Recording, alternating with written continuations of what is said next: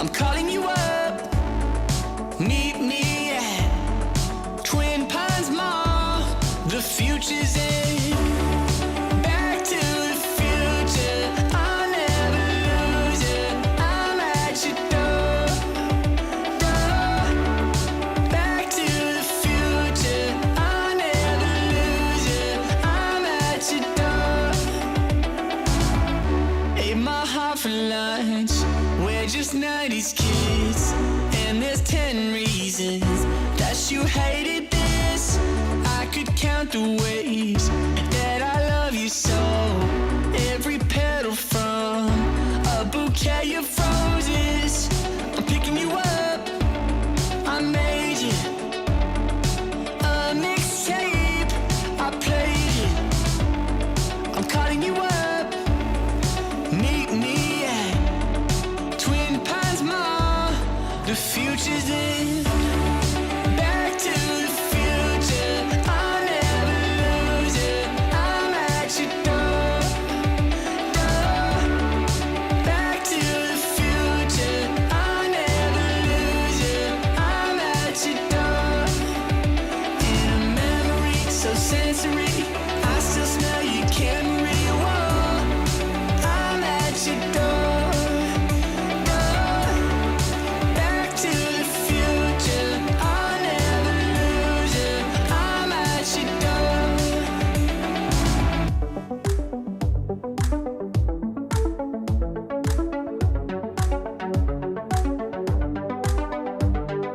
10, 9, 8, 7, minutes in heaven. 6, 5, 4, 3, 2, 1.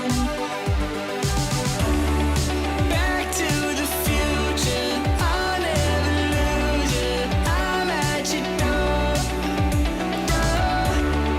Back to the future. I'll never lose it. I'm at your door.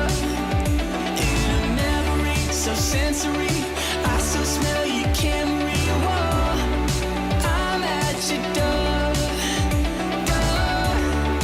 Back to the future. I'll never lose it. I'm at your door.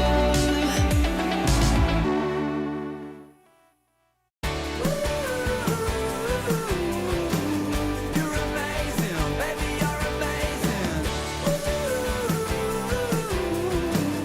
You're amazing, yeah. Well, I thought that I knew it all. Thought I was standing pretty tall. Then you came and you turned my life on its head. How rude.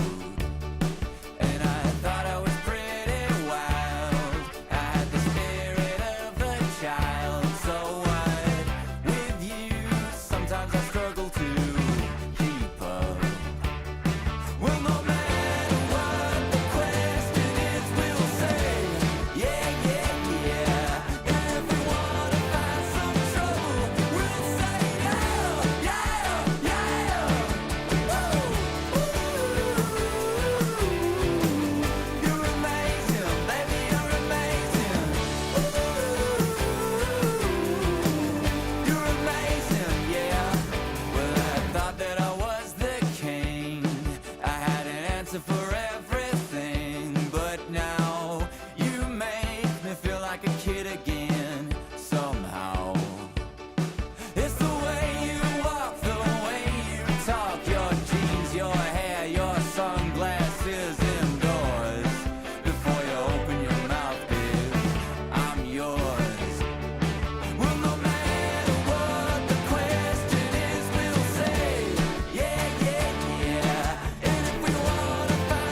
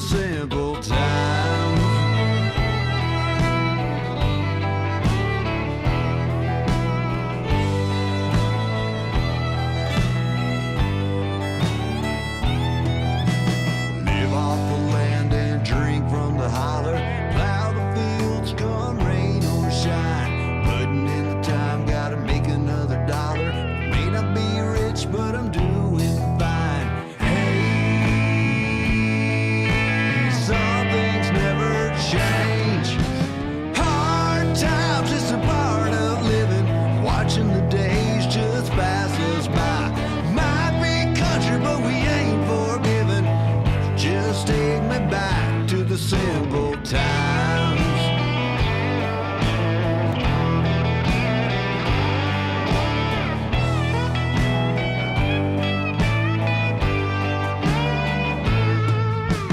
Hey, some things never change.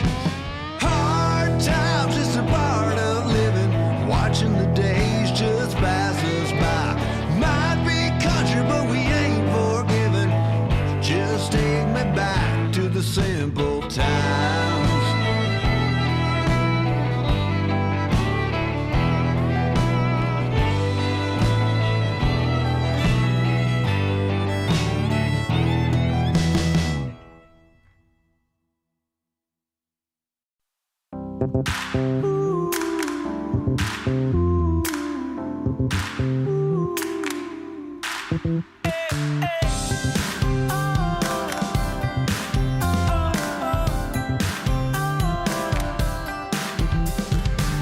Take on the wealth, let's begin.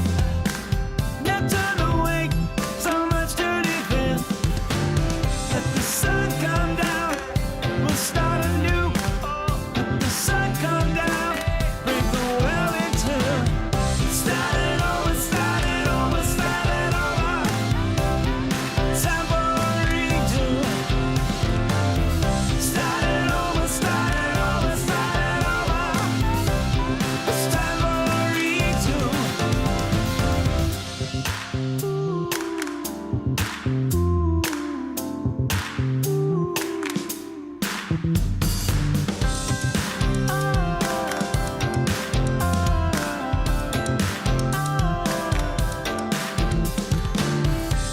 It's not too late. Get on board. Follow your face. Open the door. Take it all in. Hold your breath. Now let's begin. Give it your best.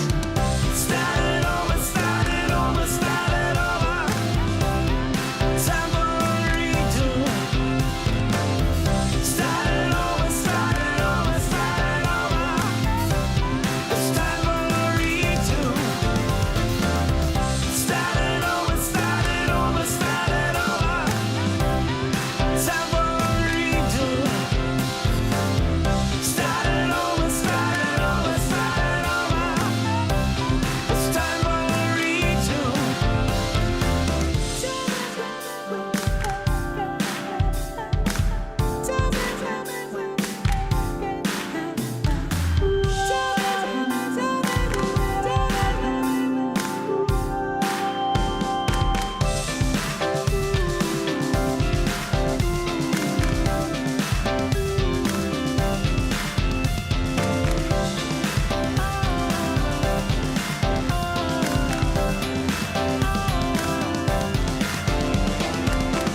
Start it over, start it over, start it over. Time for a redo. Start it over, start it over, start it over. It's time for a redo. Start it over, start it over, start it over. Time for a redo. Start it over, start it over, start it over. It's time for a redo.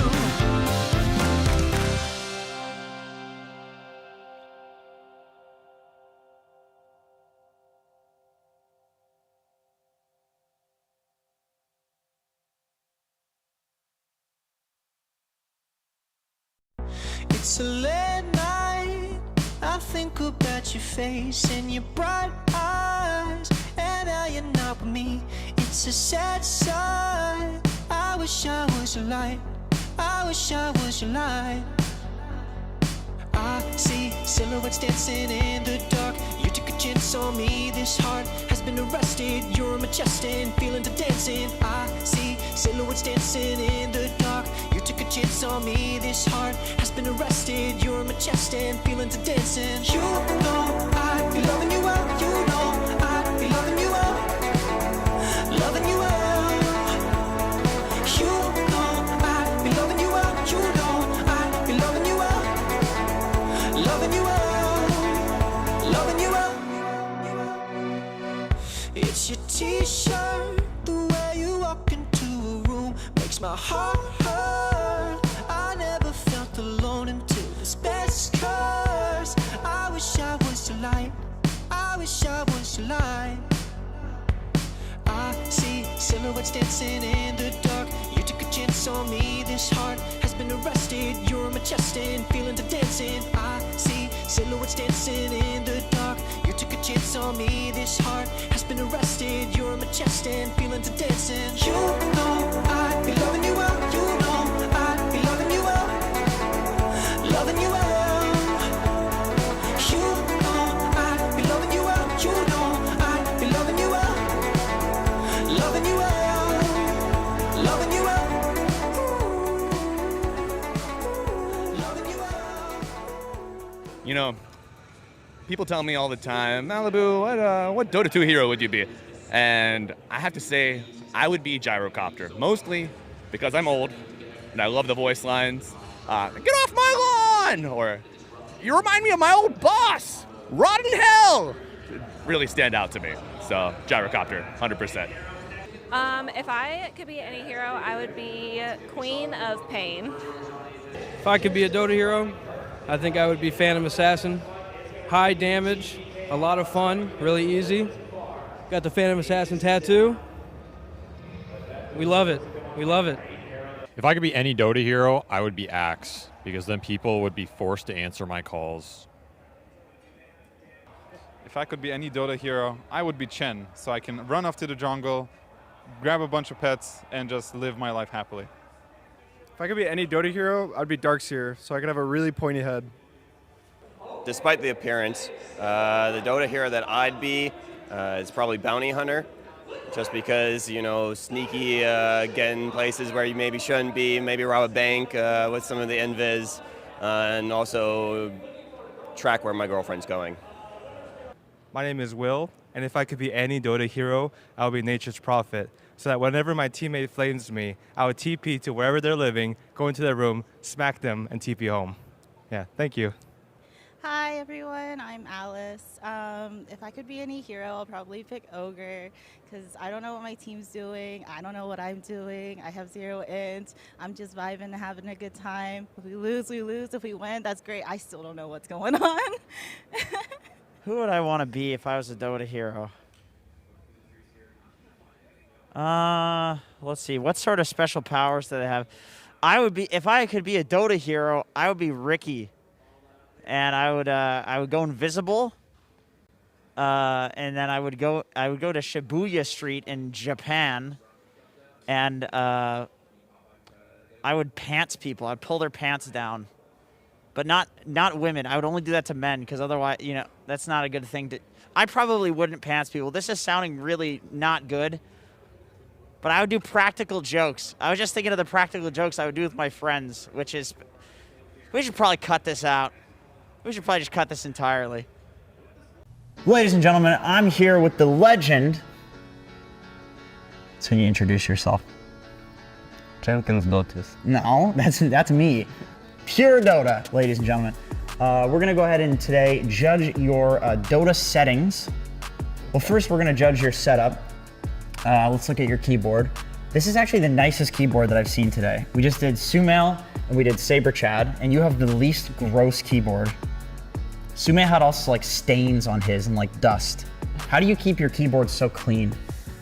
I mean, I got the 2 pairs of those. So basically I change them, because like on some tournaments you have to have 2 keyboards. And I mean, I sometimes do some wet wipes on this, so it looks good. Okay, let's hop into your account and see what you use the keys for. Do you want to talk about your mouse? What's the mouse here? Sure, it's a Viper V2 Pro, like my favorite mouse. I think I already had 7, 8 of those. Of these ones in particular? Yeah. You always go back to this one? Yeah. Well, how do you sit? What's like your optimal sitting position if you're playing a competitive match? Are you one of these fucking weirdos that's like cross the legs over and stuff, or normal? I mean, sometimes when I like focus too much on game, I can do some weird stuff, like I can sit in some weird positions. But I'm not gonna like cross the legs like crazy. I mean, I'm probably gonna sit like on the angle, like that. Something. Yeah. That's not good for your back. You gotta go It's tight. not good, but like I don't feel it in the games because you're just too focused on the game. Yeah. Yeah, that's kind of it.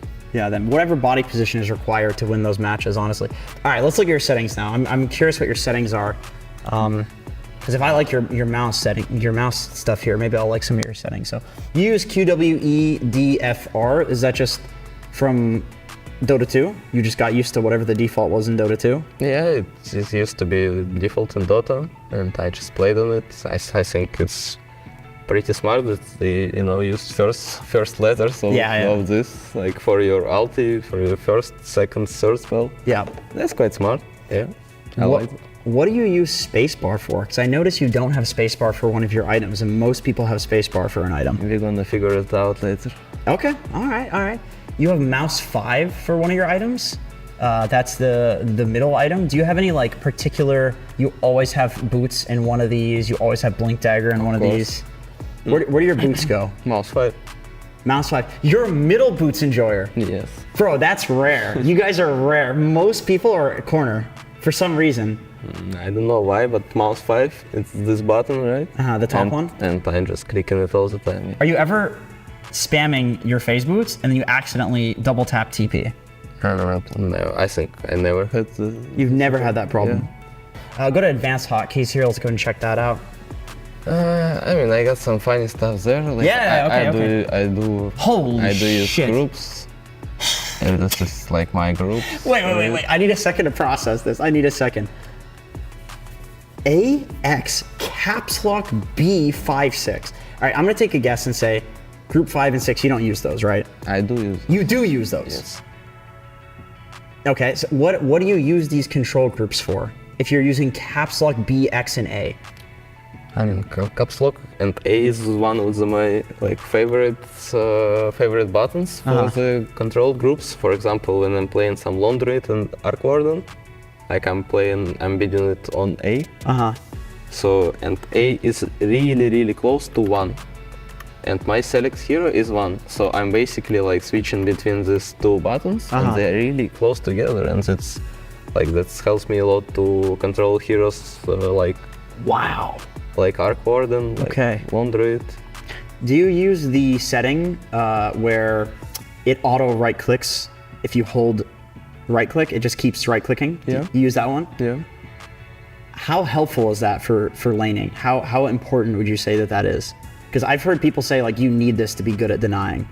Yeah, I mean you have to use this specific setting, because I don't know how people are blocking the creep wave without it. Yeah, that's true. That's true. First of all, it's really important to block your creep wave on the lane, and then it's quite cool that you can just auto-deny it almost. And grabbing bounty runes. Yeah, and grabbing bounty runes also. Yeah, I think that's, where is that? Advanced options? Auto-repeat mouse. Yeah, that's an interesting one. Yeah. Also, the interesting one that I got quick cast triggers on key press by default. So I think there is 2 different types of key cast. If you're gonna remove that, it's gonna be casual quick cast where you just press the button and you cannot stop it. But I can stop it. I can stop it quick cast. Oh, because you have to press down and then press up. If it's gotten if it hasn't got an instant animation, then I can cancel it with my stop button. With S, yeah. Okay. So, but if it's a spell like a leap, for example, on Mirana, right? Yeah. So it's instant, right? So if I'm gonna press, it's gonna press anyway. Yeah. And what I'm doing on the heroes like that, I don't know, I haven't solved these problems. You can't cancel it. And I can cancel it, but I got the, how I'm solving this problem is I'm pressing the button, for example, my fingers is yeah, so right now a leap is locked in. How do you cancel it? Select the courier? I'm pressing the courier, and I'm pressing E on courier. Dude, that's so funny. It's crazy because it sounds so silly, but in Dota, sometimes this is the only solution. I think I saw that you have this setting on, right? You have It's teleport requires stop. So if you TP somewhere and you shift Q blink, if you don't have this setting on, there's no way to stop that other than to stop the TP itself. So it's like this setting is actually mandatory if you want to be good at the game. Like literally everybody that we did this with today had this turned on. And I feel like your quick cast thing is probably one of those, like it just makes you a better player. But it's funny that you have to select a courier to like solve one of the problems with it. Yeah. I'm sure there's something they can change to fix that. I don't know, maybe I'm just doing something like not right. Maybe I'm just bad. I don't think so, dude. I feel like all the logic. That's the solution I found. So yeah, I'm just current at the state where I'm just happy with it. Anyway, thank you for showing me that logic. I really do appreciate it. We'll let you get on with your scrims here, Pure. Thank you for joining us on checking out Pure's settings 101. That's not it. That's not it. He wants to do more. Okay. What do you want to show me? You haven't seen my hotkeys. Cancel a current action. Space. Yes. Space is cancel a current action. That's the funniest one. So you're spamming space then. So when you were telling me that you use S to stop something, you really meant S for space. I did. Why? You strike me as a man who thinks a lot about these things. Why do you use space for stop? I mean, it's just old habit, I'd say. Yeah. I just at some point I started changing my settings like really long time ago, and then I ended up with like cancel current action as a spacebar. I mean, it did work for me, and then I just set it like that. I don't know what to add, but like it's quite funny how I do block the creep wave, for example. Okay, if the creep wave is coming, I have to press the space all the time, so I'm just spamming it like that. Do you ever feel like your thumb hurts? Because I notice you're using your thumb to press this button. Most people, I think, use their middle finger for S. So you're doing this a lot. Yeah, I don't think that my finger hurts at all. It just, I don't know, it feels better to stop it, like you know that you're gonna stop it. This is not like a small button like S, it's a really big one, space. It's a really big button, yeah. So you always do it. Then there is some like other stuff like move. Directional move is also important. For Shadow Fiend, Slark. Shadow Fiend, Slark, like any hero that you want to use a force stuff on, like it's really important.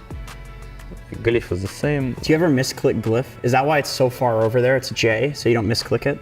I think it's default in Dota. That's the default? Yeah. I unbound them. I unbound Scan and Glyph because I think I'm too stupid to use them, and I would misclick it all the time, and I would just blame somebody on my team.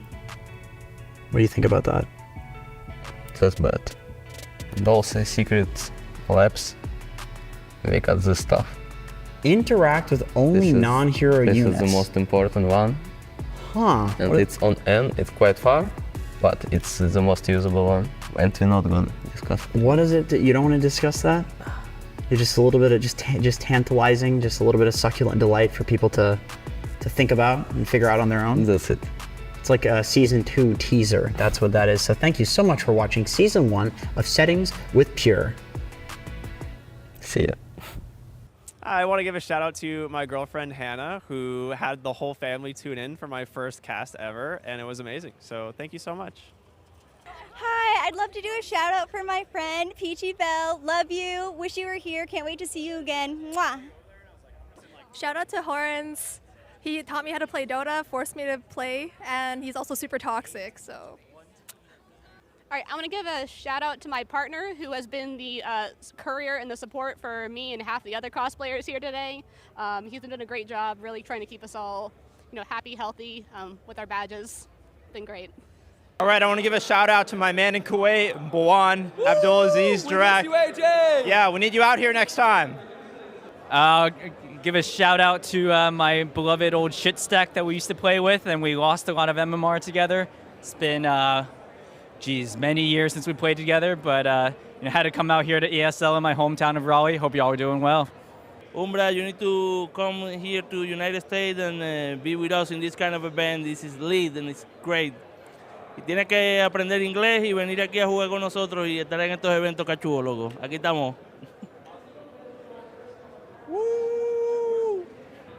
Hey guys, I want to give a shout out to Russian fans. I'm originally from Russia, so shout out to Кагалым, 86-й регион, где я родился. Всем своим друзьям привет.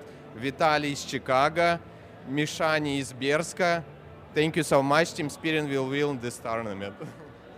I want to give a shout out to my boy Nino, my boy Will, and my boy Fumbles and Tristan. I was going to shout out Fumbles. I want to do a shout out with my boy Chebs, who plays a really good puck mid. Who else we got? Ren. Oh, that's right. You got to shout out. Shout out to Ren. Wish you were here. Good luck at your new job. Hey, Ren. Good luck at your job. Tony, any friends? Shout out to all my friends that I've met over Dota years, like decades. And of course, like Team Liquid, sorry, but love my boy Aiden, Insania. All right, Jackson, any friends? The only one that I got is Jack. He's not here. There you go. He missed it. I think we're good. All right, thank you very much. Thank you. Out. They can cut it, I'm sure. Right, this is a shout out to my Discord, Isa Creek community, to especially Karimochi. You're the best mid player in Cuba.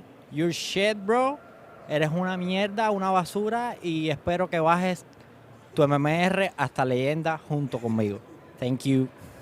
Hey, ¿qué hay, chicos? Un saludo grande para todo el país de Cuba. Espero que los pocos cubanos que pueden estar acá estén disfrutando de este ESL. Es mi primera vez. Estoy muy agradecido y muy feliz de ver este torneo y cuídense mucho. All right, so we want to shout out our good buddy Jacob. He's our position 5. We want to give a lot of love to him for all the support he's given us over the years. You're a big old asshole. Big shout out to Sumail and all the players who made it to NA. Thanks for giving us a show. It was fun to watch you guys, and hopefully we'll see you back in NA soon again. I'm here at the signing session where we have a bunch of the talent group here. We have somebody that is my favorite person, and he is also, I'm his favorite caster. Isn't that right, Fear? No. Okay, that's fine. Don't worry about it. We're going to keep on moving on right now. Mira, you're doing a great job, right? The team spirit, amazing. Sorry, cut you off. What? That's right. Absolutely. It's perfect. Amazing. Team spirit. They're doing really good. This guy is an actual serial killer. Isn't that correct? I heard serial killer, and I'll just say yes, that's right. And this guy has killed at least 17 people, haven't you, Slacks? What? God. I'm doing a signing session. Is there a goddamn camera? No, it's fine. I told you I'm off! It's okay. I'm off! It's okay. Back to you. We're falling off the rails. I just killed Mira. I gotta get out of here.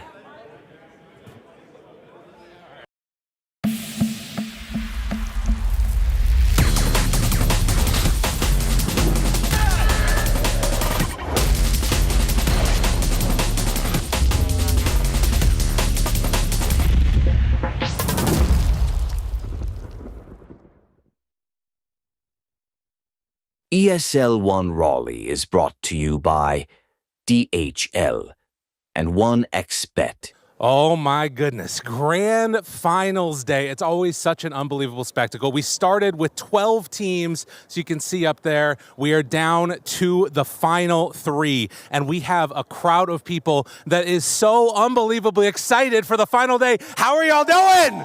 Excited! We got a grand finals that's ready for lower bracket finals starting first. Let's get right on into it.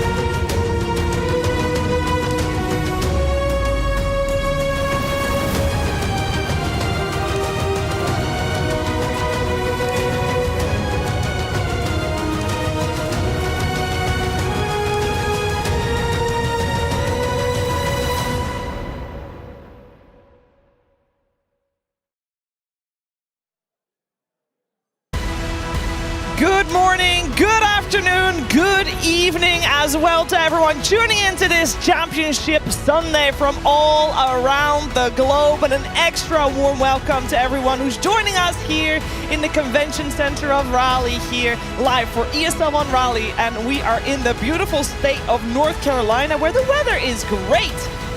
But it's also great to be here inside watching some of the best Dota, the best Dota of the year, potentially, as we have the final 3 teams joining us and also the finest 3 panelists joining me on the desk this morning. It's going to be a great day, made extra great by BSJ, Effie, and Jenkins. Good morning, Brian. How are we doing?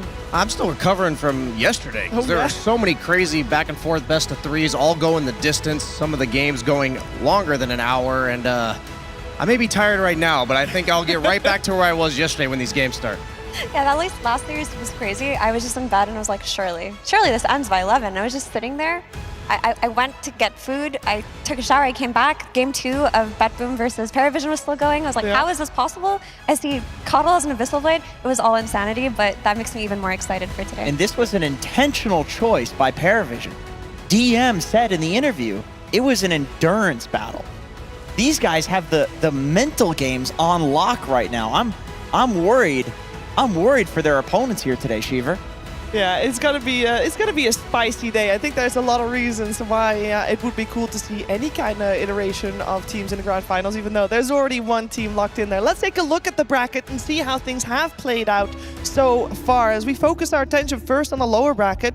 Yesterday morning, we kicked the day off with the final lower bracket quarterfinals. It was Falcons versus BetBoom, a match we normally reserve for grand finals, Brian, already happening that early on. Yeah, we saw BetBoom winning in BetBoom fashion, where they just won the draft, run at least 2 of the 3 lanes, and then just kind of, I'd say, kind of handled Team Falcons. I don't want to take it away from Falcons with their stand-in, but I thought BetBoom was going to win their series against Paravision because of the fact that they looked so dominant in this one.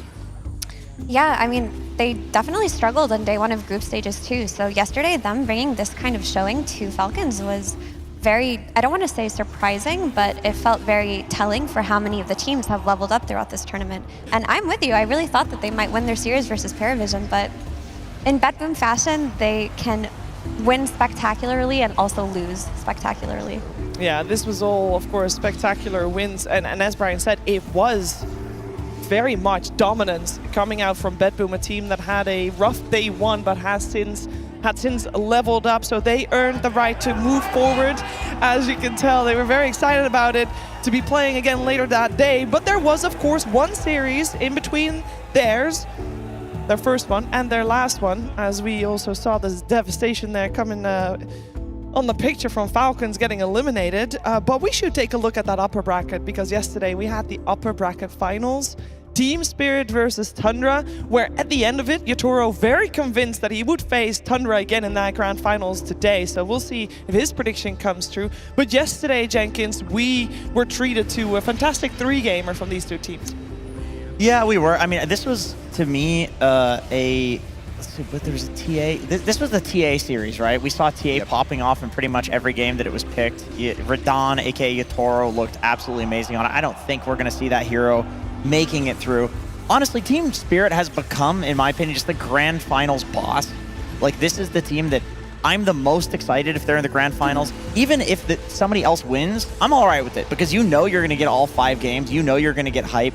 No matter how a game is going, I feel like Team Spirit, if they're behind like 3-4K gold at like 25-30 minutes, this is where they actually want to be. Like, this is where they're comfortable beating you. Yeah, I feel like this series had the most palpable momentum shift of any series we've seen in the playoffs, where Tundra felt like had all their signature heroes control in game 1. They were ahead by 5 or 6K mid-game of game 2, and suddenly just one team fight where Team Spirit managed to kite them back. For the rest of the series, it felt like Team Spirit was just complete dominance. Game 3 was a bit of a stomp. I think that was considered an outdraft by a lot of us. But either way, as you mentioned, Jenkins, like Team Spirit, a formidable opponent for either of these two teams facing later today. Yeah, especially in a best of 5. And yesterday, Paravision versus Bedroom, we already touched upon it. This was a crazy series. I feel like that game too, that Effie already mentioned, going past 70 minutes, an absolute treat, I'll say, for everyone watching live here in the arena. It was quite the brawl. I will say, there were also a little bit slow moments here and there, Effie. I mean, it needs to be said, right? We need those slow moments in order to have explosive ones. I mean, because of what the ending became, it made all of the slow moments worth it. But if you just looked at the screen a few seconds ago, you saw the scores like 3-9 or something at minute 35. How often do we see that in Dota? But it ended in a very catastrophic fashion, right? There were mega creeps, there were necrobooks on Tinker. It was just like Bedroom doing their best to try to make these big plays while their base is slowly dying, and it just delivered, Chiefs. Yeah, 9 class in particular just continues to deliver. I feel like anytime we hyper focus on a player, they just do shit in this, like in the series, or they just fall off. I feel like 9 class has absolutely carried all of the games.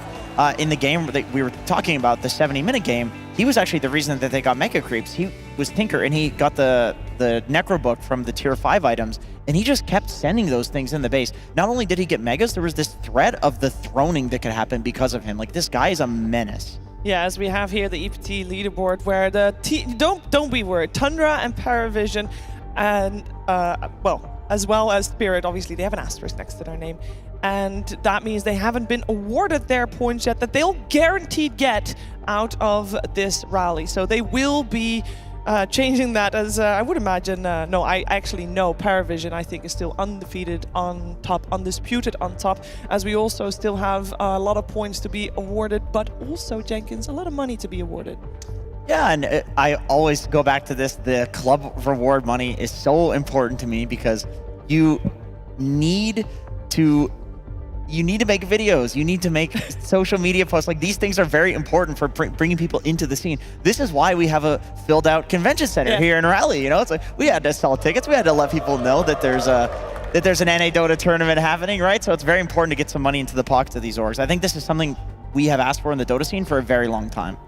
Yeah, and as you saw, I mean, for the teams playing still, the points maybe not as important anymore because all the teams playing already have qualified to the Esports World Cup in Riyadh, but there are still more points to be given away. So the hope is still there for a lot of teams that have not yet made their road to Riyadh, as we do here see Tundras. And it has been a quite interesting road from not qualifying even to ESL One Bangkok, and they did try to basically being at the top, Brian, in a large portion of the rest of the tournaments they played in. I mean, at the beginning of this year, 33, he left Team Liquid after winning TI. Basically, he wanted to build this entire team under his own vision, and you see the process and how quickly the progress was made. Like, they went from 5th place, not even qualifying, swapped up their carry player a few times throughout the season. Maybe not by choice when Duracho left, but Crystallis putting on a show for us as well. And yeah, these guys are suddenly back to championship form under 33. Yeah, it is great to see when we can take a look, just because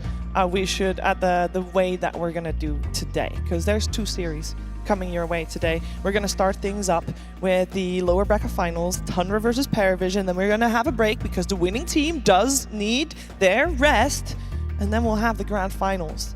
Facing Team Spirit in a best of 5 is gonna be a good one, I think, regardless of which of the teams makes it to that grand finals. And I think that other than Jenkins, all right, everybody does think this series is gonna be very split, Effie.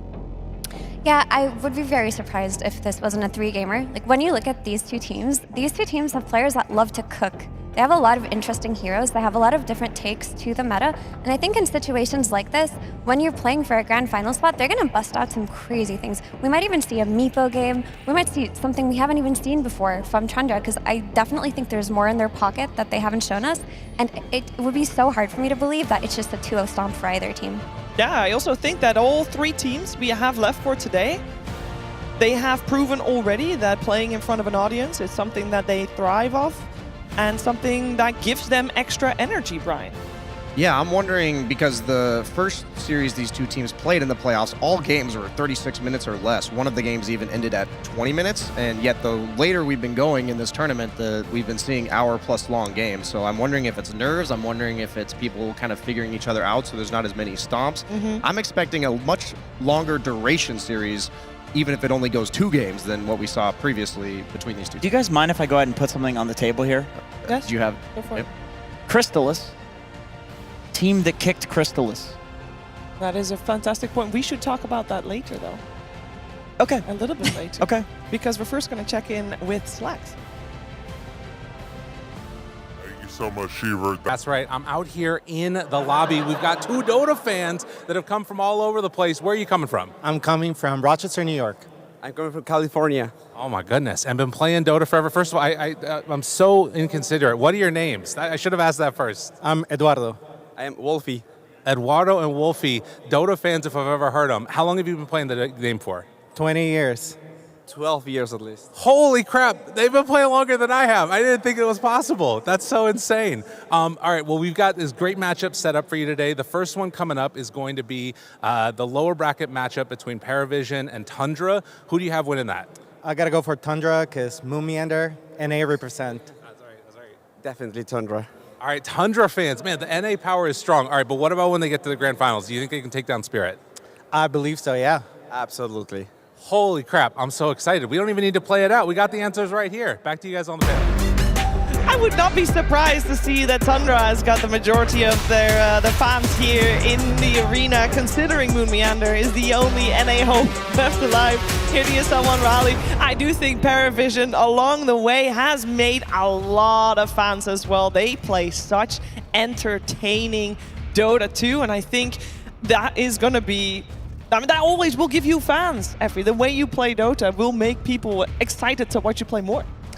Yeah, I mean, I think a lot of people have had their hearts won over by a lot of new teams this year, but Paravision is certainly one of them. Like, not just, we've talked about 9class time and time again, right? The way he's such an innovator, the way he has like such a specific hero pool and such a nuisance style of play, but also no one. Just the way he's been dominating through the mid lane, reliving his glory days, being in even better form if that's somehow possible. It's hard not to see that and root for it. That's the most relatable storyline, is being old, but then still being able to achieve all your dreams. Well, there's 2 people that might be able to talk more about being old and still being able to achieve your dreams. My bad, guys. Thank you. Hi, Shiver. That's great. Hey, okay, guys, I have to ask you something. You guys did a live session of We Say Things yesterday, your podcast. And I know the story, but I'd love to hear it from you guys. Well, how did the start of you guys' podcast go? That is the most boring. I just asked them to do a podcast. That's it. No, but it was so, I heard it was so wholesome. First of all, it was packed. I know that much. They had to find extra places to sit and stand. So I know you don't remember anything, but they were singing the song, Shannon. Yes. That's what she's referring to, that was wholesome. Oh, okay. It was not wholesome to you because you're a cold, dead soul. I'd like to give other people, to huge... us non-robotic people over here. I would like to give a huge shout out to Shiver. So today I woke up and I went to get coffee, okay? Every day I get up, coffee, cappuccino, oat milk. I start drinking it and it's like, it's a different taste, interesting. 6 sips in, I realize, is this actually oat milk? I go to the barista and she says no. I'm like, holy fucking shit. I have to cast today. And what did I take out of my pocket? Lacto Joy, brought to you by the Netherlands, brought to you by beautiful Shiver. Thank you so much for saving the lower bracket finals, Shiver. We're at a major. What are you doing? Shut your mouth, Jenkins. Don't do that. We're not sponsored by that, and you're welcome. Thank you. Maybe next time. Maybe next time. Now you I had a calm morning, Shiver. Thanks for asking. Everything was you fine. wrote the wholesome story. No. That is wholesome in its own right. To him, that is a wholesome story, Shiver. That's what you don't get. He asked about your That was the wholesome part. I don't understand. Back to you, Shiver. Thank you very much, gentlemen.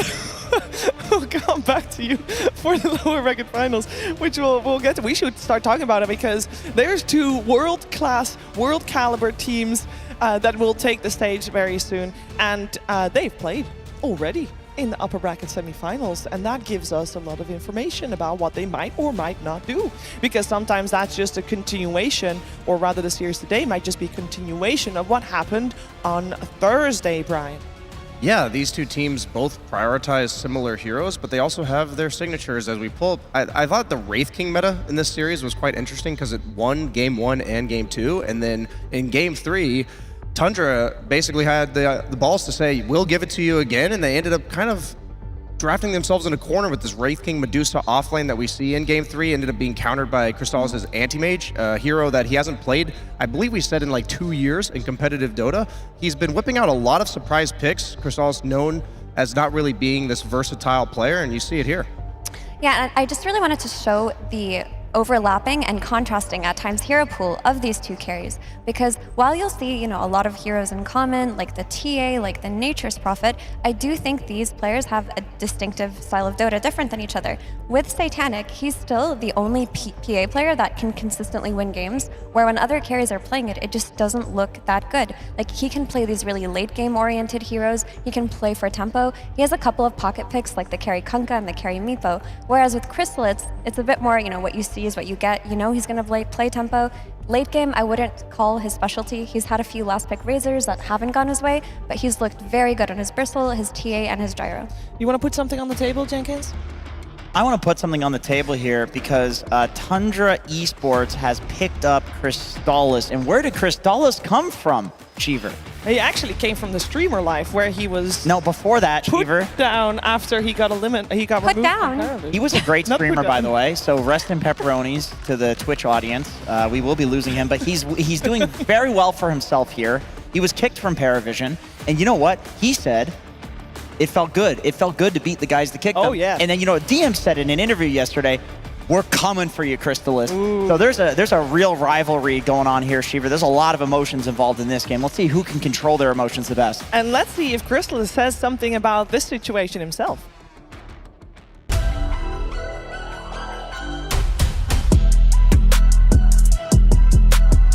I feel like our performance in this tournament has been pretty good. At the start it was a little bit shaky because we threw some games that we shouldn't have thrown. But especially I think now we're feeling much, much stronger. I think you always have to make changes somewhere when you go into a tournament. There's usually, it doesn't happen that you're like already doing everything correctly when you're going into the tournament.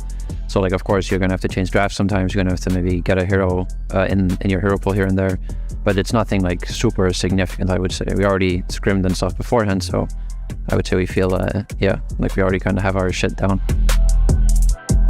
I think we're feeling pretty confident. As long as we don't have like the games where we're gonna throw the draft away a little bit, I think as long as we have a steady draft and like we're coming into the game prepared, I think we're feeling very confident. Tundra, despite being in this corner, look at BCM just going to work, turns into the Slard Art, perma bashes Medusa. What the hell was that? I feel like I'm slowly assimilating to the team. It definitely is like a little bit weirder when like compared to with Pari when I joined from the start practically. All your little like inside jokes and stuff, you all built them up together and you're part of them together. But when I joined Tundra now, I still feel like I'm a little bit behind some of the insider memes that are going on. So it definitely feels like play catch up a little bit there. But I feel like I'm getting along just fine. I mean, the only thing I was thinking when going to this event was to beat Paravision, so I'm feeling pretty good right now. They have run out of gas already. It's 20 minutes in and they call GG. Tundra take the series, a 2-1 victory over Paravision. I would say performance has definitely matched what I was hoping for after we beat Pari. I think it shows that we're like clearly a very strong team and definitely able to win the tournament.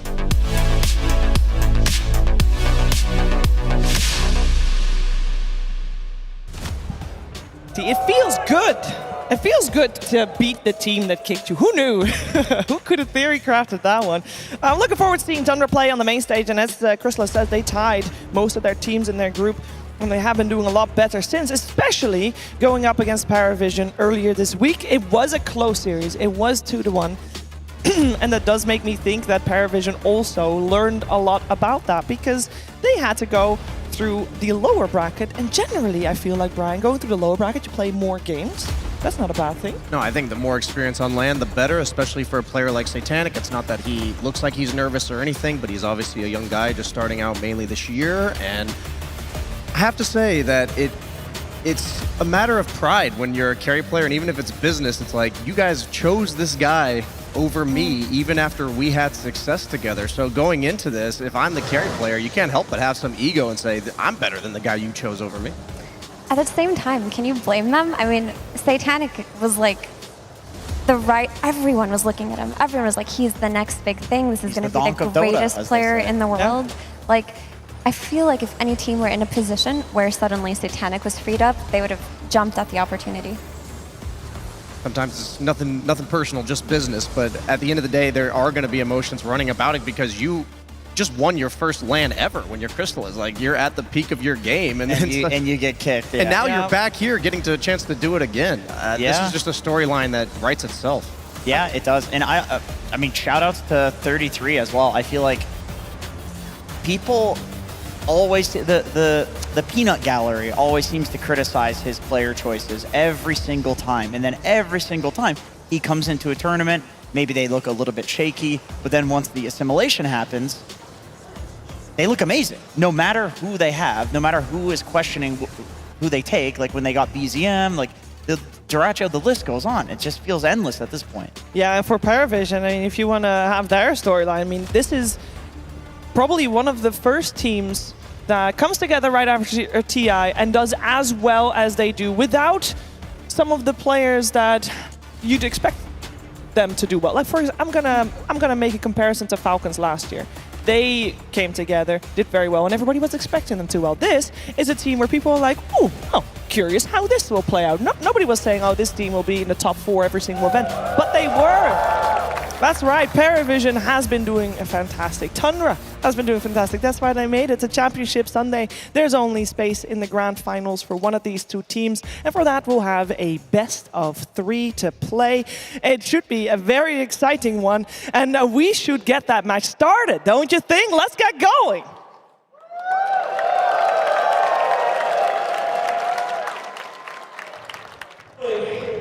I feel like when it comes to Tundra, I think everything just comes together nicely in like a weird way. I think you have a bunch of people with a whole bunch of different crazy ideas. And I think, yeah, also obviously very good players. And I think that just, in the end, can spawn some cool drafts, some cool ideas, some cool things, and I think makes the team like always like have an edge on another team. We got Satanic and we're doing really well because we have young player and he really doing well. He stays.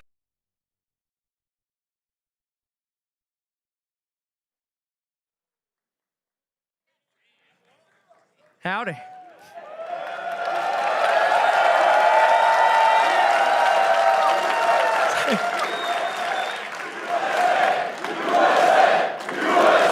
what I'm talking about, baby!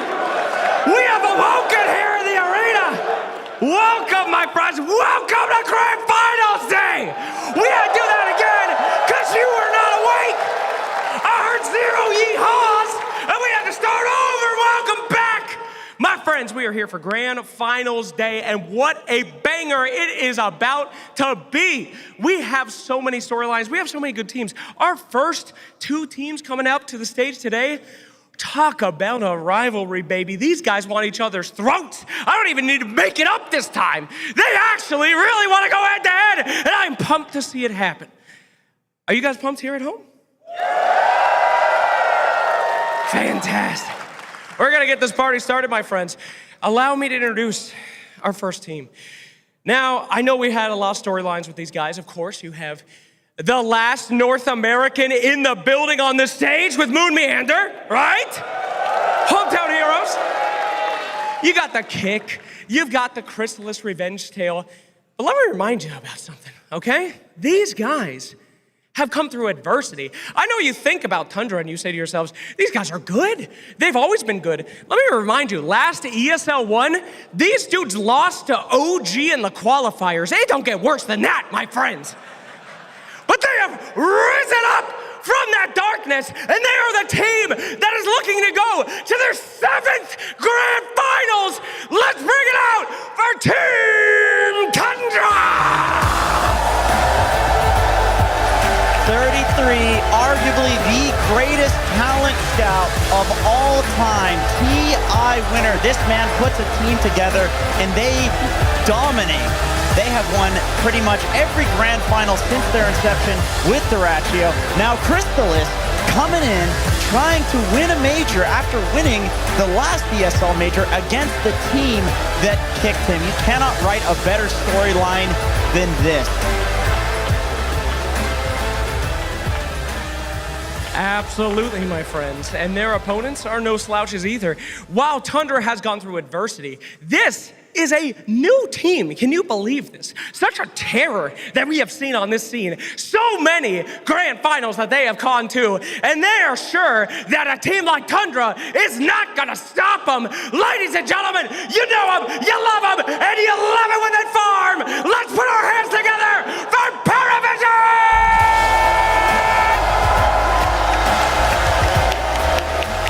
Here they are. These are your defending champions from ESL One Bangkok. And let's not forget, they won that tournament through the lower bracket. They won that tournament with a show of persistence. They are no strangers to this position.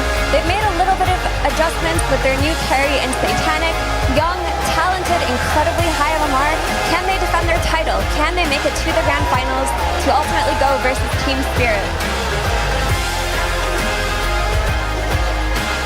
Absolutely, the battle is about to begin. We will find out at the end of this mother sucker who is going to be going to grand finals in North Kakalaka. But let's get us some players up here. Ladies and gentlemen, please welcome our players to the stage for the final talk.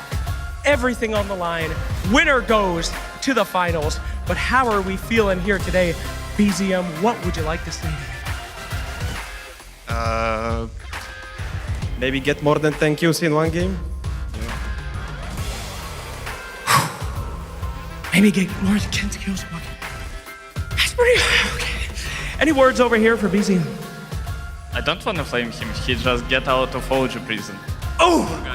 Oh! My God! Well, I hope that you will never have to return, my friend. May you please shake those hands and get ready! Because only one will be making it. Thank you so much. And we're going to get this party started. Let's make some noise, Raleigh. All that energy is going to be put to good use by both Tundra and Paravision. I know it already, as we have seen both these teams. Every single game they played on the main stage here has gone the distance, and it is time for us to dive a little bit deeper into the style of play we can expect, because I'll say, BZM, he was not wrong. I do hope we're getting more than 10 kills, Brian. I never thought I would see the day where Tundra, captained by 33, would be flaming or critiquing another team. Getting more kills. That's a storyline of itself. There's a going into the cosmic irony there. styles of this series. I mean, that was painfully slow, though, let's be fair. But I think what I learned from watching that series yesterday is that Paravision, they're not trying to throw any games. They're not trying to make any mistakes. They just honed their discipline yesterday, and I wonder if they can bring that same discipline to their drafts. Because, you know, we talked about it. You showed us a little bit in your graphic, Brian, but they do have a tendency with their coach Justini to maybe overcook a little bit. Yeah, overcooking, that does seem to be a theme for Paravision, but, you know, they hone their craft as the tournament goes on. It's about adapting mid-series that I think we will be, the team that does that best will be the team that moves forward in this best of three. I wanna compare a couple of players here, because I feel like the big storyline with these two teams is often gonna be No One versus BZM. In the mid lane, as No One has said, and playing more support. Feels more like support than it does playing in the mid lane. How much effort are we gonna see Tundra and Paravision put in that mid lane? How much priority are both of these players going to have in the draft that is now upon us? I mean, there's a reason why he's saying he feels like a support, because 9 Class is 6-1 on Tinker this event. He's the one taking all the farm on the map. I feel like both teams have played according to the meta, which is bringing 6 heroes to the mid lane, 3-on-3, around the first power rune. Sometimes the whole team goes. Like Satanic will go mid all the time on PA. Yeah, absolutely. And no one mentioning that the only time he's not playing support in the mid lane is Sniper. He is 3-1 at the event so far, and I can't even count how many times teams are just randomly banning Sniper, randomly quote unquote, banning Sniper against them in the second round. We've never really considered Sniper to be a specialty hero, but having these extra heroes that the enemy team has to be afraid of later on in the draft opens up so many options for the rest of the team, and I'd be loving to see a no-one Sniper today. That actually seems to be a Paravision classic at this point, where a hero is super meta and then it falls off, but then it remains a specialty hero for one of their players. Like Mira, you were saying how Satanic is the only person that's really making the PA look good. It's the same thing. It's a hero that was in meta, it was the best carry, and then now it's like pretty much Satanic playing it. Sniper, same thing. This was meta, and now it's just no one playing it. They have to use bans on it. Yeah, it does feel like we're going to have a series on our hands with a lot of specialists. And there are a couple of heroes for each team that seem problematic, right? When you look at Paravision, it's that support Slark, that Tundra takeout. That is not something you see versus other teams. That first phase Slark ban, for Tundra, there's that Sand King they're undefeated with. There's the Coddle that enables their Sand King pick. It enables their Storm pick. There's that Kunkka that they're also undefeated with. The combination of Kunkka plus Sand King for Tundra still has not lost a single game. There's a lot of succulent picks left in the pool. We have Tinker, we have the Coddle you mentioned. Until yesterday, sorry Jenkins. Until yesterday. Because they did lose versus Spirit, but up until yesterday. Okay, there's the Tinker. Are we going to see the response of the Keeper of the Light, the heal versus heal strat? This is what got us the extremely long game yesterday. Who wants to see a 70-minute game, Coddle versus Tinker? Yeah, I don't think you get a lot of people. That's all the people that's all the people that went home during game one.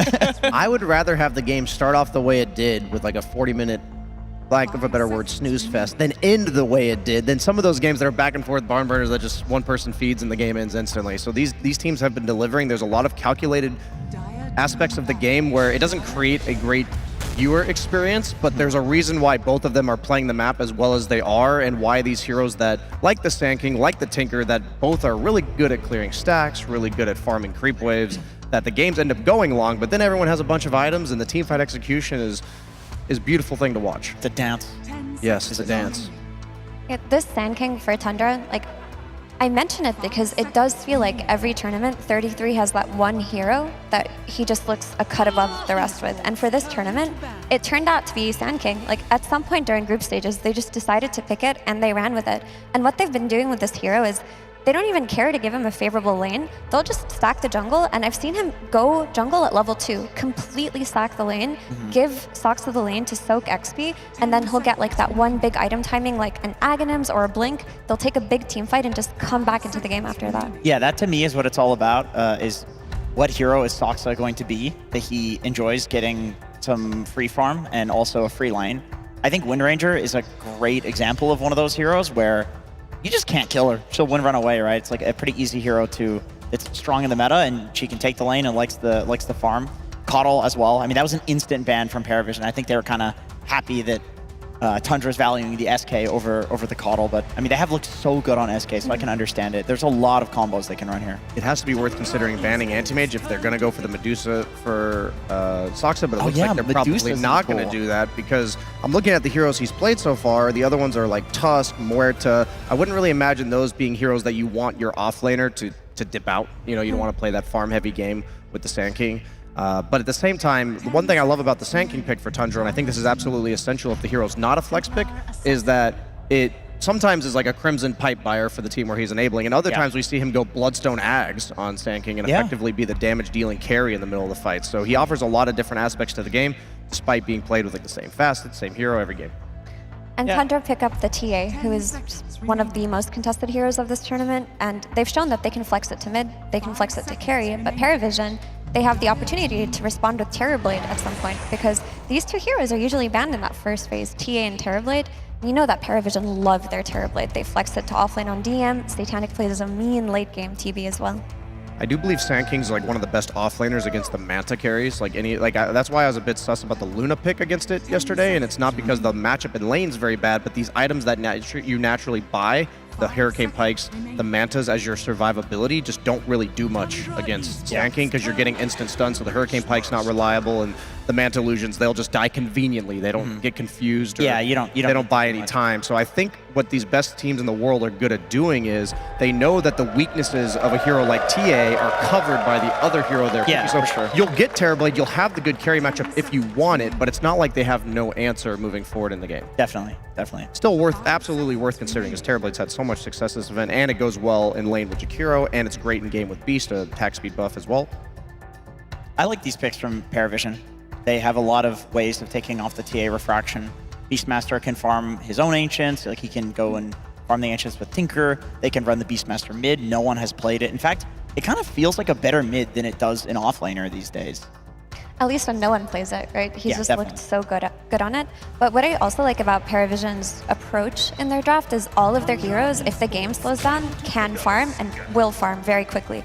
The thing about Tundra, or the teams that play against them, if they just go AFK for a few minutes, they get out efficiencyed and they get out net worth. Like Tundra play the farming game almost better than They're any other probably team. the best team at doing that. Yeah, probably even the best. But if you look at heroes like Tinker, who can farm on the side, Jakiro, who can farm on the side, and Beastmaster, they're not going to fall to that strategy. I'm actually curious about this Tusk Ringmaster, because both these heroes can be played 5 or 4, and Tusk, despite that 7 and 16 win rate that we see there, it is 3-0 for Whitemon this event. Only 1 and 2 on the side of Soxa, but I'm thinking if they want to do the traditional 1 melee, 1 range per lane, that it's likely a Tusk 5, and Ringmaster will go to the 4 position to be able to soak up that XP and farm that the Sand King will leave for him. But we do see that powerful 18th pick Medusa, a hero that in theory is great against Sand King when he buys, items like Shivas. You can't amp damage against Medusa. The minus armor of the TA doesn't work against Mana Shield in the way that it calculates damage. And also, one problem Medusa always has is lockdown plus damage, and Beastmaster Jakiro are great at compensating for that. Yeah. And you can get a Holy Locket on Tinker, and this is going to heal Medusa for even more because of the Mana Shield. I do want to go back quickly to the Tusk Ringmaster, because I have seen Tundra run the Tusk with Sand King, and the Tusk is in the offlane. And I think the idea is Tusk can go through the portal, he can go mid, so it's yes, you can take the lane for a little bit, but like you said, it's not the greatest at taking a solo lane, but it's more that he can rotate out and do other stuff. Because I do think Tusk, if you rotate to a Beastmaster lane, if this is a Beastmaster offlane, he can be pretty devastating with like a TA plus Ringmaster. It's important to note that this could be Medusa offlane, Beastmaster mid, Beastmaster offlane, Medusa carry. There's a lot of flex that yeah, they can do so here. they're just going to be banning whatever they think is the scariest overall for the game on Tundra, because they just don't have enough information. It could be for sure, but I really think this Medusa carry looks very strong. Like, Agreed. It's very strong on lane versus Sand King. It's just a great matchup for TA because the new undulation facet, she can't be slowed. Like, she's not slowed by the TA traps. TA as a hero wants to deliver a lot of burst damage in these fights and quickly take down targets. Medusa as a hero is a natural counter to that. And there's not really any natural mana drain on the side of Tundra either, so they have a big problem to address. Yeah, Slarker's already banned because it was a 9-class ban, so very convenient. This is a good form of mana drain against Dusa. I feel like you can run the TA mid. Surely TA against Beastmaster will do very well, right? You'll see if it's a Beastmaster mid. Paravision has the pick out of phase here, and then you can pick a different carry that wins the matchup. There just might be very few heroes in Dota that TA's unhappy about trading farm with, and Beastmaster might be the highest tempo hero to just give farm to. Because any matchup because that TA you both plays will usually trade. just trade. Sure. Yeah, so I'm not sure if I like that approach, just because of the fact that Beastmaster, if he gets those early item timings, he will snowball more than a TA. He gets the Aegis and he runs at you with Blink Ags. Yeah. Shiver, we've been talking about this throughout the tournament. We've asked for it. It hasn't come out yet, but the BZM Invoker, this could finally be the day. At this point, Effie, I'm just... I don't want to say it. I don't want to get my hopes up. But, they've banned the Sniper. They desperately need to address mana drain for this Medusa because this Medusa pick to close out the phase just looks too strong. Okay, I will say it. There's kill potential on the side lanes with the Stun Strike. This could be a good game for Invoker. Is there a chance we'll see BZM Invoker? The Tornado dispels all of Tinker stuff as well. Surely they're going to ban it. Out of all the times, this might be the best one. That's what I'm saying. It's That'd be a treat. I like this move. Have people been I wish we had pub stats because I could tell you if people were playing Quaswex Invoker, because that's all about the Quas Exort facet. And I just don't think people play around the mana drain. But if there's a game for it, okay, maybe not now. Now Tinker's so good against it in lane nowadays, though. Yeah. There you go. Hope crushed. Hope's crushed, Fever. They also just stole BZM's most high-performing mid this tournament too. And this pick, I really like it for 23 or 9th pick overall because you can't really get hard countered as a Kunkka. Like maybe someone will throw a Huskar at you, but for the most part, you're very stable on lane. You aren't really afraid of being blind picked here. And which lane is it going to go on? Because I feel like there's still flex potential now as well. That's true. The last time we saw it, it was actually DM that played Kunkka on the offlane. And yeah, Torrent's not all that bad against TA in lane because it used to be one instance of damage, but for a while now it's been, I think it just takes the entire refraction off of one Torrent.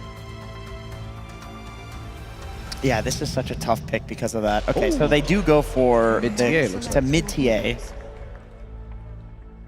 Technically be off I'm still waiting on it because it could technically be TV off And lane. it will be a Mid Medusa tank. carry. I feel like the lanes in the mid should be playing out the way that we thought. This is actually a really good Terrorblade game. He matches up well in the carry role against Medusa because her illusion gets the split shot, which is very powerful. You also get the illusion of Beastmaster, which gives the rest of his team the aura. I was leaning towards Parivision because they didn't really have an answer for Medusa, but I actually really like this last pick. I think if Tundra's allowed to farm the creeps that they always go for, then I think 9 Class might struggle to find position on the map to get that farm that he needs to scale on Tinker. I mean, 9 Class has not even locked in his hero. It makes me wonder, is there any potential now? There will be Beastmaster in the mid lane with the off lane going for Kunkka. So it will be split like that with 9 Class still playing his Tinker, which I think, I mean, if you're going to play up against your former team, because I know Chrysalis has beef with Satanic. Does 9 Class have beef with Tundra? I don't beef is the big Maybe word from here, the but- pubs, you know? Probably. He has beef with everyone. He didn't make it to TI with Tundra, of course, and they got third without him with Saxa, and then they just never got him back. That's kind of sad. Oh, that's another storyline we didn't touch on. That's true. There's a lot of intertwining storylines here. How you feeling about this draft, Mira? Honestly, I like Paravisions. I do think that TV can be very impactful, especially if he gets off to a good start, but every time I've seen Tundra and the overall last pick of the draft goes to Chrysalis, they just lose. And Paravision already looks so comfortable on their Tinker. Satanic loves his Medusa, and we've already seen them play No One's Flex to mid Beastmaster and crush every time he's done it. I have to favor them in this one. Yeah, I like the lane swap as well. Beastmaster would have struggled in lane versus the Terrorblade, and the odds are looking pretty even right now, as I feel like that's about how we all feel about the draft. It looks like both teams have a solid win condition. Might be a bit of a farm fest for the beginning, but I think there's going to be some pretty crazy mid-game, late-game clashes. Yeah, generally when it's a farm fest at the beginning, we always hope that it has, it pays off. It has that explosive end, and I think that's what we're all hoping for here as we're ready to head into the first game.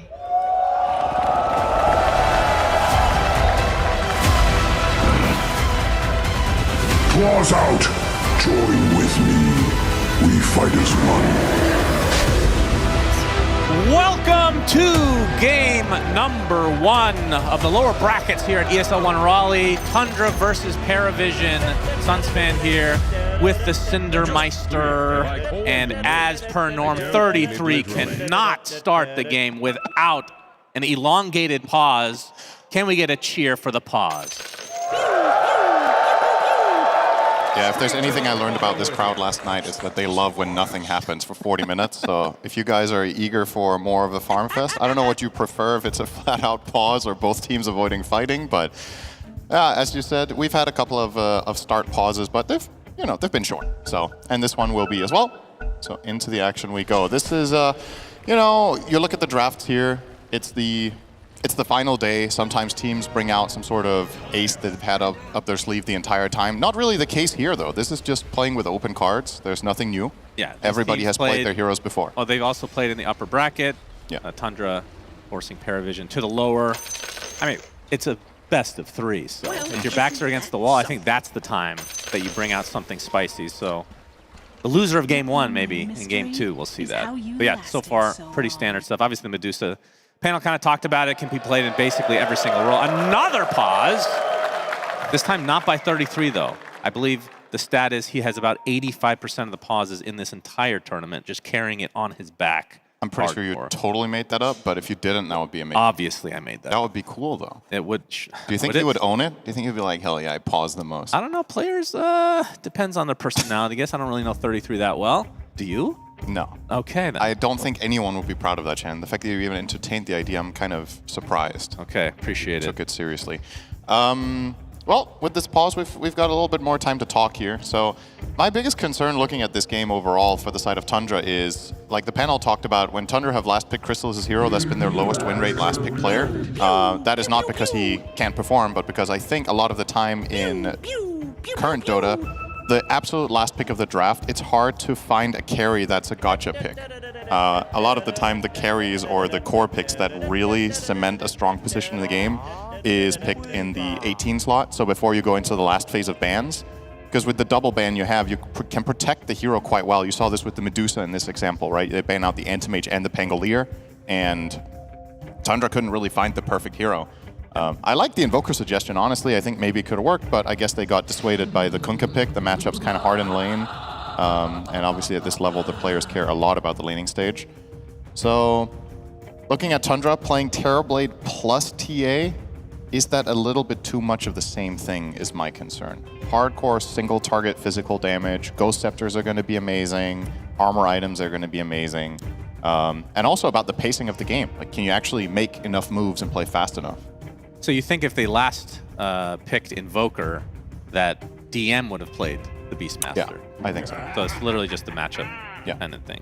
Because I feel like most of the games that we've cast, no one is the one playing the Beastmaster in mid lane. He has been extremely good. He's been one of the best players at this tournament by far, which, considering his old age at this point for an esports player, very impressive. Old age. Yeah, he's up there. I mean, it is that's the thing with these two heroes and these two players, though, DM and No One. I think now that we've seen No One play Beastmaster a couple of times this tournament, I think it's one of his best heroes. I would not historically consider it anything for him, like nothing special, but in this patch and the way it works right now, he's doing really well. It's one of DM's great heroes, and then the Kunkka is a flex for them. No One used to play Kunkka ages ago as well, so he's very experienced. So yeah, it's just like when you look at Power Vision's heroes and the way that they drafted, there's so much flex potential. Even the Medusa wasn't necessarily a guaranteed carry. You could have also put that somewhere else. We've seen Tukalas play at 5.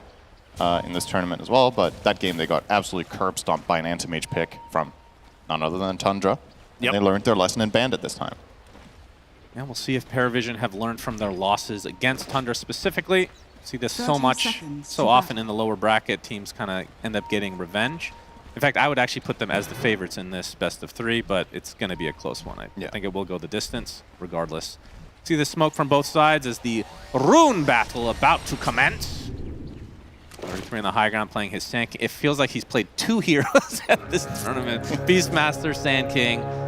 Have we cast him on anything else? I actually don't know.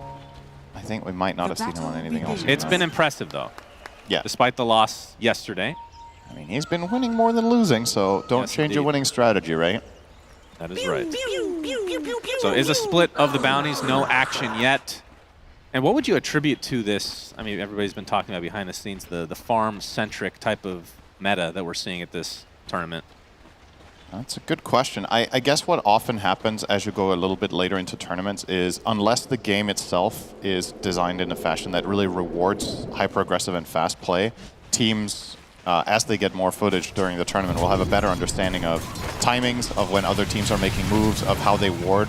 And as you study them more closely, perhaps it will lead to a slightly more, let's say, figured out style of play. That said, though, you can still have a game 3 like last night, right? Where one team just got absolutely destroyed in 20 minutes. Yeah. So it's not like every game goes longer, but the average game time does feel like it has gone up. That's also like a symptom of the fact that the teams are just getting closer in skill, right? You've filtered out some of the weaker teams at this point. We're back to the absolute top of the top. So the margins are smaller. We'll see if Paravision takes a page out of Spirit's book. I mean, they're one of the few teams that has just dominated, at least in one game, 33. Just did not get off to any kind of a start in the third game that they played yesterday. And considering he's playing 2 heroes mostly, feels like, in theory, obviously he's very good, but you should be able to know exactly what he's going to want to do on this hero with this play style. He's off to a pretty damn good start, though. Leads the CS very early on, though. Yep. Just queuing up a Vanguard here. Probably the logic is if Sand King has a Vanguard, Medusa does nothing to him in lane, so then you can just do whatever you want with Tusk. You like having the eventual Crimson against Split Shot. It's nice, but I don't think necessarily you have to complete it. Just getting the casual Vanguard might be good enough. But yeah, honestly, it's kind of cool to see how we've cast a lot of 33 Sand Kings. He seems to go a new item build literally every game, right? It's almost no repeats full on. I guess one time we've seen him go the exact, what was it? I think phase into Null Talisman Blink or something. But for the most part, we had a Pipe Crimson game. This game, it looks like he wants to go Vanguard Phase Boots. We've seen him rush Bloodstone. So he has a lot of repertoire based on how the early stage goes. Satanic actually in some serious trouble here. Yeah, he doesn't have a whole lot of mana to speak of. 33 and Soxa teaming up, but slows there. 33. He's ending up dying first. That is first blood for Satanic, who lives and gets the kill. And the extra bounty for the first blood on a Medusa. That is a scary proposition if you're a Tundra fan.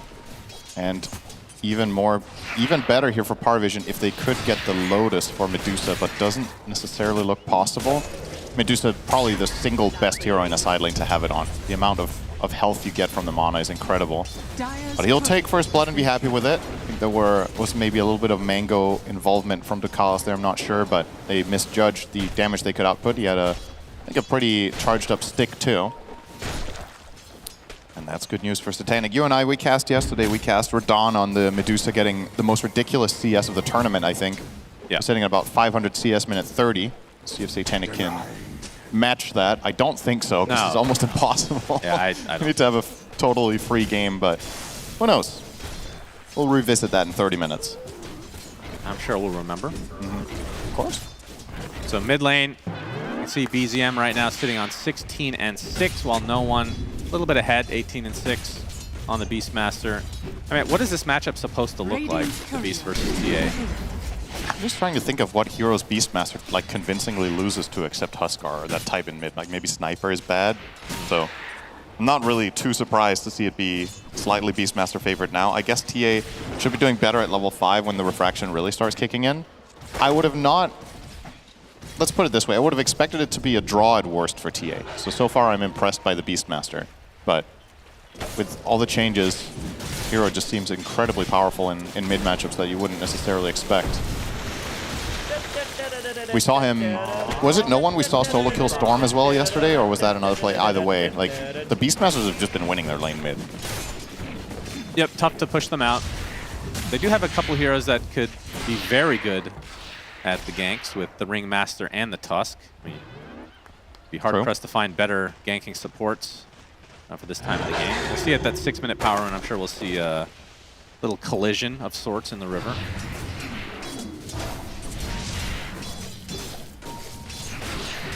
For now, it's just a flat 1k lead, though, for Parvision. Just doing better in lanes, including the first blood, of course. So they should be very happy. Offlane Kunkka is... I was saying this at an earlier point in this tournament, I consider this hero overall better as an offlaner than a mid, but I've kind of had to eat my words on that to an extent because some of the mid Kunkkas have had massive impact. Yeah, I was surprised as well. But what I will say is, if you play offlane Kunkka and you have a good laning stage, the hero is incredible. Like, the only problem this hero often faces in the offlane is that when you lose your lane too hard, the recovery curve can be really steep. But the start that he has here on DM, I think, is more than good enough. Hero does it a lot when it gets level 6, if it has one or, you know, just a little phase boot, whatever. Well, big pressure mid. Yep, the Siege is there. Gonna get some accompaniment via 9 class. And of course, Ducalis as well. Soxa coming in from the low ground. He's going to take a dual breath, and no one has his roar at the ready. We'll use the axes first. Maybe they can get this without the ultimate being expended. They'll just use it to ensure that the second kill goes their way. See if they can do some more damage to this tower. The Siege, all alone. 9 class trying to tank up the tower a bit so that the Siege gets a couple more pop shots. Oh, he dies in the trap now. 9 class has to be careful. Getting knifed, getting shanked from afar. I think the last knife hit Ducalis, but he would have also had the healing Lotus anyway. So yeah, it's a death on Soxa, but I honestly don't think it's that bad of a death. It stopped the push. It pulled them away from the tower. The Siege Creep ends up dying, and they only lose about a third of the health. That was a quite big commitment from Parvision, and it's going to cost them bottom on DM. Oh yeah, Metamorphosis. Nice torn onto 2, but DM with that tag team cannot go anywhere. Uses the X, but just not to be. Crystallis ensures the first kill goes to Tundra. As yeah, we have the 7-minute wisdoms coming. Whitemon trying to do a little sneaky action. I mean, they got it. They're 2-on-0 here. The one trying to Are they going to sneak get is both? Nicalis. He cannot get this Jakiro alone. versus Sand King. This Not getting it in time, I think. No, he's not. If he had a point nice path, he would have got it, but now 33 the yield. shores both wisdoms to Tundra. That is a huge deal. Yeah, and they're also going to lose 9 class most likely here. Yeah, he's stuck in no man's land. How dare you get close to your tier 1 tower? 3 members of Tundra collapse on him.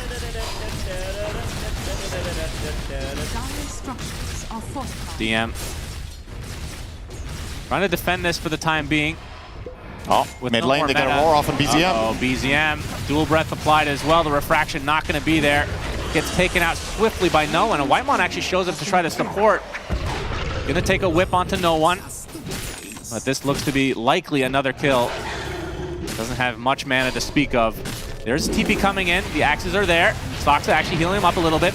As Paravision might be getting turned around on a big whip coming out onto no one. And Whitemon and Soxa actually turn this around. 2 supports take out the mid laner of Paravision. Yeah, no one just ran out of resources. He wanted to throw axes one more time, but he's completely dry on mana. And to Calls as well. They thought they had enough to get that secondary kill. The Ringmaster can be deceptive sometimes, how hard he is to kill. Even if you think it doesn't matter that much, just a little bit of Tame the Beast. It killed the Hawk. The first one, it gives him the distance. They need to resummon the boar, and then he plays around the tree line a little bit. Very nicely done there from White. Oh, they're going to collapse onto Noah, who just TP'd in. That tag team is doing work. Another death back-to-back onto Noah. And you see the mass TPs coming from Paravision, wanting to shut this down. Whitemon with a nice whip. Snowball going to be used to go on top of 9 class, taking a ton of damage, but now Soxa and BZM in retreat mode. Satanic shards, not going to completely block off everybody. In fact, Satanic can maneuver his way, and Soxa steals a bounty rune, and it looks like he's going to get out as well. So Tundra getting away with murder, and no one's game just took a huge turn. Not sure he got away with the murder just yet. 33's in the vicinity, though.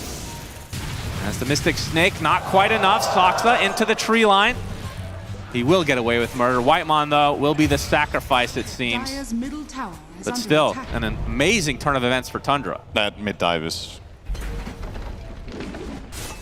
pretty much the highest impact play they could have found on the map there. Killing a respawning TP core hero immediately slows him down a ton. They got a lot of damage on the tower as well. And sure, you lose the Ringmaster in the end, but the amount of time and effort. Keep in mind, Satanic was chasing a hero for like a full minute instead of farming. And this means Crystallis gets some much-needed catch-up in that core-to-core matchup. Medusa is still ahead, but now it's only by about 300. A moment ago, it was significantly more than that. I mean, that move means he is not going to match Yatoro's farm. That's true. Now he can't get the 500. Literally that one move. That's all it takes. Gotta be picture perfect. BZM with the regen rune, rather. DM and 9 class gonna be taking out some nice stacks here. This is a relatively low-level Tinker for 9 class at this point. Obviously, as you mentioned, they got 0 wisdoms. So 9 class would love to be level 6 right now, so he can start teleporting around and finding that additional farm. I think Tinker has to be one of the absolute best supports to steal both wisdoms against because of his, you know, this is an acceleration hero, and slowing down that 6, everything just compounds really hard compared to other supports that, you know, whether they're 5 or 6, maybe it prevents them from getting 1 kill or doing 1 play. But for Tinker is like the amount of efficiency lost right now. If he was level 6, he would be farming double camps of jungle. So I think they would be wise to flat out just give 9 class this lane until he's 6, let him have it solo, and that's the plan right now. DM will let his support lane for him. And Paravision have to give up their stack. It wasn't a giant stack by any means, but BZM will clean it up nicely. More gold efficiency lost on the Paravision side. And now that this mid tower is gone, they get this path. Look around, no one. Currently jungling. Not sure if they have the vision needed. Ward placed now. No one. Yeah, they're going to need more than just that, as 33 making his way over as well. So this is a 3 versus 1 essentially. Snowball. Ice Shards block in, no one. Mass TPs again from Paravision. As the Wheel of Wonder used, he's trying to get to the other side. He's going to get bursted, though, in the end. But can they turn this around? Macropyre applied. Not a whole lot of damage, though. 33 is going to be brought back into the boat. Looks to be a trade. Beastmaster for Sand King. BZM and the rest of Tundra now on the run. Soxa going to go down to Satanic, although gets off the Snowball to delay his inevitable death. So 2 for 1. the numbers on the side of Paravision, but it did require them to bring a lot more heroes, and the fact that no one keeps dying, his game feels pretty bad right now. I would say the biggest winner in all of this, though, is 9 class. We just talked about him. He now finds level 7. He got the killing blow as well on, I believe, the Sand King there, so a lot of gold going his way as well. And 9 class in classic 9 class fashion, he's going the offensive build. There you go. Yeah, let's... I don't hear any music. I love the boglet. What kind of sound does that make? It's Satanic. Satanic. And you got Walrus Punch Crystals coming from the other side, gets a reflection as well. Ice Shards blocking in Satanic. Not a whole lot of mana, but the Mystic Snake gives him a lot back. Has to use a Stone Gaze to fully retreat. This tower's going to be tough to crack with a level 7 Tinker here, but they're going to try to keep diving it. Oh, they got Vision. Yep, they sure do. Cancel the TP, easy kill. Oh, now it's not going to be hard to Okay, well, that's a trade of sorts. And the flute-carrying Poliwag will be destroyed, unfortunately. Let's get a little cheer for the Poliwag. That's right. R.I.P. Oh, there's more there. All right, we're good. Very replaceable, it seems. Manta Style now online for Satanic. That's his first item of choice. Yep. Straight into Butter Disperser is the plan, so pretty standard. Yeah, I think the only deviation from the Yatora build we saw yesterday is the Silver Edge, but that, of course, was against a Bristleback. Yeah, he's not going to buy that this game. Which obviously opens other doors. If you want something like a Scotty, you could do that. You want to triple down on the damage. But I was going to say, speaking of damage, 9 class with a very aggressive Tinker build. He's gone Kaya first, and then he's going Blink. So nothing like, you know, Greaves or Holy Locket. Panel was talking about Holy Locket to help Medusa. 9 class, he's not about that life. He wants to get to that Ags against Terrorblade. An amazing item for the game if it goes late enough. And, you know, recent history in the tournament would indicate that could definitely happen. That we get to late game. Once again, Tundra on top of the Wisdom. Both again, potentially? I mean, nobody's on the other side right now, but... They're just giving them up. My goodness. This is a pretty big deal. Like, the supports of Paravision would love to get some more of that experience. Yeah, absolutely. And it's going to be double Blink reveal from Tundra as well, both on 33 and on BZM, so they want to get ultra aggressive. So I'm not sure we're going to see a farm fest in this mid-game, Sidra. At least I would hope not with 2 Blink blinking from camp to camp, super efficient. It's definitely going to be a bit polarizing because I think in theory both teams have good aggressive potential. One team has Roar and X and the other one has the Sand King Stun and the Snowball. But I think more than likely what's going to happen is Tundra will be trying to take initiative and make moves with their Blinks, and Paravision's heroes are insane on defense if they have good formation. So they might try to make some baits happen, essentially, where they put good vision in advance and anticipate movement. And then as the hit comes in, you immediately have, say, a level 3 Ice Path from the Jakiro right now, or a Ghost Ship coming through to just delay, stall out the fight. And in extended fights, this Paravision lineup 33 starting off a beautiful double Burrow Strike. Ducalis is going to get right-click down easily as the Wheel of Wonder reserved for DM. Blade Mail applied, but BZM's Refraction will just brush it off. 2 quick kills for Tundra. No bait in that one. He got the double stun, so the counterplay unavailable. And even if he would have not stunned the Jakiro, I don't even know if they can save each other there anyway. They were way out in the open. There was no tower to TP to, so that's easy for Tundra. Now they also get the Tormentor, so all 4 Wisdoms and Tormentor. I wonder what the win rate is of this. It's got to be pretty damn high, but they don't have too instrumental of a lead, all things considered. Yeah. But it's still looking very, very good compared to 5 to 6 minutes in where it looked like Paravision's laning stage was going great. That's all been negated. The spotlight is there for Whitemon with the shard, and there are illusions this time. The Manta, Medusa. Definitely not bad. And it's also, Spotlight is kind of an interesting tool to have against Tinker, because he's often going to be in the tree line, and getting some sort of vision and information can be really valuable. The cast range of Spotlight is pretty damn high. It's 1500. It's one of the longest cast range spells in the entire game. He's going to get ganked. Snowball to stun him off. Has the Stone Gaze, gets it off. Gets the Ice Shards, though, from Soxa, kind of blocking him in with his own illusions. But the TPs from Paravision are coming. Whitemon will be the recipient of the X-Torrent. Looks like Satanic will be fine on the outskirts as the Roar Reserve. Big Just for BZM. The Epicenter coming in from 33, deleting 9 class from the face of the art. No one is next on the list. That's 3 dead for Paravision. And Satanic, he has no mana whatsoever. Do they have the catch? Knife is not going to hit. Trap does slow barely, 33. Can he get to the high ground? He does. Burrow Strike finds its target as BZM coming in for one more shot to take out the Medusa. 4-0. Tundra taking firm control of the game now. Radiant are scanning. If they get the initiative and Paravision don't get a correct counterplay, it's really difficult for them. And honestly, this begs the question, is 9 class overcooking in this game? He has not skilled defense matrix. He's really? 4-4-0 build on support Tinker, which I feel like is, I mean, he might have done this before this tournament, but all the games of Tinker we've cast, this is unheard of. It's the first item Kaya I see as well, so he definitely has a plan for later in the game, but right now, that defense matrix, perhaps in those situations, could have made a difference. If nothing else, just the status resistance against the piled-on stuns and silences would have been nice. Yeah. But as it stands, Tundra now with a pretty commanding lead. They have a very good lineup for constricting the map. Terrorblade pushes waves very well with the illusions. You've got TA traps that he can just place on the lanes to push out them too. And then corner the opponent. It's just a matter of time before you find some sort of moment of opportunity with your Sand King. So very nice position to be in now for Tundra.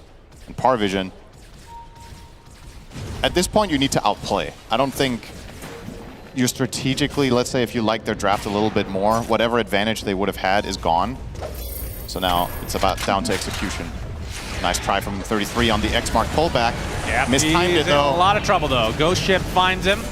Yeah. And he pops the Crimson Guard, so he is mega tanky, but not going to get through that. The Satanic, he's going to be caught off guard, has to use his ult again as 9 class and company still TPing to support. BZM comes in for a couple right clicks. Satanic gets the defense matrix with the Wheel of Wonder. Beautiful placement. Satanic crit down along with 9 classes. Ducalis onto the high ground, getting chased. BZM with the big melt strike, 3 strikes afterwards, dead. So they lose 33 on the bottom of the map, but they get 3 in return. And wasting no moment here on Crystallis. Insta-TPs to mid to farm and push out waves. The name of the game here is just keep Paravision on the back foot. Don't let them get out on the map. You know what? No one's been awfully quiet this game on Beastmaster. I feel like we haven't even talked about him for 10 minutes. He's 2-4-0. His Beastmaster performances in other games have just been flat out hard carrying the team. This game, not much to write home about. Now, also going to have to contend against an Aegis. And Whitemon now with the Yules too, sets up his spells way, way easier. And just Yule into a full team, the Beast combo or Wheel. Soxa. Soxa, careful now, young man. That would have been embarrassing. But maxing. Tundra still secure the Aegis, and BZM will claim it. Yeah, I think it's the right hero to put it on. You could debate whether it's Terrorblade or TA, but I think BZM really wants to get in there and use this, whereas the Terrorblade transformation hero in this game, the second life, might not be as valuable. And this is probably also not a high ground Aegis. No one tried to get off the roar, but the Yules was there. Whitemon and company going to turn this around. 33 with the epicenter. Spotlight on top. No one left all alone in the corner of the map. This is kind of an awkward fight as the Wheel of Wonder avoided, but the whip and the right clicks from 33 are enough. No one being shut down very hard this game. Whitemon will high-five the tower on the way back to base. Feels like no one has not recovered at all since that double death, if you want to call it that. Yeah, it slowed down his progression massively in the game. Dire's middle tower is under It's now almost a 10k lead minute 20. Kind of unbelievable considering where we were at 10 minutes ago, but Tundra have made everything work for themselves. Yeah. Literally every single move. It's been a massive victory. And at this point, you know, now you've got a lot of options. You can choose to farm if you want to. You can play super aggressive with your Aegis on TA. You can try to make aggressive smoke moves and just especially target the Medusa, which at this point kind of feels like Paravision's best hope at solving this game. Gank on Tinker wouldn't be too bad either. Oh, Crystallis, that's just a freebie. Ducalis missing the ice path. You dead. And it feels like Tundra can just get whatever kills they want. I mean, DM is pretty tanky, though. I'll give him that. Yeah. Even with BZM's ridiculous farm right now. Second net worth just behind Crystallis. And in terms of itemization for Crystallis, let's see. He's got Dragonlance Manta, will be going for the Diffusal Blade, so we'll be seeing that counter to Medusa. Yep. Makes sense. Pretty strong. 33 almost has a pipe, so that's going to be pipe Crimson. The jump in onto 9 class. He's just dead right in front of his tier 2 tower. And Paravision, they were looking to defend, but the silence comes out from the trap. It's going to be another one to come. Onto 2. Wheel of Wonder placement. Beautiful. On the 2 heroes. The double stun from Soxa. Down goes Medusa. This is disastrous for Paravision. DM, well, the Yules actually cancels his TP, so why not? Yet another kill for Tundra. And they're not even sweating, Cinder. Look at their HP bars. Nobody was touched. Whitemon is so good at this hero. I don't know. He's hitting absolutely everything. He's hitting every dart. He's hitting every wheel. He's getting clutch Yules off. Just beautiful to watch. And that is going to lead into a straight high ground push here for Tundra. Should be at the bare minimum 1 lane. Oh, yeah. 2 heroes dead for 20 seconds. They push very fast. Desolator and Terrorblade in one team. Say goodbye to your real estate. BZM wanting to look for more. But yeah, with these timers coming up, expect the full retreat. And they still have 2 minutes on the Aegis. Yeah, honestly, kind of crazy. They could make another move. Metamorphosis is up in 15 seconds. They have Pipe and Crimson. You could go for the killing blow with one singular team fight somewhere out on the map. At that point, Paravision might just call it too, because it's not like they're close to one of the true game changers. Like we talked about Tinker Ags. He's about an Aghanims away from his Ags. Beastmaster is close to BKB, I suppose. But, I mean, yeah, there's just... Considering the way this all started out, Paravision has completely run out of steam very quickly. Like 15k lead minute 23, Medusa. I suppose there's a... Is this a butterfly coming out? It is now. But is it too little too late? MKB on the horizon now for Crystallis. He knows it's coming, so... Yeah, and he's already has 3k into that MKB, so this butterfly not going to last too long in terms of his full efficiency. Actually finish the pike first. All right. Oh, okay. So he's choosing to consider that more important. Don't mind it. I mean, at this point, with the game state you're in, just get what you're comfortable with. Yep. All right, well, now that there's only 40 seconds on the Aegis, not sure if they're going to push the envelope on the side of Tundra. You could just play this super methodically, wait for the next Roche, go for the Tormentor, which should be up relatively soon, and just starve them out of the map slowly. Yeah. See the drawing there from 33. He's drawing the entire bottom of the map. He's saying someone is farming here, and he's correct. 9 class needs to be a little bit desperate now for farm. He has to get creative. Yeah, you have to take risks when you're behind like this, or else you're just never going to get back in the game. But the fact of the matter is, 9 class, now he finally gets level 12, and now he can TP on creeps. It's been forever. It's hard for him to TP on creeps in this game. He will do it right now, but this is not a safe play, per se. They could easily have been Radiant Heroes here and they just immediately assassinate you, but you have to take the risk. Get some waves out so you get some sort of a semblance of map placement. And actually, this is going to be the hill that Paravision might die on. This is a surprising play for me that you're prioritizing this area so much. But maybe you're just hoping, all right, we know we're behind. Tundra feel like they can do whatever they want, so they're probably just going to grab a Tormentor and go from there. Maybe they will not go here with the whole team. Maybe they'll go with like 3 heroes and oh boy, set a trap. They get the D ward. Yeah. They know that they know that they know. Onto the high ground, Tundra want to go. Tormentor is up. Oh, Spotlight's good with here. An extra vision. Knife actually connects onto Ducalis. And the X will start things out for DM. Torrent not going to find a connection as BZM on the sideline deletes Ducalis in 2 hits. Wheel of Wonder onto the Medusa. Do they have the right-click damage? They're not even going to apply too much right now. They get their stun lock, though, with that snowball. Crystallis, he's going to get roared. They need to get all the damage onto him from the Paravision side. Crimson. But the Pipe, Crimson, Force Staff. Crystallis is fine. No one able to get the Nightfall away, but Satanic left alone, and that's your carry. Punched into the air. They're just going to call it. GG's. No one actually disconnects. That is a rough one from Paravision as Tundra take game 1 convincingly. Damn. All right, well, got to tell you, I was not expecting this to be 26 minutes. Yeah. That was a total beatdown in the mid-game. World class from Tundra. And again, for me, man of the match, Whitemon. What an insane Ringmaster performance. Just putting on a complete show. him as well as BZM, 11-1 and 6 on the TA. It's kind of surprising to see. We've talked up 33 Sand King so much, but in this game, he wasn't even the big initiator or anything. Yeah. He goes 3-3 and 6. He's in the fewest kills in the entire team. Yeah. Everybody else is just doing so much work. And make no mistake, he did his part. He bought the right items for the situation and was involved, but that's all the more credit to the other players, right? That they did not even, genuinely didn't even feel like they needed Sand King much. Yeah, and for Stocks, I mean, I remember when we were recruiting him onto our team way back when, the hero that came to mind in terms of what I was most impressed with was his Tusk.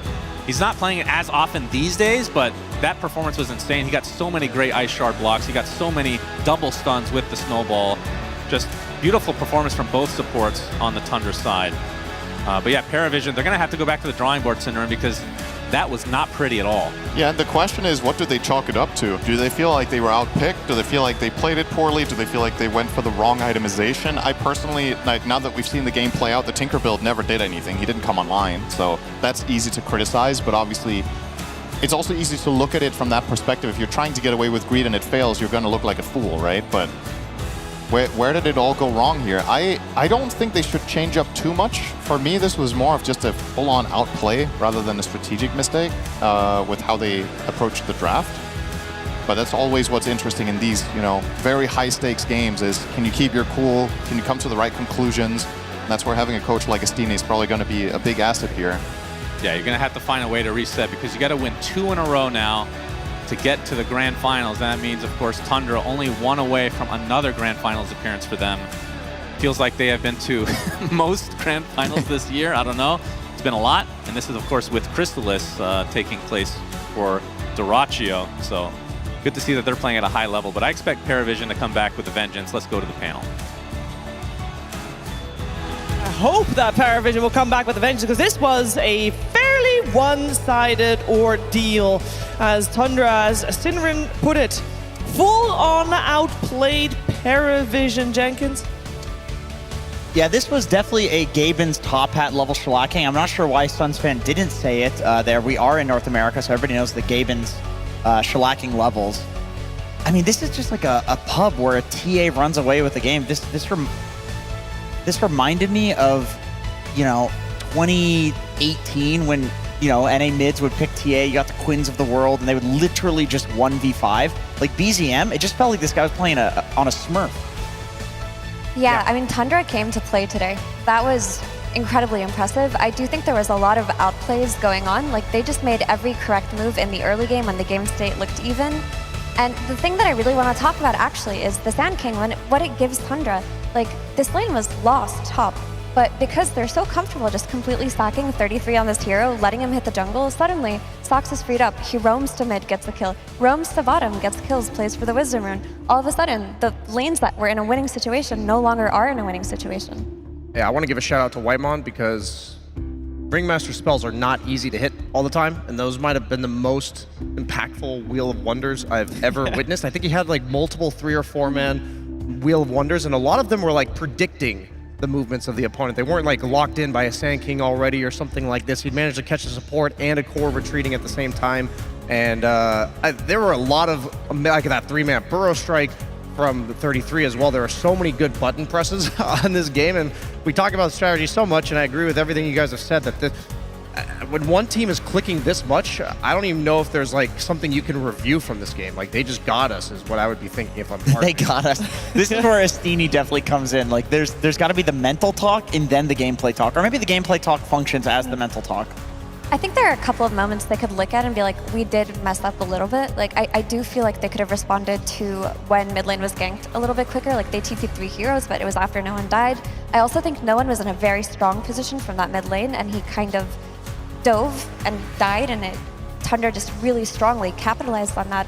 And then because of Beastmaster's lack of ability to set the tempo for the game because of how his game was slowed down, that's when the TA really comes into play. Like, that early Blink Dagger, when the game state was like 1k net worth up for Tundra, they had that one fight top and it just catapults to like 7k lead for them after they killed the Medusa. Yeah, I feel like this is definitely going to be a lot of talking needed after a game like this. Not even to discuss the game we just witnessed, but also just to reset people's minds and, you know, get your head back in the game. It was definitely a tough one. And speaking of heads, we have got a head-to-head here with our mid laners, Brian, highlighted. Yeah, we were wondering about this TA flex to the mid lane, giving Crystallis that overall last pick, but BZM, we saw Grandmaster TA on that Dota Plus level, or Dota Plus levels. We see the KDA, 11, 1, and 6 for BZM, 18k hero damage. We are perhaps hoping for a flashy Invoker performance over the overall last pick, but instead we get a clinic put on him by him with that TA. Yeah, and we have a couple of clips, I believe, highlighting that clinic as well.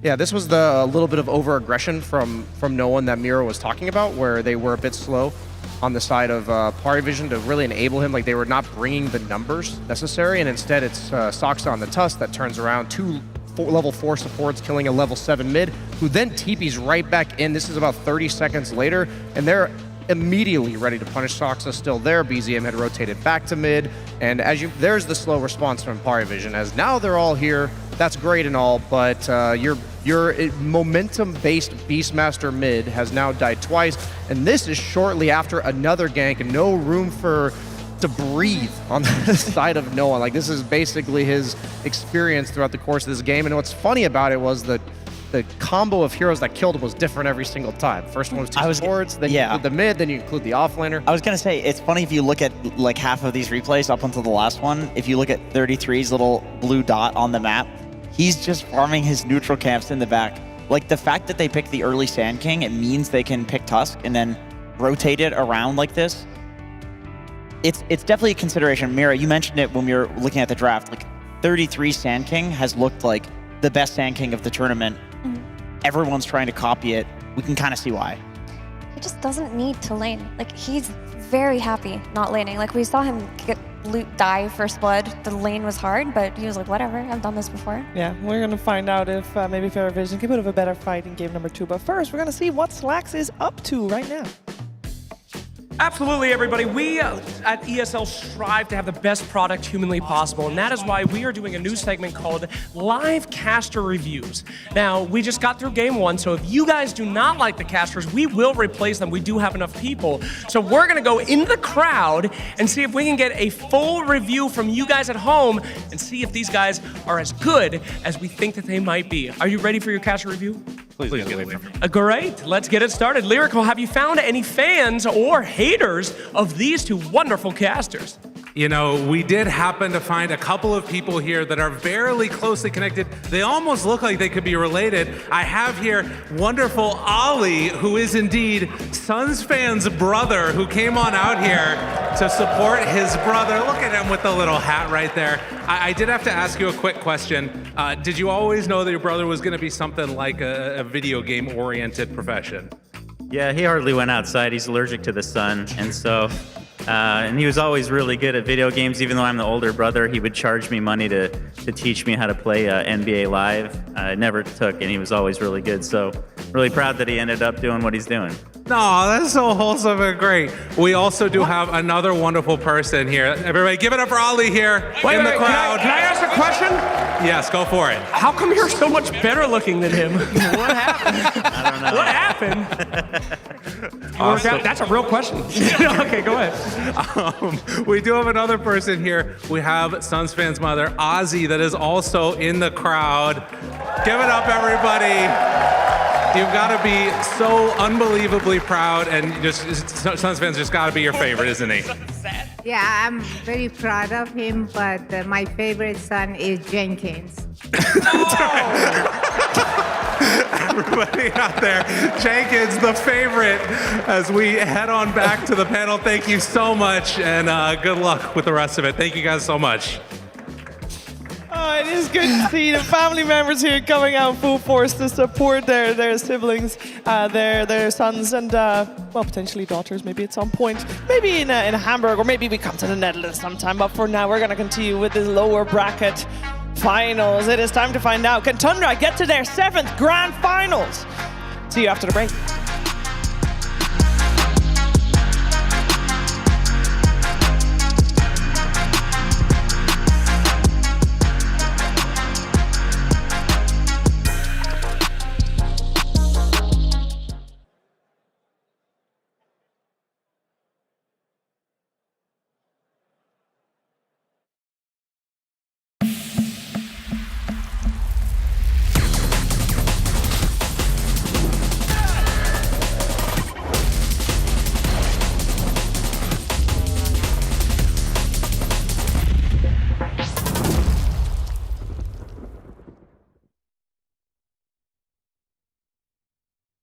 Hello, I want to do a shout out to my boys Nick, Rob, Luke, and Shantanu. Let's go. Woo! No, I'm good. You're good? Okay. Hi, Mom.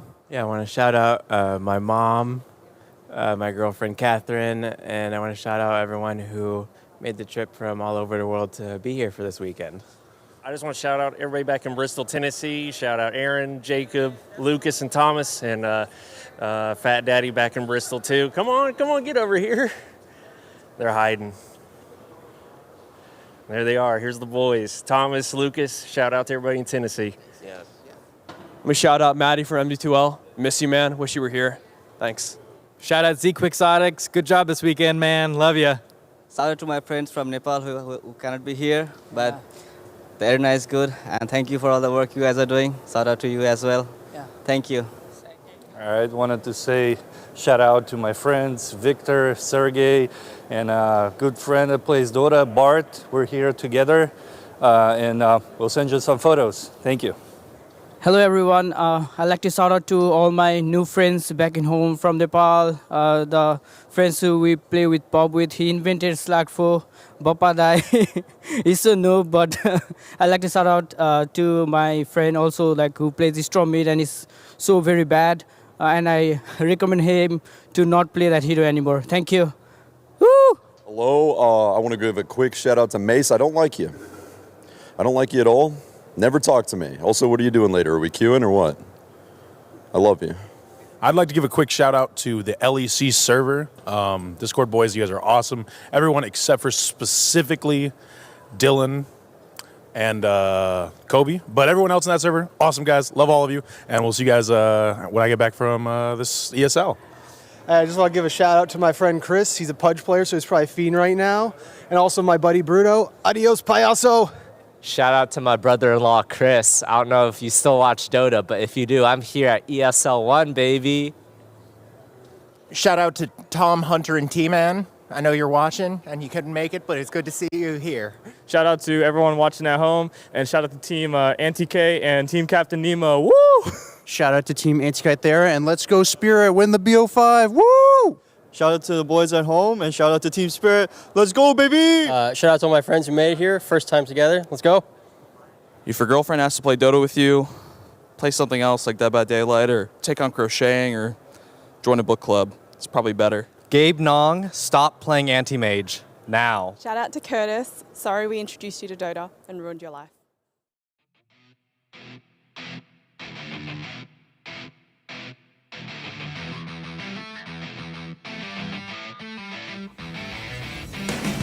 Count to 10 and I'ma let you go.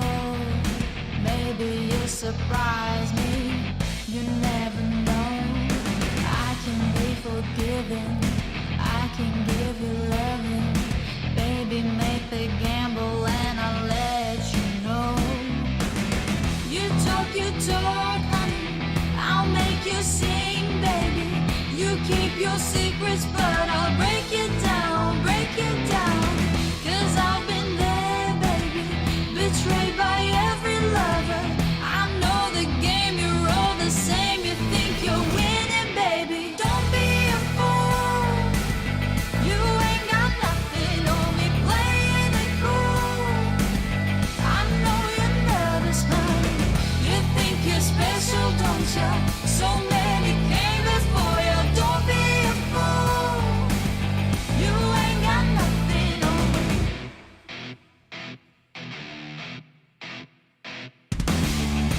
Let me tell you where it starts and ends. Creeping your way in, but you don't know who I am. I'll get you believing I learned from the best. I came here to tell you you can save your breath. You talk, honey. I'll make you sing, baby. You keep your secrets, but I'll break it down, break it down. 'Cause I've been there, baby. Betrayed by every lover. I know the game, you're all the same. You think you're winning, baby. Don't be a fool, don't be a fool. You ain't got nothing on me, playing it cool, playing it cool. I know you're nervous, honey. You think you're special, don't you? So many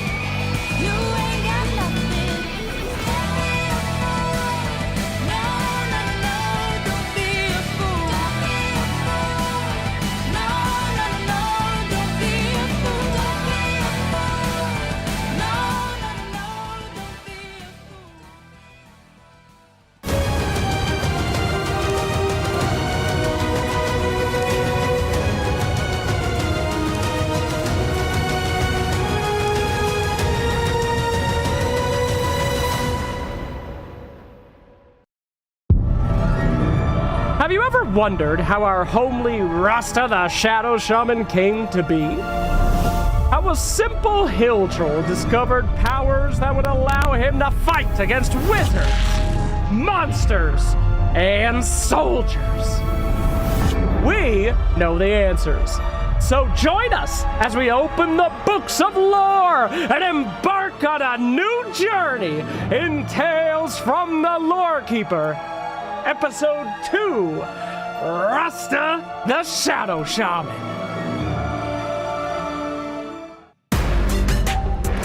We're getting ready for game number 2 between Tundra and Paravision, the lower bracket finals here live from the Raleigh Convention Center. We're in the beautiful state of North Carolina for ESL One Raleigh, and it has already been such a good time here. Now, I will say the start of this day was a little bit too one-sided for my liking, so I'm gonna hope that Paravision has had a good, productive chat. They are ready for this game 2 to make it back and forth competitive. We do already have a change in that Paravision this time around will be second pick and Radiant, therefore also overall last pick, and that does mean Tundra gets their hands on their Darkseer. They leave the TA in, they leave the Tinker in, they leave the Keeper of the Light in. I feel like, Brian, there's a lot of options for Paravision right now. Yeah, I was just thinking the fact that they previously left Sand King and Tusk in the pool Paravision in game 1, but they respect banned those, and a hero that's pretty much always banned against Tundra, the Darkseer, is left now. So suddenly we're dealing with a completely different beast as they pick Beastmaster for Paravision. I wasn't too impressed with No One's performance that game. I think that's one of the few times I've ever seen him not necessarily look too composed, overextending a little bit, impatiently TPing back into the mid lane there. I wouldn't say not to run it back. That might just be a first game of the day. Yeah. Nerves kicking out a little bit on finals, but I would much rather see it on DM given the fact that I think he's like a grandmaster beast. He's really good at it. I mean, I do respect the idea though. Like, I think it's a good sign if you go into the next match and you say, okay, first match, like we screwed up, sure, but we still have full faith in our players to, you know, play this in the mid lane despite the poor performance. I think, yeah, I just think that's a good sign, like mentality-wise, and I could absolutely see a Steenie, you know, being able to tell no one, like, yeah, you're fine, dude. Like, you can play it again. Maybe you will, maybe you won't, and I'm sure that everybody feels fine. Yeah, I mean, honestly, I would like to see the run back on the mid lane because before the last game, he's looked so good on it. And maybe it was just an uncharacteristic mistake because I really do feel like had those couple of plays gone differently from the mid, we would have seen a very different game because that entire game's tempo was built around No One's Beastmaster and they couldn't hit it. So a run back here would prove that like they identified their mistake, they used that time efficiently, and they're not afraid to try again. I think it just happens. Sometimes in Dota matches, like the worst thing possible happens, you know? You go for a dive, 10% HP left, they die, you don't die, you know, could have gone either way. I wonder if they end up going Coddle instead of Tinker, because you mentioned, Shiver, a lot of these supports are still in the pool, and the Tinker will compete with Beastmaster for farming that ancient area, while the Coddle more so enables him to take that area, and no matter if it's Beastmaster mid or offlane, I believe the Coddle would synergize better. They are picking the Tinker a lot more often on Paravision than 9 class going for the Coddle, but I feel like with that hero's potency in these playoff situations so far, just the map play that it allows, they actually just ban it out themselves and go for the Ringmaster. Okay, so a little bit of swip swap on what heroes or what teams are getting what. Some of that is the Meepo ban. Whenever the Meepo ban comes out, you think, okay, Tundra maybe wants Storm. Why would they want Storm? Because they want Coddle, because they think Paravision's going to take the Tinker or the Ringmaster out of the phase. You know, there's levels to this. Or maybe they just don't want to play against Meepo because it's a cheesy hero. That's also possible. That could be the case, or it could just be like any mobility type hero that they're looking at to close their phase with. I do like that Paravision went for the Ringmaster instead of the Tinker here. I think that last game, 9 class was in a very rare position where he couldn't playmake or bring his team back into the game, and for this game too, having him on a more active hero, something that could set up for kills on side lanes, could be a really big difference maker. 10 seconds remaining. That's very nice. Thanks, Dad. Shouldn't have made that joke. Back to you, Brian. Thank you. I'll go ahead and segue that one into the draft somehow. Maybe there'll be a lifestealer coming up. But no, the Tinker only been played twice by Tundra this event. And both of them were Whitemon. This is likely going to be a tiny position 4. Does have the flex potential of going mid or carry, so that offers them a lot of versatility moving forward in the draft. Also, this 18 pick, the 8th overall pick for Tundra, is something that's always going to be on the mind of the team that's second pick.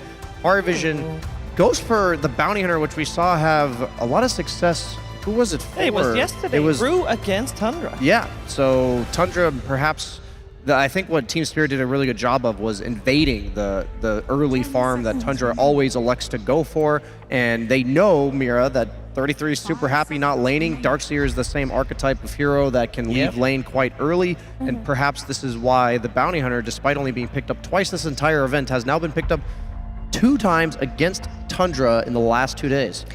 Yeah, but also the Bounty Hunter was a pickup against Tinker, and I think that when you pick this Bounty Hunter, you need follow-up jump heroes. Yesterday for Spirit, it was the Storm Spirit and the Slardar. This time around for Paravision, it's going to be the Pangolier. They just want heroes that can take advantage of the vision that you're going to get from this Bounty Hunter, instantly jump the backline, instantly take out the Tinker. This is one of the most like stack invadey lineups that I've seen on the side of Paravision. Like Pango is one of the best heroes at fighting at the exact time in the game where there are going to be a bunch of ancient stacks. You know, BH scouting out, Ringmaster throwing darts from afar, Beastmaster probably on his own island somewhere farming. Maybe they'll play to him, maybe they won't. But like a Pango plus a Ringmaster with the BH scouting is like enough to contest pretty much any stack, which is going to be happening between the Tinker and the Darkseer. Yeah, I think Paravision were also afraid of a Medusa coming out for Tundra on 18, so they just wanted to preemptively pick one of the mana drain heroes that they run. I mean, Pango has not had success this tournament, and for a while, to be honest, but the one player that makes it look good is no one. Like, he has been playing exceptionally well in the hero in the last few tournaments, and I do trust it in his hands, but it just doesn't feel like the hero it used to be. You were mentioning in this coming into the series, Jenkins, that Astini for Parivision sometimes perhaps overcooks a little bit in these drafts. I've seen 2 heroes we've hardly seen at all this entire event. I'm honestly not exactly convinced that the Pango has a place. Like, yeah, the magic immune hero that goes in against the Tinker Tiny Darkseer, you do virtually no damage to him during roll. But I'm just wondering why now? You know, what made them decide? Did they come prepared with this strategy perhaps for like a second game? Because oftentimes you can prepare 2 strategies going into a best of 3. Or do they just feel like what Tundra is representing needs to be disrupted, and this is the best way they've come up with? That's kind of where I'm at. I mean, speaking of Tundra, this is something that I remember Moonmeander said in an interview, the very first major that they won, the Fisher Playground, they were losing to Falcons 2-0, and they reverse swept, and he said, we picked the Sand King, which has been meta since then. We picked the Sand King. Why? Just to change up the meta, just because it changes the rest of the draft. And we felt like in this meta, we were losing, so we just needed to change the meta so maybe we could win. So maybe that's the idea here from Astini, is that these are just entirely different heroes to what we've seen in the tournament. I was going to say in the series, but even in the tournament. So maybe they can even the playing field by doing this, by just swapping metas. I hope it works out for them, because it would be a shame if this series didn't go to 3 games. I'm looking at Paravision's draft, and like conceptually, it does look good. It's just that Pango has felt weak for a while. But this Bounty Hunter providing fission, invading stacks, Ringmaster, just a very great hero to counter-initiate versus things like Tiny supports, and Beastmaster, who like every offlaner has looked so good at this tournament. The issue is like they do lack burst damage. Like if you're taking these long drawn out fights on Paravision, no one actually provides you the damage to take out these targets. The reason why the Bounty Hunter looked so good yesterday is, again, he was playing with the Storm and the Slardar. There were 2 instant jump heroes with a lot of damage to take out the target that he scouts. Paravision lacked that, and they need to account for that. Yeah, you're mentioning them lacking damage. I feel like if looking at their lineup purely being reliant on kills and aggression, I would have actually liked something like Lifestealer for Tundra, just something for Crystallis that's hard to gank. You know, right now they have limited lockdown for the Storm. They will rely a lot on the diffusal setup of the Pango for the mid-game kills. Darkseer Surge deals with that well, and this is a hero that fits the description of what I wanted to see. You already have damage issues you're posing, you want to go for kills. This hero also lanes quite well against Beastmaster. He is one of the few carries that will outpush the lane against you, where the lane will end up at the Beastmaster's tower very often, which will set you up to invade those stacks. You can also take them yourselves. So there's a hero that they've also picked several times in this event. I think that Tundra's getting everything that they want, just a different formula that they had from game 1. And I'm just not convinced that these Parivision heroes have like adequately addressed all facets of what Tundra's doing in this tournament. I feel like Tundra has left the PA, and I think PA offers exactly what you guys are mentioning. Like You need burst for the bristle, to break for the bristle. It solves their damage issues. It gives them scaling. I mean, maybe Beastmaster PA is a little too farm heavy, but I feel like their timings are different. PA can show up early in the mid, on like a mid fight, and then Beast a little bit later. I think they want Paravision to pick the PA because it would look good, but then look awful inside of the game, right? They're not going to have enough disables versus Storm Spirit. It does not build Abyssal Blade early enough, and it's very susceptible to getting run at by like the early Darkseer group up timing. So what's a carry that offers a similar amount of damage that actually has disable? Sven, I guess, maybe? I mean... Ursa builds an earlier Basher than PA does and lanes against Darkseer. But knowing Paravision, like they do love their PA, I just think it would be way too slow. Maybe the idea of the Lifestealer was, okay, they just last picked Dusa most likely carry. Is that Medusa carry? Into a dark? I was thinking into Darkseer. It's a carry. Oh no, it's offlane. That's why I was thinking, I'm like, no way they would okay. pick a good illusion hero into Darkseer. Yeah. I mean, I actually like this swap up a lot. I think they needed to make that happen in the draft. Like the formula was not really clicking for me up until that, but at the same time, overcooking a bit. Like, don't they still have damage issues with this? Yeah, I don't think that really solves the problem, but they also have a hero that now they can present to Tundra that they don't want to go on, and maybe that'll allow them to be more patient in team fights with their initiators. And if Satanic gets items like this Treads, Ags, Beastmaster, Shivas later, it does dish out the damage that any other carry would do, and they also were almost all physical damage prior to that last pick, which now the Beastmaster being a carry is more of a mixed damage carry. I think that's a little bit harder to itemize around. So I actually think by swapping Beastmaster to carry, they've solved for the early game damage issues with the drums that the Beastmaster is going to go for and the early tempo. But I think what they don't have now is the late game scaling. Like they can easily get out late game by Tundra, and Paravision are the late game team. So they have to hit their earlier tempo. They want to win their lanes. They want to invade the triangle, and they want to make sure this carry Beastmaster ends before any of Tundra's heroes are strong enough. I'm a pretty big believer in the Tundra draft, to be honest, because I really feel like Medusa, the whole point of her as an offlaner is she presents a problem. You stand there in the front line, you have to go on her. So what do? You pick heroes that can jump the back lines. You have a tiny carry, you have a Storm. These heroes are very capable of doing that. And also, you have it's not a tiny carry. You have a tiny to at least reposition the Medusa. Like, if you take any hero that wants to stand in front, if you just disrupt the position of that, I feel like it's not the same thing. If you just literally toss the Medusa out, you can do enough damage by the time her team gets to her that she's not a problem. Can I counter that by saying if all of Paravision's heroes are frontlining except Ringmaster, that really shouldn't be much of a problem. And then Medusa offlane makes it so that not really affected by the wall, you're not going to die to illusions. But then I guess my question is, why pick it then, if that's not why you're picking it? Because isn't that the point of the hero, is that you present this problem? I think it builds into an early route, which they lacked versus Storm, and it's just really tanky. All right, let's see what's going to happen. It's time for game number 2, Tundra versus Paravision.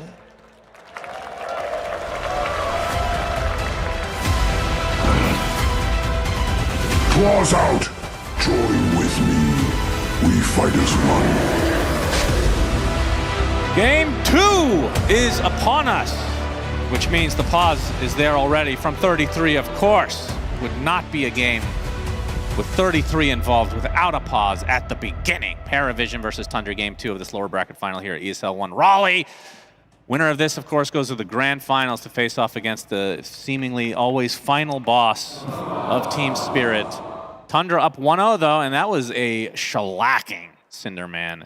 But we did talk about last time that the team that loses first might be bringing out some spicy stuff. And I mean, we're seeing carry Beastmaster, we're seeing Pangolier back into the fray, Bounty Hunter. They got a lot of different stuff in this. Yeah, this is a couple of, I want to say, firsts for Paravision this tournament. Maybe they've played Bounty Hunter once before. It's the hero's 3rd game, and we obviously got to cast the 2nd game overall yesterday, being on Rue. The Pango is currently 0-2, so not exactly the best stat line for that hero, but also very low pick rate. So definitely Paravision with the big adjustments here. Tundra sticking to, what's worked for them for the most part. There's nothing new coming out in this game, but there also was nothing new coming out in game 1, and it worked there. So why not just keep running while you've got it? Curious to see how this is going to go down. Beastmaster safe lane is definitely the least played role of the hero this tournament among the cores, and it has its moments, but like the panel was talking about, perhaps will fall off ultra late. But you should never underestimate just how much damage and how much carrying this hero can do in the mid game. We've seen it from the mid, right? Be top damage in the game. So if you're carry and you get to farm even more than in the mid lane, it can be beastly. No pun intended. I think you did intend that, actually.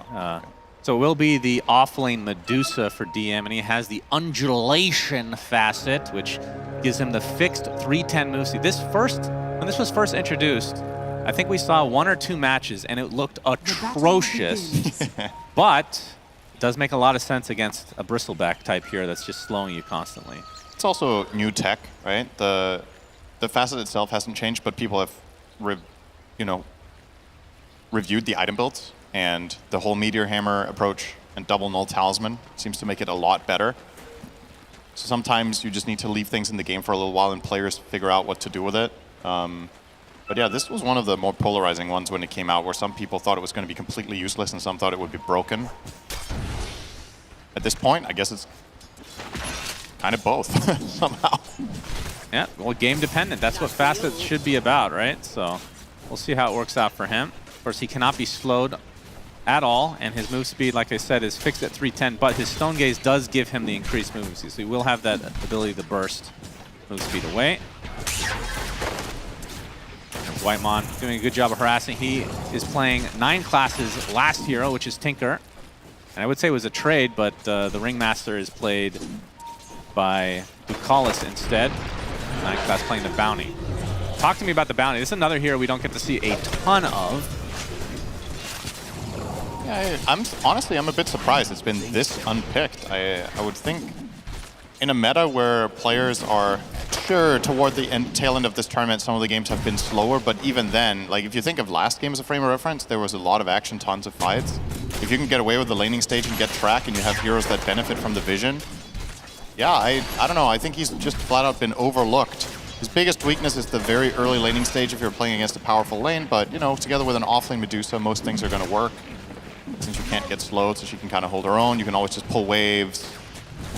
And you have the X factor of whenever you're missing, it's less obvious where Bounty Hunter is than most other position 4s. Right. And he could also feign that he's missing and then still be in his own lane and then go for a surprise gank in the lane that he's playing. Ganking his own lane? Yep. Unbelievable tech. Never seen that before. Very special. So, the panel kind of talked about it, but with Satanic playing the Beastmaster, what kind of late game potentially do you think this... I mean, can this Medusa transition to a carry despite going for a Meteor Hammer type build to start? I think damage issues should not become a problem until very, very late. Because Beastmaster with, say, Shiva's Refresher actually has ridiculous teamfight damage together with the Aghanim Scepter. Pangolier scales very well in the physical department when he gets farmed enough. So it's also a matter of what Paravision's plan even is. Like, are you trying to go late here with the Bounty Hunter, or are you trying to win around the 30-40 minute mark? Because in that range, I don't have any concerns. I'm a little bit potentially worried for them at like minute 50 to 60, but not very many games tend to go there. No one playing the Pangolier, another hero that's been lost in the shuffle for the most part. As we see the Lotus battle, of course, 9 class trying to try to force out a sentry. I guess they don't have one. They're just gonna wait it out, but they actually do get it. They get the stacks of the Quill Spray. A little fake out, I suppose, to 9 class. I just figured they didn't have the sentry, but they had it all along. That is the dumbest kill of the tournament right there, I promise. What the hell? He's just AFK there for like 20 seconds, then eventually like, you know what, whatever, I'll put the sentry, let's see. Yeah, but the fact that he had Quill Spray stacks on him already ended up dooming him. He was also tanking a decent chunk of the March, so... Very unorthodox first blood for Tundra, but good start for them.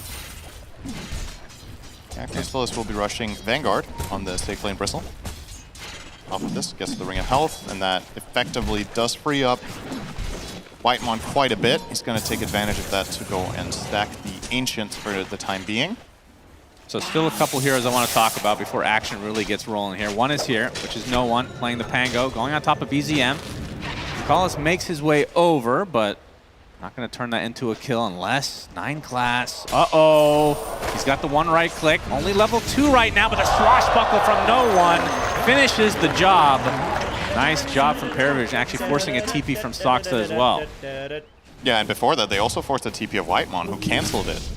So both supports now unable to rotate for the side of Tundra. You know, the big winner in all of this is going to be Satanic, who will just totally free farm bot lane on his Beastmaster. The lane against Darks here for Beast is very easy. And Whitemon, he looks to be close to dead, gets off the laser onto DM. He will eventually drop. 9 class to get forced out. And Crystallis, not a whole lot of mana to do much more. We were talking about Paravision looking for revenge in this game. I think 9 class has a... Oh, yeah. Ironically, his hero has a voice line about just business, nothing personal, but I'm pretty sure it's personal with Whitemon right now. He's tipping him literally everything he does. Whether he kills him, cancel his TP, yeah, it doesn't matter. I mean, he's out for blood this game. I don't know Whitemon that well. He does not seem like the tilting type to me. No. I don't know if you agree. I mean, every time he gets tipped, he's playing Jenkins' Circus voice line. So it doesn't seem very tilted to me, but you can read into that however you want. 33 is playing his first hero, different hero that we've seen, it feels like. We'll be playing the Darks here. I mean, it's a similar playstyle, but the difference is you're lacking in the damage. It's more in the initiation. And, I mean, the illusions with a Medusa that is carry would be good, but in this game, I mean, I guess you get the aura from the Beastmaster, but still, it only it's not affects like yourself, craziest. though. Yeah, that's true, So actually. it's not really that meaningful. Yourself and your other wall illusions, I guess. Well, Rolling Thunder, BZM's only level 5, and Ducal is coming in as well as 9 class with the whip. BZM hits level 6, and the zip away is successful. He's ticking really low as 9 class. I don't think you're going to find him. So a good TP in there, and it's going to run to the river to kill the very courier. Fortunate. Yeah, the water came into effect, Shannon. Wow. He would not have killed that courier without the water change. Worth the feature all along. There Man. it is. I have been chasing moments in the game where I'm like, wow, it really made a difference here. Because usually it's heroes chasing each other and they're equally fast. So it's like, whatever, right? That actually mattered there. He killed the courier because of the river. I'll put that on the very, very short highlight reel of the water. This moment. Also, time for bottom. On top of Satanic, Ducalis is there for support, but he's going to turn this around. Satanic does with that Primal Roar onto 33. BZM with the stun, but 9 class is here to get another stun on top of everybody else's. 33 is the first to fall. 9 class is the trade. It's BZM walking away. No, not really much mana. I think it's pretty important there that BZM gets the kill on Bounty. I think he might have been able to sneak his way over and get the Wisdom in time. BZM was out of mana, so he might not have got into the ring before it was too late, but now he also gets the Wisdom. He takes it himself, though. So one of the supports on the side of Tundra not receiving anything, which should be Whitemon. And, you know, we talked about 33, his Sand King Beastmaster. That's been everything we've been casting him on. The reason he's playing Darkseer here is not because the other heroes were banned. It's because Darkseer is always banned. Yeah. But now this time he gets it, and honestly, it looks like the weakest of the 3. It looks pretty bad, but kind of ironic. He's level 4. The Beastmaster's almost level 7 on Satanic. To be fair, you're not typically laning against a Beastmaster. That's fair. That's fair. It is a bit weird. But this has definitely been one of 33's worst starts of the entire tournament, so curious to see how he's going to solve this problem. Interestingly, some nice tech from him. He gets the trusty shovel and he digs up a kobold so he can put an iron shell on it. Oh, that is actually cool. Increases his farming speed. This is the most 33 thing ever. This is so nerdy. So 33 to do this. Oh man. There we go. BZM. Little helper. He has a decent amount of mana and a soul ring. Swashbuckle though into the Shadow Walk. Now 9 class can't finish the job. I think he wasn't able to get the Shadow Walk hit off to begin with. BZM just made it under the tower, but if nothing else, they're forcing him out. This will be the mid-tower lost against Pangolier of all heroes at 8 minutes 30 seconds. This hero doesn't push for jack shit, and he still got the tower that fast. And they do kill off 9 class, but yeah, you're right. Yep. Space created for that mid-tower. I mean, let's talk about Pangolier a bit. Why is this hero, I mean, I know it's been nerfed countless times, but people were still picking it after the nerfs, and then it kind of just disappeared for a long stretch, I want to say. Yeah, I don't know. I think it can still work, right? I mean, we've also, it's not the first game of the tournament exactly that it's been picked, but as you mentioned, it's just the numbers changes eventually catch up to you too much. So you need to have a really good reason for running it at this point, which I guess is a little bit refreshing to see Pangolier in that position where you need to use it as a counter pick or you need to see multiple picks in the draft instead of, oh, it's a Dota game, so I can pick Pango. Right. I think, I'm not going to say it's in a good spot for that reason, but honestly, it's just nice change of pace, if nothing else. Now, no one will pick up the Diffusal Blade. I mean, if this was when he was more popular, I'd say they're trying to take it away from the enemy as well against the Medusa, but yeah. I doubt Tundra would have picked it regardless. I mean, Medusa was also the overall last pick of the draft, right? I think it was the very last pick. Oh, yeah, that's true. So he chose it regardless. Yeah. Which is kind of interesting because there's not... I suppose the Diffusal Blade is kind of... They were more looking at the Rolling Thunder and having it as a strategic way of accessing Darkseer fights, I think. That was more what they were thinking. But obviously, the early stages have gone very well here for No One as well. And I will say it's one of his better heroes for sure, so... Ball Lightning. Yeah, finds the connection on the 9 class. The Ava from Stocks actually gets a Courier as well. A 2-for-1 special for Tundra. And out of the laning stage in terms of net worth, Paravision with a slight lead. Very low-level Bounty Hunter. You got to find that 6. It's level 4. Tiny almost level 6. Tinker level 7. Whitemon is... He knows how to play the 5 Tinker. He knows how to find the farm and scale.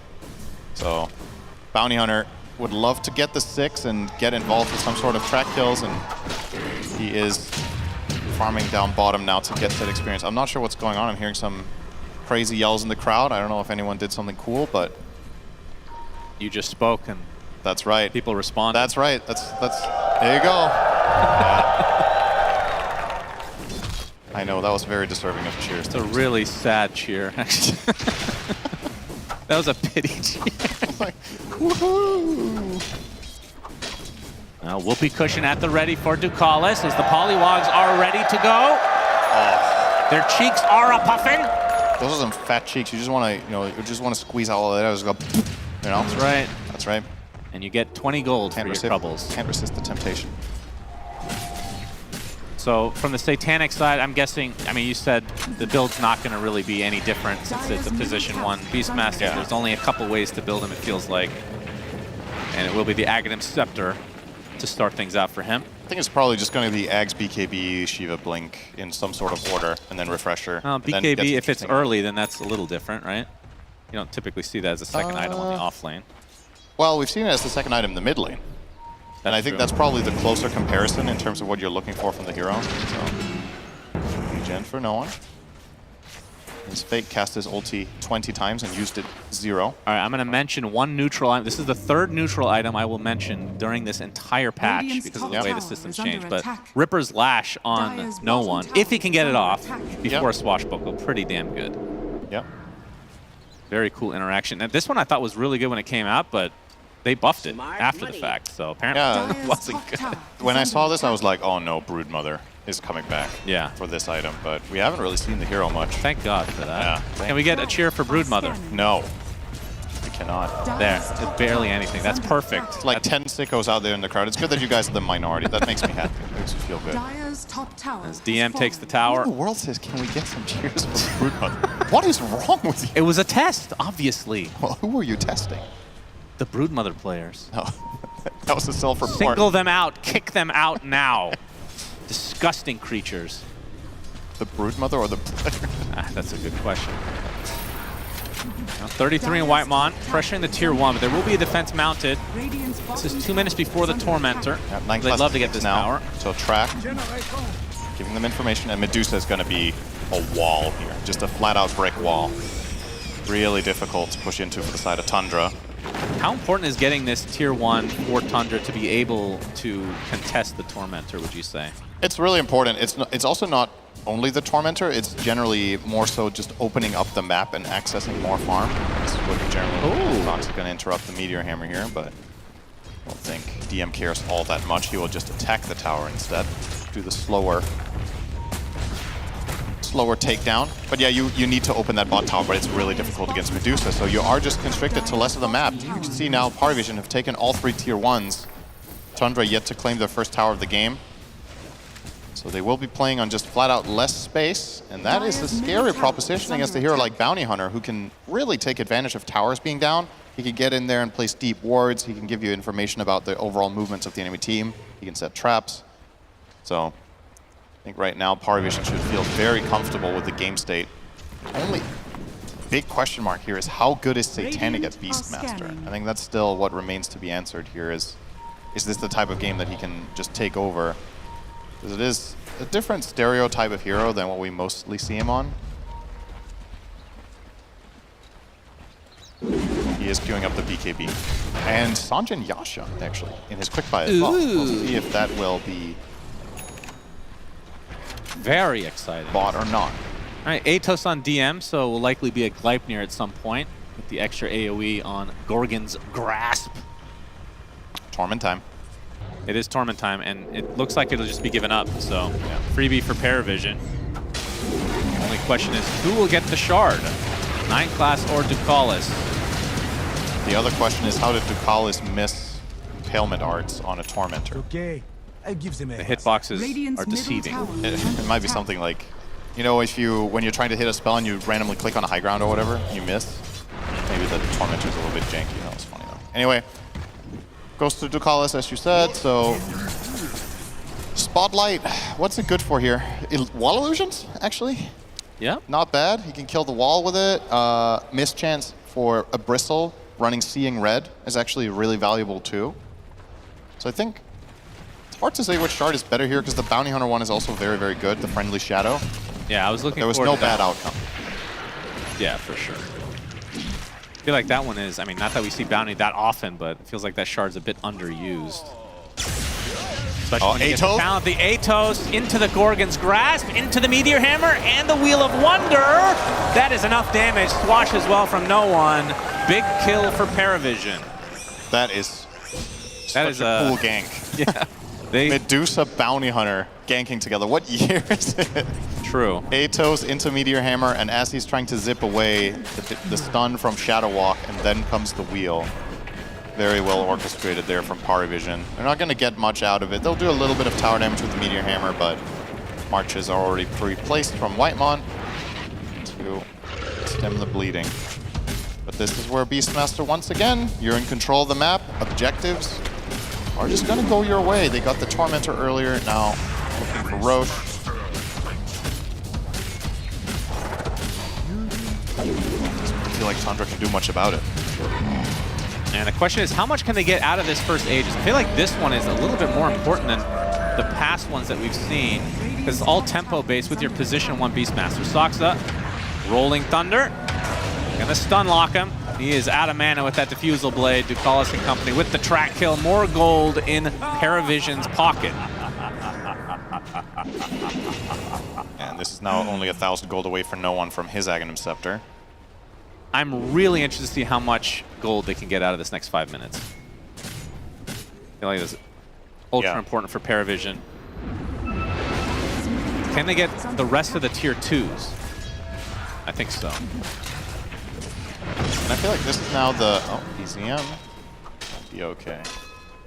I'm going to feel confident enough to go for a Lotus, but he will be blocked off by Ducalis. It's going to be interesting to see for the remainder of this tournament now, based on this game and what we saw last night. I feel like Bounty Hunter is actually going to go massively up in stock. He's been a great hero today. He was outstanding in Spirit's game that they played it last night, and he's basically unpicked in the tournament. So it's kind of cool to see when you're down to 4 teams, this hero suddenly gets rediscovered as a solution to some of the problems. Like that, opens it up onto Ducalis. Rolling Thunder from no one. They've already lost their support though. And no one looks like he does not want to continue the fight. So quick pick off for Tundra, and finally the tier 1. Yeah. 18.5 minutes for their first tower. This is very slow by Tundra standards. It's important to open up this area. It's going to cost them. Nothing comes for free in this game. Oh, good deny though. From Whitemon. Clutch. But still, a tier 2 for a tier 1. Still 3 minutes on this Aegis. I mean, what are the item timings that we're waiting for? You talked about the BKB for Satanic. He's 100 away from that. Yep. That might be what they're waiting for. The Gleipnir, I believe, is on the way as well for DM. That's big. And the Aghanim Scepter on Pango, 10 gold away. So this is a giant power spike for Paravision. Sure. The Avalanche is going to find DM. Has the Stone Gaze. Try to make him force it. Better use it soon. He's out of mana. Close to it at least. Will finally pop that ult in retreat mode. 33 is going to get the surge onto Soxa. There's another Avatos back into the fray. They get the roar off as well, but the Wheel of Thunder providing so much space.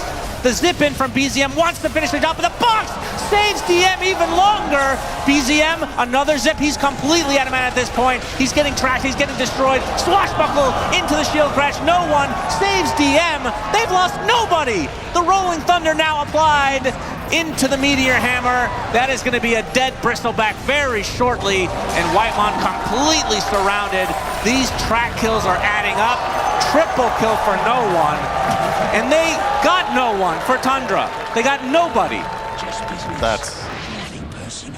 And the craziest part about that is Tundra executed that extremely well, too. They get the toss back, they don't overcommit, they force him to use the ult, they reset, they wait, they surge Tiny in, get another toss back, and it's still not enough. They can't kill this Medusa. They don't have any tools working on it. I was going to say, you were highlighting a lot of the items coming Paravision's way. You look at the other side, what do Tundra have to look forward to? It's Sanjin Yasha on Bristle. If he wants to disassemble, I mean, no, actually, he's just going to have the Sanjin Yasha and then a Halberd. There's nothing big coming his way, really. Yeah. So at this point, you're kind of relying on finding some sort of big fight where you pipe Crimson that is now going to be complete soon. Well, I say that. He gets opened up with the Avalanche. Who's ganking who, really? That is the question. As Satanic comes in with the Roar. Remember, he still has the Aegis, Wheel of Wonder. That is a dead Darkseer. Meteor on his freaking head as Whitemon surrounded again. The track. And the Gleipnir. These are, yeah, this is where things get really crazy with the Bounty Hunter. Close to a 10K lead now for Paravision. They've gotten a lot out of this Aegis so far. They're going to get likely another tower, I would assume, here. And in terms of dealing with the Medusa, you have 0 people on Tundra that can actually buy a Diffusal. What do you itemize for this hero other than that? It's BZM. We'll have to use some mana to get away. Diffusal applied. Shield Crash not going to be enough. BZM does have the distance. What do you buy? Or do you just ignore him at this point? I don't know. I think that's probably your best bet, but the problem is Medusa is always just going to stand in your face, right? Be super obnoxious. Well, they forced him out of their triangle. That's step number 1, I suppose. They will not give him a high five. Very rude. These teams hate each other, by the way, as DM. He gets the Gleipnir onto the Bristleback, but a bigger kill on the BZM is potentially happening right now. The Yules into the Avalanche, not quite enough to save his comrade. They lose BZM in the end. That is a big death for Tundra again. As Satanic to pop the BKB, gonna delete the Tinker off the face of the map. He's gonna TP out the old Nightfall special. Oh, cancels it. All right. Nobody in the pit. Nightfall Daybreak. Third. Goes for the Daybreak play. That's a good call. Pango with a Blink Dagger and Backpack. You might want to swap that one in. All right, no one realizes he has another item. Trying to connect it. They are actually just chasing this all the way down for real. Oh, the stun. Stun again. Still has Surge, but that's a double stun. 33 Yules up. Another kill, another track. Damn. More money for Paravision. 13K lead. And it's not stopping. They're TPing top. They want Crystallis. The Diffusal Blade really good against this hero as well. Tries to TP, but the Rolling Thunder forces him to cancel. And another track kill for Paravision. Man, oh man, this is a clinic. DM, they hit him twice and like, oh, I forgot. You're a Medusa, my bad. Absolutely disgusting play. Yeah, and they're working on 2 nullifiers now on the side of Paravision to counter out this Tinker and the Darkseer really effectively. They can remove the Crimson Guard, they can remove Surge, Ion Shell, Defense Matrix. Just so much value that they want to bite on both Bounty and on Dusa, and I don't see why not.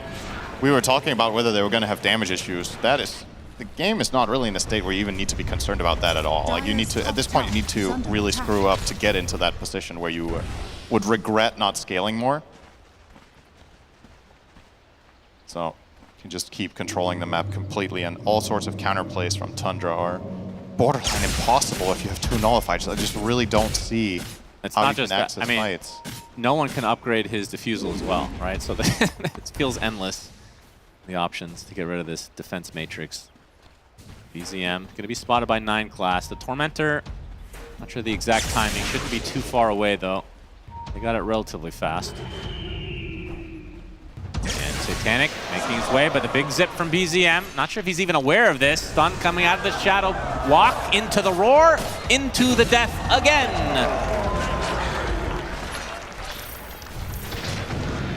And on the other side of the map, Leipnir gonna set things up for no one to use the Rolling Thunder on top of the Bristleback. Crystallis pretty tanky as the Wheel of Wonder comes out as well. Soxa just can't do anything on this Tiny anymore. Everything being shut down. Crystallis does live, at least for now. Whitemon completely out of man in the meantime. 33 comes in, wants to get the Vac wall. Has the Crimson Guard available to his disposal as Soxa buys back into the game. Toss back onto no one, but a nice box gonna keep no one safe for the time being. Gets a big crash off. That's a lot of damage mitigation coming his way. Whitemon deleted. No one does follow suit though. That's a trade that Crystallis will take. Crystallis though, kind of left to his own devices. He goes to the high ground, being chased. Knife not gonna hit. Looks like he'll find the distance this time. Tundra gets some sort of a trade here. Oh, that's a sick blink. Oh my god. Under that pressure, getting that blink. That was a roar, and that's 33's deck. Okay, miscommunication from Tundra as Soxa is stuck in the trees. Oh, blink away. 9 class might just find him. He'll blink into Bounty Hunter. Oh boy. Yeah. And he is, he's a goner as well. Satanic will want to take that for himself. Why not? Double kill for him. 5-0 and 7 for the position 1 Beastmaster. An objective-based gaming for DM. Focusing on the tier 2 now. This will be a 20k lead here in just a moment. It must be so chill playing Medusa like this. You feel so safe all the time. You're just doing your thing. If the enemy team jumps you, they have to bring like 4 heroes, and your teammates need to be AFK. You're like, hey guys, I'm getting jumped. If anybody, you communicate with them through old-fashioned mail, and they show up on time still. That's right. Gotta love it. Simple life. We're on the doorstep of their base. BZM, not again. BZM caught off guard and stun locked. They just have stuns for days. I mean, this has got to be a Lena Baron. Oh, absolutely. 50 seconds, no Storm Spirit, no buyback whatsoever. It's 33. He is so tanky, but they still find the damage. Spotlight applied. Those illusions not going to last too long as Satanic having a 1v1 battle in the meantime. Beater Hammer onto 2, but 33 will find the distance away. But again, a kill on the other side onto Crystallis. That's your position 1 Bristle. Yeah, it's just over. GG's called. Second shellacking, but this time the other way as Paravision force a game 3. What's going on in this series? Both games like 26, 27 minutes. Just one stomp after the other. Let's hope for a closer game 3 because, I mean, these 2 games, they start out even for a little bit and then one team just crushes 10 minutes straight and doesn't look back. This time around, the Bounty Hunter definitely monumental in building that amount of gold advantage out of thin air, but no, it's not like Tundra are incapable of playing it either. They were running it on Soxa quite a bit some time back, so I wonder for game 3 if that's perhaps the angle you're going to take as Tundra. At this point, they're kind of running the same heroes almost every game. This time, Paravision brought something new to the table, a new role for the Beastmaster, the Pango, and the Bounty Hunter. Caught you off guard. Are Tundra going to innovate for game 3, or are they going to stick to their guns and hope it's going to work? Yeah, Satanic's Beastmaster ends the game 7-0 and 7. Feels like we've seen this type of a Beastmaster take over the game, usually not from the position 1 side, but obviously with DM on the Medusa, you have a very stable offlaner that just cannot die, especially when you don't have anybody that can itemize against them, really. Just pretty flawless from Paravision. And we were talking about if they could bounce back after that game 1 disappointment where they just got rocked. The answer is yes, a resounding yes, indeed. And who got stomped harder? This one might have been harder. Honestly, I kind of feel like this was a more one-sided game, even if it lasted 1 minute longer, however it was, because I felt hopeless for Tundra after 15 minutes. Like, I genuinely could not see them access a fight. Like you said, they couldn't kill the Dusa. They couldn't get out on the map because of Bounty Hunter. Everything was just scouted out. And some of the heroes that Tundra have been owning on just fell flat. That's right, Shiva! Thank you very much, Husband and Cinder, and we are having a tie. It is Paravision that take this second game of this best-of-3 elimination series. And once again, a convincing fashion, this time just the other way around, Brian.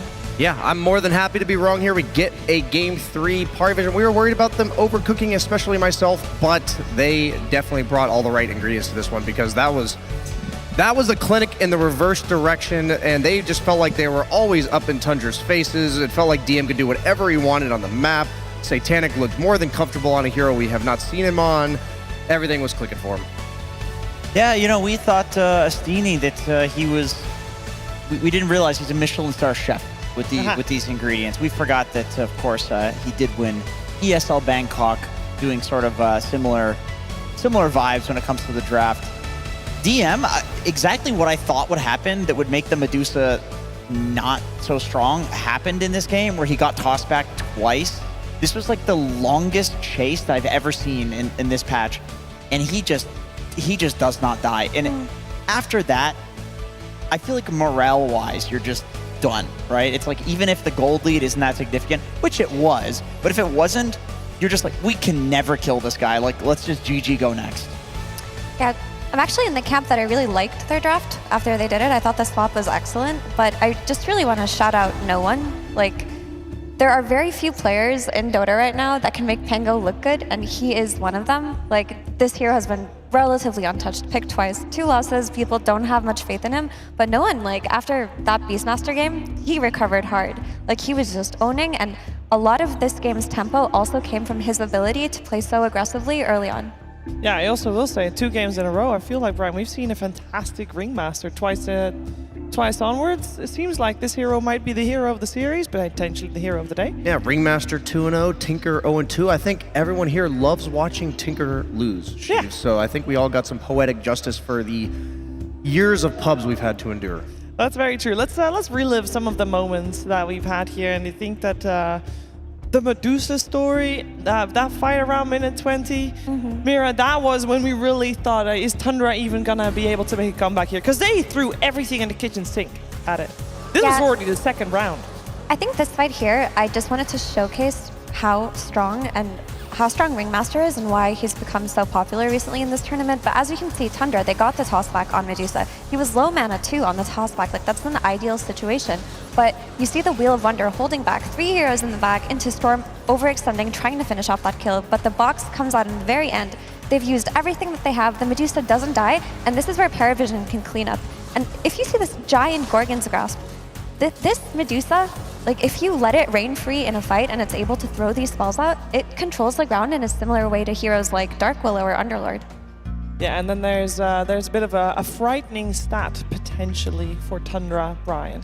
Yeah, so at ESL Bangkok, the team that, if the series went to 3 games, the team that won game 2 was 6-1.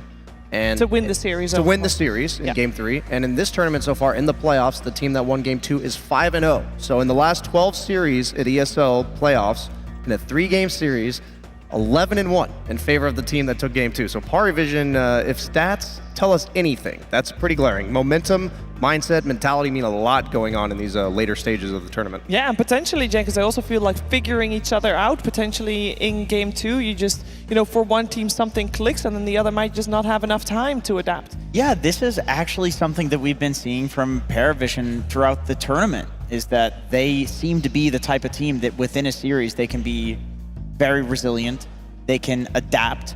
I mean, we saw Satanic play a Beastmaster. This is not a traditional character. He does play it, of course, but it's a polar opposite playstyle to the traditional carry. And he did say, when joining this team, he had to relearn carry. Like, he had to learn how to play these heroes, and because of this, they can make these swaps in the middle of a series.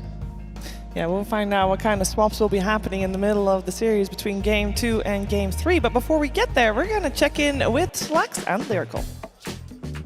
Ain't that right, Siri? Yeah, we're here in North Crack-a-Lacka. How you doing, crowd?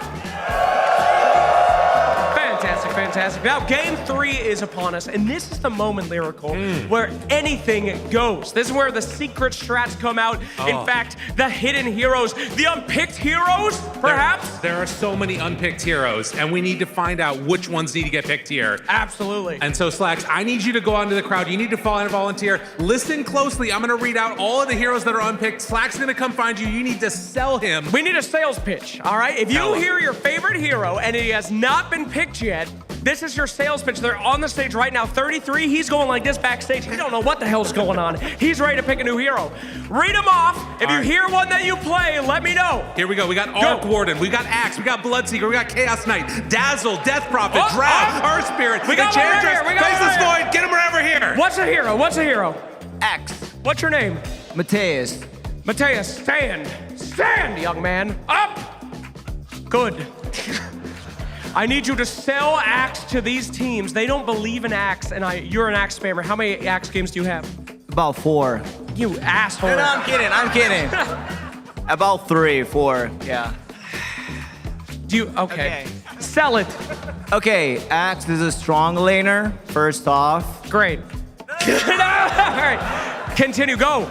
I think it's good for the patch. Fuck me, Mateus. You really griefed this segment. All right, let's get it. Thank you very much. Dazzle? Dazzle. Out of my way, please, and thank you, beautiful, dedicated crowd. Excuse me, we're going this way. We're going to Mr. Dazzle. Oh, please, give it up for Mateus. Anybody? Thank you, Mateus. We love you.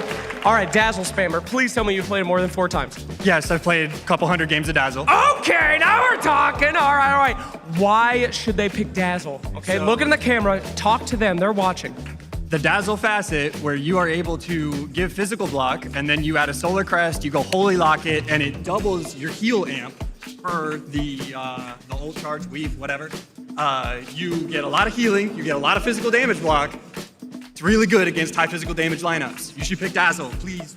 Yeah, they changed that. It doesn't do that anymore. Okay, well, it did do that. Okay, no, they still do that. Don't worry. Dazzle, that's a good sales pitch. Lyrical, come on, give me a hero. Give me another one. Give me one here. Arc Warden. We need an Arc Warden player. Gotta get an Arc Warden player. Arc Warden? Oh, we got one right over here. Here we go. All right, Arc Warden player, tell me you're a spammer, please. I'm a pleb and I can carry pubs with Arc Wardens. Look what they do with 2 characters instead of 1. Ooh, okay. Just push everything out and just bully people. All right. Any advice? 33 has no idea how to play Dark. No idea? No. He could micro it better than ever I could. Okay. But I'll just say, build Bloodthorn, Scythe, Shadowblade, and just kill anyone. Okay, that is actually a sales pitch. You know what? We have one more hero spammer in the house that we need to get some words on. We have an Omni Knight player right here, so I need the sale pitch. Omni Knight, why are we going to be getting Omni Knight out here? Slacks, let me know. What do these teams know that they need to know? Don't pick that shit. Bad. Ice Frog, if you're watching, baby, fix that shit. It's bad, dude. Don't pick it. Love you, buddy. Get to work, please. Thank you so much. So let's go ahead and get ready for our Game 3. Raleigh, let's get some noise! We are heading to a quick break, but when we're back, it's Tundra versus Paravision Game 3.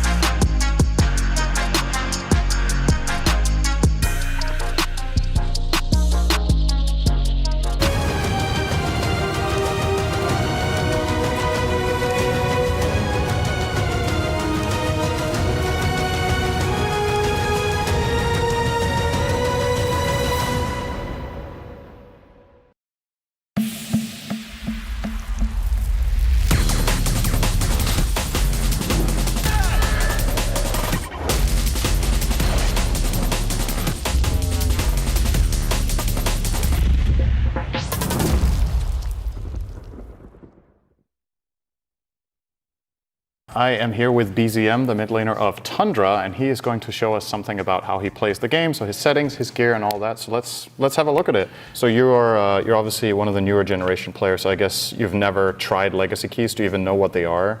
No, I use them. Oh, you use legacy keys? You use legacy keys? Yeah. Oh, that's crazy. When did you start playing? 8. So you started in Dota 2? Yeah. So you started learning Dota 2 with legacy keys? I played some Dota 1. Oh, you did play Dota 1. Okay. Yeah. I was like, if you never played Dota 1, why would you ever start with legacy keys? Okay, that's cool. I didn't know you play legacy keys. So why did you keep legacy keys? I never thought that it's like a disadvantage. Mm-hmm. It's just, I'm used to it. So I never tried to switch it. But as Dota keeps releasing more features. Like now you need to have a slot for your neutral item. And when they moved the TP, it's like 2 more things you have to have a hotkey for. So that's kind of not good for the legacy users, right? I see. And when they add some changes for, I mean, we need to remove this. For heroes, they add new abilities for Aghanis. Like when they added the Lina, they gave her axe. On legacy, it's unusable because it's on L. You cannot use L. Yeah, that's a terrible hotkey. Yeah, so I have to switch it, and that's why I changed to unit specific. So I have different ones for like Lina. It's like I change it to Alt F. Okay. It's more usable. Yeah, it's pretty cool. I know there's a couple of pro players still that use legacy keys, but I think you might just be the youngest player that uses legacy. Amar always uses it. I think. Amar as well? Yeah. Yeah. Is he younger than you? No. Well, okay, then you're probably the youngest one. Yeah. So your inventory, so all your spells is legacy keys. Obviously the inventory is all new stuff. So you're using 2, 3, 4, 5, and then mouse 4 and space. Tell me about what items you have on what slots when you're playing your heroes and why you chose those keys. As you get used to using something, like in the beginning, you just try stuff, right? Until you get used to whatever you like. 1 year or whatever, when I was playing, I was using Blink on 3. But I don't know why I switched it to 2. So I always have Blink on 2. I mean, BKB is like 4 or 5, but mostly it's 5. 4 is when I have Refresher. So I Refresher is always on 5. Okay. And if you don't have Refresher, BKB is on 5? Or? Yeah. Okay. And then what is space? Is that your boots? Space, I mean, phase boots is always on space. Okay. And treads are also on space? Sometimes I can move it to mouse forward. Oh, interesting. So what decides when you move it? When I have another item for space, which is like diffuser maybe. Okay. Manta is always on 3. I don't move Manta. Okay. This is pretty weird inventory. I mean, Orchid is like I can move from space 3, 4. I can move it on 3 positions. Okay. Let's go back to the menu and look a little bit more. So graphics settings in a video. Is there what settings do you have? You have advanced settings, and then do you keep everything on, or is there something to switch off? I just play like this. Okay, so tell me about it. Why are you removing all these things? I've never tried them. You've never tried them on?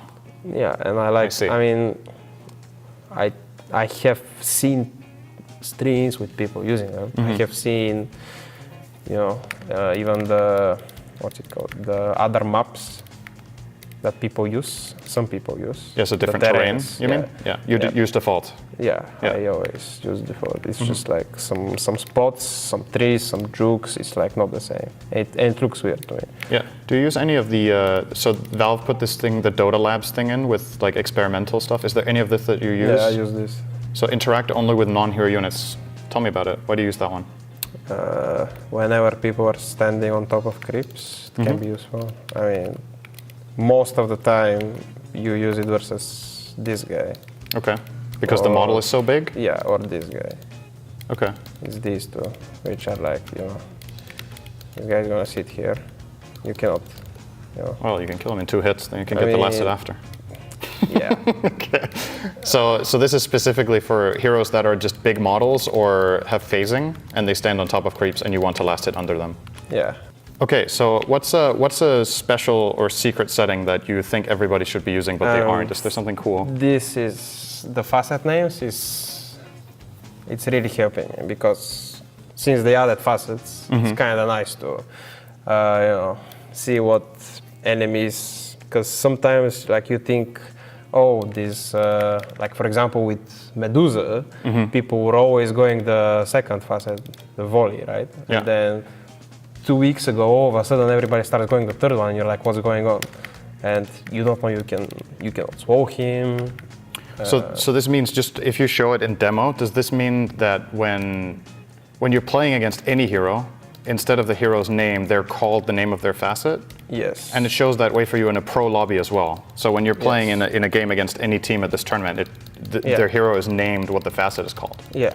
Man, that's really good. I actually didn't even know this is a setting. Yeah. This is good. All right, guys, that was BZM, the mid laner of Tundra, showing us off all of his settings and hotkeys. Thanks for watching.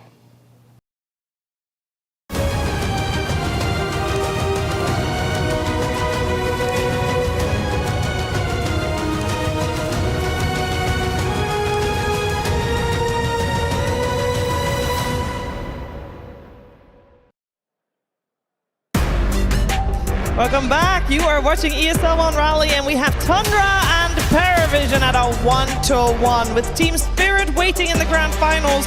One of these two teams will get their slot next to them, but which one will it be? If it's up to the odds, we believe that it should be Paravision with the momentum swung in their way after that game number 2. But let's see how Tundra answers as we are in the draft. We got Tundra on the dire side with second pick, with overall last pick, which I believe has had a pretty high success rate as well. So potentially Tundra can make that work for themselves. Two heroes that we'll keep our eye on is will Tinker be picked? Did not win a single game this lower bracket, and the other one was going to be Ringmaster there, Jenkins, as that will be first pick by Paravision. Yeah, it has won both the games. I mean, just watching these games, and honestly all of the Ringmaster games from like the tier 1 teams in the playoffs, it looks so good. Not only does it do a lot of damage, it has the save. I feel like one big thing that we're seeing is that, and this is something Gunner's been saying, if a team chases, if they chase too far, like this is when you see the turnarounds. Like it's just so hard to kill people, so you have a lot of these like chases into turnarounds, right? Ringmaster is so non-committal.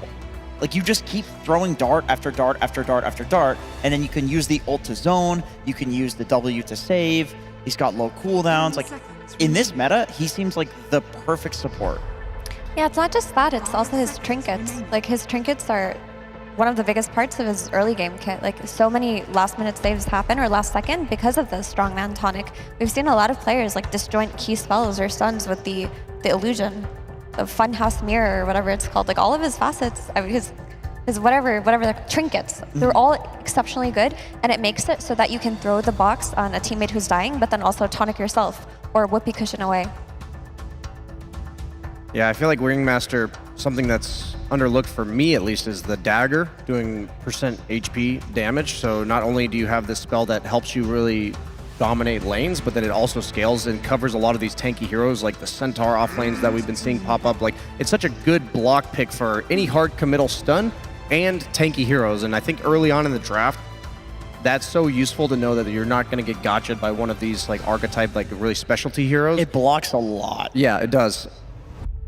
I will say though, the reply with the Keeper of the Light, we have seen this hero be incredibly strong with loads of different combinations. Obviously a lot of cores were combined with the Keeper of the Light, but let's not forget the time we saw the Crystal Maiden paired up with the Keeper of the Light, incredibly strong as well, having multiple Frostbites in a row.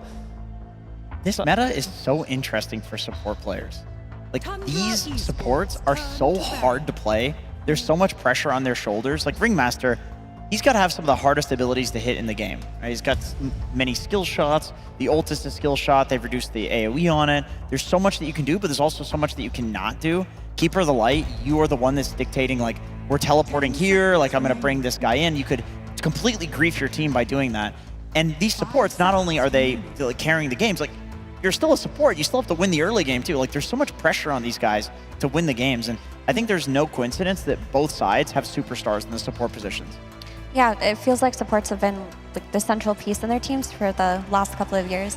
As for Coddle, this hero is still incredibly good for Tundra. In the hands of Soxa especially, he's had so many early ags where he turns around the game by himself, wins team fights by himself. It's also kind of an activation hero. It activates things like TA, it activates things like Storm from the mid lane, it activates offlaners that need to farm stacks. Like he can basically do what you need him to do in the early game.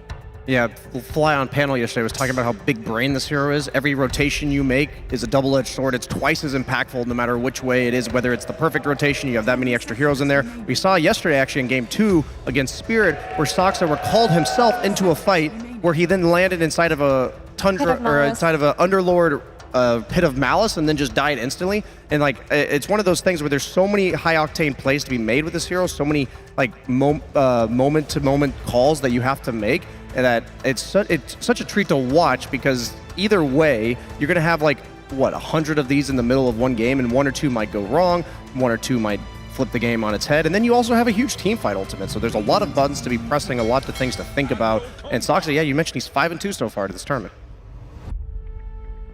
With the Kunkka straight up afterwards, this time, well, most likely going the way of BZM, but definitely still a flex pick. Has been one of their more successful heroes for Tundra this event so far.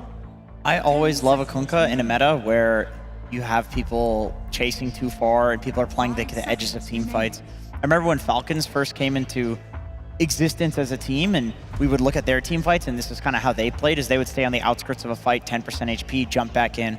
Kunkka is such a good hero at just poking from far. It's like, it's not like you can commit and then the Ringmaster throws somebody in a box and it's like, oh, I got you, you just wasted your commitment. Kunkka is very casual with his commitment because he doesn't jump in there, right? He X's from far, he can throw a Torn, he can boat. Even boat's not that big of a deal to commit. Yeah, for sure. I'm with you on every single point, but I do wonder why they valued it over the TA that was still left in the pool. Because while Ringmaster has become popular this tournament, like, he's still like easily countered by nullifier carries. Like, his box is dispellable by like any kind of dispel or a nullifier, and heroes like TA that Tundra could have looked at, just that build into the early nullifier pretty comfortably, make it so that that play of Ringmaster is completely negated. It's also countered by things like Oracle and Shadow Demon. Like, people just, they don't have enough experience playing against Ringmaster, but that save is not the end-all be-all. Yeah, we saw TA have a lot of success against Coddle as well because of the fact that Coddle is the one setting up ganks on the map. He's not like a bounty hunter or a Nyx that's scouting you out invis. He's just a fast-moving support that will walk over these traps, and sometimes you just see the Coddle get picked off when most teams wouldn't have vision in that obscure area, or you can't account for like every single ramp, you can't deward all these paths, so they not only pick the TA, but then they also cover the counter of the TA by picking this flex. They have the flex of the potential TA mid or carry, Terrorblade carry or offlane. Terrorblade 4 as well, actually. Oh yeah, 9 class does play that, yep. So I am wondering, like, they're really putting a lot of emphasis on what they believe the strengths of Kunkka are, because giving away this TA plus TV into phase, like, they've got to have a better solution waiting for them, or some kind of surprise pick at the very end. This is very curious. I love when you get to game 3s this far into a tournament. There are so many levels to each pick. Yeah, the team's got a big brain it, but also not too big brain it, because, I mean, we talked about it with Paravision when these two teams played earlier this week in the final game of that series. It was Paravision that overcooked. And you don't want to overcook in a game like this. Yeah, that was a 20-minute GG. That was the Wraith King Medusa offlane duo against Anti-Mage, so doubt we'll be seeing that much of a stomp in this one. But they have the Darkseer counter to TB. And probably, yeah, and TA. Actually, yeah, that double dips on that one. That removes a lot of their flex potential. I wouldn't be too surprised if it's now TB offlaner 4 and then TA in the mid lane as an adjustment to that. But I'm wondering if there's something they have that's worth picking in the carry role, because I'm just thinking if you have a mid TA and a non-carry TB, what carry offers you the amount of like mixed damage? You're looking like all physical right-click damage right now. Gyro, probably. Oh yeah, Gyro. Good mixed damage carry that does not have a strong illusion either. Would you want to pick it here? I mean, side of Fairy? I think you should pick, oh, they went for ET instead. So they're leaving another last pick, unless they're also doing or dabbling in the Kunkka carry flex. That could also be an option, where then they last pick BZM's hero. But I think that there's a lot on Crystallis' shoulders now, right? For that last pick of the entire draft. Either he's last picked or he's playing a Kunkka carry, which is, he's a very specialty player. I know we've been praising him for playing other heroes in this tournament, but Kunkka, that's a stretch for any carry player. But this is a good ET game, right? Because you're going to reduce the armor of the Terrorblade, and like the sleep's good versus TA. You're going to have the Ion Shell, so you have that like ability to like put this on your ET, have them just run like pretty much head first into the fights. Be a force of disruption. With this Ember Spirit, I feel like they pretty much surrendered the team fights to Tundra on the side of Paravision. Like, I don't think you're ever going to match Darkseer, Kunkka, ET when you have two heroes like TA and Terrorblade who don't really offer anything to the team fights. This could be a Terrorblade offlane still that builds like auras, so he's not as countered by ET, but I'm more and more leaning towards it being 9 class. I don't know what you're thinking, Jenkins. I kind of feel that too. When I see it come out as like a TA into TB pick, even as an offlane, I feel like core into core like that can feel kind of sus, especially with these two heroes. So that's kind of what I was feeling. I do like the Ember. This is the highest win rate hero in the game versus Kunkka in pubs. And I think part of that is because Ember wins the lane. You cannot take off the shield, so he can farm quite easily. The Mage Slayer is pretty good against Kunkka as well. You can just never combo an Ember. It's impossible. He has so many ways of dodging the X into boat. Exactly, like that is such a good point, but also if your only catch for this Ember is the X, what are you doing, right? Your supports are Coddle and ET. How do they defend themselves against an Ember Spirit? Like Ember goes completely ham if he can just kill supports over and over and there's no protection for them, and that is the case in this game. Yeah, he's going to be a backline menace in this game for sure. I mean, I do feel like one other hero to do stuff in the early game for Paravision. TB's not that active. I mean, I guess are we looking at offlaners here? Have we agreed that they're just banning out the heroes that I think they're afraid of individually, like the Bounty Hunter invading the Dark Spear, farming. Yeah, so I think they're also not sure. I mean, the one team fighter that could perhaps like tilt the balance in favor of Paravision was the DM Enigma, and that's that's definitely a respect ban that's worth taking out because they didn't have the best way to deal with it, and that almost makes me 100% sure that there's no Kunkka carry because that does deal pretty well with the Enigma. Another hero that we've barely seen this event, not on that list of unpicked heroes that Slacks and Lyrical were going through, but only twice. Really good against the Spirit of ET because you purge his buff that he gets when he has it. You purge all of Darkseer's illusions, the Ion Shells, the Surge. You can also get rid of the Rum buff. Like there's a lot of things that you can get rid of with this, and we usually see historically Brewmaster be a anti-illusion hero, but he might actually be able to disrupt the team fight combo that Tundra has and basically make it so it's difficult for them to find their targets. And a Morphling coming out last. How do we feel about this in the hands of Crystallis? As we were earlier saying that with the Razor and the Gyro out, he might be looking at something that he's maybe less comfortable on. There's a lot on his shoulders, for sure. Like, he's been in this position before where he is last pick, he's the win condition, and for some reason, the game just doesn't go their way. Like in that game one, they did have BZM on that TA from the mid lane, and that game just ended really early. But I think his win rate on last pick, me and Fear checked it out a few times, is quite low. Like I think it was 30% or something like that when Tundra, our second pick. But I mean, for the late game, it's a really solid pick in the Morphling. But I love this Brewmaster coming out of Paravision, Jenkins. Yeah, I like the Brew as well. I mean, the hero did just get buffed in the letter patch. They increased some of the damage on the Void pull and the pull distance as well. They buffed the debuff immunity. Like, I know Brewmaster players in their pubs are playing it, but this is pubs. It doesn't necessarily always work out in competitive. I think the team fighting that Brew provides, it's very hard to come up with a team fighter, as the 1xBet odds do come up, that is going to beat Brewmaster, period, right? Like, if you want to, you talked about Enigma, Brian, but I feel like you said that because this is a meta hero that is also that level of team fight, but Brew has always been that hero. So I do like the pick, but I think Morphling, I'm always, these days with the matchups of Morphling, before you would want to turn into heroes that you could steal something and then turn back into Morphling, but now it's more about staying as the hero, right? How is this against TA? We're gonna find out right now.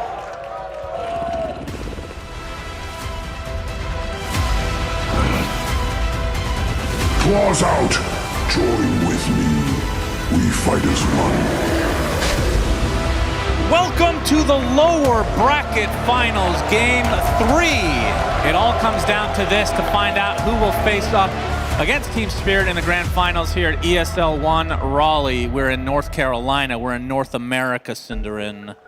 Sure Who are. will come out on top in this game 3? Yeah, there's a lot. I mean, okay. It's a yes or it's a binary question here. There's two teams. Okay. Pick a team quickly and then speak. One of them. All right, this is going to be a rough cast. I apologize to everybody. Well, we're warming up here. Chen, I don't like calling games immediately after the draft. You know what I mean? I think you got to give both teams credit. It's called a prediction. Okay. It's a gut feeling. You don't need to My use gut logic. feeling is that I like Paravision's draft more this game. Okay. And there's a couple of reasons for that, which I will get to in a minute. But first, we'll let it sink in. Uh-oh, Whitemon surrounded. Thunderclap from the Brewmaster. And that is going to be the death of him. 9 class actually gets the first blood, and that is a support Terror Blade. Now that we let it sink in and Power Vision got first blood, they now statistically have a higher chance of winning. So it makes sense. Very good. There's a couple of things here. Okay, so first of all, I think Ember is almost completely unanswered. I think that's the single biggest worry I have for Tundra is that no one could just completely take over this game. I think they have to be very careful with the way they play, in particular their supports. And they will need to find some itemization solution against the Ember because they have no reliable stun.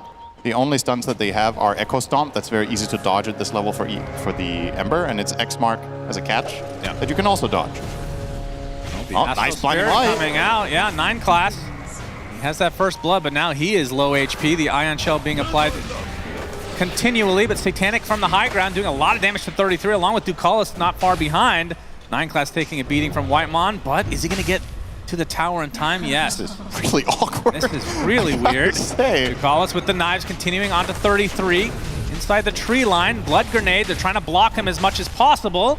I don't think they're going to get this. In fact, I think 33 might be the one that he's going to get a courier kill. What? And then he dies right after. 2 kill advantage for Paravision if you do not count the courier. I mean, that has to be a really bad start for Tundra, right? Darkseer is not even in the lane. He's going to lose the first 1 or 2 creeps entirely in terms of experience. He died. The Terrorblade has now been involved in 2 kills, so he shows up to lane with half a level already. It's time to turn him into a position 1, Cinder, and let's flip-flop the positions here. That's good enough. I'm sure 9 class will be up to the challenge. Okay, so we talked about the Ember. Aside from that, Morphling, a pretty polarizing hero. This is the 3rd game of the tournament it gets played. I find this hero to be more or less exclusively an 18 or a 24 pick. This time it's going to be picked as the very last one. Some good matchups. It's, in theory, quite good against Terrorblade because you have the magic damage component. Against the TA, you hit very hard on each individual attack, so your Manta style can pretty quickly pierce through the refraction. And also, you are one of the heroes that can deal quite well with Ember offensively, but you don't, or rather defensively, you're not too worried about getting killed by him, but you don't really pose much of a threat to me. What's happening with the couriers today?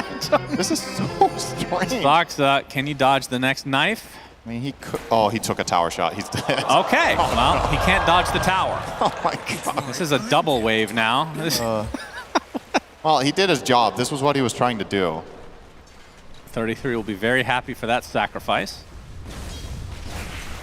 And Satanic on the tower. So position 1 TA this time around. Let's talk about the Brew, though. Brewmaster kind of picked out of nowhere. What are your thoughts on this hero in this meta? I think it's situationally very good. I think part of the reason Paravision liked it here was they want something to anchor their team fights. So if they can play around the Brewmaster split, that's going to be easy for Ember and it's going to be easy for TA to find targets. It's arguably one of the hardest heroes to kill in all of Dota, so it gives you vision, it gives you that, you know, just an angle to get in. Also, Dispel against Darkseer, very nice. You can remove Surge, you can remove Ion Shells, and also destroy the illusions. Yeah, that's 33. Speaking of being destroyed, they want to give the kill to Satanic. He'll get it. Take it with a side blade for the style points. And also the Cyclone in this game. I think it's a very strong ability actually against Kunkka with how the boat works. You're just, the ghost ship comes out, you start the mitigation, you just Cyclone whoever you want to kill out of the ghost ship, you let it expire, and then they become vulnerable. So, and yeah, so far so good for Paravision. They're up 4-0. The laning stage going exceptionally well. And in the top lane, DM will contest Whitemon for the Lotus. This will be quite a long fight. Crystallis is going to join though, so that'll be the end of it. He will yield. But this has not been a good start for the Morph. 8-2 to the 11-4 Brewmaster. Yeah, constant reflection harassment. Really annoying for Morphling, of course. We established the hero hits hard, so it also hits itself in the head. Yeah, both the position 1 and 3 for Tundra struggling in the CS department. It's really just the mid lane that's doing okay. But yeah, made us a draw so far. Another courier kill. That's 3 courier kills so far this game. I think Tundra has all of them, if I'm not mistaken. Really have a sight set on that. They might want to try hero kills next. Yeah. Get back in this game. BZM. Yeah, the call's just going to be annoying and get the water here as well. Now connecting potentially onto Whitemon with this dart. No. Whitemon a little too late to help out for the rune. We'll get the bounty though, and it's no one. That Flame Guard very hard to kill. How's the Ember Kunkka matchup these days? We've seen it a couple of times this tournament. I feel like it looks relatively even, and then Kunkka pulls slightly ahead at level 5, but as established already, no one has done a pretty good job in the early waves. Which is a very good sign for Paravision. Aside from the 4 kills, this is just in my opinion, just an exceptionally rarely good Ember game. Like, it's pretty unusual in this day and age in Dota to play against 0 counters as this hero. It genuinely feels that way. Think about how Storm Spirits sometimes take over games when they're playing into no stuns. Ember kind of fits the same category. You might not have the exact same explosive single target damage, but you have a ton of mobility, a lot of control. And you're really good at split pushing, which is also something that's great against Caudle. Yeah. So I'm sure now that we're in the lower bracket finals, there's probably a lot of people watching that haven't watched Dota in a while. Can you briefly, and I say briefly, please, explain why Terrorblade is being picked as support? Because, again, this has been historically, until this last year, I want to say, position 1 only throughout Dota's history. So he has one of the highest base armors in the game, and he hits hard, and he has one of the best level 1 spells in the game in Metamorphosis. It just makes you an extremely powerful trader when you want to trade. And on top of that, Reflection, just a super annoying spell to be constantly harassed by, and it scales. So you're playing a support that effectively scales, and Sunder is a clutch spell that can be a total game changer. It's a lot of upsides, as long as the laning goes well. Another courier, that's number 4. So now the game's even. I don't know about that. 4-4. And Vizrune for BZM to bottle up. All right, so what kind of presence does 9 class have on the support terribly in terms of going from lane to lane? Is that a strength for the hero? Not in particular. I don't think there's 2 good ganking opportunities in this particular game. He's actually going to need to help him up here. Level 5 right now. BZM has his boat at the ready. No primal split yet for our Brewmaster. Torrent will be there, and that's going to be the kill for Whitemon. In fact, as 9 class he hits hard. Tons of damage. Whitemon with that stapler staples his face, and finally, Tundra get a couple hero kills to go along with their 4 couriers. You could see 9 class trying to fight back, but Elder Titan too strong. So the case that we just made for support terribly, that was a very bad showcase for the new viewers or people haven't played for a while. Why is Terrorblade good? Go over all the reasons it's good, and then it just instantly dies without doing anything. Well, there you go. Dota in a nutshell. Paravision get both shrines. So that has not happened so far this series. It's either been a split or Tundra favored. Yeah. We'll see how they play from behind on the support experience early on. Saksa killing a 5th courier.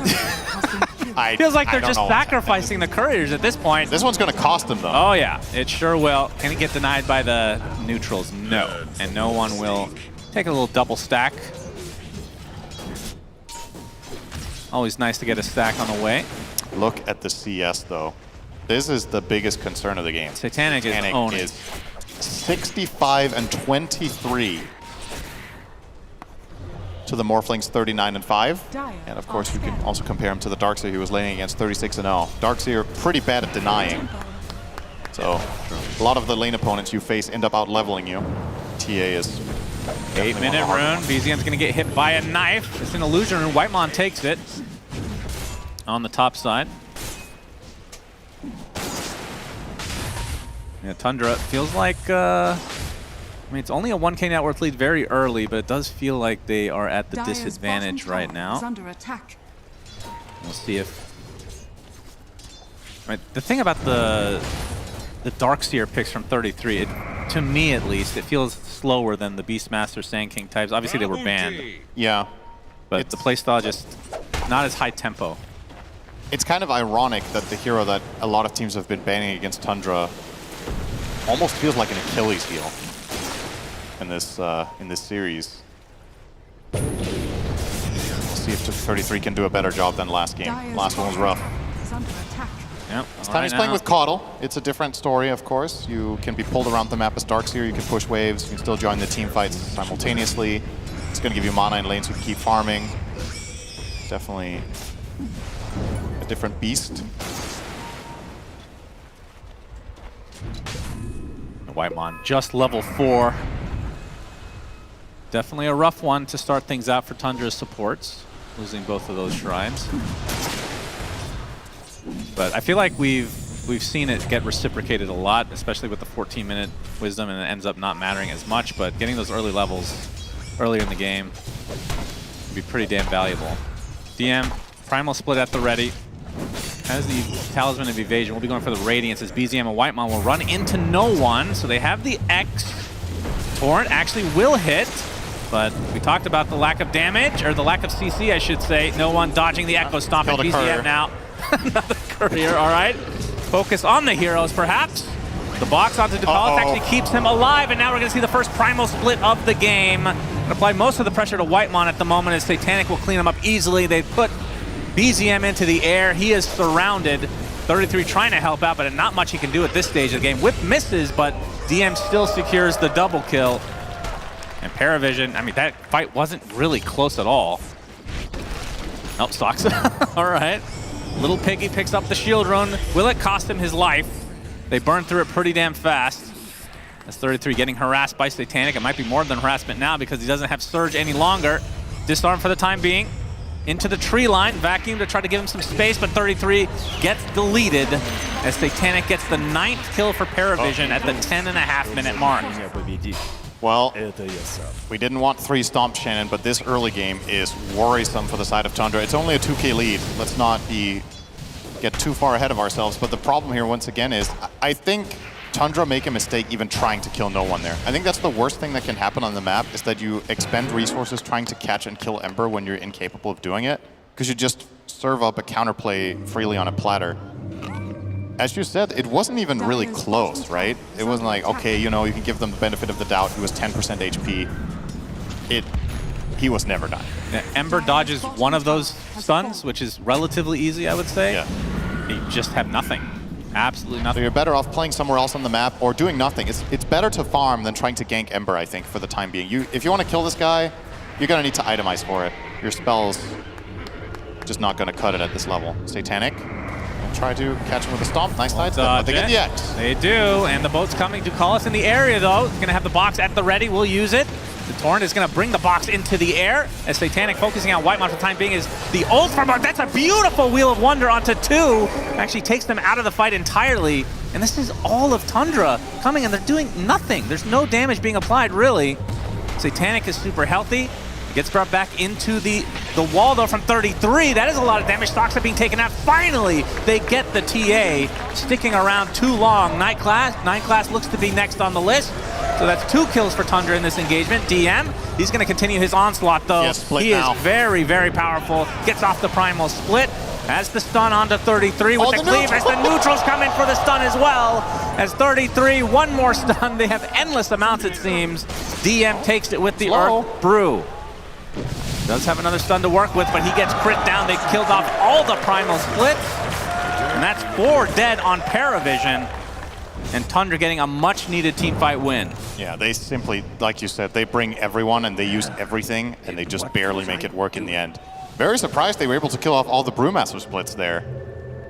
They pull it off. It felt like Paravision had gotten to the distance that they could just run away and just be happy with that exchange. Yeah. But they chose to fight and ended up biting them. I mean, when you get the Primal Split off there, I don't think any player in the world would not want to try to take the fight, to be honest. X-Mark, so trying no one again. Yep, he's got the Remnant, though. Into the gate. He says, good try, and he leaves.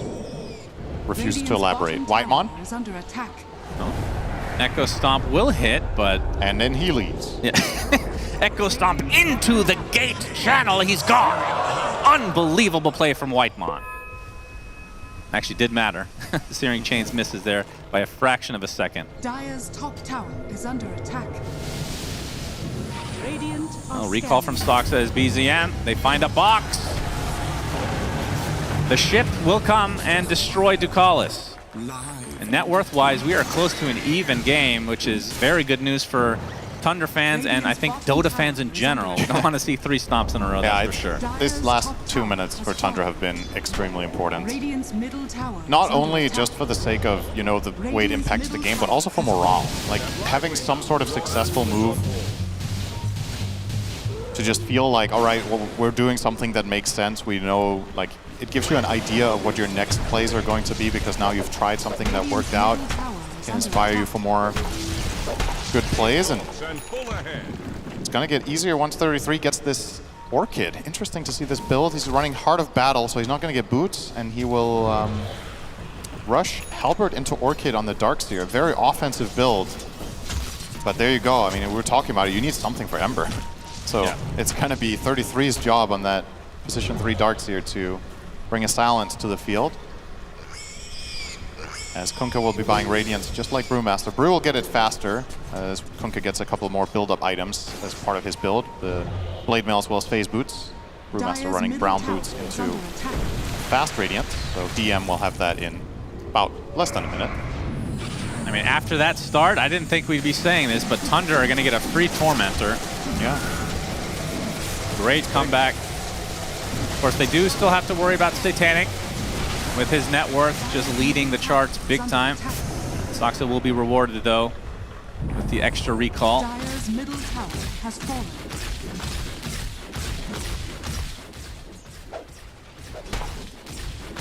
Yeah, DM's Radiance on the way. Gonna opt for the shard next as no one. Doesn't have to worry about the lockdown yet. Question is, what will he do when he sees the Orchid? Yeah. Which I think having some sort of an Orchid reveal smoke type situation from Thunder is going to be pretty crucial. Yeah, I'm trying to think. Honestly, I don't even know if I mind buying the cheapest solution in the Yules in this game, specifically because it's got multiple uses. You can break out of the Orchid, but you can also break X-Mark plays. So might be a nice grab. Good find. Yep, Wheel of Wonder finds him, and he is going to get destroyed in all likelihood. Although, going to get tanky thanks to that ghost ship. He's a little piggy, but they find him in the end. Paravision, big kill onto BZM. They might just go straight Roche with this, or at least try to force some sort of reaction out of Tundra. They have a TA with Amplified Damage Rune. She makes quick work of this. You've got Radiance as well as Brewmaster ult if the fight were to break out. There you go. The only thing you have to worry about is that, which is the Echo Stomp. Whitemon to the north. They know he's around here. And 9 class is just scouting. Sending out the Conjure images. That's another part of this hero support that we didn't really talk about, but the vision. Yeah, another benefit. ET Stomp once again. Now one more. Oh, Roshan bashed TA, so the Stomp is actually going to hit. They should be able to secure this before the next Echo Stomp is back, so for Tundra, nothing to be done. So Aegis will be secured for Satanic. It's BZM already using the Blade Mail to farm, and he is spotted. No one to call it. They cancel the Clearing recall. chains. They have the damage. It's very, very likely. There's nobody even remotely close for Tundra. They surround him. And they will end up taking him out. No one gets credit for that. And now they have this Aegis for the next 4.5 minutes. Let's see how they want to apply it. You don't have the sign. Boxla is getting pretty farmed on this keeper, I have to say. I mean, look at the farm discrepancy between him and the rest of the supports in the game overall. Yeah. He's only 1,000 away from Will-O-Wisp. Could be a big difference maker. The type of fights that we've seen are relatively controlled within a region. Obviously, the Ember, as we've covered, will be able to move around it quite well, but still, for the most part, get off some good Ignis. And we see from no one he is committing for the Yules. So I really like this choice here over other options. You could have potentially considered a BKB. You could have, some players sometimes go Sanjay and Yasha in the slot, even though there's an Orchid coming, which I really would have not liked. So we'll see the Yules. I think it's the best choice. That was a triple TP to try to save that tower. They didn't. And they didn't turn it into any kind of a gank situation. Satanic got out of there in time. I'm not sure if he's shown the Orchid yet on 33, but they do have it. Yeah, he might not have shown on a wave since he picked it up, but regardless, no one, maybe he saw a couple of components and figured out that the Orchid was on the way, and therefore buys the Yules here. Couple shards for Parvision. 9 class picks up the Demon Zeal, and they've also picked up the Aghanim Shard on Brewmaster. Extends his ulti by a long mile. It's a 26-second duration now. Radiant With that Radiance. It's a must-buy. Yeah, for sure. Allows you to 9 class will tank the gank. X is there, gets torrented, no way to Sunder. Easy pick off for Tundra. honestly very impressive that Tundra are only 1k down with how this game's gone so far. But like you pointed out, about 2,000 of it is the Caudle. So the cores are trailing by a bit. Let's see, about 1,000 behind on the 2 cores and then 2,500 on Crystallis against the TA. And BZM still working on that rating, still got a ways to go.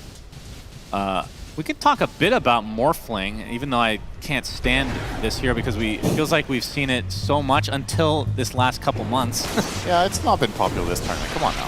No, that's what I'm saying. That's why I'm okay to talk about it. Yeah. All right. Otherwise, you would ignore its existence in the game. Yes, that's true. It was just like when Terrorblade was picked every single game back in the day as a one, of course. Satanic, ooh, he's going to be baited. Get X'd. Actually does get the illusions. And we'll walk away. Yeah, why Morphling in this game? I mean, they were last picking a carry, and I think they were looking for a carry that would have a potential good matchup into... So at the time, they knew for a fact that TA was a core, obviously. It was the overall last pick, so they saw the whole roster. So they knew that the lane matchup against Brewmaster was going to be fine.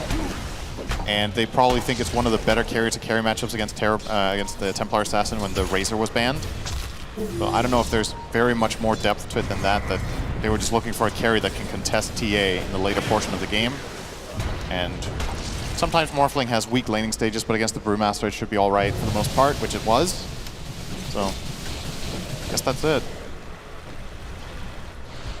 Only a minute on this Aegis, so Paravision gonna put the pedal to the metal, it seems.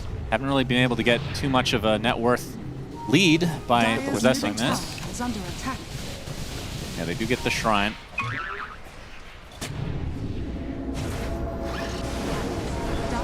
Tundra seem well aware of this, so they're just not going to come. We'll give it up.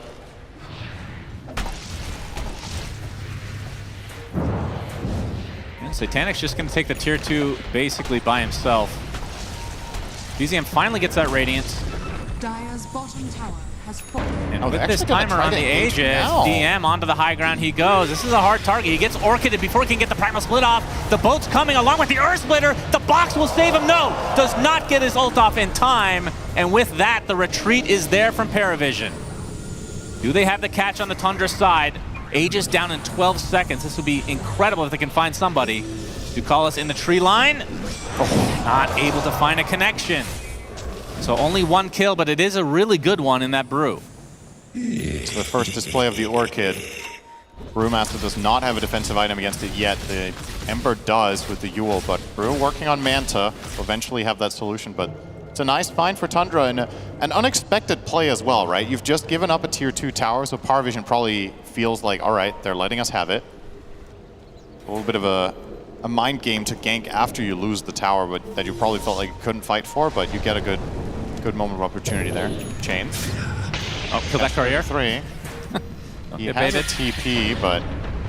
Orchid from 33, but the Yule's wanting to be used on himself. It's going to set up the dagger. 9 class from the other side.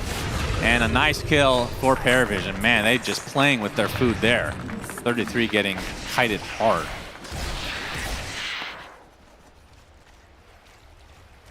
Yeah, with that Heart of Battle facet, that's the one where you get move speed with people being next to you, right? Yeah, it counts all heroes and illusions from your wall, I believe. So both enemies and allies influence it, and that's why you can see he feels like he can bypass boots. It's become a trend in Dota in the last couple of years. Heroes that have a way of avoiding to buy boots really want to, because then you get the higher impact items faster. This is a battle for the Lotuses. BZM attempting to TP out, but the Searing Chains gets him in the end. He's very tanky thanks to that Ghost ship, but they have the mobility. They should have the crowd control as well. And he will burn to a crisp, so BZM takes a tumble again. Does buy the Veil of Discord before dying, so doesn't lose too much gold. Still, Tundra, in terms of net worth, still keeping this quite even. I think this next Roche in the next few minutes will probably set the table for how things will go into the late game. Yeah, not too long until Tormentor. You'd imagine Paravision want to try to claim both once more. It's despite the gold being even, the game flow doesn't quite feel even. Would you agree? It's like it feels like Parvision are the ones setting the terms a little bit more. Tundra are finding gold, but the question is how the teams are feeling in the game right now. If they think if you were to pause right now and ask them how they thought it was going. Yeah. Do a little survey. Well, 33, there's a good chance he will pause the game at some point, so we could potentially get slacks on that. Yeah, I don't know. It does feel like Paravision are the ones aggressing more times than not. Don't give Valve ideas for halftime interviews. Players will love that. Just pause the game, and then each team has to send a representative to talk about the state of the game, but they don't get to see anything about the actual state of the game aside from what they felt themselves. Yeah. That would be horrible. Great idea. They do that in the NBA, believe it or not. Yeah, well, that's unsurprising. All right, Butterfly. Completed for Crystallis. Great item here. There's no True Strike on the Radiant team for the time being, but TA will be eyeing up the MKB now, put it in his quick buy. I think Satanic still wants to buy BKB first. He wants to be confident that he can stand in the middle of all the garbage that Tundra have. Ignis, Vacuum, Wall, ET spells, X-Market. It's just a BKB game through and through. Oh, is this a 5-man gate play? They want the Tormy. There's smoke, so the trap... Oh, there is a sentry there, though. I think Sox has showed on it, the trap there, maybe. Nobody's shown quite yet. Oh boy, the smokes are gonna pop though. No one gets the big steering chains on the two heroes. The Wheel of Wonder to follow. Looks like the Elder Titan's about to fall to start this fight. The Will-O-Wisp uses well, but actually Whitemon gets an Echo Stomp onto one. They've lost the Ringmaster to start this fight as 9 class gets burnt to a crisp by Crystallis. 33, burning really low, gets healed just at the last moment from Soxa. Will barely live through this engagement. That's 2 supports dead for Paravision and 1 for Tundra. High ground advantage and all of those Caudal heals plus the staggering of the damage with Ghost Ship did keep them alive. You saw the damage done there on the team fight recap was basically even, but they couldn't really kill anyone except the ET. And Parvision DMs, Brewmaster split, they all got obliterated except the Earth one almost immediately since team fight impact was mitigated very quickly. And this would be a nice pickup there for 33, gets the shard. So the Surge now with the slow and the damage. Yeah, but it will be a trade for Roche. Although, ET... Okay, not in time. It could have been disgusting, although because he was not close enough to actually do anything about it. So Aegis again for Satanic. As no one's going to run into 33 in the jungle. It gets the Searing Chains off, despite the blink. 33 actually wants to go back in. It's the Orchid at the ready, but there is a Yules like you talked about for no one. That was actually just a complete fake out there from the Darkseid. He was alone. It was a game of chicken. It's a 33 classic. Now he will be accompanied for a successful move by baiting the enemy team into thinking he has backup bottom, which he does now. And we'll take the tower here with Morphling. Unless Paravision want to do anything about it. They don't have split though. No split. I think unless this Brewmaster one illusion now, it's going to expire. Tower for Crystal. 2K lead now for Tundra. Ooh. Damage room. BZM takes it instead of Crystallis. I guess he was not that close. All right, what do you think 9 class has in his quick buy on Terrorblade? 9 class? Give me your best guess. Manta for some reason. Armlet. Oh, yeah. He's Wait, does he actually? Does he act? Is it going to be a Dagon? Yeah, there's from the crowds like, that's Armlet? Like in my 1K game. Armlet Shadowblade Dagon? Is that we'll see. I mean, so the logic here is with Armlet, you can get yourself low over time. You can choose when you want to start burning out, and then you can obviously get a really strong Sunder. And in theory, it's a mega high impact play for a support player because you can almost kill an enemy core instantly by being low. But you got to be really careful because when you're that low, anything scratches you, you just die on the spot and it's self-griefing. So, yeah, you can get cleaved by Tidebringer. Yeah, cleaved by Tidebringer. Maybe you just run into an Illuminate or something. Is he actually going to go for this? He's already decided. All right, so if you go Armlet, do you go for the Pub Classic, which is the Shadowblade and then the Dagon? Or is that too much? The triple whammy, we'll see. as we Let's like see if to he call gets it. there. Smoke from Paravision and try come from the side here. No one. They have a little vision now on Crystallis. Shiva's this pop. They're going to focus on BZM to start. Searing Chains is there. The boat is coming, though. 9 class on the outskirts. Boat's only going to hit the illusions for now. The Primal Split available at the ready. Will-O-Wisp being very annoying to deal with. And he actually takes off the Primal Split, so he goes back into his normal hero form. BZM gets bursted. Wheel of Wonder placed. Fox is going to keep one alive as Dukas getting super low. Double kill for Satanic. Crystallis is also going to town on this team. Satanic versus Crystallis down to 1v1. Whitemon. Aegis advantage. Very true. 2v1 in that case then. Yep. BKB just picked up by Crystallis. Yeah, he will chase. Oh yeah, Whitemon getting bursted. Triple kill for Satanic as they continue the onslaught here. Uh-oh. Crystallis on the run.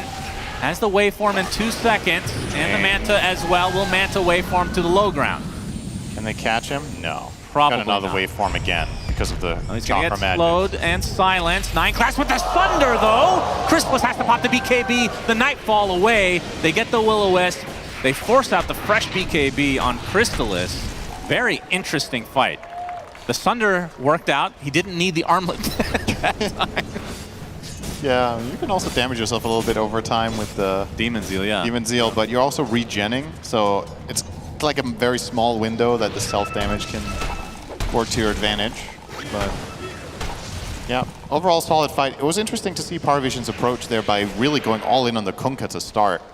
Usually teams that Tundra have faced with this mid Kunkka have tried to focus on secondary targets because he's too tanky, but I'm seeing the replay here. So the trap, going Thunder, and the funny thing is, I mean, he was fine here. He didn't really, I mean, obviously, he didn't know exactly, but it was a good move from Paravision, forcing that out. Yep. Tundra grouping up again. He still has that armlet in his quick buy. We better see this or I'm going to be really pissed. Yeah, You cannot bait and switch like that on land. On land specific. Yeah, just on land, because then I can look them in the eyes and tell them how disgusting they are to me. I think 9 class would intimidate you a lot more than the other way around, to be honest. You think so? I don't know. I don't know about that. Will-O-Wisp for farm. Soxa stealing a little bit and exiting. Well, this is the longest game we've had in this series, I believe, right? Somehow. Yeah, and it's anyone's game still. Yeah, it's a good one so far. I'm actually very impressed with Tundra's navigation of the mid game. I thought the Brewmaster was going to be a lot more impactful than this, but every single fight when DM gets the split off, they either force him to exit the split, or at least they kill multiple of the Brewlings really fast. So it's just the Earth one they have to deal with, and that's not that big of a deal. There it is. All right, let's take a look at our Terrorblade. He's got the armlet coming to him right now. Very cool. Yes. Immediately you hear the cheers. It's time to start taking damage. A degenerate build for a degenerate crowd in a degenerate country that I am degenerate in, Cinderin. This is going to be hype. Keeping the... Why is he going back? He needs mana still? Let's go. Wait. Really? Yeah, I'm not sure whether to cheer or not. Oh, I guess I'll do what everyone around me is doing. It's probably right. That's right. Okay. Oh, he found the ninja gear. That's interesting. True. So it's a free smoke for him, and he does have the blink, so that's going to bypass the Shadow Blade aspect to this, but the Dagon needs to come later, Cinderin. All right, let's remember, his facet also helps with the Sundering. Let's do your favorite part of this video game, the mathematics. Okay. How long does it take him to get low? What's he losing right now? Like 30 HP per second or something? Now he's going to backpack his drums and wand really quickly. Hitting some neutrals very inefficiently normally, but in this case, efficient. All right. Okay. Might be time to smoke up. This is so stupid. I love it. This is awesome. Wait, he toggled. Dude, that's inefficient, man. That's working against yourself. Oh, he doesn't want to randomly die to like some kobold that somebody duck up. That would be quite embarrassing. Okay. Well, he's hanging out, hoping somebody's going to show on the mid wave that he can blink Thunder against. Now he's going to be smoked up. The question is, do they know he has an armlet? Is that on their radar? Don't think so. This first jump should be a complete surprise. Yeah, I would hope so, because that is absurd. BZM. All right, 9 class. That's an X-Mark play, though. This is where now you get Yule's next on Terrorblade to stop the X-Mark shooting Thunder. Oh, he's going to go into the base? Soxa? Oh, they see him.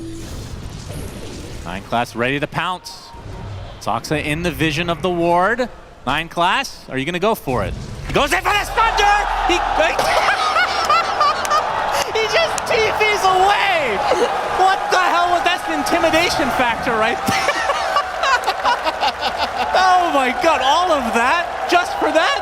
And the D ward immediately, of course. Soxa with a quick Ghost Scepter. That was something All right, that is why you need the Dagon, you see. Fair play to Soxa, though. That was a very quick reaction. If he doesn't immediately get off the locket, you might not be looking at your hero there. Oh, now they go high ground. Now they know that Armlet has been purchased by the Terrorblade. You can take full advantage of that. The wall, Will-O-Wisp as well, but the box is going to keep Satanic alive. 33 trying to reset, but doesn't have the wall at his disposal anymore, as the Torrent's going to clip no one on the sideline. And Roche, we don't know the timer quite yet. It looks like a longer one, actually. This might actually break things up. And this will give Tundra time to digest what the fuck they're watching with this Armlet. Seriously. This is not the first time 9 Class has done this. Still. They'll know. All right, what does he follow it up with then? I'm trying to remember. I think that he has done the Dagon before, but Shadowblade, like you mentioned, could be a purchase. Really? Even though he has Blink and Smoke, essentially, with Ninja Gear? Yeah, maybe with the Ninja Gear it's not worth it, but without it, I think it's still worth it because you need to be able to traverse the map and feel safe that you're not being watched. Otherwise, you're just killing yourself, right? Yeah. That is the shortest TP of all time. He literally TP'd 1400 range. He could have blinked that. Man, he is out of his mind today. Guys. Alright, well, he is actually under a ward now. This is a very unexpected one, probably. But Radiant's middle tower is under attack. 9 Class will be blinking away with that Armlet. I wonder how Tundra are going to react to this as well, right? It's kind of going to get to you in the way that you move around the map. You need to be a lot more careful. The threat itself carries value here. Whenever Terrorblade is... Satanic, he gets hexed right off the bat. Inside this Will-O-Wisp, he's getting pretty low, has to pop the BKB and retreat. No one with the Shivas. Again, 33 and company a little bit out of steam now, need to reset entirely. Big damage and big heal. All right, back to watching 9 Class. If he had imagine if he had a Zeus on the team. Instant kill. He only has 900. He's not, by the way, since he got this armor, he's really not been farming at all. Not really progressing to the next item, which of course should be Dagon. It's a good point. When you go this build, every minute that you're not killing someone, you're losing major efficiency if you would have built toward a carry direction, right? If the game is this calm, one of those things where afterwards you'd be like, maybe I should have just gone Manta, Scotty, or whatever. It's this morph.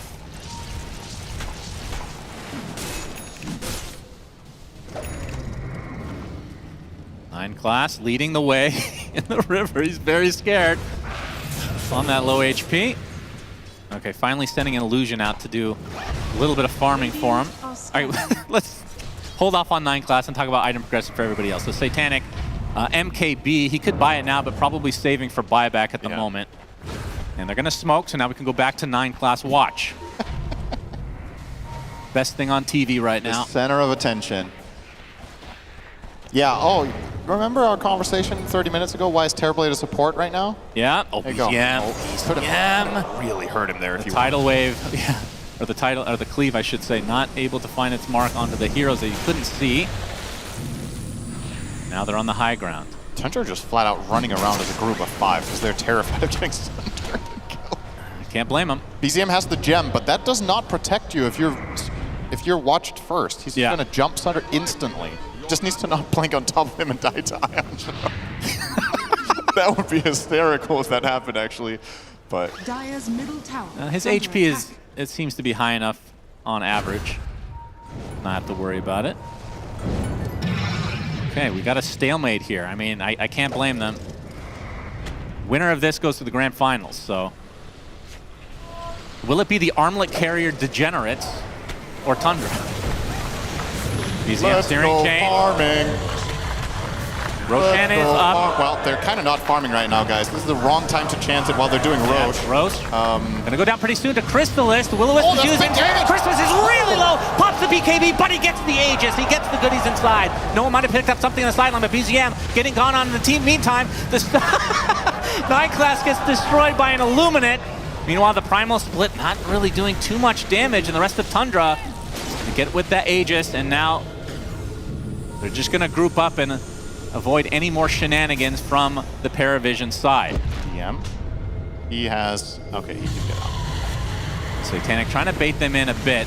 DM is going to go back into brew form. Looks like they might want to fight still. Remnants coming out. There's the buyback on to the Terrorblade. A big Will-O-Wisp on 12. Actually, that's going to be even a bigger Wheel of Wonder. Chrysalis and company able to get out of dodge, though. The Will-O-Wisp, excellent placement from Stoxa again.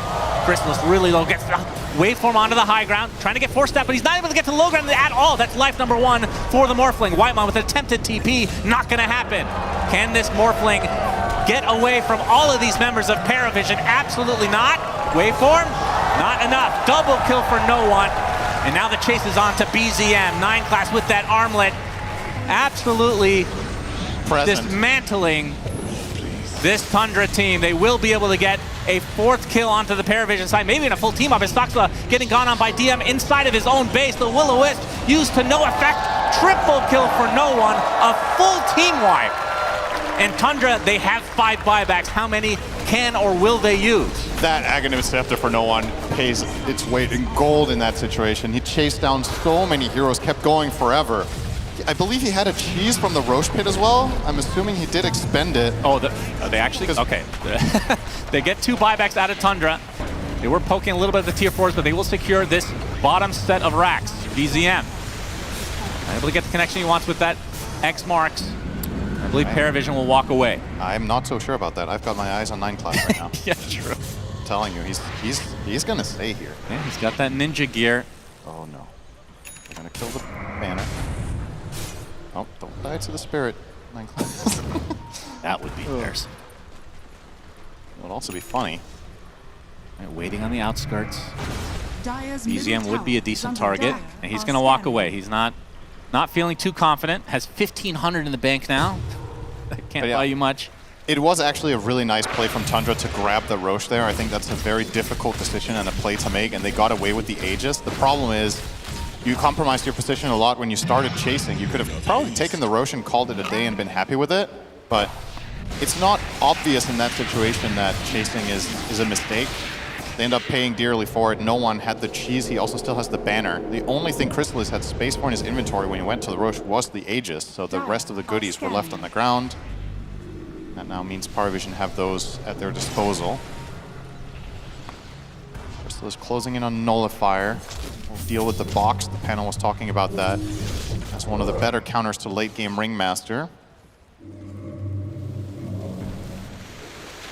Oh, 9 class, not sure why he's picking this up. Don't see any reason why he would want to try to heal himself. He spends all his time trying to kill himself, so I don't think Greater Healing Lotus is particularly useful for him. Yeah, a little bit counterintuitive for Might sure. be. It'll have. Maybe he's going to run out of mana. True. Spamming out the Conjure images. Just a random Astral Spirit could kill him in a lot of these situations. Yeah. Boots of Bearing there for Whitemon. And Chrysalis on this Morphling. When does he hit critical mass? The Nullifier is next in his quick buy, it seems. Yet after that, I mean, he's got to get some sort of... Can he keep the Brooch, or does he have to go Daedalus at some point? I'm not sure the damage is really dangerous enough, but at the same time, TA is such a high armor hero that Brooch might just be the better choice, even late game. And Satanic really doesn't have that much more room to grow. He's going for the Aghanim Scepter, which he will consume. And after that, it's like Moon Shard. I guess you could have a backpack item for your BKB. Yeah, refresher maybe.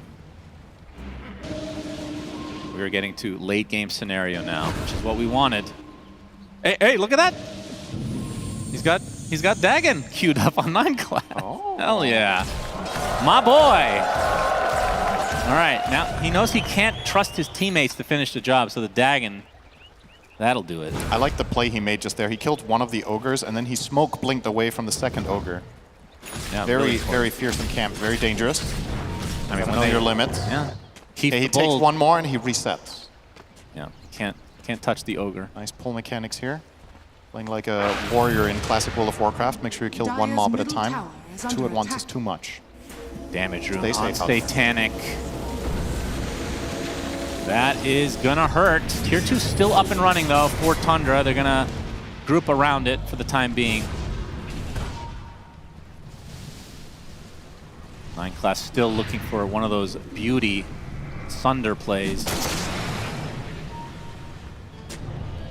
Haven't really found it yet. we sure have been hyping this up. So great. Once that Dagon comes online, surely. In the fight at the Roche pit where Tundra got the Aegis, he did Sunder Kunkka, but he immediately got healed by Coddle, and 9 Class just died. So it was relatively uneventful. Yeah, and that was like, he was on alone there as well. It was like a 1v4 almost. That's right. I mean, if you want the high impact play, you want to get the Sunder when TA can one-shot the hero you Sunder, right? Yeah. Dire are scanning. The 19K lead for Paravision, definitely in the driver's seat right now. But I will say it is really hard without a pickoff or without an Aegis even to go high ground against the likes of an Elder Titan, a Darkseer, Boat from Kunkka. They have, I mean, Will-O-Wisp, they actually have incredible high ground defense heroes. They have a ton of annoying tools that you have to play around. Hex Orchid Blink on Darkseer means he can isolate a target and set up the fight. Like you said, Will-O-Wisp, always need to navigate the Stomp, need to navigate the Boat. It's very annoying, for sure. But once again, I'm going to keep coming back to the fact that no one's hero in this game is just so fundamentally incredible. He's 7-0 and 13, now level 25 talent, and plenty of room to grow still with items. He could get the Wind Waker, he can exchange his Mage Slayer for a bigger item now down the stretch and really become a nuisance with the 2 Sleight of Fist charges, perhaps some sort of damage. Hybrid build could become interesting. All right, hold on a second. He changed to a Sheepstick. Can we get some boos, please? Thank you. God, so disappointed in 9 Class right now. Going for a real item, just unforgivable. All right, well, he's only about 800 away from finishing that Sheep, so we'll have the Blink Sunder Sheep. Yep. And hopefully he would have enough damage in that case to finish the job. But like you said, there are some heals to work against. Yeah, the counter argument is with Dagon, when you blink ult, blink Sunder Dagon someone, they don't even get time to react. The cast times are very short. Sunder is almost instant and Dagon is instant.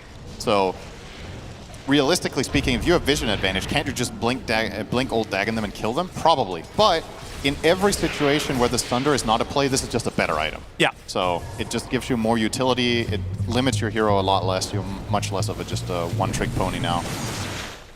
If he was 25, Cinder, and it took the Sunder talent, then I would disagree, of course. With the 10-second cooldown? Yeah. Yeah, and then you very have important. it all the time. All right. All right, we can stop looking at him. He doesn't deserve our praise anymore. Going for that Sheepstick. He's TPing back to base. Yeah, he's likely just going to pick it up and heal. Oh, he's grabbing a gem. Maybe he'll sell his armlet. That would be something else. I mean, do you think there's a point? It has not been effective, so let's not get ahead of ourselves. Is there a point where somebody on the Tundra said, all right, we need a Lotus or we need a Lincoln, something of that nature?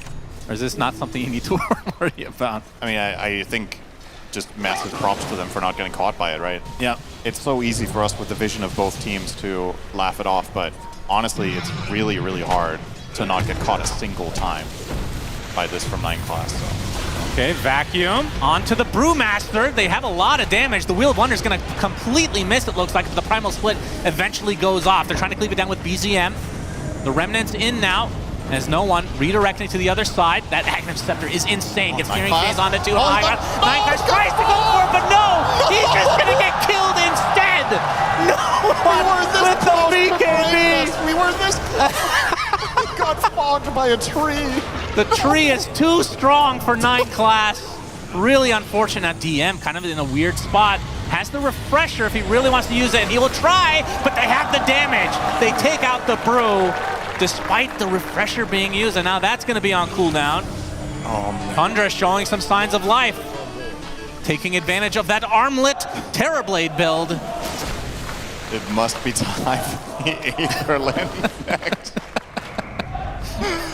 Oh my god. Yeah, well, who exactly is going to hate you for this 9 Class? Who are we talking to right now? Is it your fans, your teammates, or yourself? That's true. Oh. Roche is up, and The Armlet Terrorblade will not be up for 45 seconds, no buyback. Mission failed. DM does have a buyback and the Primal Split, as we saw. The Remnant inside the pit. They're actually going to go on this. They're actually going to use the Wheel of Wonder. Only applies to one hero as Ducalis getting destroyed. Nullifier from Crystalist, Adaptive Strike to finish the job. Into the pit they go.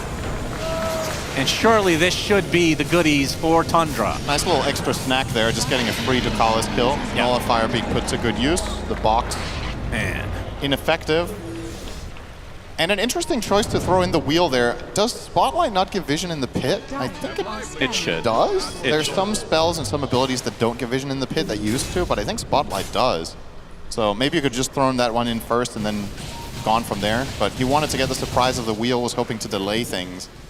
Instead, compromised his position. Wisdom Shrine being grabbed by Soxa. It's become less and less important the longer the game goes on, unless they lead to big talents. Elder Titan closing in on level 20 for either the natural order radius or plus 350 Echo Stomp wake damage. Both talents are actually quite strong on that hero. Yeah, that's a long way to go still for level 20 even for Whitemon. Well, we might be in for a long one. We'll see. Well, so far this game has lasted about as long as the rest of the series combined. Yeah, I'm glad that we are getting a game like this, for sure. Second Nullifier. Radiant's top tower. BZM will have that and the Refresher Shard, so double Ghost Ship, double Nullifier, double BKB Hex. Radiant's middle tower has fallen. Tundra able to secure the tier 2 tower in the mid lane, which means only one tier 2 for Paravision is still up, and that's in the top. Radiant's top tower is under attack. And he's still got the armlet, we know. We know. He's ready to go. Well, he's not low enough, though, for that to really be a huge deal. Maybe he should take some damage from that Illuminate. Ask Soxa to oblige the extra damage. BZM actually TP'd out as no one wants to start this fight right off the bat. 33 with the BKB already. Primal Split used. And Crystal is kind of isolated down here as BZM and Soxa find no one. Will-O-Wisp uses well, but really not finding any targets, it feels like. Dark coming from Ducalis from the south. No one with the BKB. Starts the stand to start things out. As Ducalis nullified, but Satanic focusing on BZM. He's healing up to a high degree. That Ghost Ship doing so much for that damage mitigation. Satanic just feels like he's not doing anything to this hero right now. He's trying to get out, but he gets torrented. He gets killed. Satanic is out. Ducalis is next. 3 dead for Paravision. That's a buyback from Soxa. That's all they've really had to use so far. They still have that Aegis and Cheese at their disposal. Now into the base they go. No Primal Split for DM quite yet, but has that Refresher. Is he going to wait out the 70-second cooldown, or will he just pop it now? Satanic has his buyback available, and there's the Roche's banner. Help keep those creeps alive. They're going to go straight. Yeah, absolutely. Force these buybacks. They have 2 of the 3 right now. Will-O-Wisp is used. There's the 2 buybacks coming out. They're going to be able to take out the Brewmaster to start this fight in all likelihood. Trying to get off anything. No! He's dead! Oh, he actually did get it off! What? Unbelievable. 33 trying to run away now. Trying to kite out this Brewmaster ult. There's no one. Also stuck in no man's land. Wheel of Wonder used the whip onto 2 heroes. Crystallis gets used into the air. It's a dieback on Soxa. That is not good for Tundra. Means they will try to exit at the moment. And Crystallis, oh, he gets put onto the cliff. Has waveform in 1 second. Still has that second life, of course. This is really awkward for him. We'll try the waveform TP. He's out. Man. How the hell did he get that brew ult up? I thought for sure he was dead. That was like picture perfect. I think he was on 5%, and then he managed to get Manta into split. Ooh, that looked scary. You made a good point. Satanic was just wailing away at them in the previous fight, doing no damage. You're going to see the replay here. Oof. 33 with a clutch cheese, otherwise he would have died on the spot too, and this could have gone even worse.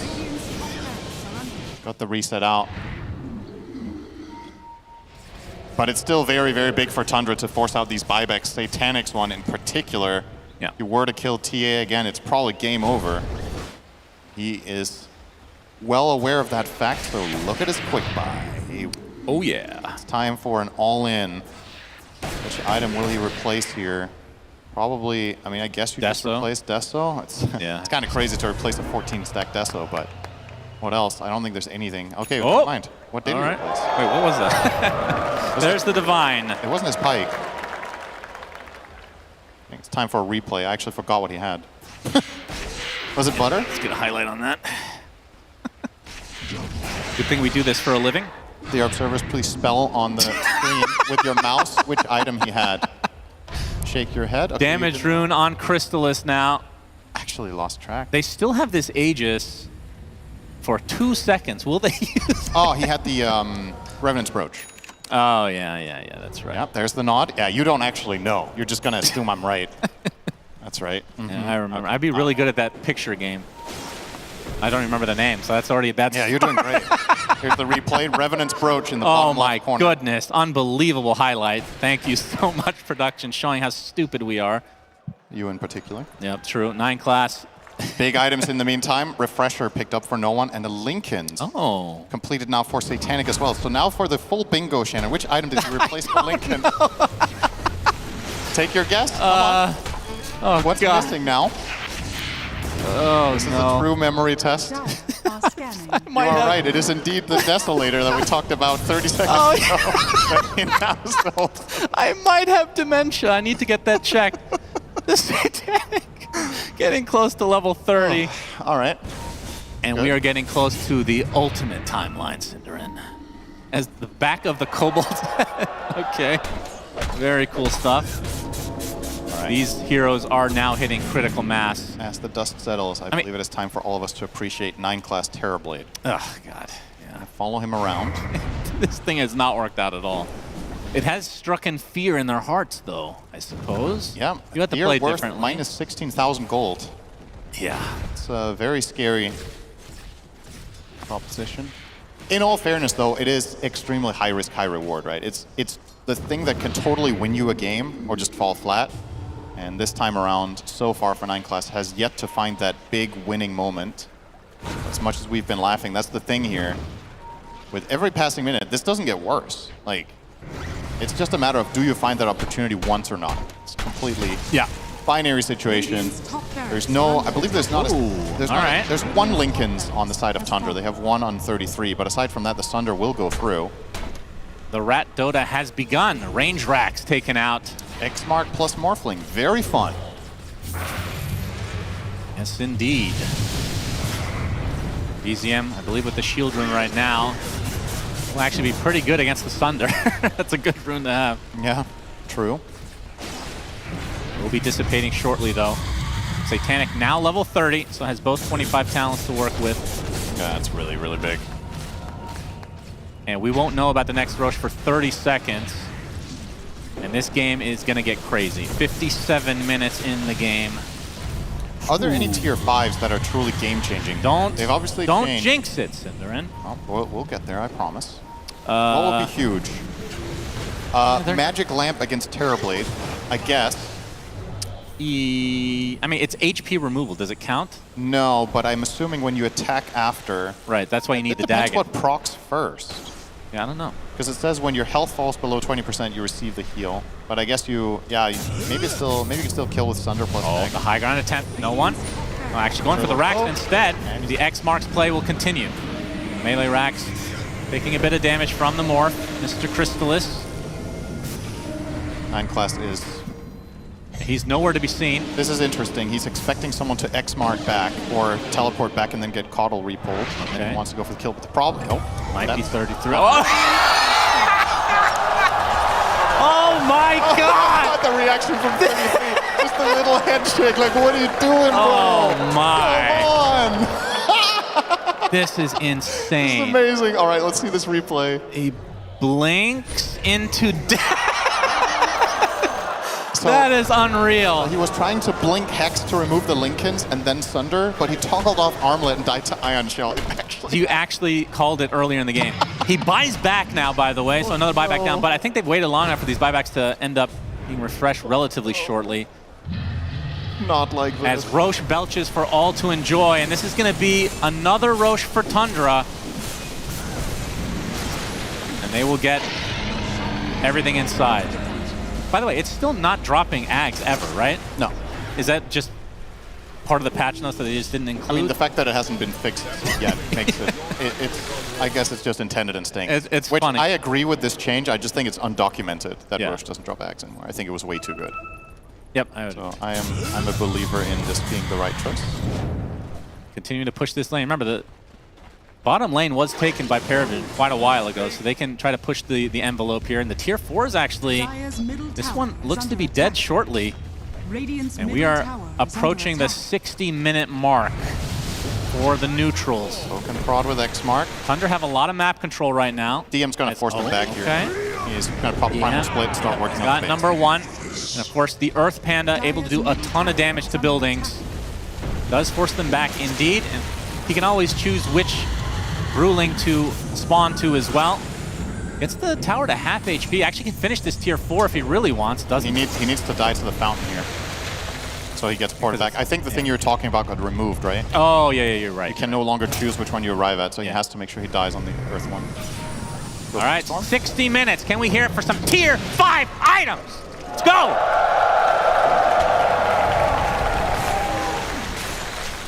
All right, now we so can what's actually the finally dream? talk about neutrals.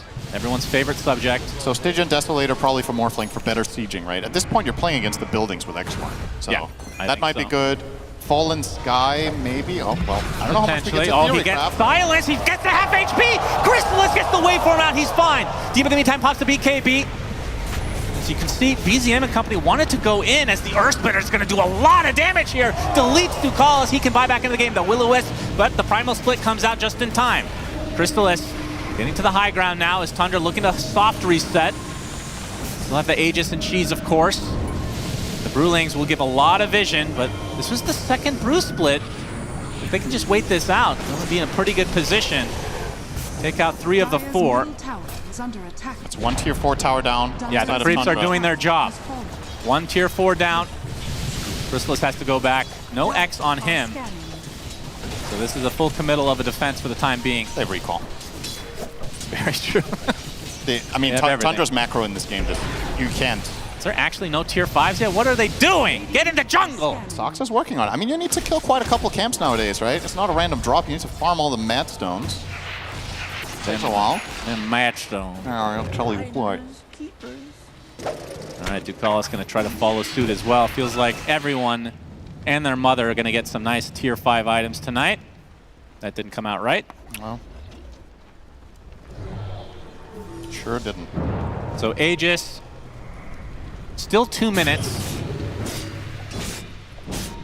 And this is really going to come down to the buyback game. We've seen late game scenarios like this. Okay, 2 Books of the Dead. This is all about push. 2 Books of the Dead. So Ducalis and no one both picking it up. Magic Lamp on Satanic, so for some extra survivability, no one will Nightfall away. Wow, nobody was even close to him. I guess he was playing that ultra. Just in case. So extra attack range for TA. That's interesting. So not really getting a huge damage injection. Not that she necessarily needs it with the Divine Rapier, but I mean, to be fair, she doesn't really have a crit. It's just MKB, right? So not hitting as hard as you could. Minotaur Horn for DM, so extra BKB to be able to get that ult off, and another Book of the Dead. For 9 class? For 9 class. So that's 3 Books of the Dead on the side of Paravision. Do these still give a lot of gold to kill? I don't know. I mean, it says it's a Necro Book, and nobody knows what a Necro Book is because it's not in the game anymore, right? So everything's an unknown, Cinderman. I think the last version of Necronomicon gave, I want to say 150 gold or 200. It was quite a bit. Killing these high-level units? Yeah. Oh, this is good news for 9 class. Now he can farm while being low because the Book of the Dead can do it for him. So Crystallis did end up getting the Stygian, by the way, and then he gets the Titanic Enchantment, which is the extra status resist and base damage. That is pretty much the perfect item for a Morphling, I would say. Flat out the best possible roll. Here. 2 Magic Lamps on the side of Tundra. Actually make it 3, along with the Minotaur Horn on 33. So a lot of survivability. When is it you get to re-roll them? I want to say every 10 minutes. Oh, 6.5. Yeah. 6.5 minutes. Well, it's 10 minutes after the every 10 minutes after you complete it? I think, no, it's 60 minutes it begins, the timers. Okay, so you can re-roll 70 minutes. Regardless, got it. Okay. That's right. Yeah, sorry, I don't play long games. I tend to just win at 30. So. Yeah, sure. Yeah. We've seen your play on your stream. All right, come on. Excuse me? Smoke now from Tundra. as the Aegis is gone. And this is, I mean, Paravision, they're able to do these weird shenanigans with these primal split rulings. Needs to. Okay, are they going to try? Yeah, they're trying to save his first split. Oh my god. Oh my god, the blocks. The blocks. Not quite there. Foxy, you're very fast. Trying to block him. It's going to be close. It's going to be close. Oh! They get him in the fountain. Unreal play. That is sick. That was absolutely sick. Oh my god. DM, all he can do is laugh that off. He does have buyback though, as Satanic melded. Will TP. I mean, what has happened to Dota? You keep saving the enemy hero so that you can kill it. That's amazing. That's so good. It's kind of the ultimate version of blocking the first creep wave for the enemy team so it gets in the tower. Those mechanics finally helping out in a late game situation. So they get 150 gold per book killed, by the way. I just checked it there. Okay, so that's good. That's honestly a lot of gold. There's a lot of books. So keep cleaning these up. There's triple Book of the Dead. Each use of Book of the Dead is a potential 600 gold for the killer. Yeah. All right, they're going to try to force the buyback here with Satanic and Meld. Going to try to get the double meld off. Searing Chains on. Big damage! Crystallis is dead at the beginning of the fight. Has the buyback available though. 32 will pop the BKB along with BZM in the retreat. That's a buyback already on the Morphling as no one trying to apply as much pressure. Crystallis able to TP to the outpost. That might break things up, so they force out a couple buybacks. That is such a heads-up play to just sit there and meld. It's a dirty, dirty game right here. And wait for the morph. Gets the double meld strike with the meld bash, so he can't react with anything on the morph, and they didn't have an instant save of any kind. Might have been interesting for Crystallis to have a Magic Lamp there instead of the Deso, but I don't know if the option was there for him. Maybe he'll exchange it at 70 minutes. That will be interesting to see. Have we cast a game where somebody changed their item yet? I don't think we had one. Yeah, we did in the last tournament. Okay. It wasn't like a game-changing one, but yeah. Somebody probably misclicked like pirate pad or something. The thing is garbage now. Absolute utter garbage. That's a big buyback though. The Morphling. So in terms of the buyback right now, obviously the Morph doesn't have one. And let's see. Radiant I mean, 4 buybacks available for Paravision. It's just the timer for the Ringmaster. And 3 buybacks for Tundra right now. I wonder what Satanic is going to do. Oh, he bought Eon Disc now on Morph. That's funny. So a line all of this defense. time, huh? Yeah. So Satanic is quick buying a Daedalus, and he obviously has the Rapier, so that's how you get the real late game TA is having both these items together. The question is, what's he going to replace? Is it going to be the Pike because he has Boundless on his Magic Lamp, or does he feel like he doesn't need the Lincolns, or is he just going to roll the dice on the MKB? Is the question. I think it's actually a very difficult decision to make here, which item you replace. Well, so yeah, the Hurricane Pike's really nice, but you did get the range, right, from the new right. So but again, it's more range is more better. Oh, is that how they say it? That's right. I don't know. The Pike also has secondary utility, right? Yeah. So let's see. It's got it now. Curious, is it going to be the Pike swap out? It's going to be a backpack item now. That's next level. Just don't use it. Yeah, well, the BKB when it goes back down. Yeah, you would think when you're buying this item that you've already thought about what you were going to replace it. Is he going to use BKB and then swap it in? His armlet? Are you kidding me? God almighty, man. What is this game? All right, I'm assuming. I mean, based on what we've seen so far, I think Satanic is going to pop BKB and then swap in Daedalus in the middle of the fight. It's kind of crazy. It's not that crazy. Swapping BKB for Daedalus. When have you ever seen that? All the time. Okay, yeah, that's right. It's your standard Centaur build. Of course, the only hero you play when Pango's banned. 2 minutes until these neutrals can be recrafted. And we will see if Crystallis wants to do so. And I think we might get to that point. There's a good chance. I mean, at this point, with Tundra not having a couple buybacks, it's just all about the waiting game, right? They don't want to force a fight. All right, Shannon, I believe it's time. Over under 90 minutes. 90 minutes? Mm-hmm. I'll say under. Yeah. Feels like they have a lot of base push. If just one fight goes slightly just one favor, buildings will fall fast. So I believe the longest game of the tournament was the one last night, right? I think that went 78, was it? Or 74 minutes? We might beat that. I think we will beat that. Roche, number X. I lost count. Maybe 5? Yeah, something like that. More than 2, less than 10. This is where the ET can really, really come out on top. It's also just, how important is this Roche even now?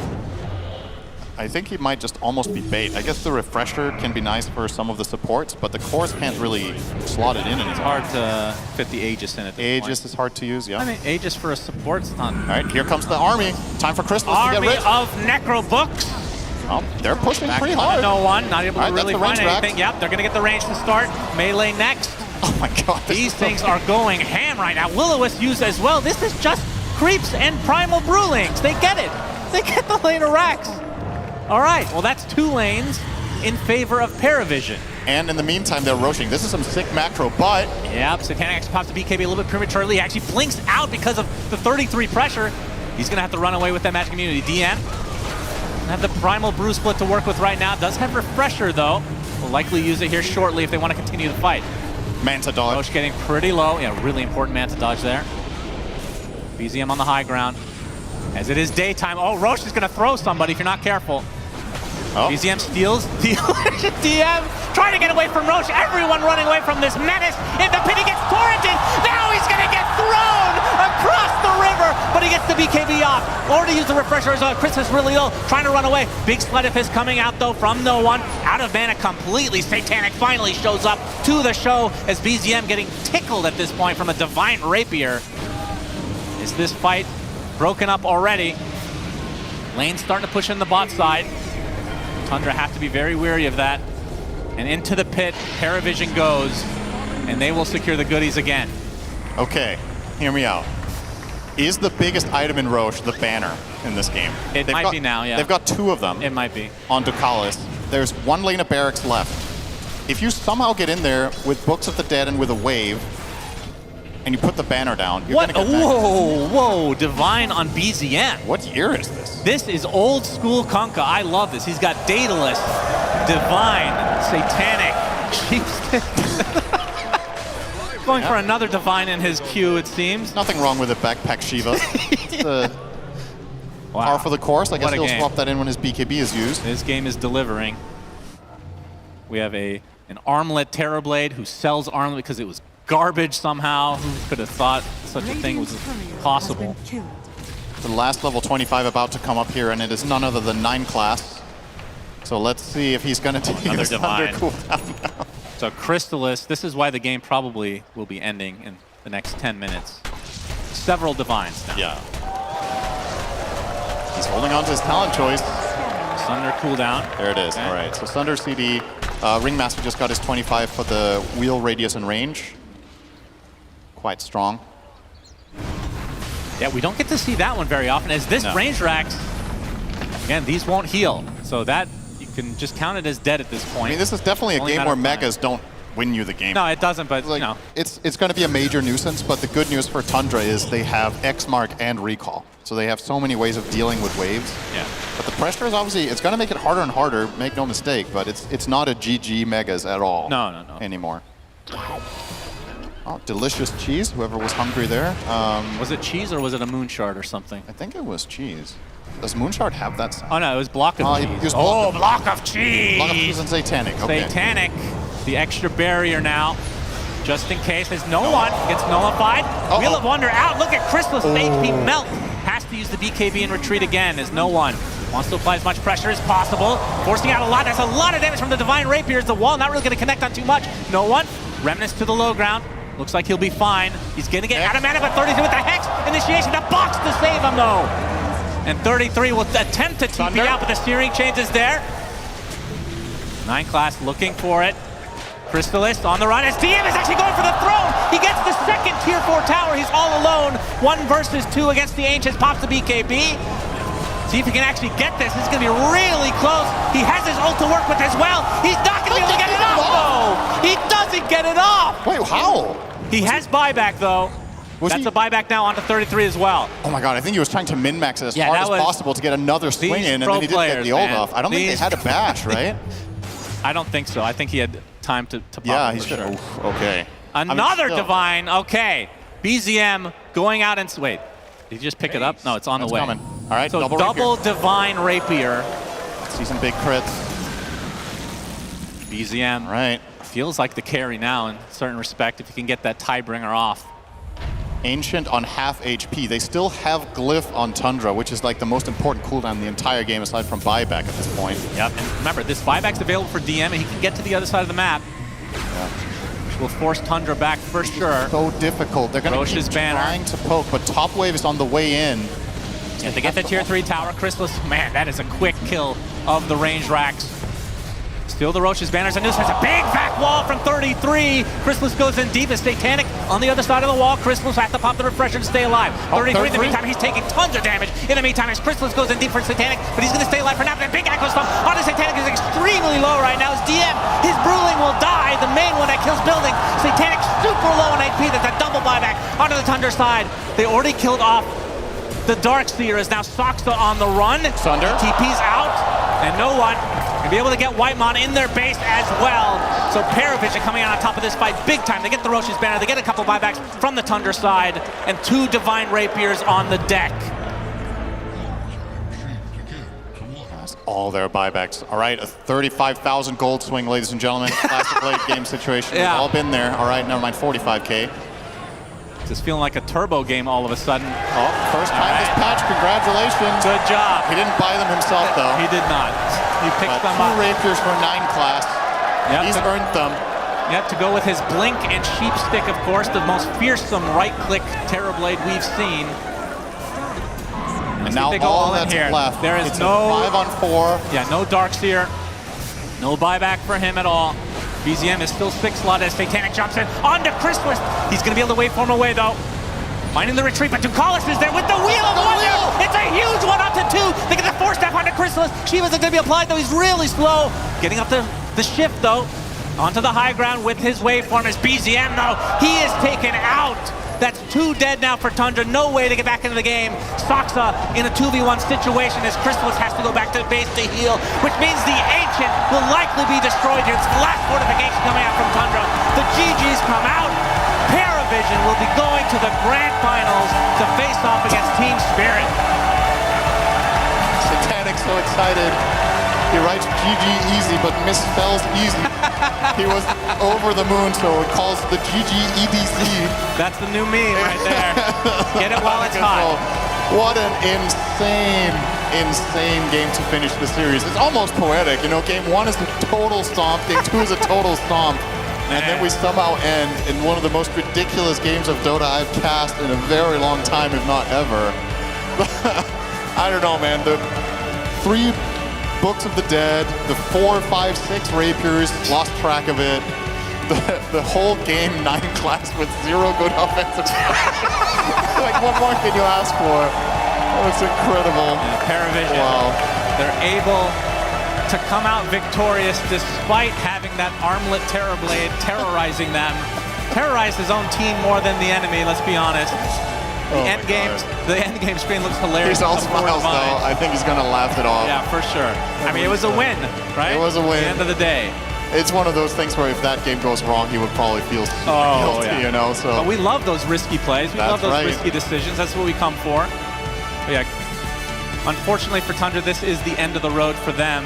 Top 3 finish, though, not too shabby at all. And Paravision will get a rematch against good old Team Spirit, the final boss as per norm, it feels like. Satanic ends the game 17-2-9 on the TA. Just a monstrous performance. And Ember, no one did not die. It was a good Ember game. That's crazy. An hour and 16 minutes did not die. The good news for Paravision going into the finals as well is they've played 2 marathons now. So if this becomes a finals with long games, they've shown the composure in these really stressful, difficult situations.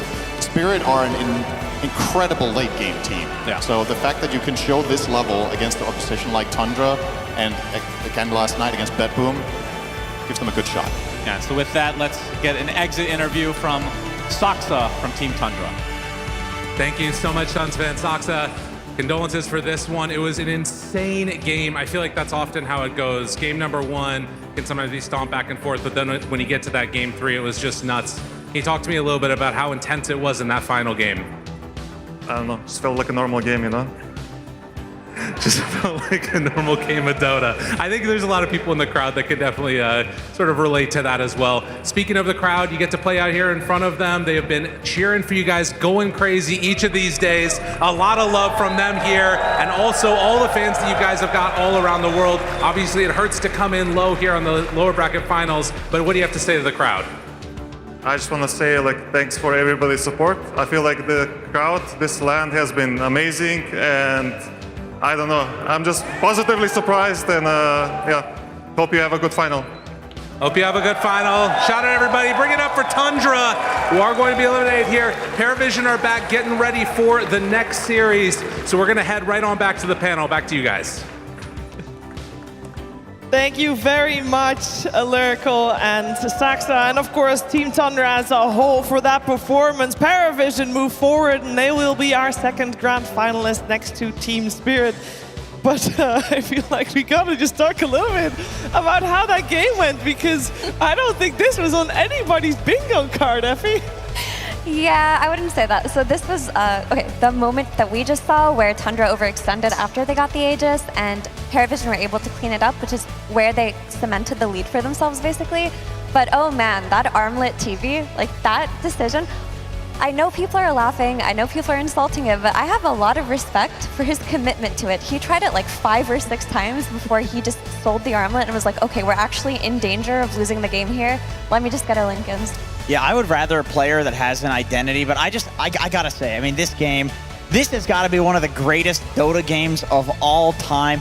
9 class, he's a man of the people. He absolutely griefs for the entire game and then ends up winning the game in the grand finals against Team Spirit. This is a man of the people. We had 2 Rapiers on the support TV. We had Ringmaster Rapier, probably for the first time in Dota history, and Satanic the entire time. He's like 20K net worth above everybody. He's like, guys, what are you doing? Like, please just let me win. I want to go to the grand finals and play against Spirit. This reminds me of Team Liquid Zai performance where he 1v9'd at EWC 2 years ago, but it was reverse, where he, instead of having the one teammate that was dialed in and everyone else was kind of hopeless, you had the one guy that was not, you know, maybe so present in the game, and the 4 other people dialed in. I mean, it's a win-win situation with 9 class. You either look awesome finishing the game off with an Armlet's Thunder that solidifies the entire like 35-minute 15K goal lead that you have, or you do what he did and we get an 80-minute, you know, whatever that was. High risk, high reward.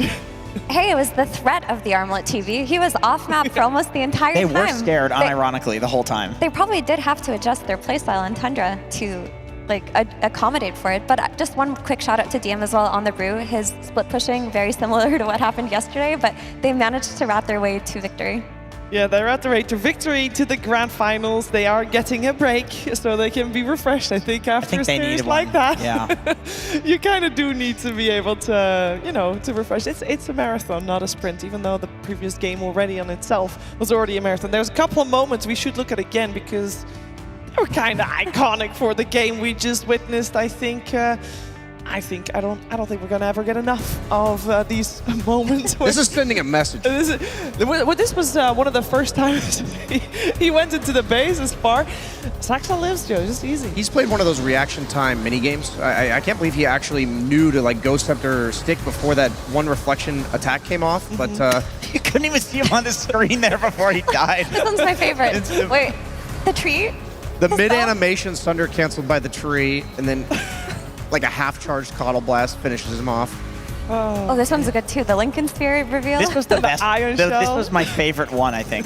The insta-death. Somebody in the back room was saying it's gonna be really funny if he dies to an Ion Shell when he. I don't think this has literally never happened in Dota before. Like, this is a world first. Yeah, there were a lot of world firsts in this game. That's true. I mean, DM he had already denied his Earthbound a couple times, so at this point, Thunder was like, you know what?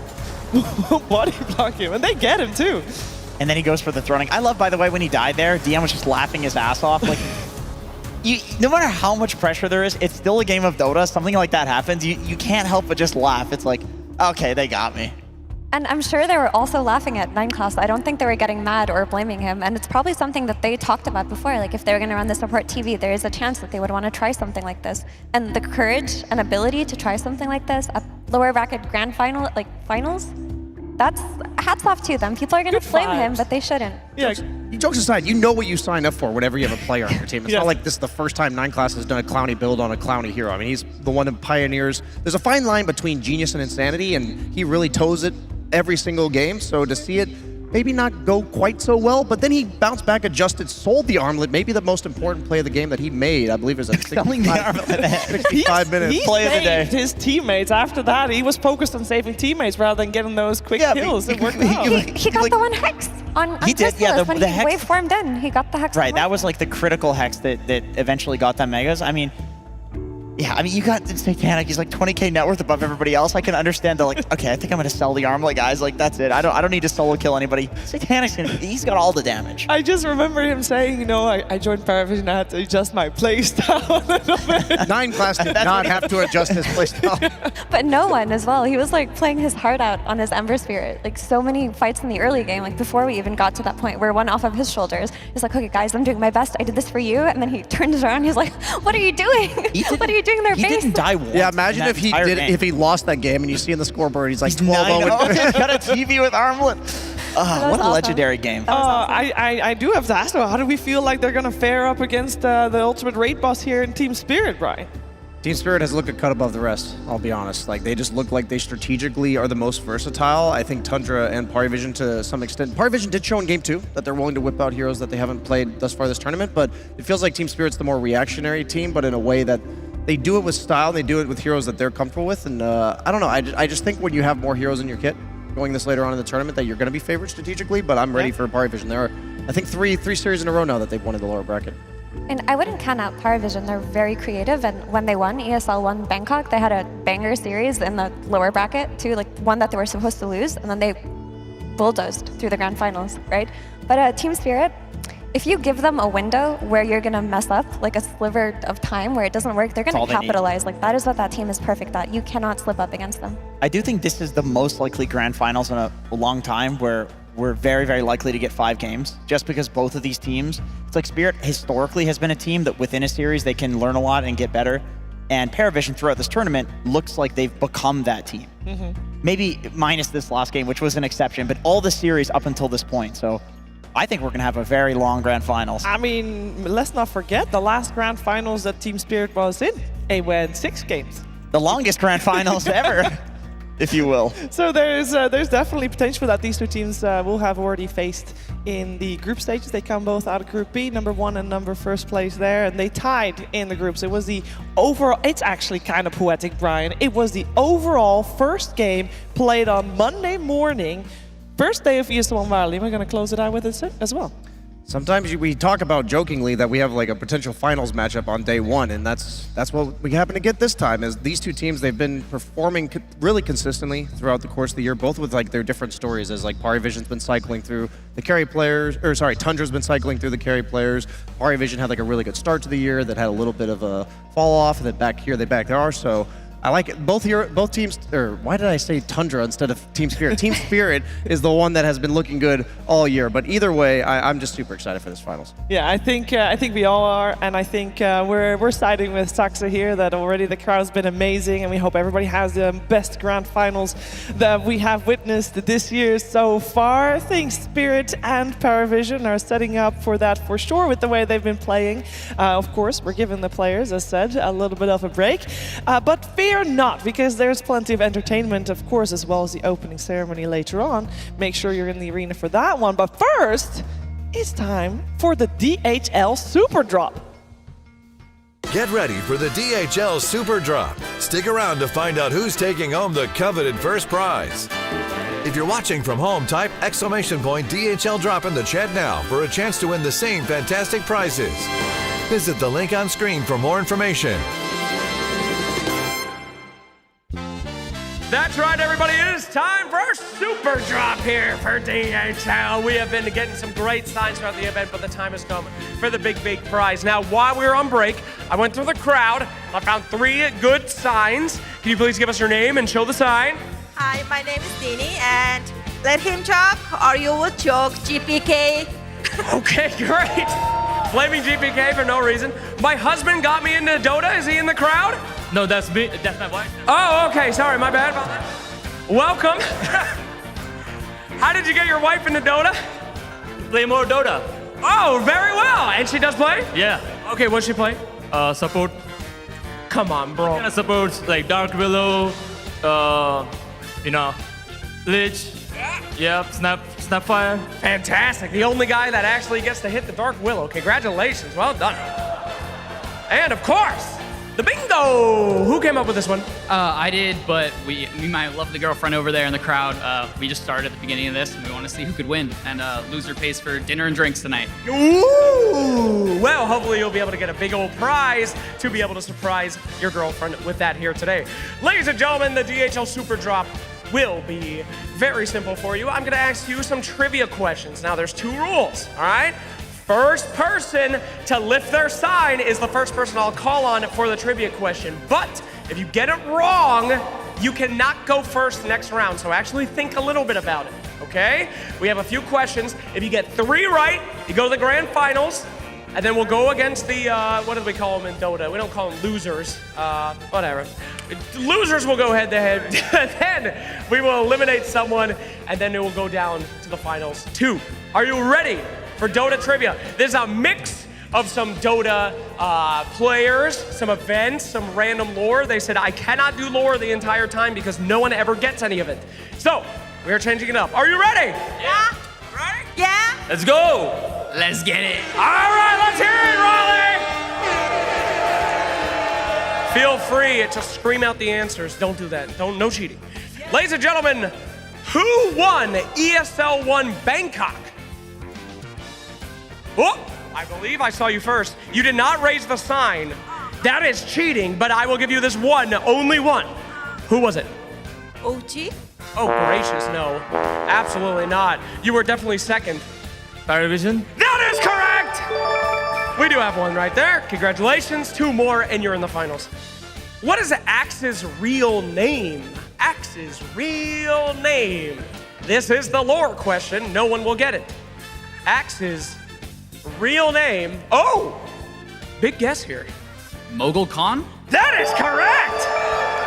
My man thought about it. He nailed it. I watched Loregasm. That's right, baby! We got more lore coming up. All right. Which is the only team to win a TI back-to-back? Oh, I think that was first. I'm so sorry. Yeah. OG! Yeah, baby! All right. The hero Invoker is known by another name in the community. What is it? Oh! Joker? Oh, God. Yeah, true, but not the one we were looking for. I'm so sorry. Official. The official. I mean, you could go again. Okay, this has been a long time since the old Dota 1 days. His true name, as he says. Any other guesses?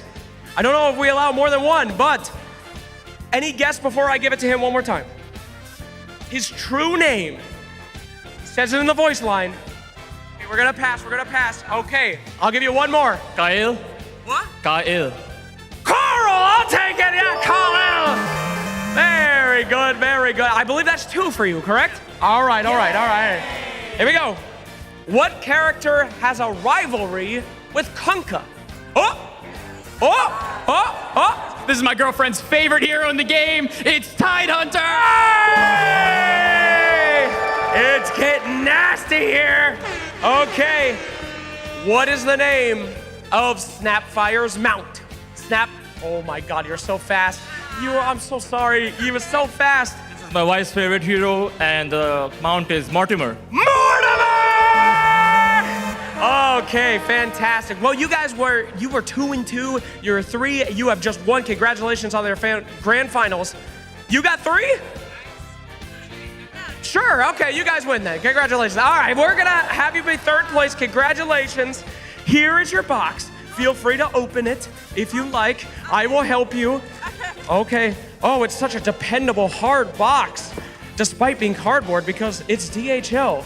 And nothing would ever, wow, this is actually a really high quality box. Okay, here we go. Your prize is, oh my, you basically won the best one. Ladies and gentlemen, it is a signed Enigma Galaxy shirt. Damn. That is genuinely a high prize. Congratulations. Thank you so much. Any shout outs out there? Yay! Okay. All right, thank you so much. All right. for second place. Okay, you guys, you've been doing real well. Okay, first the 3 wins. Okay, one of Hoodwink's abilities shoots a particular kind of nut towards the... Okay, what do you think? Acorn shot. Ooh, that is close. It's actually D's nuts. No, it was Acorn. Congratulations! All right, there we go. That's 1 point. Okay, what is the type of sword that Pango uses? What is the name? Okay. Oh God, a rapier? That is correct! Holy moly! All right, ready? What happens if Roshan walks into you when you're in the river? Oh, that was instant. He picks you up and throws you. That's actually one of my bingo answers. We would have accepted yeet as well. That is 2. All right, pay attention. Pay attention now. You got one more chance. Don't let him take it. It's a toughie. How much gold does killing the tormentor give you? Oh! 125 each. How much was that? 125 each. Oh, I'm afraid not. I'm afraid not. Can you steal it? I think it's 250. Oh, right now, 175 used to be 250. So very close. You're still in the game. Don't worry, my friend. All right, all right. Only one hero in the game starts with the letter Q. Who is it? Oh, shit. Queen of Pain. And that's our winner right there. Congratulations. We're going to go ahead and give you the prize. You did exceptionally well. Here's your prize. Here's your prize. Why don't you crack this open, see what we got before we reveal the big drop. Oh, God, hold it tight. Oh, my God. Watch your face. It's very, very good box. There we go. Who did we get? Cracking it open. And this one is a... Oh, my goodness. Could it be? Is this Tundra? It is Tundra! Sorry, Tundra! Congratulations. All right, my friend. Please come to the center stage. Thank you so much. Incredible job. Incredible job. It is time to reveal your prize. You do get a shirt as well. I mean, yes, there is one in there, but you do get the Super Drop prize. We'll do the shirt first. All right, crack it open. It is a tough one. That is right. That is the DHL quality there, ensuring that your boxes will arrive safely. Yes, you can do this. You did the quiz. You can open the box. My brain is taking all my matter away. Oh my goodness gracious, look at that one. That's a hype one, ladies and gentlemen. It's the Team Liquid. And presenting your grand prize from the Super Drop, you have won a free trip to the next ESL One event. That is right. Flight, hotel, bring a homie. You're going, baby. You are going. And we will see you there. Congratulations. Any words out there as we get our fans ready for the grand finals and to that one? Shout out my lovely girlfriend. She told us to come when she realized it was in Raleigh. We're in Florida, so it's only an 8-hour drive. Beautiful time to come here. Love you, Slacks. Thank you so much. Thank you. Thank you very much. Also, we're checking off something on the bingo card. We got the win the Super Drop challenge on hers. So okay, we did it! The bingo card's looking hype! Thank you very much as we get ready to get into our grand finals very soon. Don't go anywhere.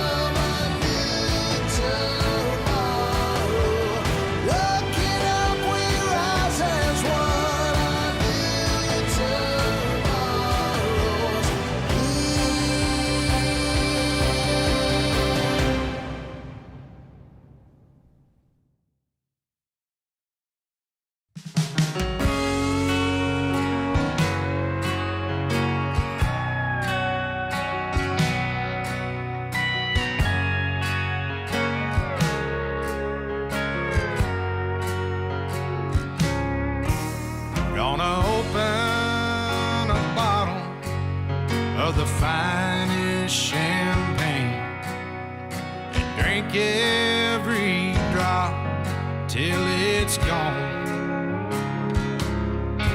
Think I'll float down a river, might even write me a song. Gonna do some living before I'm gone. I'll be climbing the tallest mountains, and I'll be My riding. favorite thing about Dota is playing it 5v5 with my friends. It's always fun to play with your friends, and you know, it's a good pastime. I only play it sometimes now because of work, but Dota 2 is life, you know. Hey all, my name's Nick, and I just want to say, my favorite thing about Dota is definitely the community. People we get a little salty, but I think at the end of the day, we're always looking out for each other at least a little bit. It's always fun to meet new people and then really build up those friendships even across the ocean. My favorite thing about Dota is the toxicity. My favorite thing about playing is just how every single game you play, it is never the same. You could be playing the exact same 10 heroes that you were your last 5 games in a row, and the game is different, the experience is different, the items are different, the way the game goes is different, so it's just no matter what you do, you'll never experience the same thing twice. One thing that I love about Dota is the community. I don't actually play, but I feel like I've gotten to know so many really wonderful people through here. Hi, my name is Lawson. I'm just going to shout out my mom. She's been awesome throughout my entire life, always supportive of everything I want to do, so shout out to you, Mom. I'll give a shout out to my friends, MAW Guild, Mao. I love you guys, man. See y'all. Hi, I'm John, or Buffington, or John Snowflake. Just wanted to do a quick shout out to my Discord crew, the Roars Boars stack, and I wanted to shout out my roller derby team, Twin State Roller Derby, playing at the Battle of Bunker Hill today. Good luck, beat Maine. I know you all can do it, and I'm really proud of you all. And definitely I want to give a shout out to my boy Jim Ben Dota. I miss you, love you, hope you're doing okay, man. Outside of that, there's also Makota, Leon, and Maggie. Let's queue up soon.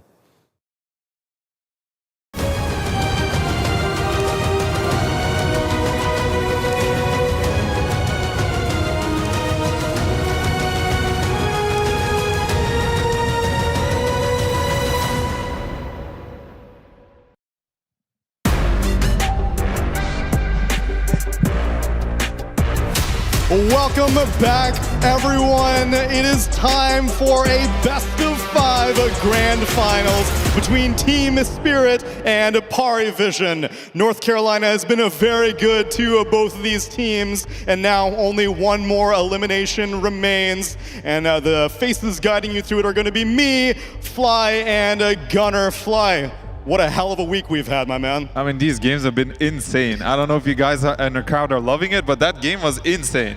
Guys, have you been enjoying it, that lower bracket final? It has set a high bar of expectations for a best of 5, but I'm glad we're cleaning out the tournament this way, Gunner. It's the type of excitement that a North American land needs. Yeah, and it deserves, especially with this crowd. And I think every day the groups, like through this playoffs, it just got better and better every game. And I don't know, I'm hoping for a really good 5-game series. Last time we had Spirit in North America, they did win in Arlington. So maybe a repeat today? It might be. They have been looking incredibly dominant as their entire journey through this tournament. But the one thing that all these teams are always playing for in a tournament, you'll notice somewhere above Gunner's head, there's like an empty spot. There's no trophy there, and obviously that's a bit of a concern. But I think one way to do it is to maybe go back in time a little bit. Guys, do you remember, of course, the formative esports documentary? Did you guys watch Free to Play? Of course. Of course. I hear some murmurs in the crowd. Can I get a show of hands? Ladies and gentlemen in the audience, did you watch Free to Play? Did it leave an impression on you as a up-and-coming Dota spectator, player, whatever it is? But let me tell you, there was one man prominently featured in that documentary, and I think that may be the most fitting person to bring out our trophy. The hardest thing I had to really deal with in my life is just trying to convince my family about my gaming career. It's really, really difficult, especially when you start out slow, but you know there's a future for something and you put a lot of time in, and they keep telling you, like, you should probably get a real job. all the nights he'd be up and stuff, the dog would be up too with him, and that would keep her awake most of the nights, and this is kind of where the tension got pretty high. Can DC prevent this? There's the weave, they're prepping, and in he goes! He gets the Aegis! Get off the Exes in the avalanche, chances nice, Arteezy falling low, and it'll go down with a black hole from 10! 4 heroes being sucked in! Universe comes in with the Aegis back, 4 dead, 5 dead! Leading Online Kingdom to do the impossible. AG are your TI5 champions!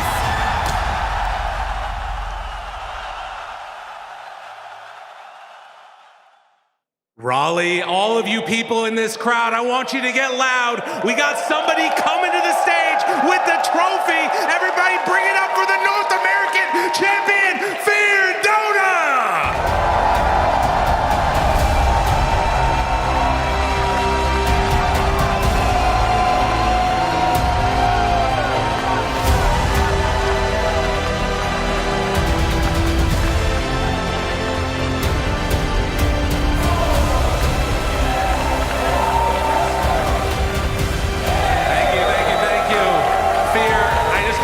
Real quickly, as a competitor, as somebody that's been in the scene for forever, what is it about Dota specifically that brings out just the competition and the fire from these players that are about to play on this stage?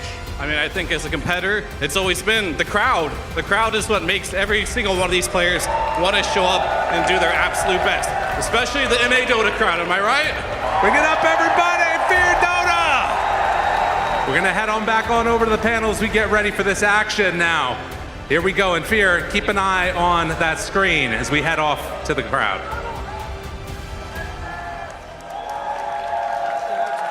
Has been one of the reasons why, if not the main reason why I started playing this game. Watching that TI5 Grand Finals was like almost like life-changing when I was young. It got me into this whole video gaming part of my life.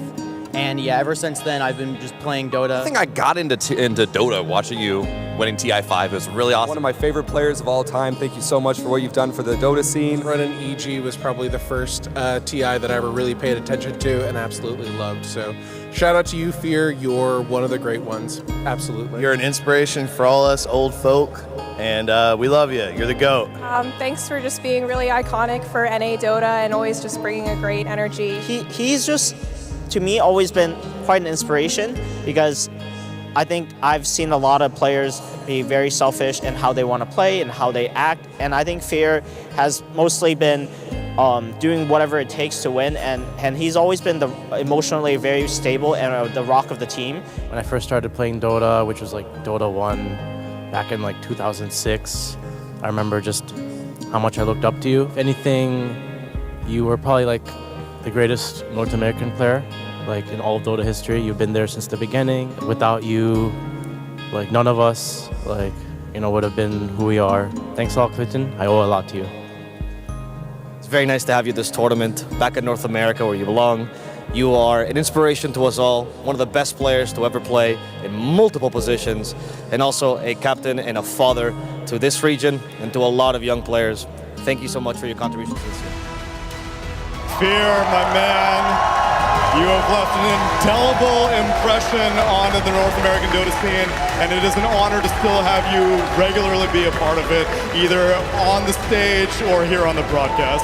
I appreciate that a lot, and hopefully for many more years to come, because I don't like it when people say NA Dota is dead, because there'll always be a home in NA Dota. We're looking at it right now. The generations are upon us. You were maybe the first fly somewhere in the middle, and Gunnar the next generation. We're here to inaugurate this grand final with all of the North American action here in a beautiful North Carolina. But perhaps we do need to look forward to the next generation, because Team Spirit and Parivision Fly, these are teams and players that have come up maybe long after you had begun your career. I think these guys, it's great to see some of the new players, especially like Satanic, who's so young, so talented, making it all the way to finals, and also he was on Spirit for a little while, so this is going to make for a great matchup. I have nothing but high expectations, and Gunnar, welcome back to the panel as well. Again, we had touched on it earlier, but I think that of all the teams that you could have asked for in a best-of-5 grand finals, Spirit is unmatched, and the previous winners of an ESL One in Bangkok. It couldn't get much better. I think both of these teams are probably the most entertaining best of 5 teams in the world. Probably Prime OG would be like a close third, but Sure. I don't know. Every time I watch Spirit, it feels like magical. It feels like they're gonna win the grand finals, but I feel like Paravision have had kind of a more successful season than them so far, and I don't know who I give the edge to. I feel like it can go either way. Yeah, Spirit's always an enigma. In the beginning of the years, they are pretty weak, but then we know as we ramp up closer and closer to EWC, closer to TI, they always get their magic back. So perhaps now is the time that the upwards trend is really starting to pick off. I guess that Dream League final was really when they got their first best of 5, but more of the same perhaps. Yeah, I definitely think Spirit's a team, especially when they make it this far into the tournament. Teams are scared of them. The grand final Spirit is probably the scariest Spirit to ever face, just because they've been here so many times, and usually they do win when they get into the grand finals. So I think if you're Paravision, they're not like scared of them by any chance, but they are definitely one of the hardest opponents you can imagine going into the grand finals against. And they're coming up through the upper bracket as well. Fly, how do you feel like stamina is going to play into this? Because we have now had 2 days in the arena up until this point, and the team that has to play 2 series always ends up losing their second series. As you can see in the lower bracket round 1, we had Team Liquid get their 2-0 against Avalis at the beginning of the day, and then their third series of the day against Paravision, they lost. Same thing happened yesterday. Falcons lost to BetBoom Team 2-0, and then whenever they had to go to a grueling best of 3 against Paravision, they fell. So do you believe more in lower bracket momentum where they're feeling warm, or you think stamina might play more of a role? I think in these kinds of games, it's definitely a war of like endurance, and Spirit is one of those teams that is going to wear you out because they don't give you free wins.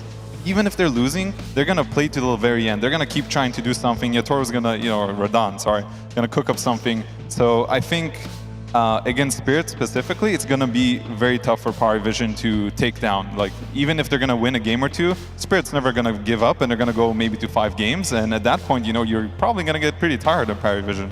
And that's already with them being tired from this lower bracket final. 76 minutes, Gunnar. That's how long it took for 9class to not kill himself on Armlet. he sold it eventually. He did sell it. I think it took him 60 minutes. I was like, I'll sell it for a sheep, and I'll have more impact. He also started centering his teammates.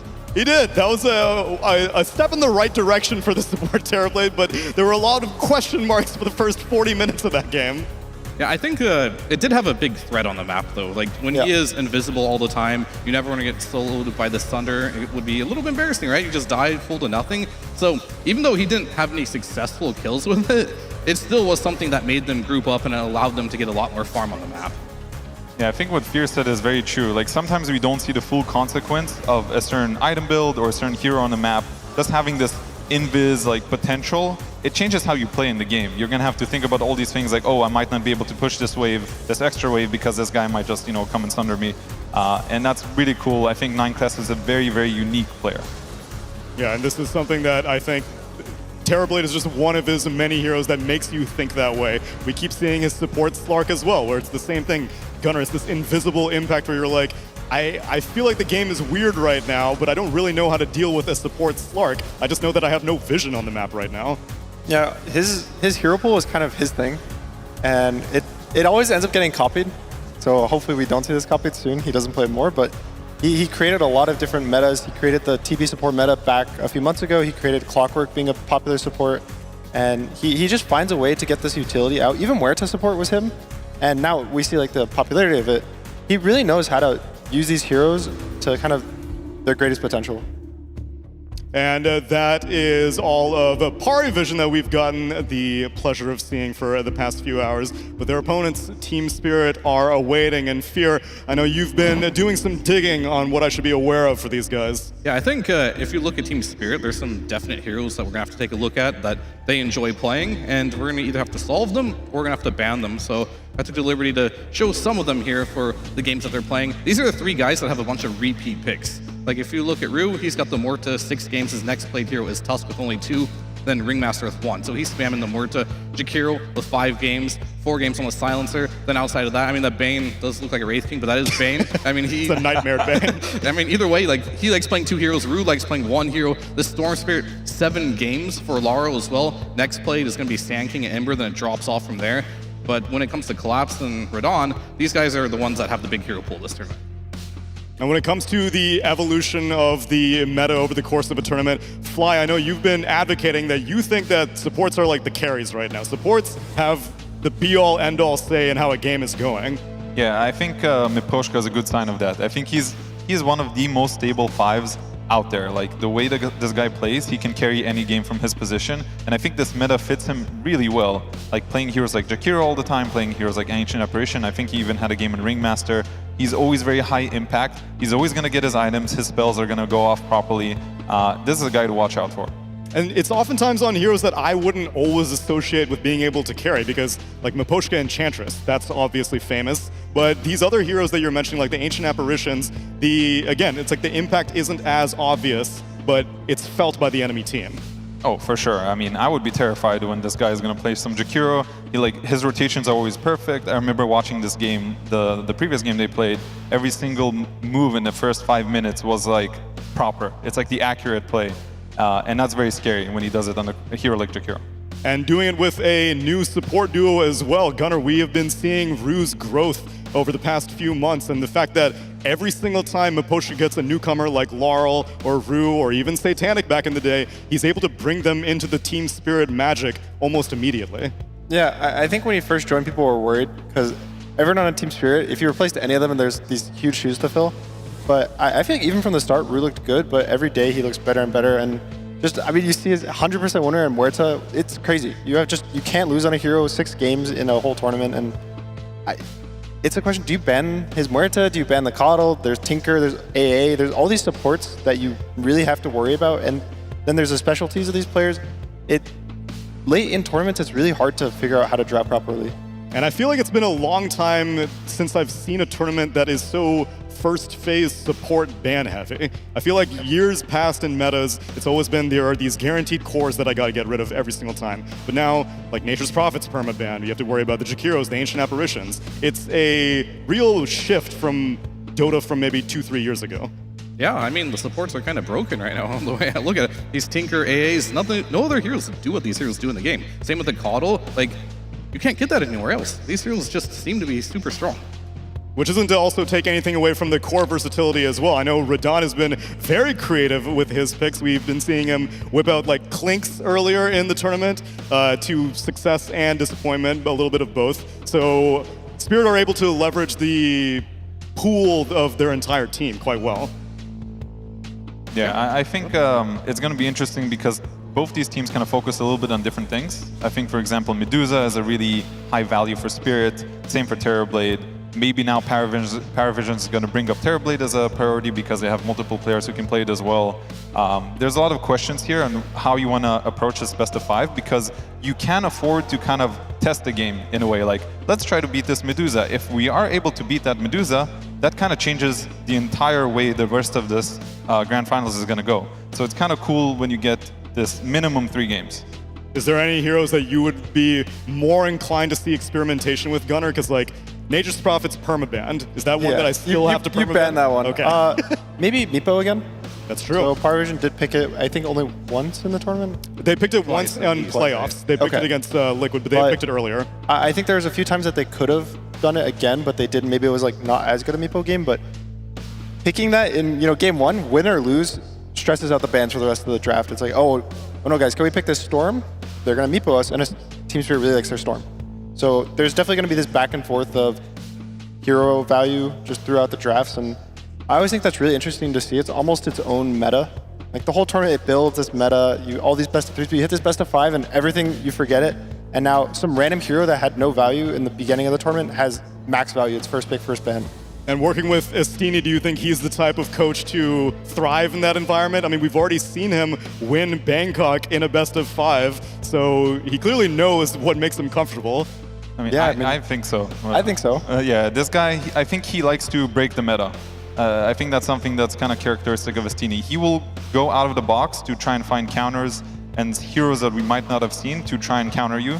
So I 100% expect Estini to cook up something. I don't know exactly what it is, what he's going to choose to play against, but 100% he's going to bring something to the table that's new and exciting, and that's part of what makes this team so fun to watch.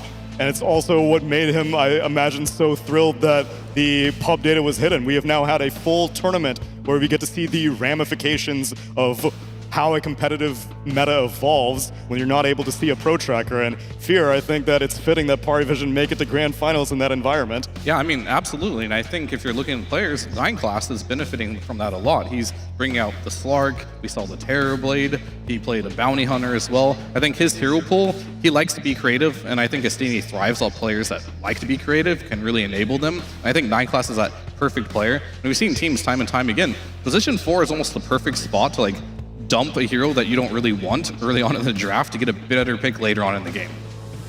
Were there ever any moments on your Nouns fly where you saw Estini trying to push the limits a little bit quicker than your players were ready for? I think he definitely had some interesting ideas. Like in some of the metas, he would be like, for example, a certain hero is really popular, and he'll come with like, what about this Omni Knight hero that nobody has picked for like 5 years?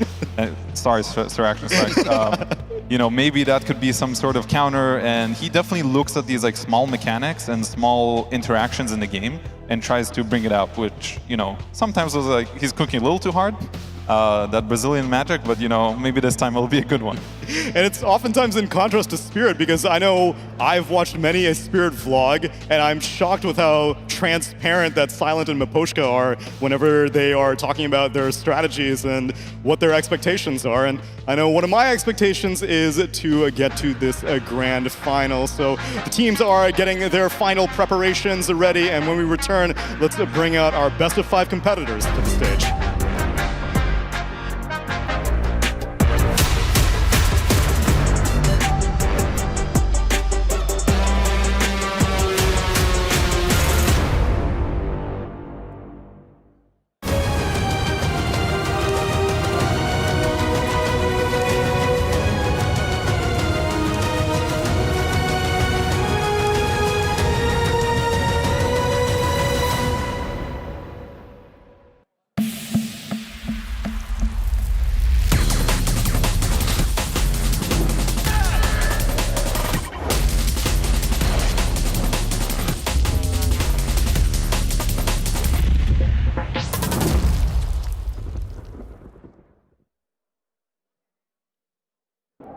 Playing on LAN is not for the faint of heart.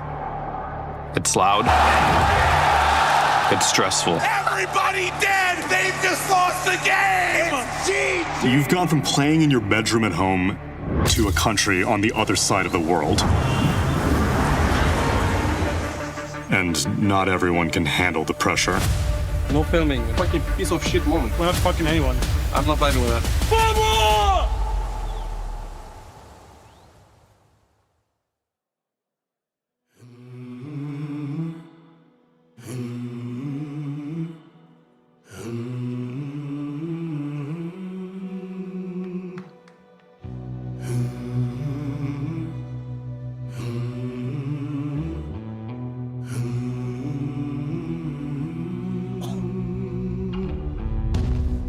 It's a system breakdown on the smash TV. There ain't never been a harder time to believe. I see myself in everyone I meet. The many lost souls looking up, looking up, looking up towards the sky. In the sky, feels like it's falling.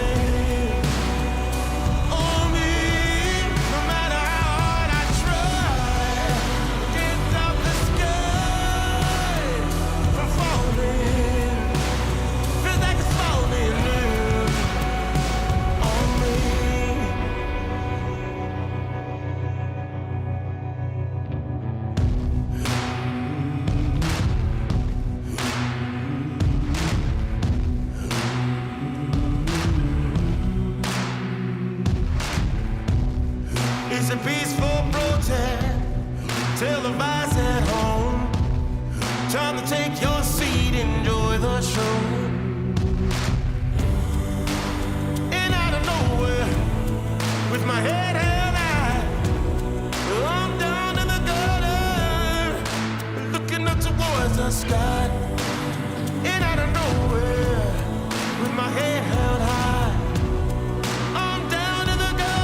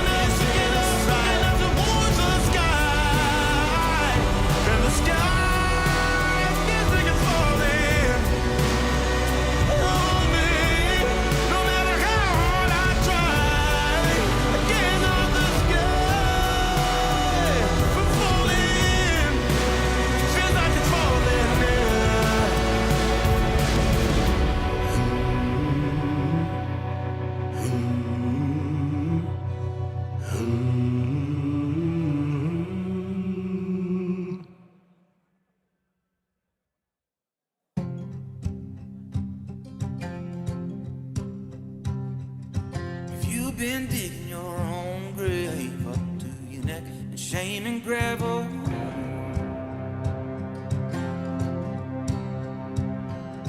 If you've been paving your own way, are you trying to be the one who holds the gavel?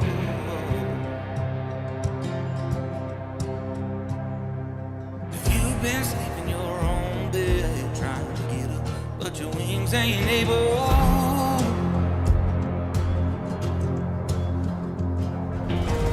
Been locking your own chains, throw away the key with your mind unstable.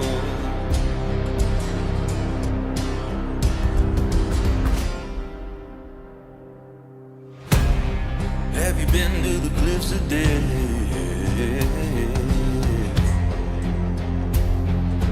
Have you? Whoa. Have you tried the forbidden fruit? Pull the trigger, but it wouldn't shoot. Whoa. Have you wandered very far? Have you seen a guiding star? If you betray your closest kin, oh child, lift up your chin. Rise up, come awake, go sleep, rise up, come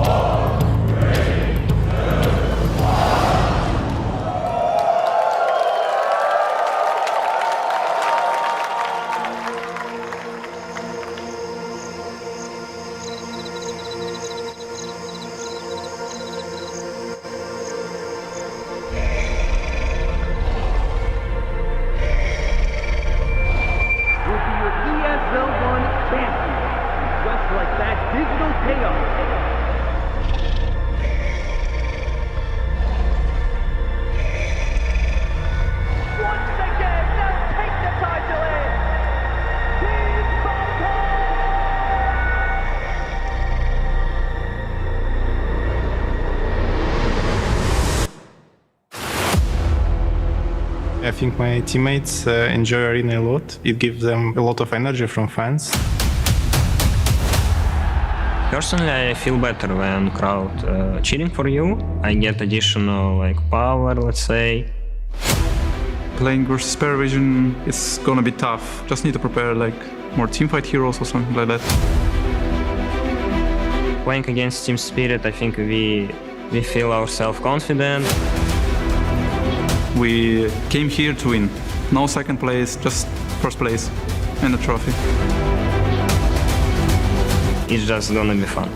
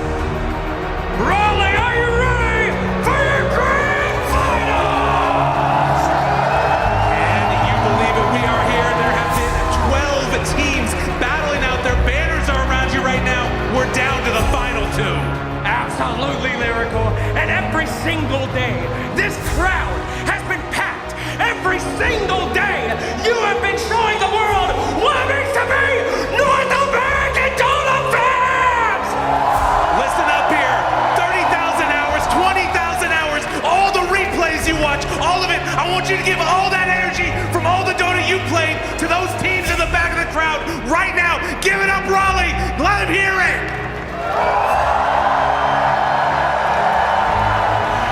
Fantastic! I am ready to see these teams come to the stage. Ladies and gentlemen, our first team coming out today are honorary North Americans after we just watched that in a pub game a few moments ago. These people have come to defend their title of ESL One Bangkok. These guys have come to tell the world that they are the best Eastern European team, and they have come to finally prove that you can beat Satanic! Welcome to the stage, Paravision!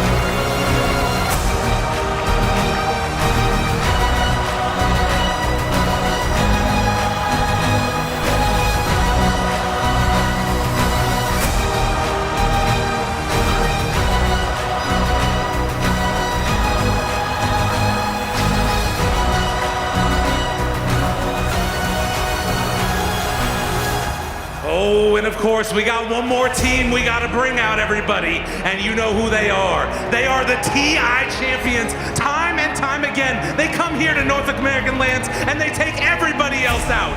They cannot be beat in a best of five is what it feels like every single time they come to this stage. And I want you to give them their energy. Raleigh, bring it out, Team Spirit!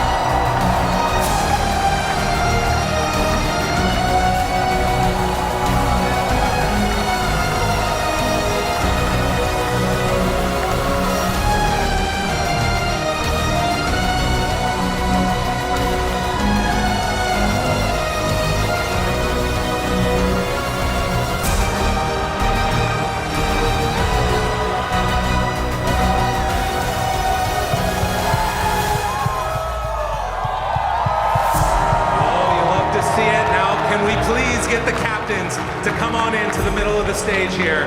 We've got a lovely bunch of players here for this Eastern European matchup that we've got. Maposhka, I want to start out with you. This team, you've been in so many best of fives. It feels like you can't be beat. How confident are you coming into this? I guess we're confident enough, but I want to say another word. Hey Alan, I hope you remember what we discussed and what we decided to do if we meet each other in grand final.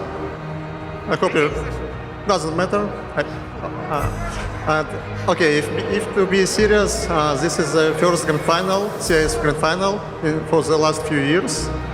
So I'm really excited about this, and let the strongest team win. Absolutely fantastic. What a treat to have you up here, my friend. Anything that you would like to say to the legend before you dethrone him?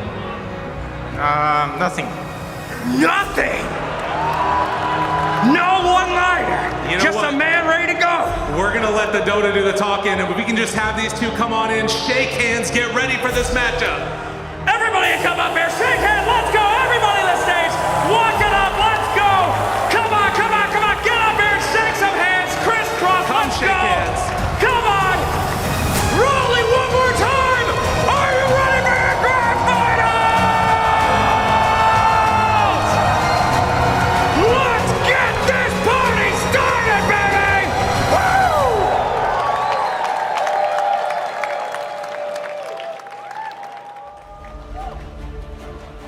And now we will see if perhaps the student has an opportunity to beat the master. Maposhka brought that young lad into the competitive scene, but quickly let go of him because he realized perhaps that baby bird had to fly on his own. And under Parivision's guidance, the Satanic has learned well.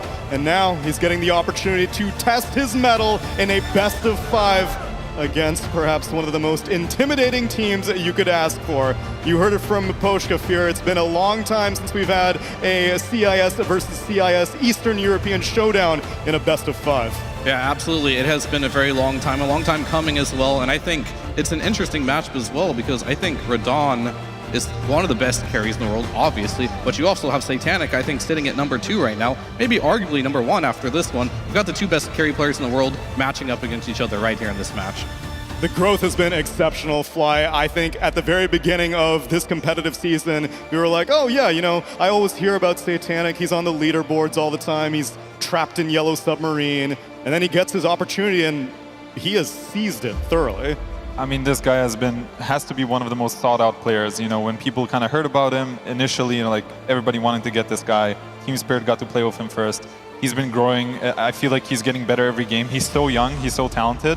It's clear that this guy is already a world-class carry, and you know, this year's might just push him even higher towards that first place. And he's doing it under the tutelage of his mid laner, No One. Gunnar, I've got some trivia for you. You know, 10 years ago, there was another ESL in North America. ESL One New York 2015. And the man on your screen right now won it on a Vegas Squadron. But back then, he was a newcomer to the competitive scene. 2015, everyone was like, yo, this hot new mid laner, No One. He's really got it. And now he is a veteran, and he has been helping to bring all these new players under his wings and bring them to grand finals. He definitely was one of the players similar to Sumail, that back in the day was you'd go mid, you'd lose the game just because of the mid matchup. I think there's a few, maybe like a year or two where he kind of was under the radar. He was on some teams jumping around and it felt like, you know, oh, maybe it's past his prime. But then now he joins Parivision, he joined Cloud9 earlier, and ever since then, he looks like, what, best mid in the world? Every single lane, he is the guy that you have to learn how to survive the lane versus. You can't beat him in the lane, you just have to survive. And I think a lot of this next matchup that's going to happen is based on the mid lane, because I think both teams have kind of a different philosophy. It's a lot of Laurel is kind of thrown to the wolves to some extent with the drafting and the heroes that he's being picked. He's more of a utility hero, whereas No One's like this guy who's going to carry the game for the team and kind of push through whatever Parivision needs. Yeah, that's why I'm glad to see a clash of styles, because oftentimes when it's a region versus region battle, there's a lot of overlap. But despite that, Parivision and Spirit, they do not necessarily have that much playstyle similarity. They have their own flair that they bring to every game. And we'll be able to see what flair that they choose to bring to this game number 1 of a best of 5. ESL One Raleigh Grand Finals are beginning now, but No big surprises yet as Parivision and take out that Nature's Prophet time and time again. Team Spirit ban out an Enigma, but I suppose that one surprise might be fear for a collapsed Mars, but I don't blame them. Yeah, I mean, that is very interesting. Not something we see in the first phase very often. Of course, Collapse is really great at this hero, but this has to indicate that they want something that Mars might counter. Do they want the gyrocopter or something of that nature? I don't think this Mars is just a random ban. Oh, Astini is onto something, guys. He's banning kind of quote-unquote random heroes, right? Heroes that you won't think about first picking. Like, I know this guy is unbeatable Muerta, but you probably don't ban it in the first phase. You're going to focus on supports, maybe that Medusa, maybe that Terrorblade, but one of those heroes is going to go through, which I expect them to pick. And this Clinks ban is like, okay, wait, what's happening? He's cooking. He's cooking. The Brazilian magic is happening right now as we speak. These are so targeted for a first phase. I mean, this is what I like to call... Someone gyro. That balloon thing is cool, by the way. This is when you kind of just say, okay, we're going to leave every OP hero in the pool, and we're just going to have a trade.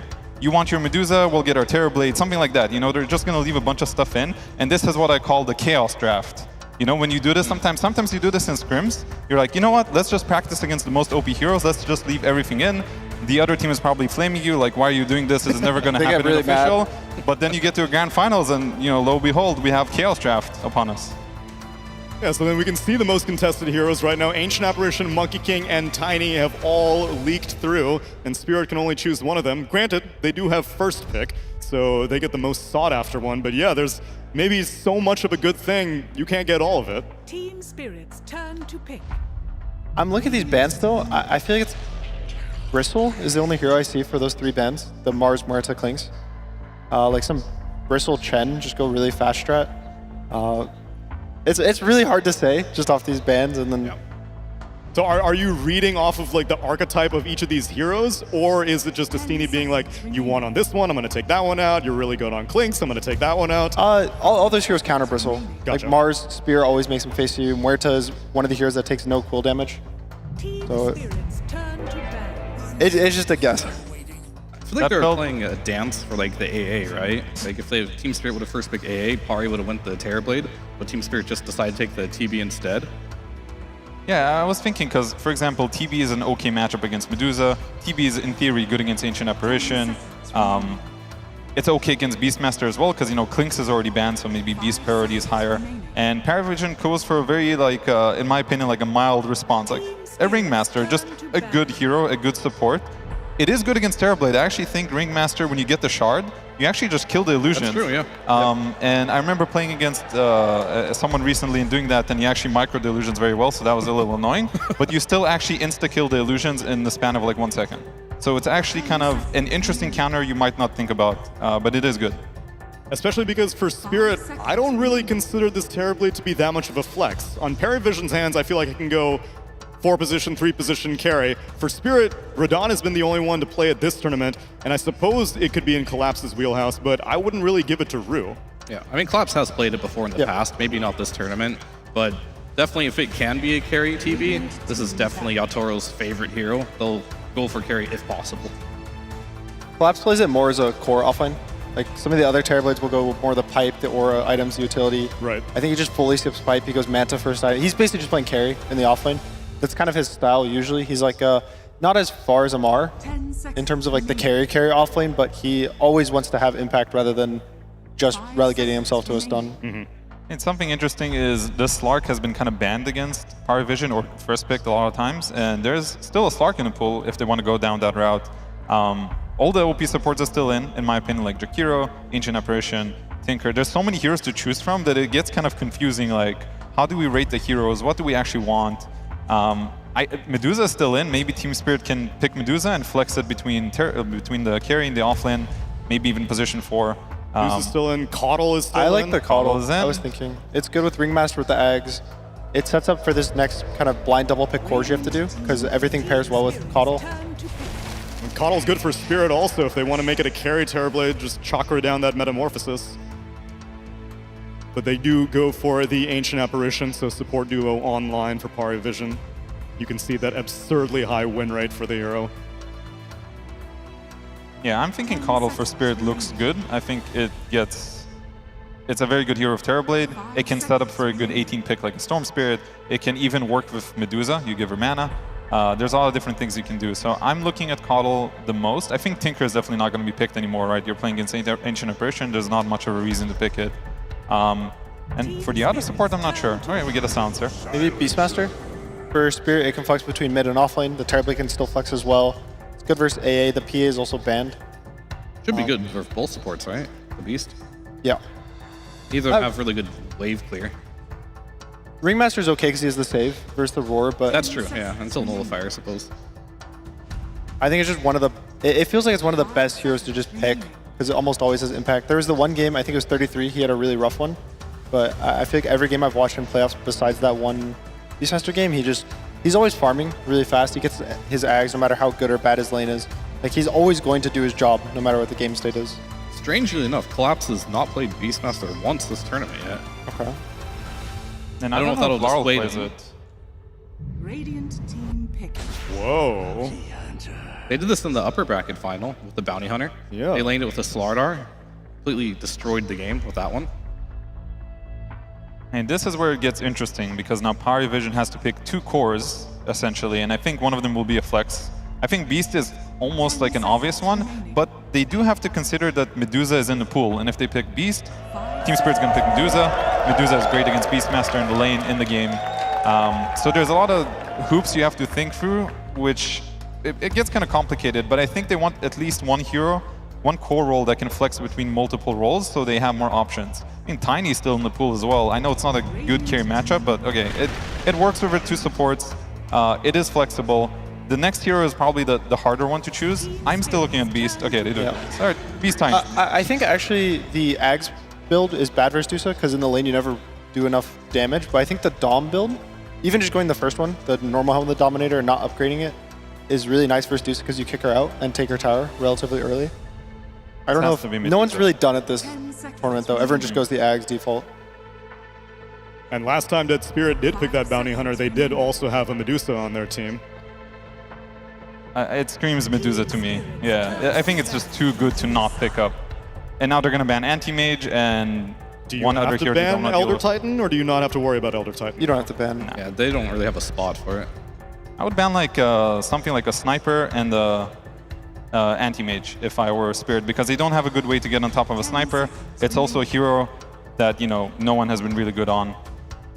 Something like that I think would be solid, and then they're going to pick up something like Storm, Ember, something that's left in the pool. Storm, Ember, Kunkka. I think one of these 3 heroes is most likely going to be picked up by Team Spirit. They just need some guy to initiate fights. They already have the carry potential between Terrorblade and Medusa. All they need is a guy that can start the fights for them. Yeah, I think they definitely need to ban the Storm. Laurel has been really enjoying that this tournament. Ember is his next played hero in Sand King, but Sand King is also gone, so... wonder what he'll go to after that. Laning versus potentially a Tiny. We don't really know for sure. They're going to flex that to the very end, but we do know this Terrorblade will be going in the offlane, which can, you know, deal with some of the other agility heroes, so maybe this Tiny might be safest to put mid. Yeah, I'm looking at Kunkka myself if Ember gets banned. For Spirit, yeah. I mean, Laurel plays a good Kunkka. I think it works well against Beastmaster. It's some AoE. Maybe Gunner, maybe you have more insight. The Kunkka is good. This pick is honestly not too... I think there's no stress on Spirit for this pick. Their draft kind of has everything. As long as this is just a hero that fights, you can pick anything. So they can just ask Laura, like, hey, what do you want to run at these heroes as? And Kunkka is pretty good at doing that. He also has the global to protect him. The scary thing for Kunkka in this game is there's a lot of burst and stuns, like chain stuns. But having a global to back you up means that you will survive these initiations. And I also don't think... The Sniper's good, but if you pick Kunkka, I feel like there has to be a more scary ban than Sniper. That's true. If you do pick Kunkka, you don't necessarily have to ban Sniper, because it is a good matchup, and the X into both, it's always a good way to catch. I was thinking about Meepo for Party Vision. I don't know how good it actually is, but their heroes look kind of bad against Meepo. No, I agree. Whenever you see Terrorblade specifically, you think of Naga Siren, you think of PL. PL's a pretty bad hero, but in that same vein, there's Meepo. I think the Dusa matchup, I don't know. I've seen that one go both ways, because the Snake gives him like full mana every time he hits 5 Meepos, but with the new Ags, even people are buying Diffusal Blade, I've seen in pubs. It's also game 1. If you pick Meepo game 1, it can screw over the whole Grand Finals draft. Win or lose. So It might just be worth picking just for a scare tactic. Yeah, we'll see what they ban, but the sniper is interesting as well because he's probably the best sniper in the world, right? Yep. And this guy can dominate lanes, so we'll just see what direction they want to go. I mean, if the Kunkka is out, then maybe you don't think about it. I believe that is a very difficult matchup. You're going to ban the Monkey King. Well, looks like Kunkka. I think the Kunkka looks like their best bet for the mid lane for sure. All the other options. There's DK also, maybe? I mean, that hero's better for Sniper, maybe, in the lane only. Maybe not throughout the game, but I think Kunkka is just way more stable. I think Kunkka is better than DK because DK has to commit with his stun. Like he blinks in melee range, stuns, has to stay in the fight, which is pretty bad versus party supports. Whereas Kunkka at least can play kind of max range, play this like X torrent. Doesn't really have to commit till there's a guaranteed kill. Radiant team. How about an Earthshaker? He's sticking to his hero pool. He has played this once already. Like all the other heroes we mentioned, he hasn't played yet, so he really wants to stick within his wheelhouse. And what do you think about Sniper versus this hero? It's a really good Sniper game now. I think this was maybe a Meepo, like a preemptive counter to Meepo to make it a little scarier to pick it. I still think you can pick Meepo into this Earthshaker, but Sniper now just looks better. The mid lane is really easy matchup. And it scales well versus Dusa and TD. It's just like probably these are the 3 best cores to pick Sniper into. I like Sniper. The only thing I'm worried about is if the lane shove is going to be an issue, because there's going to be these Terrorblade illusions, there's going to be Medusa Manta, probably. It's going to be a lot to deal with, and Sniper doesn't clear waves too fast. Yep. So I wonder if there's something that's a little faster, but it is a very good Sniper game, and I do have a hard time seeing Meepo now. Naga maybe could be okay. I think Naga's better against Shaker than Meepo is. So I'm looking at Naga and Sniper as last picks for Party Vision. The other one I've seen in the past is Slardar versus Earthshaker. Some people will pick it. It's not that good of a game though. I would say like Dusa is a really good hero versus Slardar. Even the Terrorblade. They need some kind of win condition against Medusa, because I think the other 4 heroes don't really deal with her. They can also always just send the tiny mid and give Satanic a new hero. Yeah, that's what we're thinking. He mentioned the Naga, but like Medusa is one of those heroes that, as you scale later, is harder. But they're gonna go with the Morphling. This hero does scale very good into the game. It does give him a better win condition, I'd say, than the Sniper here. But it is going to allow Laurel to have a little bit of a better game, so that's the trade-off they made. I think this is interesting. I kind of like it. I think they did need some kind of win condition against these heroes. I think Morphling will scale well into this game. There's not too much threat on him. There's Shaker, but besides that, he's going to be able to hit his timings. It is one of his, best heroes on Satanic. I think it's one of the heroes he's known for. So I do like the Morphling pick. I'm a little worried that this Medusa is still gonna have free reign for a while. But I think both teams got kind of some heroes that they wanted, which is part of the Chaos draft. Everybody gets something. Everybody, is gonna have a little bit of fun. I really like this sub-duo from Power Vision, which makes me want to go for them, but something about the Terrorblade Earthshaker in this game. I know the matchup between offlane Terrorblade and Morph is really good for TV. You max the reflection, you kind of just make him hit himself, and he's really sad hitting himself. Playing carry this game. It is a carry Terrorblade. Oh, okay. Offlane Medusa in this one. Offlane Medusa with a Bounty Hunter to support her. Yeah, I mean, it's definitely interesting. I think you have a really good burst and team fight for Power Vision. I think Satanic could definitely carry this. But if the game is very stable and you get a lot of farm on Radon and Collapse, it can get to a situation where you might have damage issues, because we talked about it before, like AA doesn't do the best versus Terrorblade. You have to commit and he has to die, or that Sunder's coming off. And Medusa doesn't care about Ice Blast at all. You can still regenerate mana while Ice Blasted, right? So a lot of value of this hero and what we see from it is nullified in this game. That's pretty much its main job, is I suppose to make Laurel's life hard, as we see the odds on the stream right now favoring Team Spirit. And I'm not surprised they made their way here through the upper bracket, and they are ready for a best of 5. And they are going to get an opportunity to test their ideas. Because I'll be honest, I'm not enthusiastic about Bounty Hunter supports. Upper bracket final, sure, they won with winning. Winning plural times? Yeah, I mean, Party Vision won with it too. Party Vision, actually, that's true. Yeah. It's a winning hero. It got some buffs recently. I think the track damage went up slightly. I also question it. I don't really like it in pubs when I have it personally, but in in these good games with these high quality players, they kind of actually know how to play the double melee lanes, or the Bounty Hunter is able to roam And Deuce is one of the better heroes at being left alone pretty early because she's super tanky. I think with the new facet that she can't be slowed, it's super easy to leave her alone. And mid rotations, not the best. Can't really kill a Tiny as a bounty, but maybe just even going to the safe lane, killing the Beastmaster, ganks like that where the bounty will TP to a safe lane, I think open up the map a lot. Slowing down the Beast is probably their best bet as to speeding the game up for them. And there's the Meteor Hammer Dusa, which is kind of the meta build for offlane. Also means that he'll take the tower versus Morph, which is kind of destroying Morph's MO. This guy just wants to sit in front of his tower, protect it for 15 minutes straight, but if you have a Meteor Hammer, there's nothing you can do to stop it. I can definitely see the gameplay for Spirit. I imagine that's maybe part of the reason why they opted not to pick the sniper mid, because now Bounty Hunter has something that he can do. He can just rotate on this sniper, take advantage of the squishiness of that mid laner. Instead, they're sending the Tiny. Granted, it's into a less ideal matchup against Shaker, but less rotatable. Yeah, I think the more I think about it, I want to give this game to Parivision. I think this Beast is playing against Silencer, which is a fairly easy matchup. I think Morphling is going to be free bottom, which means Ancient Apparition on Ducalis can go to the Beast lane, open up the tower, and snowball the game. I think Beast is such a powerful hero when he has a good lane. And I was expecting him to lane against Medusa, actually, which would have changed my prediction. But considering the lane setup, I actually think Beast can take over this game, and it's not like they're too worried about the late game. Morphling can still scale into the game, even if he loses his tower to a Meteor Hammer. I think it's just going to be like some Bing chilling, you know, between Medusa and Morphling. Everything else is going to happen on the map between the mid lane and the top lane, and I'm going to give the edge to Beastmaster in specific, and I expect him to take over the game. We've been having a lot of long games on stage, Fear.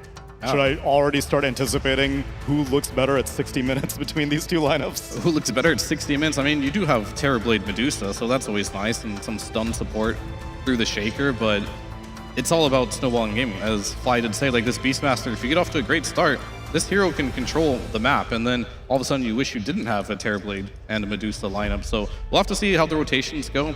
I think a lot of it will come down to just the rotations as mentioned, but the bounty can also rotate away from this Medusa early, right? To maybe shut down the Beast. Whoever makes this rotation first, I think, is going to have an edge. I think even Gates for the carries can just rotate to this. It might just be a 5v5 at some point really early in the Beastmaster lane. I agree. A lot of the action will be there. It's probably going to end up being a 3v3 relatively early. The Morph Dusa will just 1v1, which the Morph will win.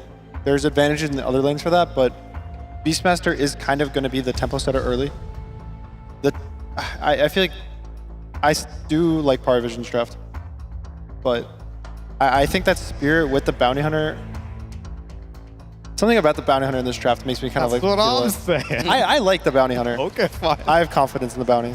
Especially because Fly, we're talking about how much supports can carry the game, and on the side of Parivision, it's actually for once not the Ancient Apparition that I'm looking at, but it's this Ringmaster. We talked about being able to insta-gib the illusions, and now it's a carry Terrorblade that he gets to play against, and we've seen how effective Escape Act can be as well. I feel like there's a lot on the shoulders for Ringmaster this game. Yeah, I think Ringmaster looks pretty good this game. The only thing he really has to worry about is the Global Silence, which, you know, that means he won't be able to save. That's probably why they picked Shaker. In hindsight, they're like, they want this burst, but I think it is a very good Ringmaster game, and I expect a lot. And I'm expecting it as well. The lobbies have been recreated, the players are loading in, and Raleigh, are you ready for a best of 5?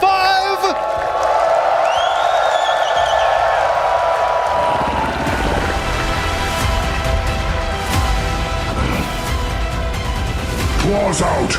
Join with me. We fight as one.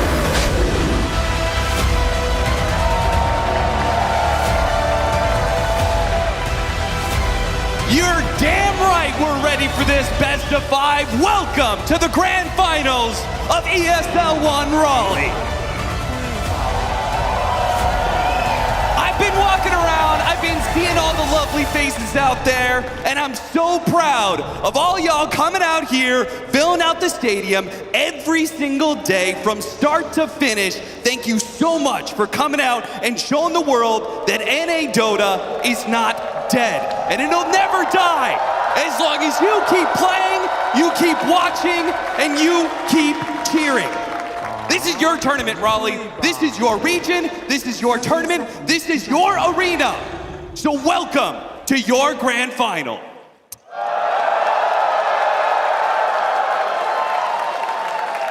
What a treat we have here in Raleigh. We have perhaps the most storied carry of all time in Yatoro with a first pick Terrorblade, no cares in the world, versus perhaps the most promising up-and-coming carry we have seen in a very, very long time in Satanic with the last pick Morphling.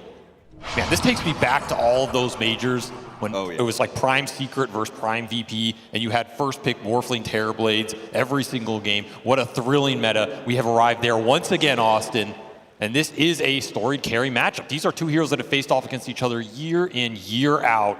I'm very excited to see what these two carry players can do in this series overall as they try and put their teams on their back. Can you beat Satanic? That is the question that has been proposed. I mean, let's add one more name to the mix, right? I saw somebody talk about the panel, and they said it's North America, past, present, and future on that panel. And I thought, you know what? That actually applies to this matchup here. No one, Yatoro, Satanic, that is the past, the present, and the future. The Eastern European region, and they are clashing in this grand final for supremacy. Who is going to be walking away the winner? Who's going to walk away with the early advantage in this game one? We'll have to see. His first blood might just happen right here. Maposhka, the captain of Team Spirit, out of position, caught out by Parivision, and no one, the past of Eastern Europe, will take over the present and has an advantage for the mid lane. To me, this is the veteran to look for Parivision in this series. This is a very young team, but no one, he has been around the block. He's been in this position before. He helped lead them to that title in Bangkok. You get out to a fast start here on no one, he can just dominate these games. He can put the entire team on his back, give him that first blood. He's in a solid position to do it. 3 runes do go Team Spirit's way, so they won't be licking their wounds too much here. There is a lot of interesting draft interaction that happened in this game one. And honestly, I feel like you could see Parivision playing Team Spirit's lineup more often than not, right? All of this lane shove between the two side laners, some like weird funky 4-position hero that's going to be annoying. Instead, it's kind of a faster lineup from Parivision, and that is the big question for me in this series. Do we see Pari adjust the tempo like they did in some of their previous series out of nowhere, right? This is a team that's capable of playing really slow. We learned that yesterday. Oh, we definitely did. But they are also a team that's capable of playing extremely fast and running you over, and you have to be ready for both modes that this team operates on. Team Spirit, however, they are no slouches when it comes to adjusting themselves, and I fully expect that if this game does not go their way, they will make adjustments quickly. They will flip the script as well. We saw how fast they can play in that TI Grand Final versus Gaiman, where they ran over arguably the fastest team in that tournament. So both these teams have a lot of tempo flexibility and a lot they can bring to the table, which is what makes this matchup so cool. Overall, do you feel like since Spirit is adopting some of Parivision tricks, do you feel like if this managed to work for them, do you feel like it's a big advantage being able to take away some of the play style that your enemy is best at? I think in some ways it's a demoralizer for Parivision, but at the same time, if you're going up against Team Spirit and you see collapse on Medusa, I don't know. I feel like I won something, you know? It's not the Magnus, it's not the Mars, it's not a Blink Stunner. He can dominate this games with this hero for sure. I'm not underrating it to any degree, but it doesn't put the fear in you. And I think Parivision are going to be quite happy if they can get this one out in the first game, as well because they're coming from that lower bracket series that went to 3 games. Those were very long games. Generally, if you're the team coming in from that position, you want to win game 1. Not just so you don't have to potentially play 5 games, but you want to keep the morale high, you want to keep the momentum going. You do not want to come in here off of an emotional high in that series and then get beat down swiftly. This game 1 is really important. That's one of the biggest problems that we've seen from our grand finals recently, is that it feels like the team coming through the lower bracket very often just runs out of steam. They get to that grand finals, and at some point in time, I mean, a great example was that 2-0 matchup, and then we had the reverse earlier this year, right? You can get to that point. Falcons got to that point. They're 2-0 in their grand finals, right? But they couldn't close out the series and just ultimately ran out of steam towards the end of the day. It's a marathon. It takes an emotional toll, a mental toll, a physical toll. You just run out of energy at some point. There might be a little bit of a clock ticking for Parivision in this BO5 if it really goes the distance. Just how tough are you? I mean, that's where having, you know, a 16-year-old carry player will help bounce that out a bit. And certainly, he's used to playing 16 games of Dota every day. 100%. So far, though, quiet start to this game. No really bad deaths on this laning phase, just the early lead for no one on that mid with the first blood. I am looking at Laurel in this game to really control the team fighting for Spirit. They don't have any other playmaker. You could argue this Terrorblade Medusa side lane double carry is pretty greedy, and you would be a little right. So that puts a lot of emphasis on Laurel having a solid game here and being able to start fights. Yeah. Particularly against this Morphling. As the panel noted, this is an absolutely free Morphling game outside of Global Silence and getting stunned by Shaker. That's it. So a lot of pressure is going to be on Laurel to perform. He has had an excellent performance this season. I mean, part of the reason that Team Spirit has been in the conversation at all before some of these other tournaments is the fact that Laurel's just been popping off in the mid lane. Yeah, he's had a very good season so far, continuing to show why he was able to pick up that second Aegis alongside all of these legends. Right. Very stable mid laners in this series. So both Rue and 9 Class are just doing their best to be obnoxious to the enemy carry. 9 Class taking over the Ringmasters, just throwing out the daggers. Rue's constantly just pickpocketing the Pari Vision, both the support and the carry of a bit of their gold. I will say the panel is a bit mixed on this Bounty Hunter. The more I'm watching this hero, the more I like it. Oh, the Gorgon's Grasp missed, but it doesn't matter. They still have the Snake. The burst damage is just too much. The pull seems to be a bit of a problem there. Pari Vision want to be able to contest, but at the same time, Satanic didn't really have the resources to back up his support. Rue is doing a really good job controlling the 2 side camps on this bottom lane, plus the Sentry battle. He's putting Ducalis in a position where you're forced to go above that Don tree line in to trouble, contest. top lane. Oh, he got run down easy. That was so much burst right there. Got hit by the level 2 fully charged Tame the Beast. That's 280 damage, man. He did not expect all that. This is the lane I expect to crumble first for Spirit. I do not think you're standing on this lane with Silence or Terrorblade against Beastmaster, Ringmaster with potential rotation. There's just no way. You're gonna have to get the toss back. Laurel, he's got the range creep in the Siege Wagon, trying to protect no one. He's gonna have to throw the Siege Wagon at Laurel, but it's not gonna be good enough. He knows. Oh, the dagger actually coming across the screen there as 9 Class came in for a rotation as well. Maposhka backing up Laurel a little bit, and we'll see whether or not they can actually get control over one of these power runes. Laurel certainly needs the extra help. Had the wand charge, it stays alive. Fisher on 3. No one's taking a lot of damage. No one has to go for the toss straight up on Rue in order to get out of this Bounty Hunter's way. He displaced the cold feet there because he tossed him up. That's kind of an interesting interaction. Visibility. These mid laners are just so tanky. You're trying to gank both these strength heroes. Also, really heads up play by no one. He planted a branch so that he could pick it up with the tree toss to try and get that last throw in because there were no trees on that dire side of the ramp. That is a super heads up play with that branch. Did not end up paying off, but would have been in the highlight reel for sure. Yeah, it feels like a bit of a wash. They didn't get the kill on Laurel, but they also didn't let Laurel get a power rune out of the situation, so he had to back out.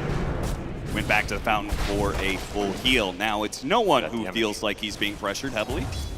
Wisdom Shrines are going to spawn. Should just get split here. I don't think either team's contesting. And going back to the Bounty Hunter, this is a hero that Spirit have played pretty well around and can make these early rotations as Radon. Again, this is just not a lane you can stand it. Yeah, left alone in lane. DM, the build he's got going on, these boars, and the Hawk is going to be a nuisance. They slow him down with the Blood Grenade, fall with the Tame the Beast, and he just runs him down casually as he can be. Just no help to come in. If you're not bringing the supports up there because they're focused on mid and this tiny, there's no way you let Radon sit on this lane. Make that Terrorblade go jungle, slow down his early game. And this Beastmaster, he is having one hell of a start here. I was going to say, isn't that supposed to be the advantage? You pick the Terrorblade in part because if the lane is bad. Oh, what a snake bounce! Ooh, Satanic didn't see that one coming. That's really massive in this early game. This Medusa's heating up. in from behind, no one. He's going to be stuck here. Fisher goes down, kind of blocked in the trees in an awkward position, but do they have the damage? Laurel walking in, ready to go with the Echo Slam. He didn't really get it that much. Okay, that really cost Maposhka his life, and maybe Laurel as well. With this dive, he's dead. Oh, Rue's going to try and help him out. What a play from 9 Class, using that trick, the whoopee cushion, to get up to the high ground and in position to make sure he gets the kill on the enemy mid lane. You end up getting the Echo kill here. Tiny is the bigger prize right now. That did not feel smooth at all. It just kind of forced the issue, especially when you're not leading these plays with Rue on that bounty. You did pick up the huge kill bottom on that Morphling, and that is a big one. Every time you bring this Morphling down in the early game, you get to breathe a sigh of relief. Rue trying to force him to take that regen rune. Does get hit by the cold feet. They don't have the vision here. This is just an all-out brawl mid, man. It really is. These teams do not want to give the power runes away for free. Why are we seeing so many rotations to mid lane in comparison to the rest of this tournament where I felt like there was a lot more side lane action? 3-man Fisher setting up with the avalanche follow-up, Tame the Beast. A dagger goes out, but Laurel is so tanky. Hard to bring him down. They bring in so all these heroes in the mid lane, but they're also two strength heroes that are Courier? some of the tankiest heroes you can look at. Courier is going to get sniped. Yeah, Captain Bamboo, not living for long here. There's going to be a lot of Courier deaths this series. I feel like that's a safe prediction. Yeah, that's a good point. I think it's just a product of this mid matchup. You have two playmakers in the mid lane and the Tiny and the Shaker. They're really important for both teams. You want to get them out to a good start. And when Tiny plays versus these melee mids, he always has that avalanche tossback threat, so that gank is incredibly easy if the other team doesn't counter it. So it's just vacuuming all these supports toward mid, looking for the power runes, looking for the tossback plays. Spirit want to respond. On one side, Party Vision are super happy with what the Beastmaster got. On the other, the Medusa is equally happy. But DM, he's making the move first with this early Helmet Dominator. Classic Beastmaster rotation to mid after that tier 1 tower top goes down. And can you stop this if you're Spirit? You would have to bring the Medusa and you want to TP. Talk about pace here. 0-4-2 Beastmaster already taking the safe lane tower. Now the mid for Aspen is going to be caught in the Meteor Hammer. The Gorgon's grasp and the Snake. Very nice bounces. Rue almost dies in return. Oh, a dagger from across the screen. 9 class slips one past Laurel in order to claim the kill. Still though, it's a 1-for-2 exchange heavily to the favor of Team Spirit. Well, Team Spirit are super happy with that. They got summons off the Beastmasters. That was the Helmet Dominator rotation. Collapse is just benefiting from every single play in this early game on a hero that has no boots, does not have the extra mobility. So he's super happy when you can get him involved. And your Bounty Hunter, he's getting extra XP off these kills. That's the biggest thing. Try and get to this track as soon as possible. Another Courier went down as well. Yep. This Ringmaster bleeding out as 9 class warning where his Courier snipes are going to start to come in. It adds up, man. That's a lot of early game gold. You're looking at this Terrorblade's net worth. That laning phase was not great, but you get a couple hundred gold extra off these Couriers. I mean, I feel like half the gold that 9 class gets when he's playing like Slark is from Courier kills. So the reason why he gets such a fast Yules is because he kills so many goddamn Couriers. Absolutely. So it's nice to see that Team Spirit are taking some of that, the same tools that Party Vision have used to get to this Grand Finals in the first place, showing that they can adopt them. And Spirit's just going to sit this Medusa mid and threaten the tower with the hammer. Trying to get 6 up at the top lane. The Bounty Hunter is going to go down here. Roared and dusted. There's no escape from this. This Beastmaster is a menace on the map. That misplay mid cost DM a lot of his momentum, but he is still the strongest hero in any of these open areas, especially if he can start on a target. Do you have Global Silence available from Aposhka? And you have the Blink Dagger done for Laurel, so the aggressive playmaking potential is online for Spirit here, whereas you're still waiting for that Blink on the No One Tiny. He's fallen behind. It's really, he invested more into the Phase Boots Soul Ring, can't blame him, just standard build on the hero. But the upside for Laurel is Blink Brown Boots looking for Satanic. He's morphed a little high, but... Yes, is he enough strength? I feel like he is. I think he's just high enough. Laurel's just going to show himself. He knows. Satanic knows. That's 1 second off being a dead Morphling there. Yeah. Razor thin margins, but the kid plays it correctly, and Laurel's move is kind of ruined. At the same time, I do feel like Collapse, he may have benefited from going to that mid lane, but most of the time this Meteor Hammer Dusa is supposed to stick it out in the off lane until he gets that tower. I don't mind this play though, because you can bring everybody else and fight around this. Party Vision are very dependent on this mid tower for the Tiny's farm. They have to defend this. Especially with all the deep vision they have, right? This deep jungle ward and the one behind this the ward mid is tower. So good behind the tier 1 mid. You have a shield rune amp damage Earthshaker right now with Global Silence to back him up. You take anything you find here. Yeah, seriously. I mean, at this point, you see any heroes, I feel like you just force it. You have to take this Ringmaster, right? Laurel really wants the Tiny, but they're just going to have to take 9 class out of the equation. I mean, he is too free at this point. So they do finally show themselves. They're going to try and take the tower. Meteor Hammer is going to be stopped again, but the amp damage, I think they've got it. Yeah, you can't do anything about this. And this blink on the Tiny getting delayed and delayed. As Laurel takes the last hit, nice little boost up for him. And you didn't really get a lot of pressure on this Terrorblade. The whole time this was happening, Yatoro not getting killed by this Beastmaster, not getting forced out of the jungle area. He's recovering a bit. Good sign for him. And if you're DM, 300 off this ulti orb for Helm of the Overlord, that is going to be a massive timing for Party Vision. You want to get something done with this helm. Either it's early Roshans, early Tormentors, early fights around tier 1s. That tier 1 mid is still available. There's a lot of early objectives for this Helm of the Overlord to go to work on. Expect some quick smokes out of Party Vision with this item timing. You have A Blast to back it up. You have Ringmaster follow-up. Any sort of stun initiation that comes out from the Beastmaster or the Tiny in this game, there is a huge amount of damage follow-up that can come through as long as you don't get global. And is the one copy up. From your perspective, which of those objectives is most important for Party Vision? I don't think they need a super early Roshan this game. I think you really want Tormentor when you go this Helmet of the Overlord. Like, that is yours to take. That should be a very difficult fight for Spirit to, you know, contest it to any degree, unless your Bounty Hunter's on the backline at the start and you somehow just get a dream initiation. So if I'm Party Vision, I'm thinking about Tormentor here, I'm thinking about that tier 1 mid, and I'm thinking about maybe invading jungle area and finding at least one pick off on either this Medusa or the Terrorblade. That kind of sequence was, you know, 5-6k gold net worth swing easy. With the stacks they have, DM not only gets his Helmet of the Overlord, but actually has a decent jump start into the pipe. We'll see him start rotating towards mid, so perhaps the call is made to try and even out this mid lane tower advantage that Team Spirit currently has, but it's going to be tough pushing into this, even with the Helmet of the Overlord, as you already have the Rod of Atos out from Collapse. Got him inside the Gorgon's Grasp. The follow-up Meteor Hammer is going to land. A lot of damage being thrown at DM, but not enough. Team Spirit stuck on the low ground there. Got the dragon. Accept the dragon instead. That's still 250 gold. I mean, even more important than the dragon, you just put DM on low HP. He has to go get another creep. He has to reset here.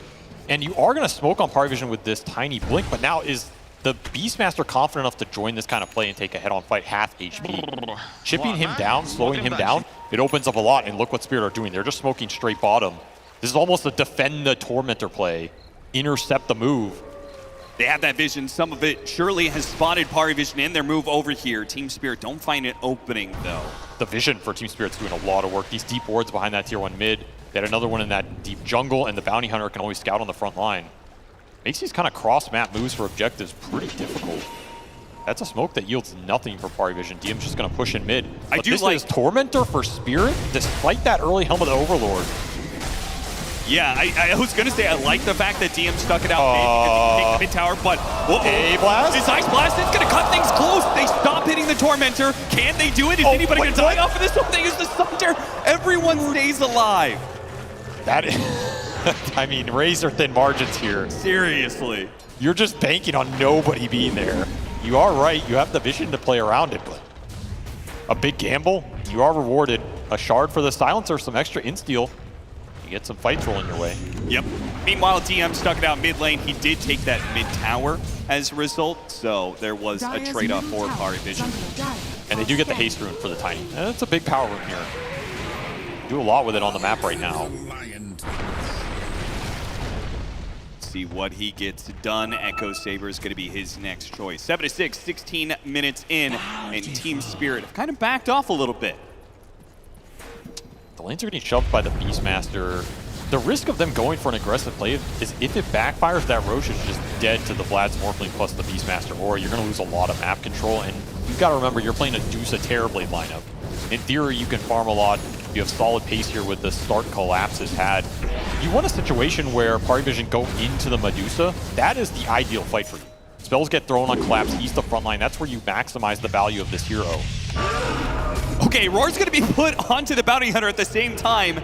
Yeah, they're ganking the Dragon. Neither play works. Both Rue and the Dragon survived, so... I will say, as good of a game as DM's had, I think it's been equally awkward. That mid move failed, he didn't get Tormentor, the Roche is still up. A couple Roars just haven't yielded too much, or you're just finding the Bounty Hunter. Yeah, and he's still top net worth. His game is not bad. He's 3-1, he has 150 CS. He probably feels incredibly strong in this game, but Spirit are not giving him a lot of openings to snowball off of this lead right now. Just very disciplined around the map and using this Bounty Hunter to maximum effectiveness. The vision continuing to be annoying here. Yeah, I guess this combination of the Bounty Hunter and the Medusa frontlining is going to make things difficult for this Beastmaster when it comes to roaring important targets. I mean, look at the move right now from Party Vision. They're moving up top, but this is a fresh obs planted by the Bounty Hunter. He scouts out the bottom half of that move. The upper half of it was the Tiny staring at Collapse on the lane. Just not a target you want to jump right here. No, you do not want to go for this Dusa. They can take a lot of fights, but starting out on the Dusa seems ill-advised. And I think the panel's read of the cores going into this AA pick was spot on. This is a draft designed to make AA one of the most dominant heroes of this tournament. Yep. Right, 80% win rate hero. They're trying to neuter his impact. You have the two best carries in the game versus AA, and the Medusa and the Terrorblade on the same team. Yeah. And then you have a Bounty Hunter who can scout him out and make his life miserable, make him have to invest in a bunch of detection. Not a fun matchup either. Global Silence sometimes messes with this hero a little. It's just not a fun AA game. You have to start fights on your terms. You have to be the one getting the jump. We have not seen it a lot as Ducalis just left wondering, when is the team fight going to come for my hero? Yeah, how do you get the jump against Bounty Hunter, Earthshaker, Medusa? Combination of vision, frontline, and initiation seems to be in the favor of Team Spirit. And as a result, Pari Vision haven't been able to do much with this very strong Beastmaster. Oh, no one. Some of their combinations, they're going to get caught in the corner here. Ancient Apparition hit by that Fissure. Laurel starts backing away a little bit. Doesn't want to take the full combination of the Tiny. Doesn't want to die to his Ice Blast, but it looks like he will anyway. He gets one final hit. And knockout punch to Ducalis. Gets a 2-for-1 exchange. Reminder though, those are track kills on top of that. And now you can start to run the map with this bounty. Potentially look for more. Radon will get your lanes in. Pari Vision have to be careful when you give up big kills like this. He wants the courier, you want the hero. He wants the hero with Maposhka sneaking up the side. 9 class is surrounded. There's no way out of this one. The Gleipnir into the Gorgon's grasp. Him being silenced, he's dead. Satanic is going to turn into a silencer and try and catch after Rue. Stonegate's going to be put to use to stop him. Rue trying to get out, but his TPs are coming in. DM's almost here. He got the roar onto the Medusa. Now with the Stonegate's already used, this is a target they can actually bring down. They have the follow-up with the Cold Feet, and with all of these heroes from Pari Vision, they will bring down the Beast. Finally an opening for this Beastmaster to get what he wants. That's a 5x streak on Collapse as well. I'm surprised they didn't just go Roche here. They're smoking up looking for more, but this Roche dies really fast. No Medusa, there's no way you're contesting it. They just want everything right now. They do get scanned. Pipe is already done for this Beastmaster, by the way. He is absolutely massive. Mapochka actually stuck around to dig for a second there. Spotted by no one, but no one blinks backwards instead. Really awkward because is it too late to go back and do Roche? I think the play was just Roche there because the kill happened right next to the pit. Why not? It felt so natural. I think they are just going to force it here anyway. Okay. No harm, no foul. But this does give Spirit a chance to contest, and you do have Echo Slam Global up. Yeah, you've got everything except for Stonegate, so... It's got to happen fast. This is a very fast Roshan for this early in the game. I don't think they're here in time. This is going to be very close. You're going to have to just insta-jump with Laurel here. Oh yeah, the 3-man smoke of Spirit. They're going to be close, almost inside the pit in time, but the H has already been picked up. And Team Spirit, maybe they get the initiation afterwards. They try. Laurel puts the Echo Slam. Global Sound's going to be put to use. Going after the Beastmaster, but it is a hard kill to get. And Laurel finds that he is instead stumbled into a trap as Pari Vision turned back around, get the kill on him and Captain Mapochka. It's just not a jump you can make. You do not have enough damage to bring a Pipe Beastmaster down with 2,000 HP this early in the game. You have to respect this aura right now. Yeah, it wasn't even close to getting that kill. Spirit are on the back foot right now. They are not matching the tempo, and this Dusa is just getting out-pushed. Does not give you a lot of damage at this point in the game. Pari Vision capitalizing on it. Map is theirs to take with DM's timings. The double auras of Vlad's and the Beastmaster's Inner Beast, the physical damage that they're pulling in is really nice. Roar and Wheel of Wonder and Ice Blast. That's a lot to put to use for a hero that's alive. That died. Is he actually going to be able to survive through all this one? Radon coming in big from the side. It's already ripped apart one support. Oh, tossed over. Puts Laurel in a bad position. What a strike from no one. Catches out Laurel. He came back in the fight and immediately died. Satanic playing a little bit slow. Not sure if he can challenge Radon or not. With all of his illusions, we'll wait it out, back away, take the tier 2, and not force more of the engagement. I feel like that's as good a fight as Spirit are going to get in that position, at least going into the Aegis. Everything got thrown on the Dusa and Collapse lives, but what's the turnaround? No Echo Slam on this Shaker. You have no team fight damage. The second he goes in, he just gets obliterated from the Morphling in the AA. So hard for Spirit to bring anybody down, other than some of these easy supports. Yep. They need more damage. Apparition continues to be a problem. They just need damage, or they need ways to start fights on their terms with the Bounty Hunter or the Shaker going on the A or the Ringmaster. You get a 5-on-4. You can bring the Dusa in on full resources. Rue is hounding Satanic a little bit, but I do not think he minds right now. Yeah, I mean, I guess he does have... He had 3 Vessel charges, so I guess he can afford to throw some of them around lightly, but... Is this just a race to the butterfly for this Morphling? That's what it's looking like. You're going to have an incredibly strong timing. Whatever item Satanic opts for next year, you can just push with that. You're going to have the Beastmaster to back you up. You're going to have a toss save if you really need it. You have escape act if you really need it. Yep. Strongman tonic. There's a lot of HP buff to throw into this Morphling if you want to siege the base. A free Morphling game into a very free butterfly timing. Dangerous for Team Spirit. He is not far off it either. 1,300 gold. Radiant's bottom tower is under attack. Rue being a nuisance around the map. You know he's around here somewhere, but miss on the dust. I mean, he is doing some work right now. The more you can stall this game out for your Reduce and Terrorblade to get some damage, the happier you're going to be. I love that 9 class correctly predicted where Rue was. Even if he couldn't catch him, he's like, nah, I know where this guy would be. He wouldn't run away through the mid lane. He'd just go deeper into our side of the map. Picks up the amp damage, takes that away from Pari Vision, which would have been a big rune for no one to have in his bottle. All he has to think about is, what would I do? I'd be as annoying as possible. Kind of getting sandwiched. A lot of vision from Rue. He is wasting. wasting. Like some of the Spirit heroes are getting close. Look at the time he's wasting, though. Pari Vision are still just lingering around this area, getting tracked. They know he's here. Another jump from no one. We'll Got him on find the him. avalanche, and they do have the detection. The sentry's right next to him, but he's outside of the sentry now. Where's more detection, though? This is such a big committal. They've got him kind of cornered. They chase after him, hit him in the dust. Okay, he's finally gonna fall. They do catch this little rat. The bounty hunter falls. And your reward, 500 gold. Was it worth it? Probably not, as the lead is not growing during this Aegis period. Gone up by about 1,000 or 2,000. You got that tier 2 mid, but that's about it. First Aegis not pivotal here. It did get your Morphling to the butterfly timing. That's the more important aspect. This is a really strong item timing in this Morphling Terrorblade matchup. Yatoro is just not going to have a direct answer to Satanic in these fights. And the push coming through.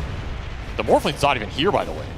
Yeah, this is pretty crazy that Pari Vision is even willing to get this close to Spirit's base while not having their Aegis carry.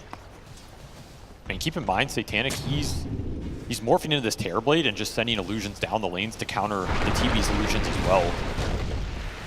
So he's effectively giving Pari Vision a lot of map control while they clump like this. Yeah. Not losing too much on the side lanes. So it's just going to be an illusion push game on both sides. We've seen this before. It is a style Pari Vision are very familiar with. Item timings coming in. Radon is trying to work towards his Scotty. Laurel, a BKB, and Collapse is going to go back for the shard after he picked up Lincoln's. While we talked about the butterfly that is done for Satanic, he's going to put that to use.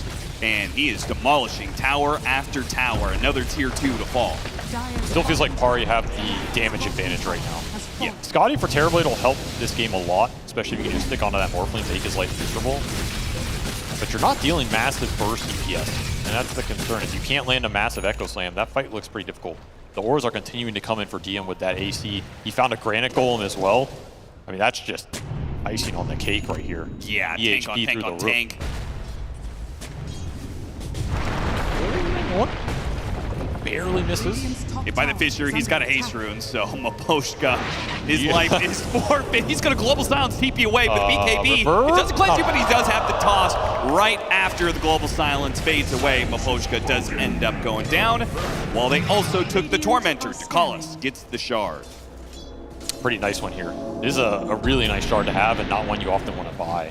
So that'll free up some more gold for him, probably Glimmer Cape, Force Staff, whatever you want. Yeah, that extra bit of stun could come in clutch when it comes to this man right here, preventing Yatoro from getting off a Sunder, just bursting 100 to 0. 100%, because it does not look like Yatoro wants to commit for a BKB this game. And you can't blame him. Like, you have to just gear up to be an ultra carry. You need all your slots. It's not even that great of a BKB game. You're playing into the Roar. You're playing into a lot of kiting potential. Doesn't really help you in this Morphling matchup too much. Yeah. It's a mixed bag. It would be different if Laurel was like, you know, actually scaling up his Earshaker, but he's working on his third item BKB still at 28 minutes. Like, this is not going to be an Earthshaker that's providing, I think, a ton of damage. Still plenty of control, but... Could land a big Echo Slam. You get some extra beast summons in there, a couple boars, a couple extra creeps, some Manta illusions, whatever. Forgot about the Wisdom Shrine. 28 minutes. Rue is taking the enemy's Wisdom Shrine, so they'll get double off of that. Big win for the supports here on Team Spirit. Pari Vision seem content to just play slow for next Roshan. They are not in any rush. Didn't get to use this butterfly timing at all, but maybe not worried about any MKBs or anything of that nature coming out from the Terrorblade, as Radon's not really close to this Bloodthorn he's eyeing up. Yeah, it's going to be a while before that Bloodthorn is done. I mean, Roche available potentially in 20 seconds here. We're already back. As you see the Scotty come in from Terrorblade, I fully suspect Spirit will contest this next Roshan if they have everybody available and all resources online. They're already kind of pre-smoking, trying to look for the fight that would lead into some map control. Satanic, he has BKB done. He's playing on 2,500 HP. Very tough target to jump and burst. Final tier 2 falls. Spirits couldn't really put up a defense. All of these heroes are still here. They're baiting out the Dusa right now. But Parivision not likely to take the bait, so it's up to Rue to try and scout a better opportunity for Spirit to initiate. That is an illusion bait they will not take. Instead, Parivision, they smoke and back away a little bit. No one. He could just run right into Laurel here before he gets back to base. Laurel, ooh, no one. And Laurel both blink away. It's going to be Rue who dies to this smoke instead, who came a little bit late to the party and ends up getting scouted by the dust.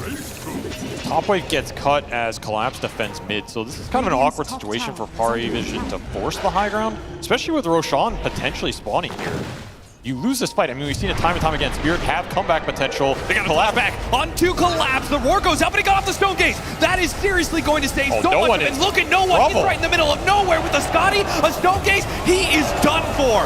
Now Collapse. Echo. Oh, big Echo comes out from Laura, already taking out the Ancient Apparition. No Ice Blast here. Huge advantages for Team Spirit as long as they can deal with Satanic, who's already turned into the Medusa. Blocked out by the Fisher, and Radon is just going after every other hero but Satanic for now. He's going to try and wipe out every other Parivision hero. Oh, they're kiting him out. Spirit up to kite Satanic as much as possible. The Gleipnir rids that one with a Manta. Gets a little bit further distance. Chain stun up again.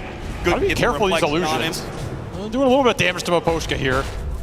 Yeah, Maposhka's getting pretty low. Collapse is also low on mana, but he's willing to use the rest of his mana to try and finish off Satanic. Don't wait for him. Goes out to stop it. He's saved. Nightclass, he was coming in with the box, but he gets denied as Laurel.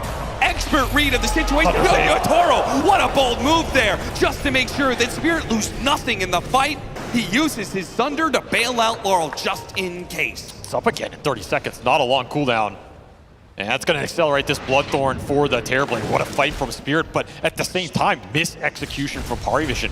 Yep. They go for the toss back on the Dusa, and they throw the Wheel of Wonder in behind him, but there was no follow-up stun on the Dusa. The Stone Gaze just comes out. There's an A blast on an illusion.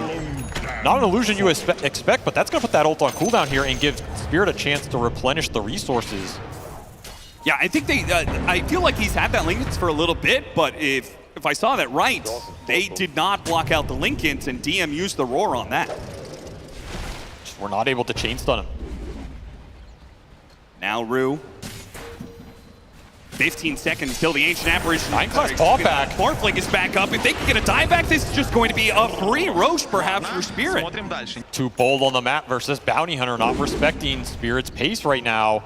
And they sense blood in the water. Oh yeah, they're gonna slow down DM. They know that Parivision, they have stumbled in this game one. They've given up their advantage, and they will take everything from Parivision they can before they claim the ultimate prize in the Aegis of Immortality. This is why Spirit's such a deadly Grand Finals team. You just cannot slip up for them. You can't miss-execute. You throw one little play, one little toss fight, and the whole game can spiral out of your control. Instead of getting this Roshan, playing it safe, Parivision went for a riskier fight.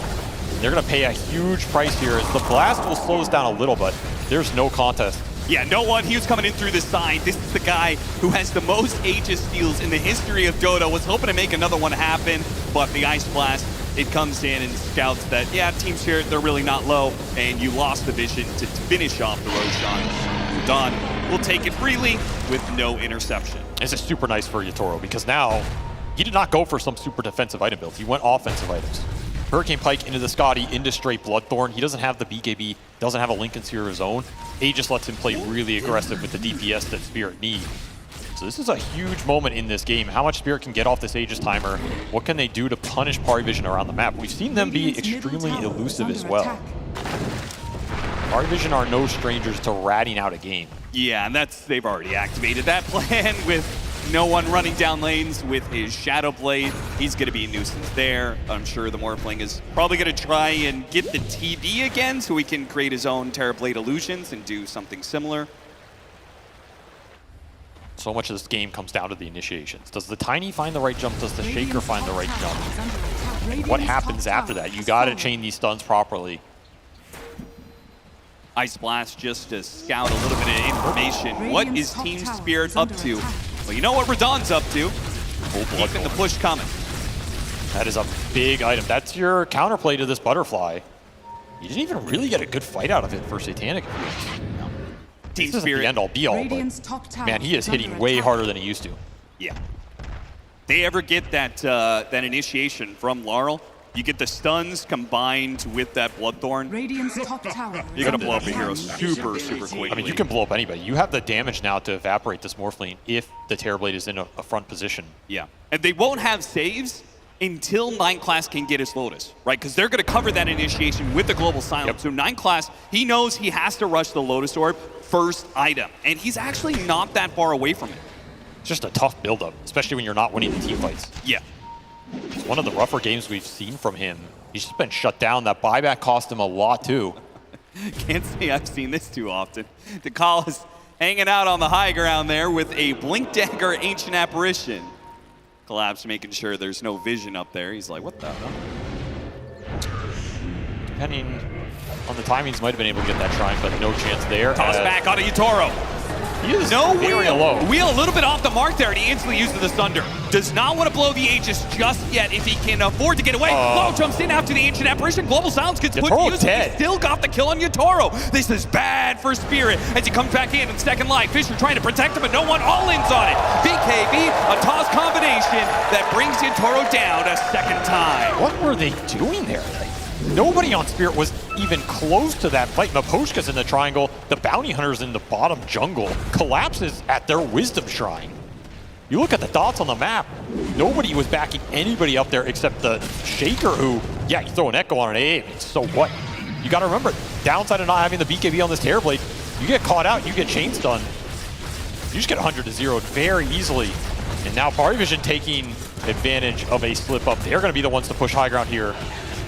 Collapse trying to hold the base. 60 seconds left for Yatoro to come back up. That is a long time. A lot of buildings are likely to fall here. Satanic going to work on one side, DM and no one on the other. Collapse just bouncing back and forth, not sure which wave to try and save here. They go after no one because no one used BKB earlier. They've got an opportunity. DeCallis jumps in with his Ice Blast. A little bit of a stun is just enough, and Laurel, he's gonna fall. Satanic cuts in from the mid-wave, takes down one. Now going after the Medusa. Use the roar, long stun, follow-up avalanche toss as well, and Collapse running out of mana, gets off the stone gates, a couple more shots, a hawk that locks him down, and Ice Blast followed up, and that is enough stuns. They got him. That hawk hit seals his fate. Spirit bleeding more heroes. No buyback available for that Medusa. He bought out for the Hex. No buyback available for the Earthshaker. This could just be Megas off one misplay mid. You never got a fight out of that Bloodthorn. You never got a team fight to defend your base. Spirit went from trying to hold the base long enough for Yatoro to come back up, and now in turn, Yatoro will have to try and hold the base for the rest of his team. I don't even know if you can fight this. It's Megas. There is no way he can stop this. Question is, how much does Parivision want to keep pushing this? I don't think Satanic knows the word back right now. 15 seconds left. He can turn back into another Terrorblade Metamorphosis. Radon, he's going to have to come in and do something crazy here. Wait for Laurel to be back up, and then you go with the Metamorph. He got got the initiation. Global Silence comes in just a tad bit late. That's okay. Radon can shrug off some of the damage with his Manta, but at half HP, the Tier 4s are falling fast. He needs to stand and protect his throne, but at the same time, they can't actually chase after Parivision. 15 seconds left on the Medusa. Satanic from 2,000 units away is banging on your Ancient. Gotta do something. Team Spirit, they gotta get to him somehow. A Fisher goes out, trying to stall him up. BKB activated by Satanic. He wants to all in it, and Collapse has already said, this is done. This game one is over. Even before Yatoro falls, the Ancient goes down. Maybe you just can't beat Satanic. I don't know. That might be the prophecy of this tournament. As we talked about the momentum Parivision need to come into this best of 5. You want to get off to a good start here. You don't want to get stuck in a 5-game series where it starts to take its toll. They just spiraled that game out of nowhere. One misstep mid with that Terrorblade. You feed away that kill, and all of that resurgence from Spirit goes out the window. It felt like they had crawled back into that game and had a dominant position. In 1 minute, it's gone, and you just lose. Yep. That is how fast that game turns, and that is the power of this lineup from Parivision. The push potential is insane between the Morphling and the Beastmaster. The second you mess up one fight, your base is just gone. Whereas it feels like Spirit, they have to win 3 or 4 fights in that game to even get to Pari Vision's base to make something happen. That's the downside of Terrorblade Medusa. That's why I don't think we're going to see this type of lineup again from Spirit, because I don't think they like being in that position where their pathway to victory is that constricted. For you, is it the Medusa that you feel like is going to change the most? Are you okay with the Bounty Hunter still? I think we're going to see this Medusa change, because I just don't think it's a collapse archetype hero. I think Spirit respect the power of this hero. I think they respect what it can do and the draft potential of it. But when you get stuck in these games where Collapse can't be that big playmaker, what's your comeback potential? Pari Vision setting the pace, taking game 1 of this best of 5. Setting the pace is a good way to describe it, because that pace was steady to begin with. It was ease, it was measured, and it was coming into Pari Vision's favor. But then, all of a sudden, a fatal mistake, a game-losing mistake. Radon is just evaporated at some point, and then it's just over. Yeah, essentially that's kind of what happened at mid lane. It was very strange. A lot of it may have to do with the fact that AA was just sitting there with a Blink Dagger on the high ground, seeing that the Medusa was by the Wisdom Shrine, blinks away, TP's back, and then all of a sudden Radon, I believe this is the play here, is kind of like stuck in the middle of nowhere, has to use his Thunder very early on. As you can see, his team is not here, only the Shaker is here to help. And now all of a sudden, you're using Echo on one Ancient Apparition. You're not killing him, you lose your Aegis, and now all of a sudden, Radon, he has no buyback in this situation. You're playing versus a Beastmaster who's going for the Hunt talent. You also play versus Tiny and a Morph, and chain feed after that. And this was a very uncharacteristic mistake, I think, from Radon, because during that time, exactly like 35 minutes, people might looking at Wisdom, and you're playing Terrorblade, you can push the waves out of illusions anyways. I think it was just a mistake. There's really nothing to say about it. It's something that we usually don't see him do, especially in such high stakes. And the punishment was actually losing the game. Yeah. This was a game-losing mistake, which is a little, it doesn't always happen. Sometimes you might feed and you don't lose the game, but you did. Especially in a position like that where you have the Aegis. Like, I don't entirely blame him. Yes, it was a game-losing maneuver, but for the most part, whenever you have an Aegis in that position and your mid laner is behind you, Gunnar, you should feel relatively confident. It was a tier 2. It wasn't like a tier 3 push. Yeah, but tier 2 mid, it's not that different from tier 3. I also think maybe it's a bit of miscommunication. Maybe he thought his team was going to be behind him. They were just going to make a team move to take this tower, and it's a warm-up game. It's the first game of the day for them. Get the jitters out. Yeah, back in the stage, they've only been playing, what, it's their second game on stage? Yeah, I think? come on. Or second series. Second series, come on. You're going to loosen up the fingers a little bit. There's a lot of pressure on the line. And maybe now they are calibrated to it, hopefully. Maybe he was expecting his offlaner to be behind him, because Fear, I know you had your eyes on our head-to-head for this game number 1. It was the Medusa versus the Beastmaster. Yeah, I mean, it was very interesting for me on this one. Collapse, he had an amazing laning stage, got really farmed, and that felt like he was going to control the tempo. And DM, he did go for an unusual build. He went for the Wild Hunt, I believe, called Facet, where you get attack speed, and you're not going to scale as much. Went for all the auras. So that kind of shows you the difference in like how these teams like to play as a whole. And this Beastmaster went for the auras, all in on Satanic being the carry. He's not going to scale super hard himself here. And it did feel like at some points that maybe he would run out of steam, but in situations like this where you do win a fight, you do have the auras, and you have these other 2 cores, it can just push you to a situation where you can just end a game very abruptly, in which he did. Yeah, I think there's a lot in this game that was kind of interesting. Starting with the Beast, I expected him to have a good game, and I think he went for this kind of, like you said, unusual build, where sometimes we see 33 still go for the Dom too, but he goes for the other facet, and then he goes back to the Ags. And I was actually questioning it a little bit.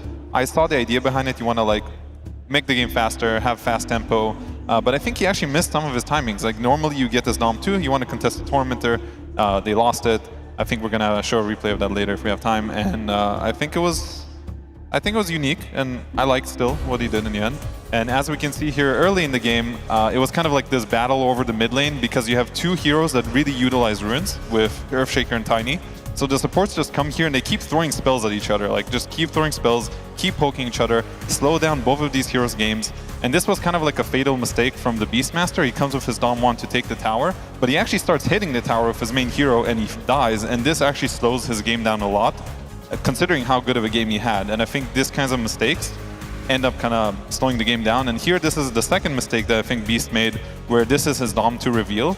He shows up to the mid lane, it's about to be Tormentor time, but I think he lives here, but his Dom 2 dies, and it slows down everything because he uses Roar, and then they lose a Tormentor because of this, because he feels like, okay, I don't want to contest the Tormentor anymore, I don't have my Roar, it's a waste of time, and it's a little mistake that actually is bigger than you might think. So, yeah, some mistakes, but still a well-played game from Beast overall. Yeah, it could have snowballed quickly out of control for Parivision, but maybe due to some cold fingers from Radon, they end up claiming that game number 1, but I know the crowd is still feeling very warm, especially with Flax and Lyrical out there to join them. Thank you so much, Tsunami. That's right, we've got a matchup for you guys on the big screen, but also right here in the crowd, we're gonna do a recreation into the grand finals of a rock, paper, scissors match. Right here we got Team Paravision, right here we got Team Tundra. Your names? Hamad, Paul. Hamad and Paul, they're gonna be battling out, and then we got the grand finals over there with Slacks in just a moment, but right now, get ready, get set, and battle it out! Oh, Jesus. Oh my God, he gets him! They take him out right there, and now on to the grand final, Slacks! Paul. What did you say your name was, sir? Jay-Z. Oh, thank God, I thought you said P. Diddy. Okay, let's get this on. Ladies and gentlemen, grand finalists here. Here we go. You want Paravision to win, right? Absolutely. Yeah, why? Because Satanic took his kahunas and he dropped them on the table. I asked you not to do this cojones thing, but continue. I had to. Okay. He's 16 years old. All right, thank you very much. Let's not talk about that. Sir, you want a team spirit to read, right? I guess I do now. That's my boy. See, now that's how you do a content piece. Ladies and gentlemen, put your hands together, get ready. It is a BO1 rock, paper, scissors. Here we go. Team Spirit versus Paravision on shoot. Rock, paper, scissors, shoot! Oh, damn, please don't lose to Pete Diddy. All right, here we go. Rock, paper, scissors, shoot! Rock, paper, scissors, shoot! Oh, shit! Last but not least, rock, paper, scissors, shoot!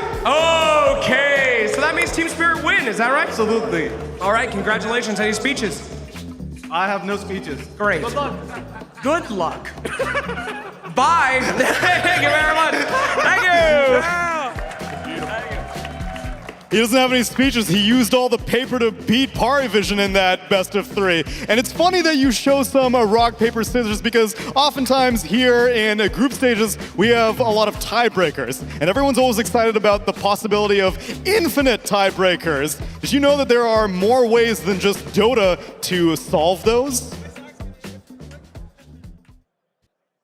With the group stage being almost done, we are moving to our tiebreaker phase. So we're going to follow our usual procedure of match, and then if that fails, we're going to the 1 versus 1s.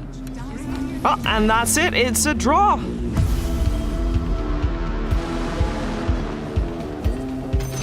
How can it be a draw again? So we're going to our final tiebreaker, a coin flip. How can it be a draw again? Cornhole.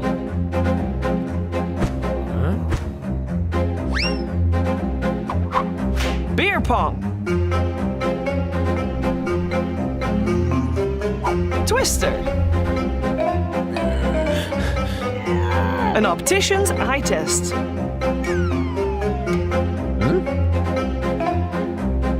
Arm wrestle.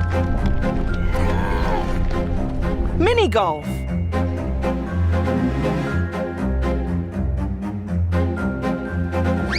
Who can tell the best joke? So then I told him, that's nacho cheese.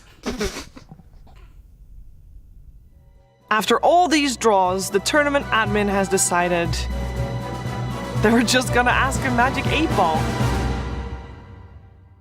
No way! Vai tomar no cu, mano. Que nojo. Fuck.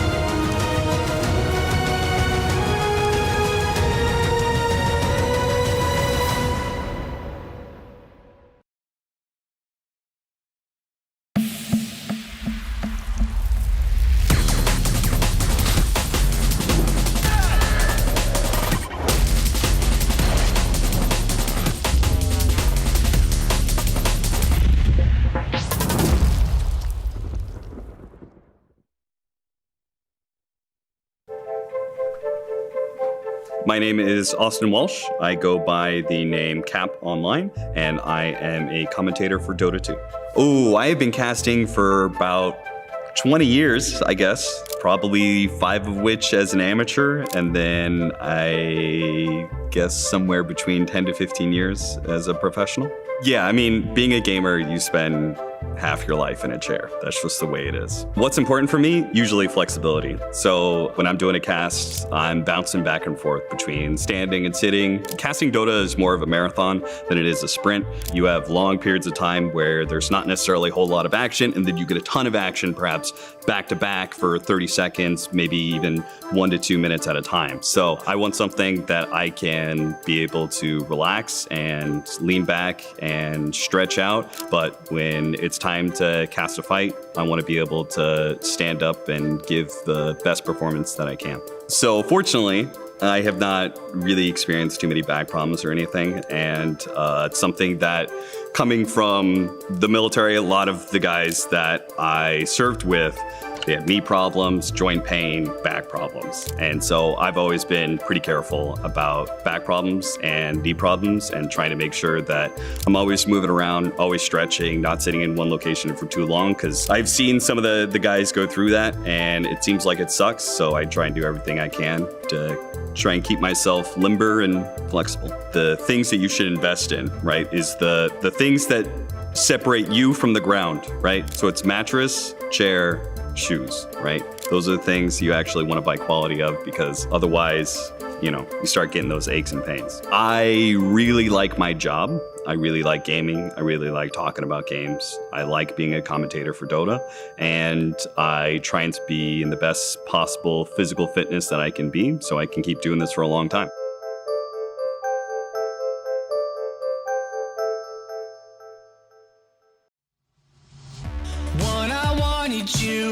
I never wanted to be the third person you'd be searching for. I had 5 reasons in 1996, 7 minutes in this heavenly sin. I'm picking you up, I made you a mixtape, I played you, I'm calling you up, meet me. The future's in. Back to the future. I'll never lose it. I'm at your door. Back to the future. I'll never lose it. I'm at your door. Ate my heart for lunch. We're just 90s kids, and there's 10 reasons that you hated this. I could count the ways that I love you so. Every petal from a bouquet of roses. I'm picking you up, I made you a mixtape, I played it, I'm calling you up, meet me at Twin Pines Mall. The future's in. Back to the future. I'll never lose it.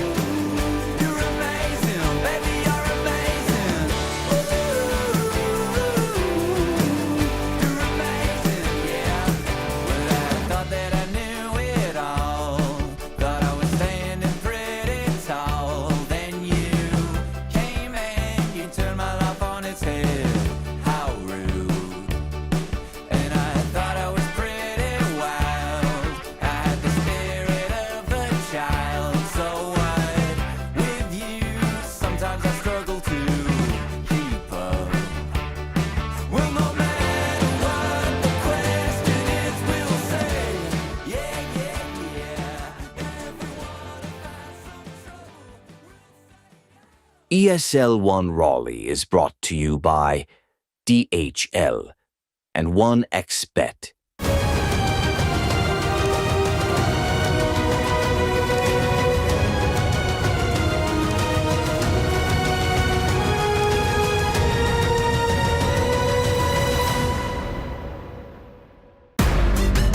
Best of 5 action continues as we are now preparing ourselves for game number 2 of a Team Spirit versus Parivision, where I feel like game number 1 may have ended a bit anticlimactically, but don't worry, it's a long series. Spirit have plenty of time to, they're warmed up, right, Gunnar? Yeah. It's game 2. Game 1's definitely the most throwaway game in a best of 5. True. If you want to practice drafts, maybe the bounty hunter, maybe they're going to say, oh, the bounty didn't work for us, or whatever it is in the game, you shouldn't really worry about it too much. Because you're allowed to lose a game. In a best of 3, that losing that first game matters a lot, because now your back is against the wall, but they got this. They can win this game. You're allowed to lose 2 games, actually. You get it out of your system. Yeah, I mean, we'll see. I think this game was it was in the bag for Spirit from my perspective until they did make a couple series of mistakes here. I think going back and talking about what happened there, it probably does come down to that. Maybe you do make some draft changes, but this game was very winnable. They were in a good spot in the draft to win this. They just got caught out of position one time, and it just snowballed into their throne dying, essentially. So then, Fly, should Parivision feel encouraged by how that game 1 went? Are they satisfied with the picks that they got, the strategy that they had in mind, or was them winning it kind of like a fluke, and they're like, no, we have some things to fix also, even though it was a win? I think Parivision ended up with a pretty solid draft. I think they made one mistake in my eyes in the draft where they banned Destructure in the second phase ban. I think they should have banned Medusa when they picked AA. I think it would have made the draft a lot smoother. But besides that, I think both teams had a chance to win, 100%. I think this was in no way like a big outdraft. It was maybe 50-50, 45-55 in my opinion for Parivision. So I wouldn't mind seeing, something similar done by Parivision, but they're like, okay, come at us, we're going to leave everything in the pool again and see if Spirit wants to react differently this time. Yeah, because that was ultimately what it came down to, like, who's out here first phase banning Clinks and Mars, unless if it's against a team like Team Spirit that has shown continued success on these heroes, and eventually some top-tier heroes will have to leak through. So we'll see if they choose to go for the same strategy again, although we have seen Astini also tries to keep teams off balance by just completely changing directions later on. Like, we saw Slark go ignored this game. We saw the possibility of a Meepo could come up at any single time. So you never really have a clean read on what to expect from these guys. Yeah, I think these two teams in particular are almost impossible to predict in a lot of ways. They like to play a lot of different heroes. All of a sudden, Radon will bust out a Luna randomly, right? And you don't really see that type of stuff coming. But I think in this game, what they do need to see coming is the pressure on the mid lane. I feel like Laurel did not have a great game on the Shaker this game. There's a lot of action with both supports rotating mid. I feel like that is what gave Parivision a good strategical advantage in this particular game by just making sure that not only did Radon struggle a little bit, Laurel also had a really tough mid lane. And that's with him probably getting one of the more ideal situations, because he picked the Earthshaker blind. He didn't know if they were going to send the tiny mid or get a different 24th pick to send mid. But instead of hard countering the Shaker mid fly, they just opted to send the tiny and say, doesn't matter, we'll pick a Morphling instead. And still, Laurel kind of struggled. Yeah, I think Shaker is one of those heroes where some supports can just come and mess with you, because if they just throw some spells on him, they keep him low HP, it's not that easy for that hero to come back. He needs to have some ancient stacks and he has to echo them, which I don't think it actually happened that game. So I think basically Parivision did the correct thing to the Shaker by just simply slowing down his game a little bit, just annoying him enough that it's not that simple. I think if it was something like a Kunkka, I think it would be actually harder to do that, because they come mid, they get X'd and botted, and they're like, okay, sayonara, like this Shaker is not a huge threat for the supports. Which was surprising why they opted for the Shaker over the Kunkka. We'll see if maybe that's another lesson that Spirit will take away from that game number 1 loss as we get into the draft for game number 2. Parivision, if it ain't broke, don't fix it. Sticking to all the same phase 1 bans as before, the Nature's Prophet, the Clinks, and the Muerta. Spirit, they're targeting off-laners. They are banning out the Enigma and the Darkseer. It does feel a little bit that Spirit might be a little stubborn in the drafting phase right now. We did want him to pick up the Beastmaster because we did see heroes like the Clinks get banned early on, and we also want to see like a Kunkka instead of the Shaker, but they went back for heroes that they've already played this tournament. I think if Spirit want to win this best of 5, they're going to have to start playing some new heroes on players. And maybe that's what justifies Parivision banning out all these heroes that they've already played. You've already played the Clinks, you've already played the Morta, and now they yet again ban Collapse's Mars. Show me what else you got. Tell me how deep your pool is. And meanwhile, they are just continuing to target out these offlaners. Beastmaster gets banned out, and DM's pool is getting thinner and thinner. All right, so Ringmaster again? I think so. Nothing really changed from the last game. I'd assume either probably A will be banned. Yeah, the one difference is Templar Assassin has made it through this time. Okay. You don't want to pick Templar Assassin for Pari, though. It's a bad matchup versus TV. That's probably something that Team Spirit was thinking. It's like, if you're able to get the Terrorblade, you don't need to worry about the Templar Assassin. I do like the Beast ban. If they weren't willing to pick it last game, which is pretty ideal conditions, I would say, early, then you should just ban it and not have to deal with it on the enemy team. I think it's interesting to note that Parivision is second pick again, so that's kind of what they're opting for in this series. They seem to currently prefer second pick so they can kind of get a good last pick in and have something flexible. And we'll see what Team Spirit wants to change, because this is going to be a little different already with Beast being banned. I think they banned Sand King and PA before. Sand King is one of the best heroes against Terrorblade in the game because it's just overwhelming magic damage. So I wouldn't be surprised if they ban that again and leave Ancient Apparition. So it's going to be interesting. I would expect some kind of change up here. I think the Sand King ban is fine, but the follow-up that Team Spirit had, I would like to see something different. Maybe not the Bounty Hunter this time. Yeah, I think if they want to do the double support, the Silencer seemed okay. I think the Silencer kind of did his job, but the Bounty... Bounty's hard because I feel like in a game that goes that way, it's like hard to have the impact that you want from the Bounty Hunter. He usually wants to either be able to roam mid and just win this 3v3 really early, or just snowball kills throughout the game. But I feel like they're kind of on the back foot in the early game, and when they started like getting steam towards this like mid game is when, you know, Radon dies. So I feel like he never really was able to hit that like peak warrior. It's like track kill, track kill. Interesting. What are your thoughts on teams that when they win, right, they go back for the same exact strategy? Do you think there should be a switch up at some point to not let Spirit in control of the draft if we know exactly what you're going to pick? We're going to counter it this time? It's an interesting thought, because I think there is some merit in changing it up, because it means that there will be less time for Team Spirit to process what is actually happening. Right? If Parivision said, okay, we're going to take a different approach, we will leave you the Terrorblade, but instead of, you know, picking this Ringmaster, we might switch it up. Maybe we'll pick the Sand King instead because you banned it in the second phase. It makes it so you have to think on the spot more, but now Spirit definitely had time to already prepare for this scenario. They changed up the bans with the Monkey King, which means, to me at least, that I think they're going to pick Laurel, his hero, earlier this time. Maybe it'll be on 18, but I think Laurel not having a good game was a big reason why the early mid-game felt hard. So I can expect some Storm Spirit coming out, and if Monkey was in the pool, Parivision could have picked Monkey King, and suddenly a lot of these mid matchups that Laurel likes to play would become very hard to pick. I also like Ember here. The other one would be Tiny. Right. Just because it is flex. I don't know how willing they are to flex this between all their roles, but they can put the Tiny as carry, they can put it as a 4, 3, or mid. Are they cheering for... Show me those jokers. Which jokers you got right now? What run are we doing here? I mean, you can already tell that it's already kind of in Spirit's hands a little bit. Like, they already banned and took what they thought was a problem for last game, right? Yep. They banned the Beast, they took the Tiny. Now you have the same 2 supports, but you're gonna have to play a completely different game for Parivision. I wonder what kind of flex they're gonna pick this time. I think they're still gonna stick to that. Okay, so they go Sand King, which I think is really good against Terrorblade.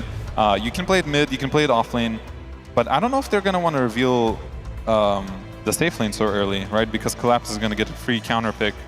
So this one is a little harder to, I guess, choose this hero, I would say. They can pick another flex, maybe like a Dragon Knight, or just something that also can go mid and offlane.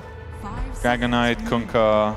maybe something along those lines. I think any setup for Ringmaster and AA is always good. I know I've been a big advocate of that, and I'm going to stick by it. You want to enable these supports to cast their abilities. So another stunner pseudo type, which is what they had last game with Tiny and Beastmaster. So another stunner type of hero is something I would like to see. I like the Kunkka. I also, you know, because of the Meepo, I think Kunkka sets up for a last pick Meepo. I don't want to like focus on that hero too much, but I think definitely both teams are thinking about it to some extent in the back of their head, and 24 Meepo is the best slot to pick it in. Yeah, I'm just so surprised that Kunkka has, after being so popular for all of the playoffs, is just going ignored at this point.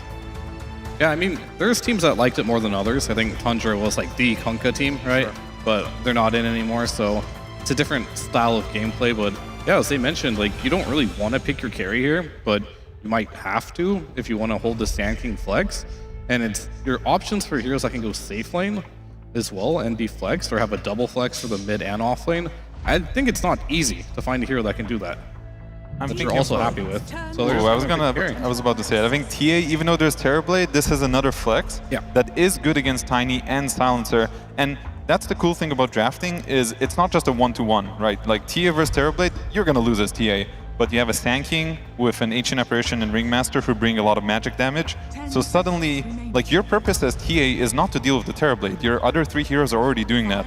So I thought TA was actually a good pick because of that reason, and it can go mid, and it can go safe lane, the Sand King can go either lanes. So they're set up for a very good 24 pick again. And they're actually gonna go back for the Medusa, which, can you fault them? I mean, was it Medusa's fault last game? I don't think it was. No, I don't think so. And I also think like, this makes the TA pick even harder to win with, because this is another hero that's very difficult for TA to play into. I especially think if you play TA in the safe lane, one of the big powers this hero has is you get traps at 6 and you can't walk up to the lane, you just die to the traps. This hero is unslowable, so he can walk away all the time here. So tempo is something Power Vision did show us though. Like TA is probably the fastest carry in the game right now. If you want to itemize for it, the traps are super strong on the map too. So I'm curious on what they're going to do with this last pick here for more scale, because we saw in the last game they wanted to have that morphling, they wanted to have more scale. There's no way they're happy, I think, with Satanic being the only carry in this lineup versus what he's playing against. Do you want the scale to come from the mid lane or the off lane, though? Where's this Sand King most likely going? Because Spirit can really only dedicate one ban to that. They have to ban the anti-mage no matter what.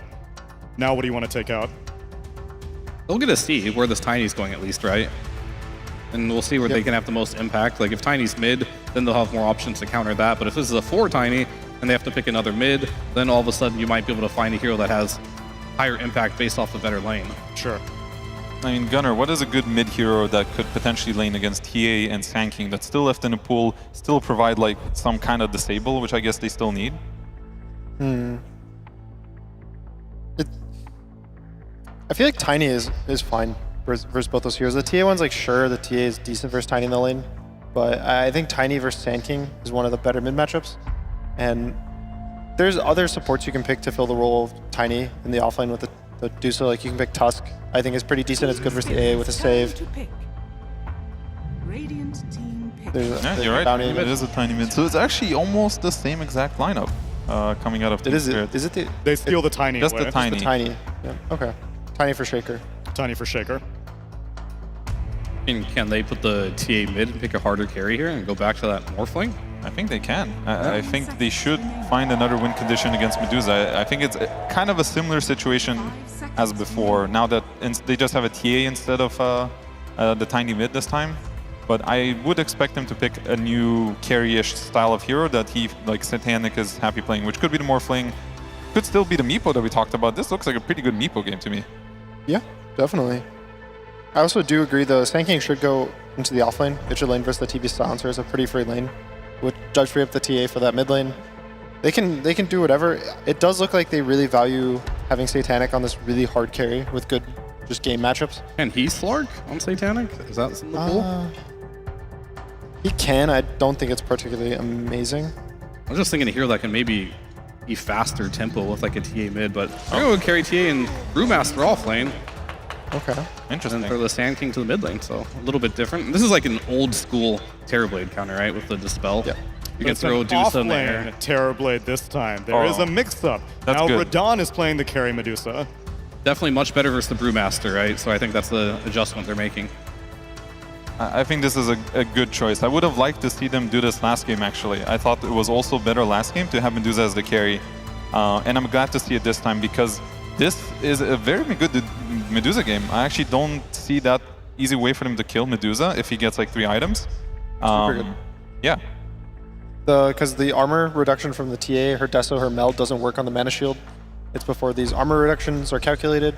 So TA is a really bad matchup versus her, even versus Terrorblade. If Terrorblade goes core items on collapse, TA doesn't scale well versus him. So now you're saying, okay, sure, the new Tiny doesn't have as much armor as he used to in the past, so TA can kill the Tiny that supports, but is that really going to be enough when there's so many of this like front line that's kind of protecting? There's also a global, which can shut down DM on the Brewmaster. Even, I think, clicking the global after the split goes off, and they can't like dispel the illusions or lift the Deuce up with the Storm Panda at the start. There's a lot of good gameplay from Team Spirit that can happen. Yeah, I mean, my only question mark is going to go back to this Bounty Hunter. Like, what's his place in this game? You have, like, an off-lane Terrorblade, we'd say he farms a lot. You have a Medusa who's also going to farm a lot. Is he just playing with the Tiny? Is that going to be good enough? Yeah, and once again, it's a mid laner that he can't bully. You're not going to be able to rotate onto a Sand King and expect anything to happen. I think this mid matchup is better for him to rotate to. I think the Sand King is going to be lower versus Tiny, basically how the lane works. Tiny's going to be able to avalanche spam, get him low, CS creeps with the tree, and there's actually roaming potential in this more compared to the last game. You can see the odds are starting to equalize on the stream right now. It's getting closer and closer between these two teams after Parivision claims that Game 1 victory. But I'm with you, Fly. I think the pivot to make the Medusa a carry this time, we had also talked about the fact that Ancient Apparition, nearly useless against the Medusa. So perhaps it was a good idea for Spirit to change some things up, but Parivision are staying the course, and they're going to stay it into game number 2 of this best of 5.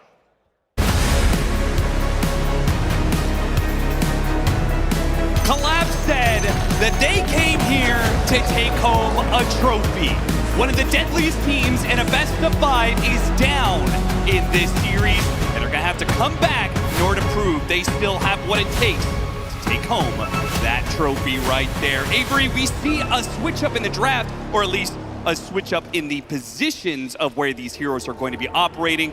We thought that maybe it was just going to be kind of a run it back scenario, but they actually switched over and they're going to do a carry Medusa this time around. Looks way better to me. I agree. They should have done this last time. The game is just way better for the Deuce than the Terrorblade because there's a lot of illusion clear between the Spotlight that we didn't mention last game, but that thing was shredding some of the TV illusions in the fights. Yeah. Now you have Brewmaster on top of it. This is a pretty clean Medusa carry. I think if you get 5 or 6 items on Radon here, you're pretty happy to carry this in the late game. It's going to be pretty hard for Parivision to match you there, but they opted for the last pick Brewmaster. They did not go for that Morphlane rerun.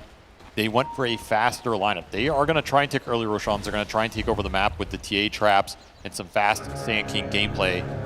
This could easily be a 20-minute win for Parivision. We've seen them do this before with these Sand King mid lineups when they have a lot of tempo and pace to play with. That's the big concern here if you're a Team Spirit fan. Can you weather the early game storm? Can you get into that late game where, yeah, I don't have a doubt Spirit will win this in the Ultra Late.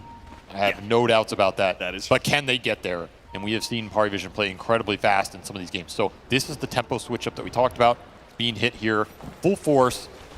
And we'll see how Team Spirit react. If they can weather the storm, if they can weather the lanes, and how much this Bounty Hunter Tiny combination can get done versus the Sand King enabling a very strong backline support to him.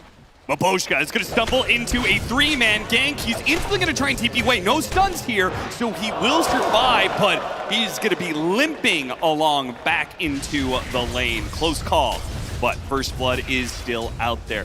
Feels like when it comes to the draft difference here, it feels almost like a philosophical difference approach to this draft where, I mean, frankly, I feel like Team Spirit's draft kind of just looks terrible, right? Oh, that's your opinion, man. I mean, come on. You've got an off-lane Terrorblade. You've got a Bounty Hunter Silencer. You don't have a whole lot of stuns running around. But Maboshka is actually still maybe going to give up First Blood. This time to just 9 class. He TP'd away, and yet still maybe falls. That final hit is going to be enough. 9 class. First blood acquired. He was so patient. He was hiding in the small camp, waiting for Maposhka to come down. There was no salve on that salve, just salve back up. And I was about to say, that sequence for Maposhka wasn't too bad because he got the D ward off of it. And you did get the TP out of Ducalis going in bottom. So, he's missing some mana. Doesn't have a TP if Ducalis were to die. But instead, you bleed out the silencer. He's going to have to walk back. In fact, he's thinking about just waiting for the TP 15 seconds. And Radon, he is feeling the pain of that mistake right now. Yeah, he's Free not lane. happy whatsoever. Free lane for DM at the start. They're going to get the equilibrium. Small camp is blocked. No way to reset this right now. Tough start from Spirit on this safe lane.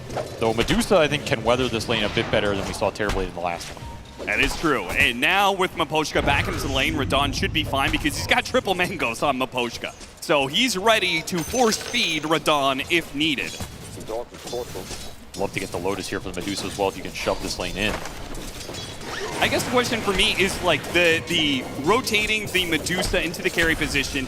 Yeah, it screws over the Brewmaster. It screws over maybe some of what Pari Vision were planning to do in this game. But is it worth being able to counter the counter that's coming out from Pari Vision if it puts together a lineup that can't necessarily take Pari Vision in team fights? That is a big concern. Like, what is the AoE coming out from this Team Spirit lineup to match Brewmaster, Sand King, a Ringmaster with TA traps for Vision? It's a tiny. Again, it's just like so much. It's so much on Laurel. I will say I think I have more confidence in the Tiny being able to carry games like this than the Earthshaker. Earthshaker's pretty dependent on the Echo Slam cooldown to make plays and open up something in the team fight, whereas Tiny can just do it non-stop. He does not rely too much on his ultimate. So your playmaking options are a bit faster here. Your entryway into the fight's a bit more solid. If Laurel has a good game, I believe he can do a lot of work here, and he's off to a very good start mid. Free lane for him.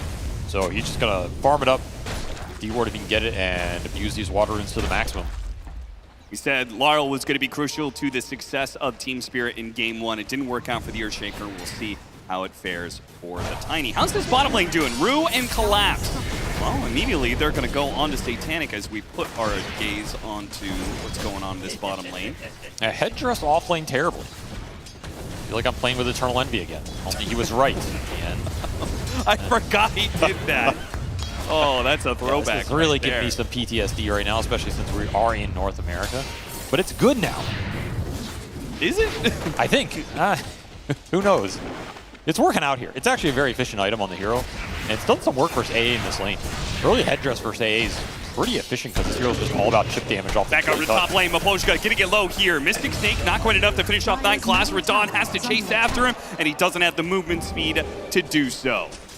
Strongman Tonic saving lives again, and that was because he had the kill earlier on Maposhka. Yep. When he went down that ramp, so that early kill really set Spear back in this safe lane. You're still free farming the Medusa, but Maposhka's game is out the window, man. Gonna have to do some recovery. I'm gonna put free farming in quotations there because there is still 7 denies on this Brewmaster. GM's done a very good job of controlling the CS even in the one-on-one. I mean, the upside is Maposhka's been off the lane so much, it's a lot of solo XP for Radon. That is true, yeah. So that's the optimist way of looking at it. But we do see no one tip Maposhka out as he TP'd mid and got nothing done with it. Can't refill that bottle anymore. Lane very far up for Yatoro. There's nothing you can do here. And neither pull is available right now. Same thing in this lane though. Lane is super far up for Satanic. You have to be worried about getting run down this lane with the Bounty Hunter, Blood Grenade chasing you if you ever get chipped down a bit. Yep. And it's really hard for him to offensively set up just because these heroes have so much armor. There's going to be those mangoes being fed over to Radon. Do they have enough of them though? That was costly. That was a lot of mango feed. You still have a Lotus to give over. But man, the equilibrium in this lane is just hurting Spirit so much. They need this lane back. They need pulls for the Silencer XP, and they are not getting it. Very good control here out from the Pari Vision off-lane duo. And they're going straight back in. All right, well, that Lotus is going to have to be put to use, and it's not good enough. Now Maposhka, who's still holding on to that Lotus, maybe run down his, Nightclass is going to hop over the trees, get in front of Maposhka, and they'll get 2 kills out of this. 4-0 start for Pari Vision when they're already up 1 game in this best of 5. And he used the Lotus plus the Blood Grenade there. Just nothing going Spirit's way in that top lane. Well, Laurel baits out the Power Rune. No one controls it, I guess, by using an epicenter, but sadly it wasn't bottom lane. Instead, it's going to be top. Are they going to go for Rue, or are they going to go for the power rune? Chases out to the invis, but Rue managed to walk it off and will control the rune long enough. They're going to try and get it over to Tiny, but Radon left alone in the top lane. 9 class and DM just relentless in their the body block. top lane. The body blocking is beautiful. Radon hit by another dagger, not quite enough damage. Now the avalanche. It's going to turn this fight around. Radon's going to be tossed over on top of DM. They underestimated just exactly how much regen Radon had left. No snake bounce for the follow-up. That is the Dusa problem. Sometimes you abuse this hero and sometimes she abuses you back. This is not a super high damage lane. They've just been abusing the fact that the lane is so far up they can run this Dusa down, run her on the clock. The illusion blocking is super nice on top of that. I am so surprised Laurel did not walk in with that Invis rune to try and get the Wisdom Shrine. That would be pretty greedy. I mean, overall, though, this early game got salvaged by Spirit a bit. This top lane is not going well, but if you actually look at the net worth, they're pretty happy with the outcome. All 3 of their cores are neck and neck. You have a pretty slow start for this TA, who's actually bottom of the barrel here. Well, it's okay here for Spirit. I think Parvision, they just want to get this blink up on the Sand King as fast as possible. And if you can fight with this Brewmaster ulti, this is a really strong power point in this early game. Not a spell Team Spirit want to skirmish into at all. They have nothing to stop it and very little to combat it early until the Medusa is dealing a lot of right-click damage. Yeah, the Medusa being ahead of the Templar Assassin, but I would also say that, would you agree that Templar Assassin as a carry is more affected by have a bad laning phase than Medusa is? That rotation cuts 9 class off before he could get too deep into the jungle. But it's so needed from Apochka here. He needs any kind of extra gold, any XP. He'll take the +1 int as well. Yeah, he's still level 3. That is rough. This is how silencer games go sometimes. The laning phase can be really rough for this hero, and if it is, you just become food on the map. Yeah. Let's see what Parvision try and do with this Brewmaster ulti. Still available here. Can shove this wave in, pressure the tower. They're going to rotate both supports straight back up here. Is Moposhka going to die again? That is the question. Dire's top tower is 9 under class attack. just right back to where he started.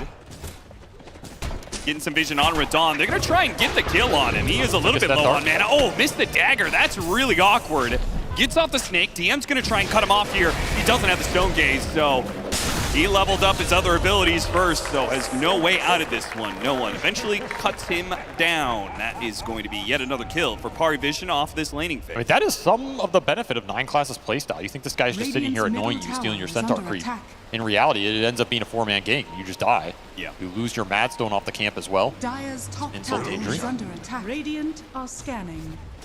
But in turn, can Team Spirit do anything to shut down Satanic, who already has built himself a nice little defensive pool of these traps around his safe lane tower? He's ready if Spirit try and get aggressive and dive him. Again, your only playmaker is the Tiny, so if you want to bring the Tiny down here on a smoke, yeah, you can kill him. But it's a huge investment. You're potentially giving up a power rune, you're giving a lot of farm to no one, and that gank is not guaranteed. Dire's top tower. You're just You need to farm. start finding kills, not necessarily for no one, but for Rue. He needs that experience so you could start getting those track kills. I mean, Parvision might get this. They're going to get this top tier one without using the primal split. That's huge because now you can make another play with it. It's a lot of extra gold in the DM with this free tower last hit, pushing him towards that fast radiance. And the supports are pretty far ahead. The XP on Spirit supports is going to really hurt them as we go into this mid game. Whereas the AA Ringmaster, they're already almost to level 6. Haste rune for no one off the top 50-50, and the stacks are being built. Everything's starting to come together here for Parvision that they want in this early game. All that's left is Ducalis getting his level 6. Oh, Courier's He doesn't wait. He wants to play in this triangle because he knows the stacks are going to be done soon. And what's the XP? Yeah, if he can't take away the gold, then at least take away whatever experience he can. Block it up too. Yeah, he wants to see if 9 class knows. They know about the situation. 9 class is such a good read of what 4 positions are going to be doing in these situations. He finds the bounty hunter, and they will claim most of this experience completely free of spirit influence. Ducalis already has the Ice Blast online. That'll give you the Wheel of Wonder. These supports are so far ahead on the side of Parvision. Any fight is favorable for you right now. Spirit in dodge mode. Just praying that Laurel can get a fast blink dagger, stem the bleeding here. I don't love the fact that you say that Spirit's in dodge mode, because I feel like they were kind of in dodge mode for a good amount of game 1 as well. Well, that's right. Go to this Terrorblade Medusa lineup. You're just opening the door for Parvision to set the pace, set the tempo, go for a faster lineup, and have all the playmaking in the world. And just saying, hey, we're going to limit the damage, we're going to split push the map, we're going to go for a later timing. That's a very dangerous proposition against this team. We have seen them clean house against some of the best in the world. When you get too greedy, there I remind you of the Midas game from yesterday. Oh yeah. I don't need any reminders about that. No, don't need some more mental damage from it. Epicenter Blink Dagger is ready to go for no one. He wants to put it to use in the mid lane. A Burrow Strike that lands alongside an Epicenter. Throw an Ice Blast on top of that. Any hero will die to that combination for sure. Instead, it's going to be Miposhka who dies as the amp damage is protected and picked up for no one. It's just not a place you want to be with this silencer. Nothing good is going to happen to you around this mid lane. He doesn't have the best damage, but he is keeping up with Rue, and now they have the dust, they're going to get this kill, adding even more to DM, who doesn't get the last hit, but he does get an assist. This speeds him along to an extremely fast Radiance. This is going to be 2 games in a row where DM is put into a position to take over the map. He is just having completely free games here. And this should be concerning. This is going to be a very strong Radiance Brewmaster in the team fight. Maybe you have a chance to burst him down with a tiny combo into global, but you're looking at the burst damage, same issue as last game. Outside of Laurel, there's not a lot to back up that initiation. If I'm Parvision, I have a lot of confidence playing aggressive right now. I'm just going to follow no one and do whatever he wants. And if he wants to keep slaying supports over and over, I mean, why not? As Miposhka shows, Miposhka just wants to get his level 6. He wants that global silence. Laurel, he's not going to be able to get the return kill on Dakalis, backing away from his tower, which might die now. You know what? Just keep running that Epicenter. He's just going to keep laying it down. Say, you can't get close. The trade-off is you're farming your 2 side lane carries. It just feels like Parvision are getting more of their lineup online. The supports are way more enabled in this game. They're going to get this mid tower for free. Despite getting the blink up on Laurel at an okay time, you're unable to make a play with it. Got to think about these 14-minute Wisdom Shrines as well. Yeah, I mean, who does Laurel play with? He still doesn't have level 6s on his supports, and they're not kind of supports that really help you in the damage department. Global Silence is not that great for Tiny, to be fair. Part of the value of the hero is he can go in, combo somebody, and just be surviving on his own. This isn't a Storm Spirit that can get disabled. It's not an Ember you have to bail out. Yeah. You'd rather have more damage follow-up or stun like a Chikiro or something. They do get one of the Wisdom Shrines, and they should get both, yeah. I mean, that's a nice steal. That is nice. A very salvaging steal, in fact, because now you're going to have ults on the supports. You can start to play the track game. That being said, the only reason they're able to do that is just because Parvision are so aggressively pushing on your side of the map. They don't want to go halfway across the map to pick up their own Wisdom Shrine. They want to sit in front of your tier 2s. Spirit has lost so much real estate in this map, but it doesn't seem like they have the power to claw it back. We'll see, though. Laurel and Miposhka are going to try and make a move here. Fortunately, again, he's already made a read of the situation. No one whiffs on his Arcane Rune Epicenter as Yatoro collapse baited out by pushing into the triangle and then immediately backed away. There's a smoke coming through for the Tiny. So those Wisdom Shrines unlock the ult here for Spirit. Now they kind of want to get aggressive. The wards got planted by Parvision, though. These are deep obs in this triangle and behind that old tier 1 bottom. So they see a lot of space right now. They're going to see where these cores are farming. It's going to help them dodge these plays. And Tormentor instantly cleared through with this TA lineup. No contest. Late to the party if you're Spirit. This is a smoke that went all around the world. And Spirit have yet to run into a hero with it. You are flying in the pipe for collapse. He's holding it on this courier. He will complete it now. Pipe versus a Radiance. But one hero is going to offer significantly more in the team fight than the other. The primal split of DM yet to be used. Yeah, this might be one of those games the first split ends up being a level 2 split. You just keep farming, keep scaling up to it. And, I mean, level 2 split is where this hero becomes really scary if you don't have ways to clear through the Brilliance easily. Which is just not the case until Medusa has insane damage. Even then, you can toss the Deuce to play the fight versus everybody else. Yeah. Track there, don't care. DM goes to the other side of the map anyway. Confident that Team Spirit won't be able to make a move. No one is conscientious of the fact that the mid lane would be where Spirit would strike. He sits behind the tower and Burrow strikes at the first sign of danger. Collapse still trying to make use of his pipe. There goes that spotlight, clearing out the illusions. It's a heavy committal for Spirit. They're bringing a lot of heroes to this mid lane. This is your pipe timing. Shield Rune on Laurel. In theory, you should be confident here. You should even want to potentially toss someone back if you can get vision behind the tier 1 with this bounty hunter. Just play it safe, take the tier 1. This tier 1 bottom is still up, by the way, full HP. Spirit was so certain that Parivision was going to contest that tower, but I feel like Parivision made a correct read of the situation, which is like, they have so heavily committed into this one position on the map, we're just going to get so much more everywhere else. Is it too greedy, though? That's the question. Can you split up this much versus a bounty hunter? Will Rue eventually find that pickoff as he's scouting Satanic down here? No detection. Yeah, Satanic leaving the safe haven that he had underneath the tower, and all those traps are going to go for him. TPs are coming in, but it's not going to be in time. Satanic's in trouble. Maybe it is. Burrow Strike comes out. The pipe trying to stop the damage. The Templar Assassin is limping along. 60 HP, 30 HP, 10. A refraction goes off in the last second, and he walks away. Spirit baited into trying to kill the kid, but you can't stop Satanic. He knows his limits so well, and Parivision so fast on the response. No one is there in an instant. Bails his carry out with a nice Burrow Strike. Nothing is for free in this game, especially for Team Spirit supports who continue to suffer. Just cannot find that one track kill to get back in this game. I mean, now you're putting a lot of your hope on this Radon Medusa, right? This game is starting to just shift towards, can Yatoro eventually carry it? Yeah, this rate, because you're going to start getting items on the supports. They're going to get tanky. They're going to get their utility items. So the Tiny's going to have a hard time bursting down heroes. There's your pickoff. If it's a support left in the river against 2 heroes, that one's a bit easier, and that is a killing spree. That's a killing spree plus a track kill. Golds can swing really fast and start to build some momentum with his bounty hunter. That is true.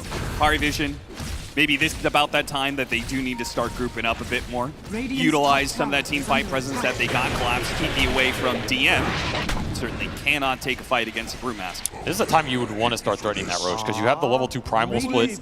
Still haven't used it. You have the Deso for the Satanic TA. He already has Blink Dagger done as well, eyeing up that shard. DeCollis right next to Laurel. Laurel, beautiful trap set up by him, but his combination is not nearly enough.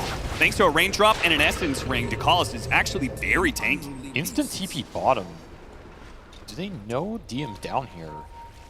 Or are they just trying to preemptively set up for anybody who defends his bottom tier 1, which is still standing with full HP, by the way. Really limiting the map movement here from Spirit. Parivision did a solid job defending that with the TA. And the upside of defending that tier 1 bottom is the second Spirit commit for it, that Roshan is completely open.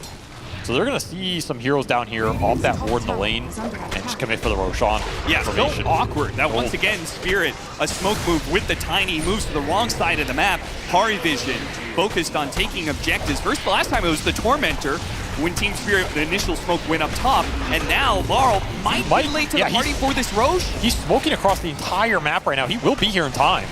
But do you jump into this? Is the rest of his team going to be able to back this up? I mean, you're going to away the silencer right now. DM is going to go after him with his Drunken Master Facet to try and catch up. There's no way you fight this. That is an Ags Sandstorm Sand King you have to jump into. That's a level 2 Brewmaster with Radiance. I mean, Tiny combo strong, but not that strong. Yeah, it's just impossible. So all Spirit can get out of it is more time for Collapse and more time for Yatoro. They are all in on double carries, persevering through the Parivision mid game and managing to push it late. No one. Burrow Strike away, a little too late on the global silence though. Oh, miscommunication. I'm not sure he dies there anyway. That is true. He is. Now you don't have it. Really tanky. I mean, maybe it's better they didn't put that together better, because they might have just chased too much after no one and walked right into DM's Brewmaster. And you're trying to get this butterfly on the Medusa. That could be a turning point in this game. Something Parivision could opt to play around. I mean, Satanic T is already just going to MKB though. So you could have the MKB on the TA by the time that butterfly comes out or is impactful in a fight. Just preemptively countering it here. Slowing him down with the dust and catching Rue. I mean, Team Spirit are just kind of running all over the map trying to dodge away from Pari Vision, so no one has no problem using the epicenter for a support kill. Also denying that Wisdom Shrine steal. You cannot lose too many of those to the bounty. Yeah, that is true. Radiant's middle tower is Well, under attack. Spirit is getting a lot in the meanwhile. I mean, middle and bottom lane are both pushed into the tier 2, so Pari Vision are going to have to back up, deal with this, as Satanic likely to finish up that tier 2. There it goes. Their cores are always going to find farm on this map. You cannot prevent that. When is it going to be enough farm, though? Because frankly, Collapse isn't going to do that much damage with the Pipe first build. And the Butterfly, it's really good defensively, and it adds some damage to the pool. But when you're up 5k on Pari Vision, I feel like the Deuce is just not really going to be that much of a threat. You have to fight with your timings here. You have to use Yatoro's strengths exactly when they hit and try and maximize it. Butterfly arrives. This is where you can take a fight and feel confident just heading on in with the Medusa, dealing a serious amount of damage. It's just that Pari Vision, they don't have to take that bait.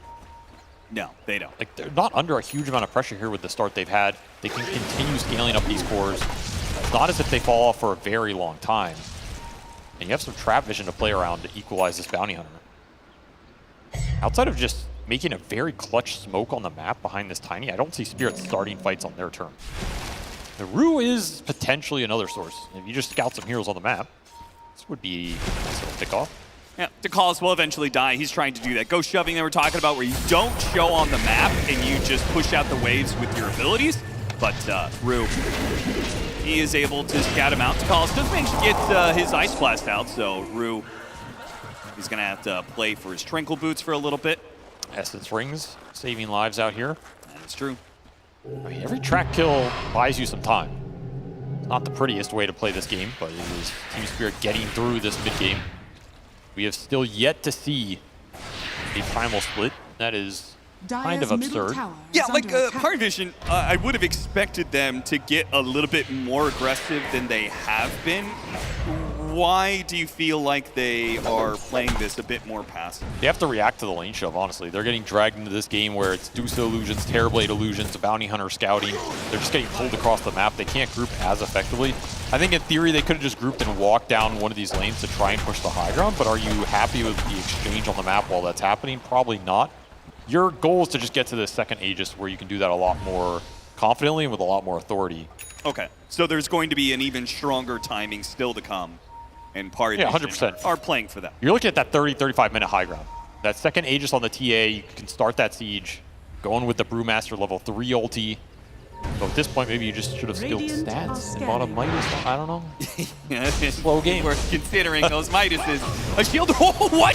What was that? Laurel just jumped over DM to try and pick up the power rune. He gets it into his bottle. He force stabs up to the high ground. Meanwhile, Avalanche stops no one from getting up there. The center. They got the Ice Blast on him. He's stuck. Oh, force stab goes off and a Thunder save.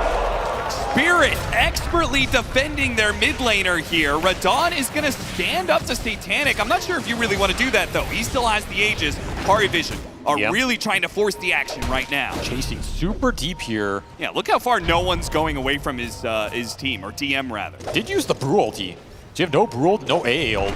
Aegis running out in 15 seconds. Night Class actually stuck around a little bit too long. The rest of his core is backing up. No one. He pops the epicenter, goes for Collapse. A force staff got him at a distance. A global sound's going off, stopping the extra bit of damage required. Collapse will live, and Radon starts putting in the damage. No one. He's going to be slowed down. Manta goes off. Radon's actually taking a lot of damage. This Templar Assassin is going to work. Force staff's going up. One more hit is all it takes. A side blades and a little bit of Radiance Bird will finally bring him to his knees. Collapse. He's going to be up next. Run down by DM. Primal split or no, this Brewmaster is still a menace in these team fights. A desperate TP out. No, that's not going to work for you. Clap down. Double kill for DM. Chasing after more and more. DM next up. It's Laurel. Got the Radiance Burn on him, but as they get deeper and deeper in their side of the map, he'll say, that's good enough for us, boys. Still, though, Satanic falling in that fight. Both carries overextending a little bit, not respecting the damage that can be pumped into them, especially when that refraction is down or once all that mana is gone. And ultimately, it's the Brewmaster who ends up dealing the most damage of anybody in that exchange. Didn't even have the ult, he just ran around, throws the haze, starts right-clicking people. No one wants to commit on him because in theory he's not that big of a threat, and he's just a damage soak. really hard to punch through this haze as well. Yeah. You don't have evasion pierce on the side of Spirit right now. There were some misses on that butterfly, but not enough to save Radon. Due to the power of the Force Staffs, though. Very good Force Staff usage from Spirit to kite out some of these ults, and that is something Parvision need to think about right now. Oh, they have the same idea on the Sentry Ward combinations, but the wards were already down for Parvision, giving them the advantage and giving them the kill on Rue, who will find his way blocked by a Wheel of Wonder. Bigger find is DM if you can snag him. Gorgon's Grasp just nipping at his heels, but DM does manage to cruise along just ahead of it. He's just so hard to lock down. Yeah. You have one stun in the Spirit lineup, it's Avalanche. You have a toss Yule's follow-up, but that's it. This Brewmaster is going to be a menace this game because he can just play and hold that ult forever.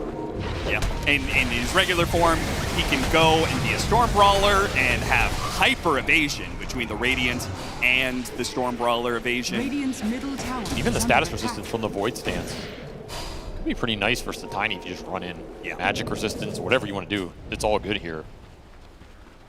Do have Radon top of the net worth chart, though. That is something for Spirit. This is a very good Medusa game. You cannot underrate how strong Yatoro is going to be on the front line of those fights. How many items does he need to become the strongest hero in the game, though? You're saying it's a good Medusa game, but Medusa is also kind of a slower hero, usually plays for later timings. I think around the 4th item, you're going to feel pretty good. Okay. That 4th to 5th territory is when you're starting to think, I'm just going to 1v5 this game. Okay, so once he gets that next damage item, right? He's going to get Silver Edge, and then he's likely to get either MKB or probably. Disperser. Yeah, one of those two, your damage picks up. That's when the fight becomes pretty scary for Parvision. That's when you have to start thinking about tossing his Medusa or just killing everybody else. Which means Spirit are just playing for survival right now. Rue spotted by the daggers. They keep on getting thrown out, and he's not making it through that gate, that's for certain. So pickoff happens there right as we're in potential Roshan spawning time. So Spirit are not too far away from their timing on the Dusa, but this is where Parvision are bound to get their strongest, right in the middle of the mid game and on that second Roshan. Put an Aegis on Satanic, you can do a lot of damage on this map right now. He's hitting hard, early MKB into BKB with a serrated Shiv. This Templar Assassin will absolutely shred you. The only reason his damage didn't look that impressive is because he was throwing into Butterfly Medusa without MKB earlier. Right. It's going to ramp up incredibly fast right now. And this Roshan, this feels like a Rosh you kind of have to contest if you're Spirit, but I don't think you feel good about contesting this. Just kind of got to run in there and hope it works out for you. See what Laurel can find. He has Arcane Rune. Incredibly good rune for Tiny in this fight. He goes inside the pit, nobody's there.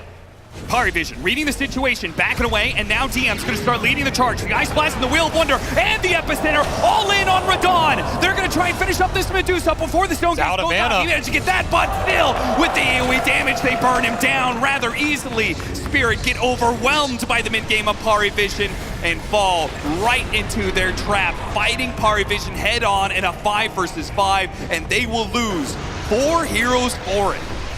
This Brewmaster is just an absolute frontline menace. They don't have anything to throw on DM when he just runs face first into them. 6-0 in 8 game, dealing so much damage, being so annoying. Once more, the highest damage in that fight is the Brewmaster. Just getting in there, getting the job done. If a Force Staff came out on Radon, as these ults are coming out, that could be a completely different fight. But Laurel used the one on himself, and Rue could not get in there in time and gets frozen. Oh, yeah. And by now, all the mana's gone. This fight's just over at this point. You can't Sunder Medusa, it's irrelevant. This is not a carry you can bail out with the Sunder. Yeah, that's actually a good point. It's an awkward bit of synergy there between the off lane and safe laner of Team Spirit. And as a result, they didn't even finish up that Roshan. I love the fact that Parvision goes straight for taking a lane of barracks, and then they'll back up and take that Roshan. Because if Spirit want to contest them a second time, I feel like Parvision say, hey, have at it, man. We'll take that fight again. 100%. Like, this is where your lineup's peaking right now. You will take any 5-on-5, especially if it's a 5-on-5 where Spirit feel pressure to go into Parvision's lineup. Yeah. Again, you're going into the Ag Sandstorm, you're going into the Brewmaster. It's so miserable. That Brewmaster has an Assault Cuirass. Nice pickoff, though. Toss back on a 9 class. Finds an opening. It's a Roche opening. Yeah, Spirit. Doesn't have buy. I mean, I feel like you have to force the Roche. You absolutely force it here. Again, you don't want to be in a position where you have to fight into Parvision. You'd rather make them go into your Medusa. with you holding a position. Are they confident enough to do it, though? I feel like Parivision they are certainly going to try and contest this one. Toss back is going to miss because of the Manta. DM. Now that he's got the Void Brawler, he's going to chase after these heroes. He's just owning the away, entire immediately using the Primal Split. All of Spirit have to back away now. That is big if you can reset here. Yeah. Getting that ult out of him. Worth a lot, and he's completely alone. There's no follow-up here from Parivision. Yeah, I mean, no one is within striking distance if he really wants to, if there's some sort of opening that presents itself, but talking about the epicenter on the other side, this Rue's gonna see this. He's gonna try and put a stop to it. No! The damage doesn't come in time, and no one strikes the blow. Maposhko goes down. Media buyback gonna be used. Laurel trying to get the toss up in the air onto no one. Activated the BKB. Walking away. Big old tanky TM starts pushing forward. He is going to be the first target that Spirit run into through their buyback, and they can't bring him down. It feels like you have to make something happen here if you're Spirit. You got so many ults out of Parivision. You have 60 seconds here to use it. Can you find an opening with this Tiny, with this Bounty Hunter? You have the Silver Edge on Radon as well. He can run in and give you some vision to potentially look for something.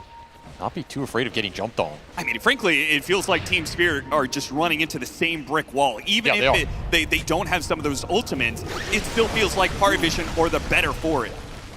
But, I mean, are you supposed to sit here and let Primal Split and Epicenter come back up? That's just going to feel worse in 50 seconds here.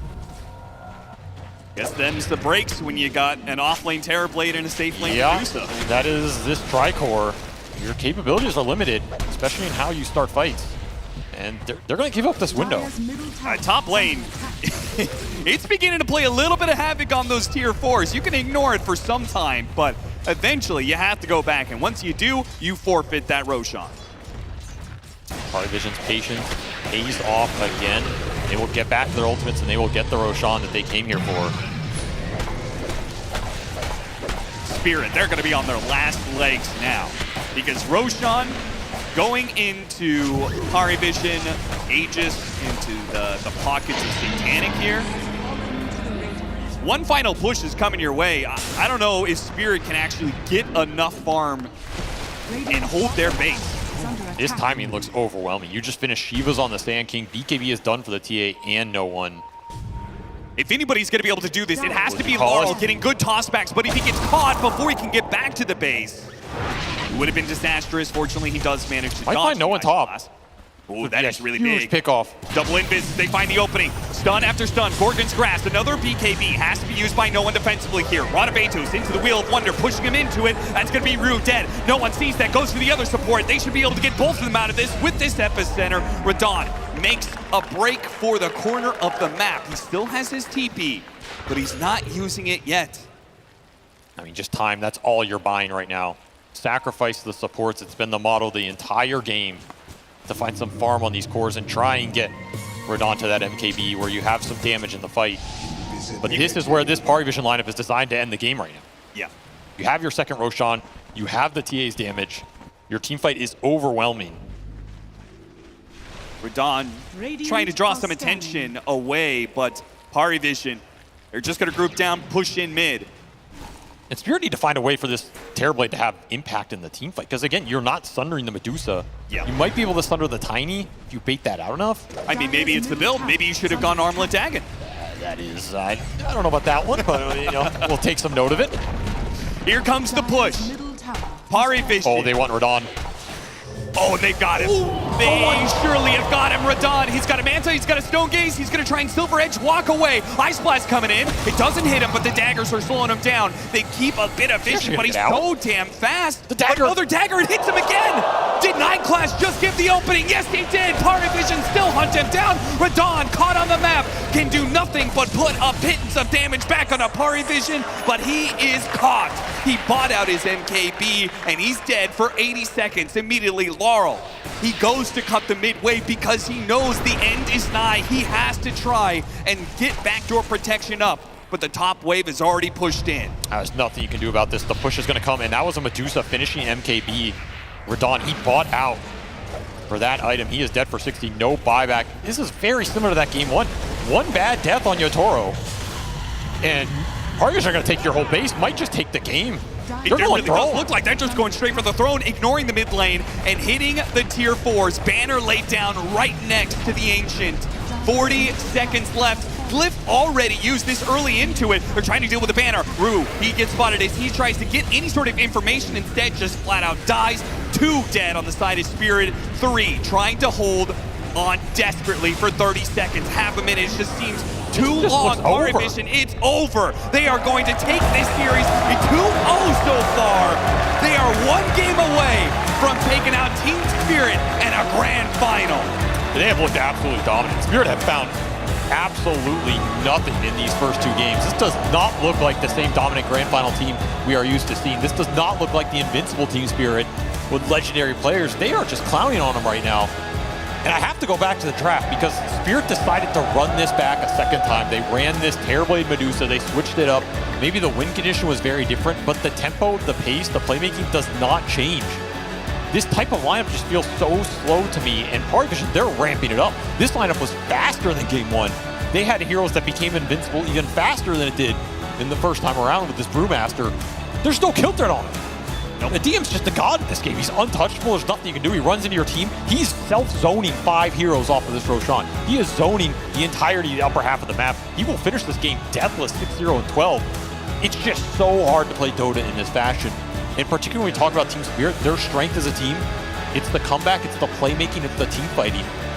But what is Collapse supposed to do to come back in this game as a team fighter with his skill set? You can't, there's no Thunderblade available. Yep. And add on top of that, Yotaro just doesn't really look like himself. The fact that both Game 1 and Game 2 end with a pickoff on him, Satanic's probably sitting there going, is this your GOAT?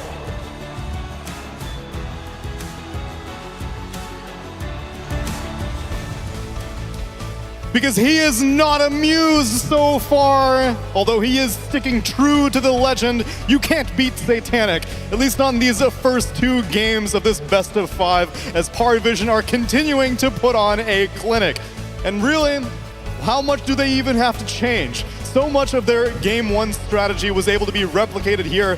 Yes, sure, you were able to rearrange your Terrorblade and your Medusa to different roles, but you still got this dude lingering around, this bounty hunter, who, to me, it seems like he's a liability these days. Yeah, something has to change for the next game. I really want them to pick better supports. I keep saying it for this meta, you need the good supports, and bounty hunter, silencer, they're just, I don't know, they're tier 2, tier 3 supports versus a Ringmaster. Like, sure, the supporting cast is great with all the other cores, but enough bounty for today, I think. Just let's try something else. Coddle Storm, bring that stuff back, anything else. Warm up Game 2. Just 2 games of warm up. Yeah. You have to win 3 games, so it's fair you warm up twice for it. Sure, yeah. I don't like to kind of jump off what Fly was saying, is that it feels like the drafts are the exact same. And I feel like they had very similar issues in both of the games as well. Like, it looked like just the first game again, so I really would like them to just do something very different. Still something that's their style, their gameplay, but just different heroes, I think would fit better. Even outside of the supports, like maybe just not picking the TB first pick, just take the AA, take the Ringmaster, something. Sure. Fear, in your mind, whenever they decide to do the change-up, which is Medusa's the carry this time instead of the Terrorblade, what was Spirit trying to correct from Game 1? They were like, oh, okay, we saw the issue, but now if we make Medusa the carry, that changes everything. I mean, I don't even think that's exactly what they're trying to change. Like, they made the changes in banning the Beast, taking the Tiny. I think just last second, they'll always decide is going to be a carry TB, going to be carry Medusa. Unfortunately, everything they tried didn't work. You can't go back to this again, so I think for this next game, Spirit, they have to switch it up entirely, which is a very scary place to be because you're 1 game away from being eliminated from the tournament, and you have to do something completely new. You had faith that making a couple changes here and there would change this draft, but it didn't. Especially if your teamfight execution still isn't working out in your favor, because I know, Fear, you spotted a fight that maybe we can take a closer look at in this game number 2.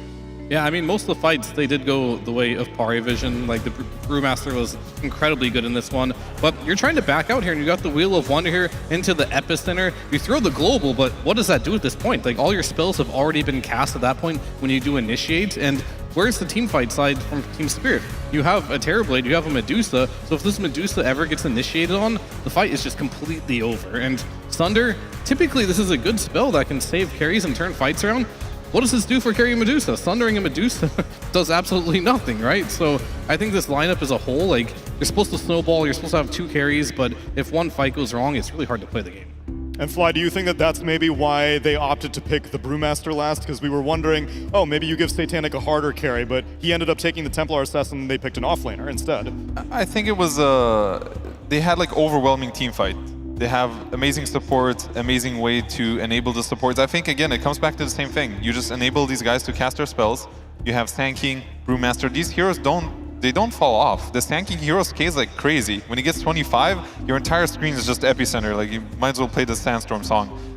So I think it was fine. I didn't see it as clearly as they did, but it ended up being really good.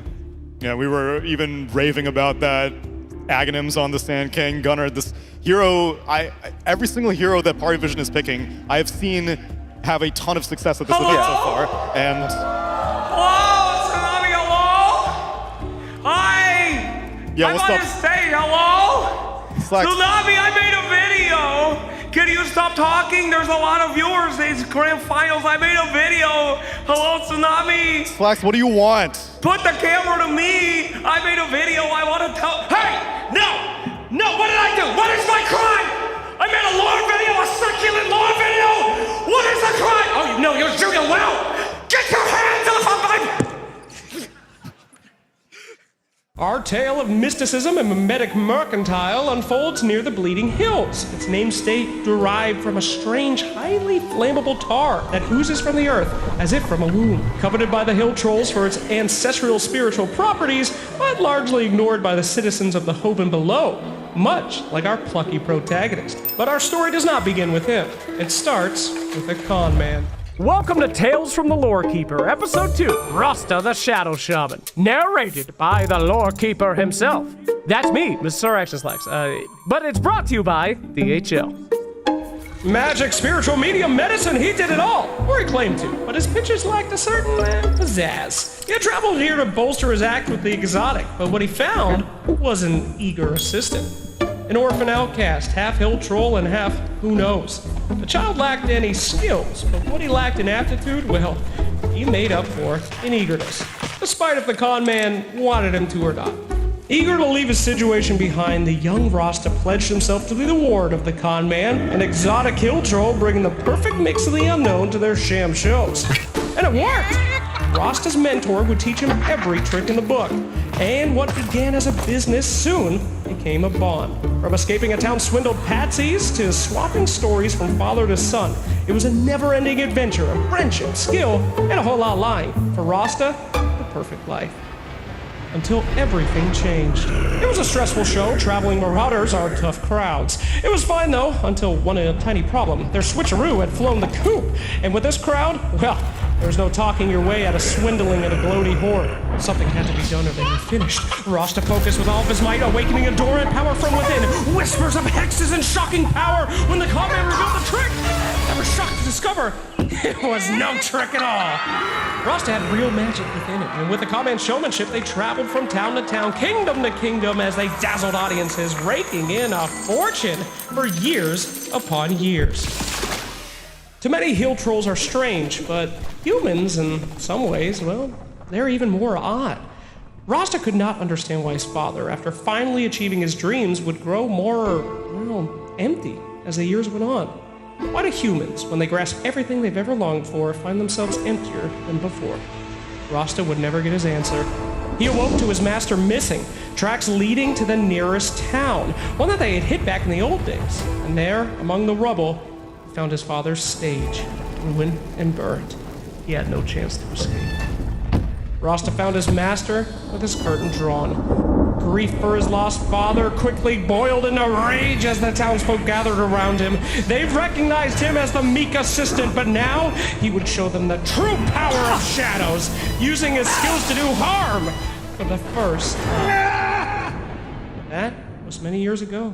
Rasta still travels from town to town, performing his acts of mysticism in the arcane for any really willing to pay to see his show, making good but strange friends along the way. His audience never truly knows if his powers are for entertainment or something more, but to any that would seek him harm, the great traveling shadow shaman can quickly show that his magic Very real indeed. Your votes are in, and the next episode of Tales from the Lore Keeper will be Hoodwink, premiering at Dream League Season 27. But now is your chance to vote on what hero you'd like to see next. You can choose between Silencer, Lone Druid, Ringmaster Razor, or Dawnbreaker, and win a free trip to ESL One Winter 2025. Brought to you by ESL and DHL. Well, you should have said so. I was expecting some kind of Windows Movie Maker thing, but no, that was another Tale from the Lore Keeper brought to you by DHL. That was episode 2. We had a Venomancer episode at Bangkok, and as you saw there, the next one is going to be Hoodwink. That'll be airing at Dream League Season 27. And you also have an option to choose the next hero. It's going to be either Razor, Ringmaster, Lone Druid, Silencer, or Dawnbreaker. You can vote for that at esl.gg/lore, as well as have an opportunity to potentially win a trip to ESL One Winter 2025. You can watch this episode again on YouTube if you want, but if you want to watch more esports, well, game number 3 is going to be coming up very soon. Parivision taking on Spirit. It's a 2-0 advantage for them, but you can never count Spirit out all the way. Stick around, everyone, and we'll be right back after the break.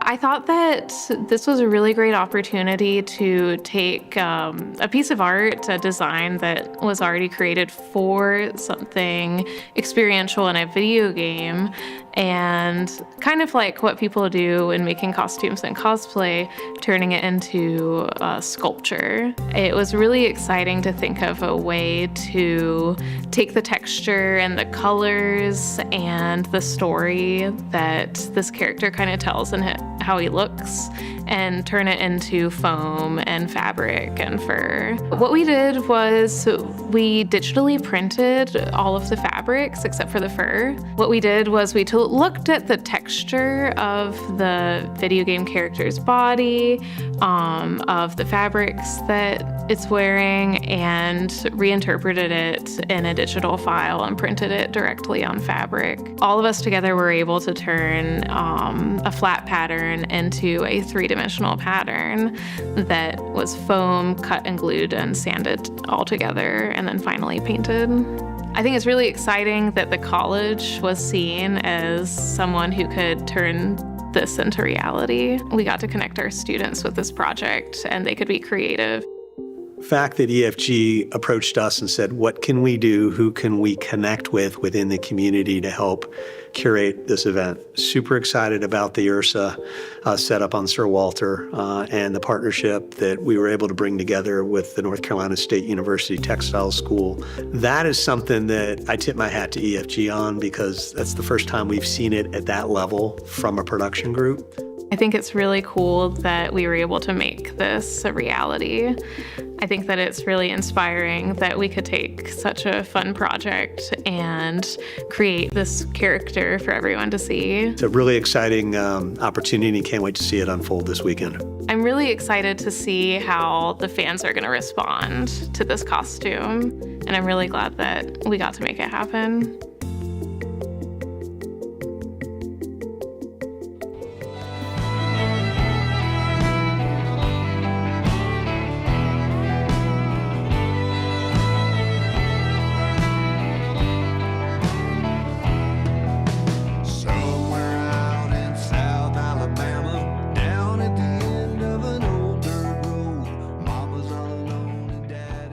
Hi everyone, This is my first event in ESL One Raleigh, and my favorite part of this event so far has been the last series. I think 9 Class should rename himself to 9 Rat, honestly. He's super fun to watch. And if you can, please come for the finals. It's super fun.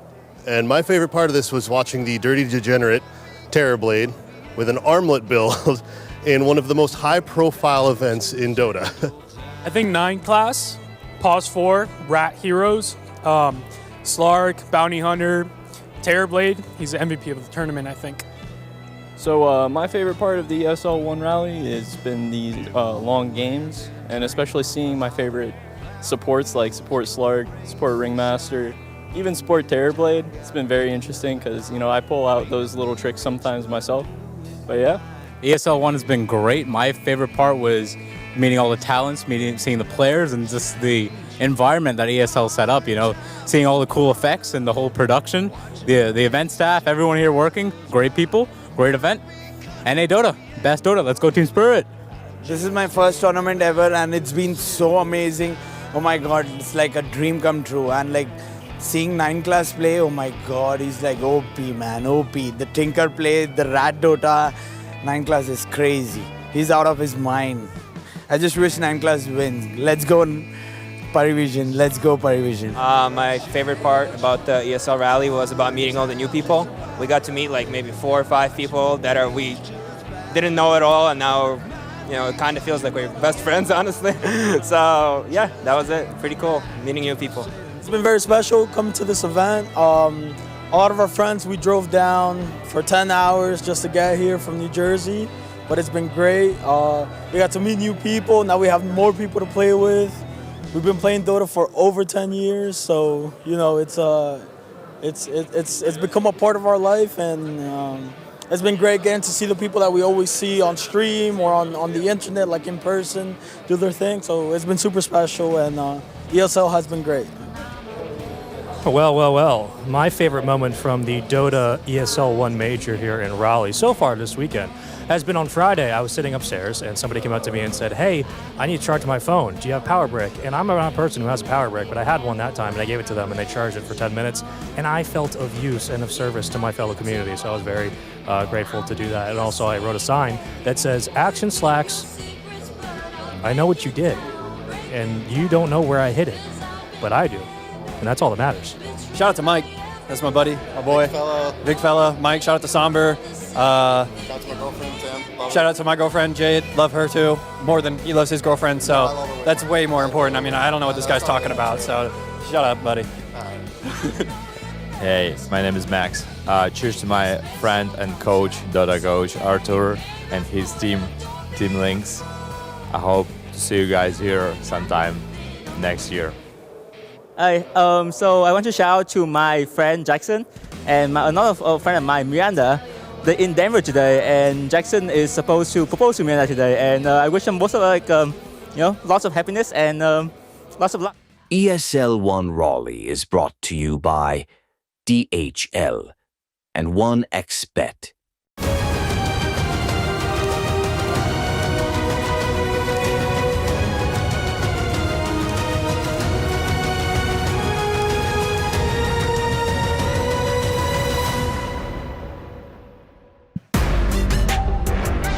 Two games down and hopefully more than just one to go if you're a Spirit fan. And if you're just a fan of Dota in general, North Carolina, let me hear you make some noise. We have been treated very well so far here, and I hope that we can return the favor with a banger grand finals, because so far, I have to say, I'm a little bit disappointed in Team Spirit. I have very high expectations for them in a grand final situation, especially when they came in from the upper bracket. So now that they have 2 warm-up games out of the way, surely they'll be bringing their A game now, and I am wiping the sweat from my brow because I no longer see a Terrorblade first pick. Instead, Spirit, they ban out the Nature's Prophet, the Enigma, the Ringmaster, and the Ancient Apparition. Parivision, they take out the Muerta, the Jakiro, the Warlock, and the Elder Titan, mixing it up with some more support-oriented bans. They first pick themselves a Beastmaster, and Spirit respond with the Sand King. Team Spirit. This is amazing, guys. I'm so happy. It's a different game. I'm over the moon. I was worried. Almost over. Yeah, I was worried that they'd let Estini outdraft them 3 games in a row. But hopefully the mastermind has to cook again. In this Did game number 3. Estini outdraft them, or did they just draft themselves into a corner half the time? Part of drafting is, you have to set up the enemy team to fail. True. But yeah, so we actually do get a lot of, pretty much all the bans are supports, which is really funny because in the first game and the second game, I feel like no supports were banned. And now like all of them are out, so we're going back to like the old school. You take the cores first. And also the first pick is flipped this game. So now Team Spirit is second pick for the first time in the series. That's true. Yeah, they did choose second pick on Team Spirit, so I'm glad to see something changing. We see the Sand King, which is probably going to be a flex for them. And now they're going to have to pick a support that's good against Beastmaster. That would be my logic, Anything that Miposhka plays can be as simple as a Crystal Maiden, which is like okay. Even bringing back something like Chen or Ench if it looks like a good game later down the line could be something interesting to consider. Of course, the Beastmaster can go to the mid lane, but you still want to address him. So it's not easy for this Beast to go any lane that he wants. And I think this squad in particular, this Beast played on Satanic as well, kind of has you sweating even more, right? Because we don't know where they're going to put it. They've played this in all 3 lanes, and it's looked good in all 3 lanes here. But I have to share the sentiment with, I am so glad Spirit's trying a new strategy, right? Game 1, they went into it, didn't really work out. I don't know if it's all draft related. They tried it again, made some adjustments, didn't work either. So time to wipe the slate clean here, try something completely new. This Sand King has looked incredibly good. I am a big fan of it. As far as the supports go, as you mentioned, there's not a lot left, so we might see some more of the unconventional picks potentially. Or just Silencer again. Not Bounty Hunter, please. Silencer, Bounty Hunter coming in hot? No. I mean, they're in the pool. Of course Unfortunately. they are. Come on. I'm looking at TA right now. I think TA could still be a very good hero for Spirit in the second phase. But there's still Medusa and Terrorblade, which, have lost. Stop mentioning earlier series picks. Guys, Tinker. Is in the pool. Yeah. Oh man, I never thought I'd be happy to see Tinker. Ancient Apparition is banned, which does add value to Tinker. Storm is banned too. That's more value to Tinker. I think it's pretty solid versus Beastmaster 2. The shield gives status res. You have healing. It's a bit slow, which I know in the past Spirit kind of did not like playing Tinker for, but that was kind of a long time ago. I think nowadays, especially with how much farm there is on the map, you can kind of get away with these greedier supports, even if your team would rather play fast. Yeah, and Rue has already played at this event as well. He beat Shopify with it. And it's a good call, because they pick it up. Yeah, I mean, they have 23 seconds of reserve time. That's how much time it took them to figure out what they wanted to pick there. They were like, guys, what if I pick Bounty Hunter again? And Silent was like, maybe? Maybe third time's the charm? I mean, that's usually not a good sign if you have to use that much time to think about what you want. It's going to make it so their overall last pick, they have less time to really think about what options they can do there. But the Tinker is pretty solid for all the reasons Gunnar mentioned. The shield is great versus the Beastmaster. The AoE for defending towers is nice too. No complaints with that pick. I mean, you can kind of see the body language. Like, Parry Vision looks very relaxed. Estini's laughing, as he usually does. They have so much reserve time, and I feel like Spirit's kind of tense right now. It's not clear what they're doing, which is, if you're in this situation of this amount of reserve time, it's a little confusing. And we get probably the 9-class Lark, bringing him back, which is always a treat to watch. So why is nobody else doing this? No one else has 9-class on their team. I feel like Saxa could have done it, but I haven't seen it. He's played it before, right? Yeah. I mean, I don't know. Every time I see him play this hero, he's getting first blood with Slark too. Yeah, I don't know. He trades in such a good way in the side lanes. I feel like if you play this or anyone plays this, it's like you just are gonna die in these trades. But he always finds a way that he's like, oh, he gets that last hit, 20 health, first blood, walks away. It's practice. You have to be able to play the hero a lot. You have to play the pubs, not get flamed while picking Slark, which means you probably have to be top 20 in the world. Oh, don't worry. 9-class still gets flamed in any pub he goes into. I was gonna say, what if you flame them first? Yeah, if you do the flaming first, then the blame goes to them. The other team's gonna jump on whoever starts first. It's a snowball effect. And I'm with you, Fly. Already a Spirit that is off balance. Now has to go face first into a Slark and a Techies. I mean, I guess there's some interaction where you can dispel the enemy you're going for. You're going to jump in and dispel them with the Tase and then do a lot of burst damage. I feel like this is just a case of every support is banned. So I'm going to look at what is next on my list and be like, Techies looks okay. Let's go for it. Is Techies okay as a 5? Because 9 class is the only one to have played Techies and Slark this tournament. Who's the 5 position? I will say it's going to be Ducalis. I know he plays this hero, and I think it is a solid laner. You know, he has high range, he has some good facets that you can choose from. Actually, very curious to see what facet he goes for. It could be the blast off damage, it could be the bonus attack range that you get, it could be the neutral item one. Actually, all of them have some interesting things you can do in the game. And then we get a Tiny, which is another flex hero for Team Spirit, so they're keeping everything pretty open. I think they're picking good heroes right now. I feel like they have good heroes. What do you think about a TA for Spirit? It's still technically flex, but probably just going to go carry. It's good versus techies in the game. Oh, okay. That's the exotic support pick there. But one that is definitely comfortable for Miposhka. It's also good for Slark, because he can't dispel the silence. I feel like now we're getting TA from Power Vision. It looks like a very good TA game for them. TA's looked really strong this tournament. I think, I don't know how much got changed about her, but I feel like she's doing more damage this tournament than she was in the past. That or the players are just better at her, but she is always consistently getting this burst in this mid-late game. She's scaling really well. It feels pretty similar to PA in terms of strength, but maybe even stronger because it feels even harder to kill her than a Phantom Assassin. There is a lot of stuff that can burn through Refraction, though. Avalanche, Inkswell, Healing Bots, and Sandstorm. Yes, but you also have a lot of protection as well. Like, you'll have the Depth Shroud eventually from the Slark, too. I think TA, her strongest point, though, is, like, it doesn't really lose lanes, but Monkey King also a hero that doesn't lose a lot of lanes. Maybe this is a hero they're hoping to match up against the Sand King or the Tiny. Both pretty good matchups, right? Depending on which route they want to go with that. That win rate on Monkey does not look good, though. It usually doesn't, but I will say a lot of the games Monkey does lose. A lot of teams pick it really early and blind, but I assume Tiny and Sand King should be a fine matchup for the Monkey King, and that's either going to be their mid, carry, and offlane potentially. Yeah, definitely, and it's a hero that can have multiple builds. You can buy Mage Slayer if you really want versus Sand King. They're betting on having the matchup, like you said, against Tiny or Sand King, which is good. And now they're banning Sniper, so they're going to ban matchups that are going to be hard for Monkey to deal with. And we'll see what they're going to end up with last pick, because I guess they still want a Satanic hero, would be my bet. Yeah, I think more than likely. I think out of the heroes that are here, he does play Slark, but we don't really see that in the core position very much. I don't think we will here either. I mean, I do like the Beast carry. I see two heroes. There's he can do that.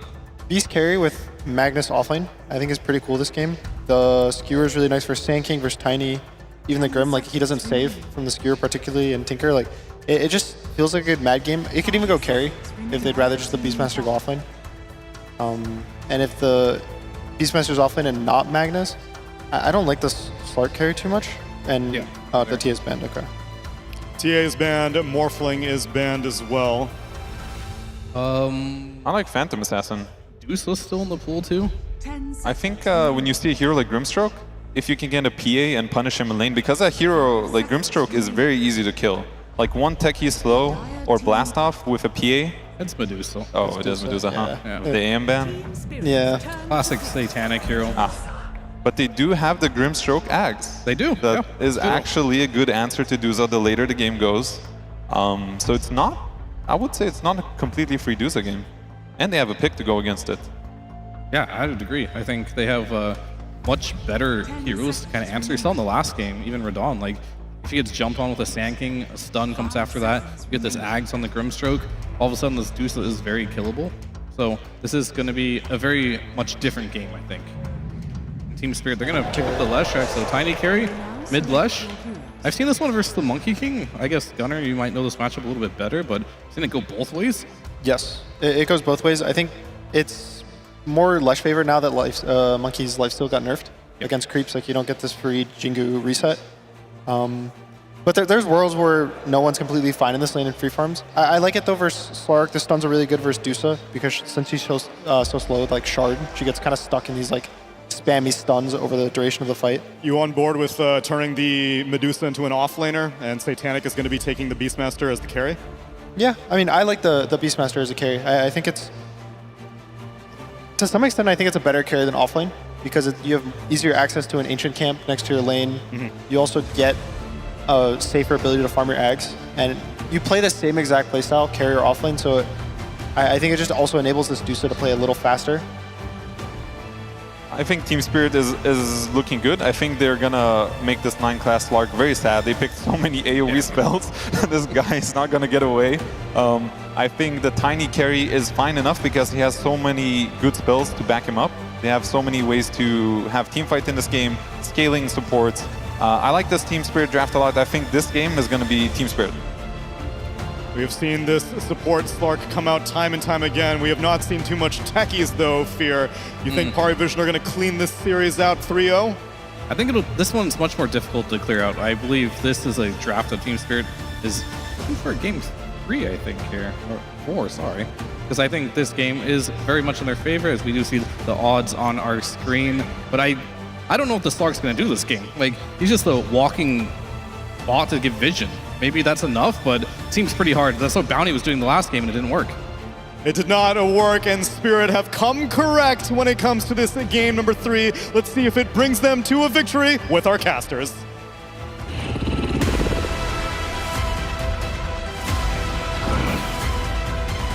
Claws out. Join with me. We fight as one. I certainly hope that Team Spirit came to play, because they certainly didn't in game 1 or game 2. But this game 3, Avery, they doubled down on some team fight. They are not going to let themselves get rolled over in a 3rd game in this series. This is not a draft you can excuse in terms of tempo, pace, or team fighting. They went all out for it, very fast, a lot of skirmish power, huge amount of spell power in this early mid-game. No excuses this time. This is not a slow AFK farm lineup. This is a lineup that is designed to brawl, fight, win the early game, snowball, and power up this Leshrac Tiny 1-2 that we have seen them use really well in some of the past games. Parivision are going to have a much different beast on their hands this time around, and this team is by no means out of this series yet. However, being up 2-0, yep, you close it out here in 3 games after that previous series. That is a sigh of relief right there, and a well-earned championship. If you take down Team Spirit in a grand final, coming from the lower bracket, there's no asterisk on that victory. No. Like, that is a 100% well-deserved championship, and it is within reach here.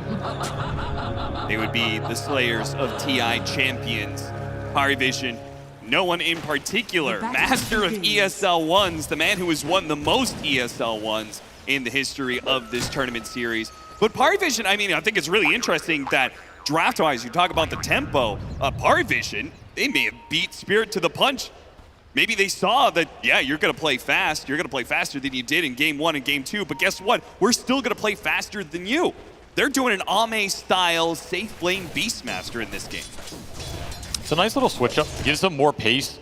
I think it gives them some strong lane matchups as well. You could have laned this either way, but this is going to help the Slark especially in that offlane now that you have a ranged core to play with him. 9-class can also leave this Medusa alone a lot earlier than you'd want to leave Beast in this lane with the toss-back threat. So this should give Slark some more freedom to play in that early. And we've seen 9-class farming pretty heavily on this hero. He's had a fast Yules both of the games he played it today. You get up another fast Yules in this game, you can be really annoying for the Tinker lineup. You can find these supports on the back line, be a nuisance. There's a lot more AoE he has to worry about. You know, triple AoE stun cores. Jakalis, what was that? He just running out there on a quarter of HP. This is the real question mark for me, techies. Like, techies 5 especially. I know 9-class is a techie specialist, and Jakalis, he is no slouch on this hero either, but why did it come out? Where did it come from? Yeah, that's a good question. It's a wild pick. And then you look at the support duo, a techie Slark support duo. They both can launch themselves at the enemy. Yeah, you can die really quickly. And I think the worst part for both of these heroes is they're going to be potentially diving into a Leshrac, into a Sand King. It's a lot. There is a lot of AoE damage that just feasts on low HP supports. The Magic Amp is nice here from the mines going off. I mean, that's one thing, but there's not a lot in the team to play with it. It's generally a strat that can be good for Leshrac because you just bring him down super fast off the burst damage. Sure. But your cores are kind of physical oriented, so it's kind of weird mismatch in that. I don't know, man. If I saw Techie Slark in my pub, I'd just report both players and move on. Yeah, that's probably fair enough, but Parivision, they don't want to be moving on. The other interesting support pick of the game is this one right here. The Grimstroke managed to get first blood on 9-class. This one, though, does feel like, unlike the techies, we can see the purpose of this Grimstroke for sure. It's a very creative pick. Spirit are not afraid to pick things outside the box. Not a very popular support at the moment because this hero has been nerfed over time. His ink swell play is not what it used to be, and we're even seeing Miposhka take up that fine art facet. He's gonna be going for those long strokes, just trying to get the damage in the fights, not be as reliant on that dispel that used to exist. So maybe you can have some nice teamfight impact with the tiny combinations in the early game as well. Sand King, another great partner for this hero. And then of course the Soulbind here, a spell that Slark does not like dealing with at all. You can maybe just turn this Slark into kind of an anchor for this Soulbind. Yep. It's not about punishing 9 class directly, but if you anchor 9 class to someone else in the fight off a Soulbind, it's pretty obnoxious because then you're forcing a clump out of Party Vision into all of this massive AoE, right? The Marches, the Leshrac spells, the Sandstorm, the Epicenter, the Avalanche. Yep. That's the real power of it here. The Post can definitely pop off. Got a couple of single target spells they can use. If they get into the later game, Rue actually starts scaling up like we've seen many of these thinkers do in this tournament, right? Double laser can be super potent, especially with that Aghanim Scepter. Dire's courier has It is on Party Vision to take these fights with some unique angles. Like, you do not want to just clump into this lineup. You want to have the Monkey King attack from one side, Beastmaster Rue from gonna be another. run down in the top lane. Yeah, That is easy going kill. to be Party Vision, evening up the kill score.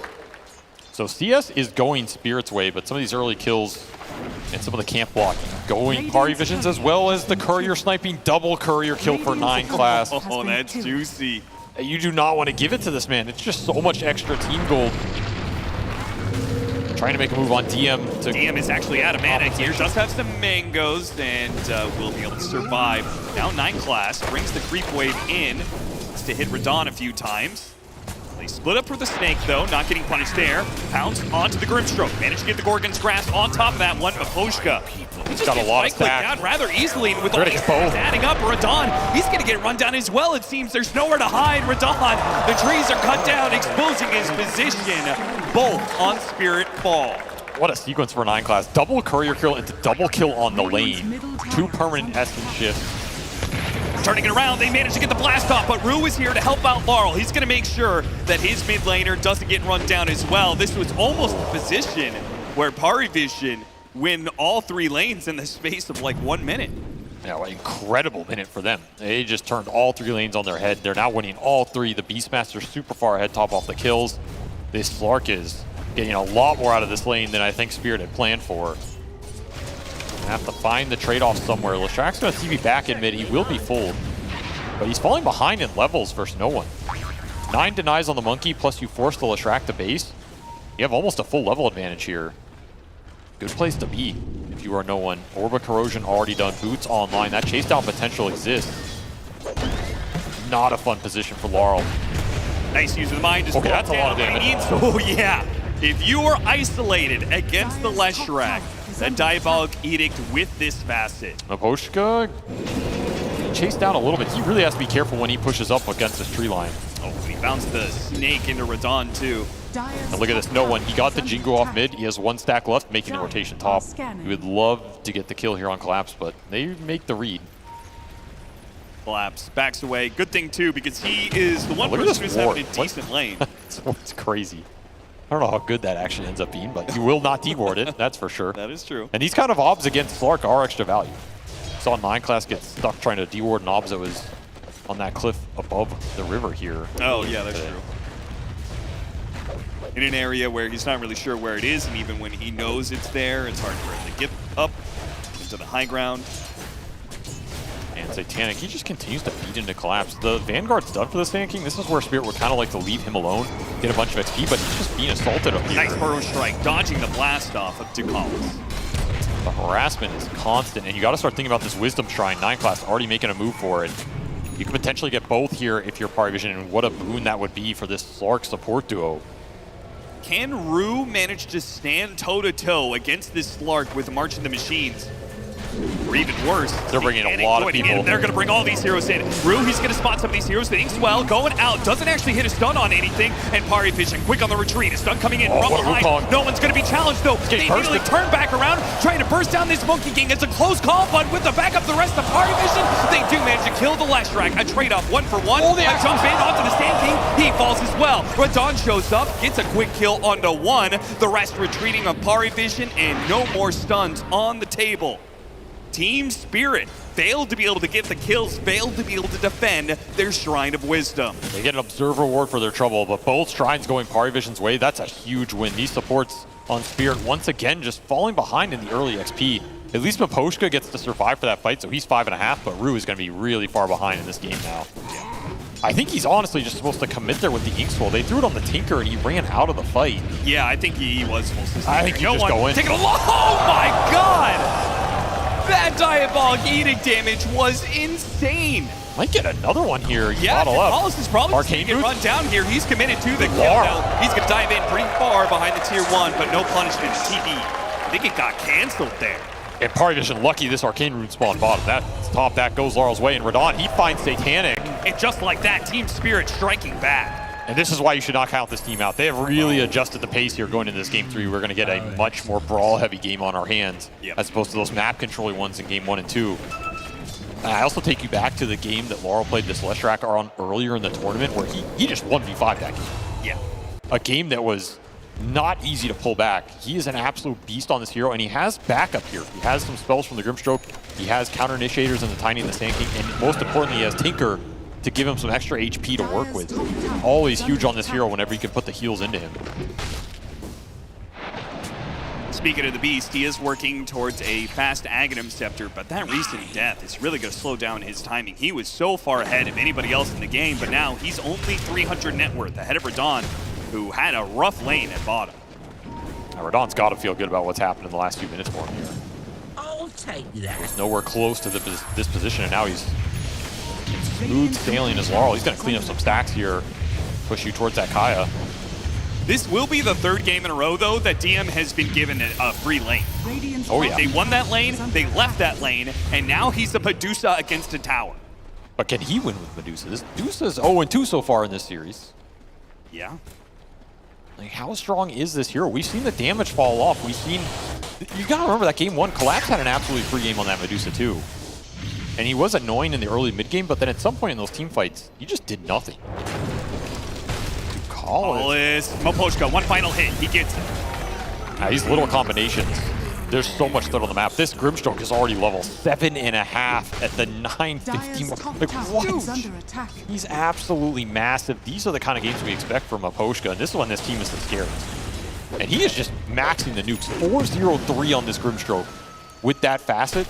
This is a lot of spell damage on the map right now. Pari Vision need to respect it. Yeah, if you're DM, you can play up on this map. You're not too afraid of getting gone on. But they're putting the Sand King against the Medusa, and they're just trading farm right now. Pari Vision do not like what's happening here. Trying to make use of the haste rune. 9 class is bringing sentries. Collapse keeping up, but they got the stop on it. No one gets into the nick of time with the Boundless Strike. Now they're going to try and defend Collapse. He's got the Vanguard after all. He's going to live for a little while. No one. He might actually get popped by the strike through all the heroes. No one dies. The TP in from Maposhka isn't able to get an additional kill, but that was a heavy commitment for Pari Vision to just go even. Not what they wanted there. I mean, they're going to clean up this tower, but this tower is going to die eventually to this Meteor Hammer no matter what. If you get Maposhka here, that would be nice. He's a level 8 support right now. Yeah, I almost feel like Team Spirit should maybe defend their 5 position, but Maposhka is going to be left behind. That's a big death. A lot of XP to claim here. 9 class will easily gobble it up. Another agility for him. It's another bad death for no one, though. This Monkey King's game is really slow.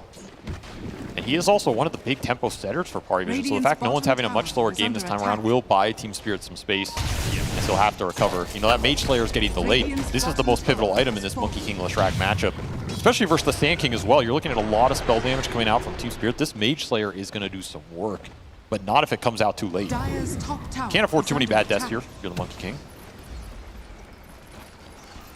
Even net worth game, Rue has his level 7. He got his level 6 finally and is going to start cleaning up the lanes, which means the cores are going to be more free to move around the map. But who is making the moves for Team Spirit? Collapse is investing into a full Crimson Guard rather than going for the faster Blink Dagger. Maybe they can still find openings anyway. I would have bet on him going that Blink after the Vanguard. We've seen him do that a couple times before. Gives you that setup, especially when these Lestraks are going greedier these days as well. Yeah. That is 3 power runes in a row, by the way. That Party Vision get in the bottom part of the river, where Team Spirit just all in on top. So that would be another way they can make moves on Team Spirit if they actually had power runes to work around with, but they just can't seem to get one. They do have mines on the bottom rune as well, so a little map control help from the techies. True. Radiant are scanning. Look at that, Austin. 9 class going Battle Fury Slark. No, I'm kidding. You actually... I had you for a second, though. You were thinking, like, is this guy actually that insane? We've seen some crazy shit in this tournament, so I wouldn't put past him. No, he's also thinking about that Mage Slayer and can't blame him. I mean, this is such a good Mage Slayer game. Multiple Why not Mage double it Slayers up? perhaps need a DM. Stone Gaze at the first sign of aggression from Team Spirit. The smoke a bit foiled. Then again, does Team Spirit really worry that much about getting aggressive? I think they're kind of okay with the state of the game as is. I'd like to be getting a little more right now. I think the fact you didn't get the blink on the Sand King hurts your playmaking a little bit, so you do have to be patient here. Yeah. You can't just smoke around and look for crazy stuff with all the support levels you have. But you have so much spell capability right now. The team fights have to be good for you, and you did get this Crimson Guard and Collapse, so if you can find a way to start fights, or maybe force a fight around that tier 1 mid would be the easiest place to do it. This Crimson will be king of that exchange. It's going to prevent a lot of the damage from this triple core. Yeah, I mean, the Wukong's command is going to be basically useless when the Crimson is activated. You negate the Medusa damage, you negate some of the Beastmaster damage. Sure. Slark right clicks. Not a lot of AoE spell damage thrown out from this Party Vision lineup.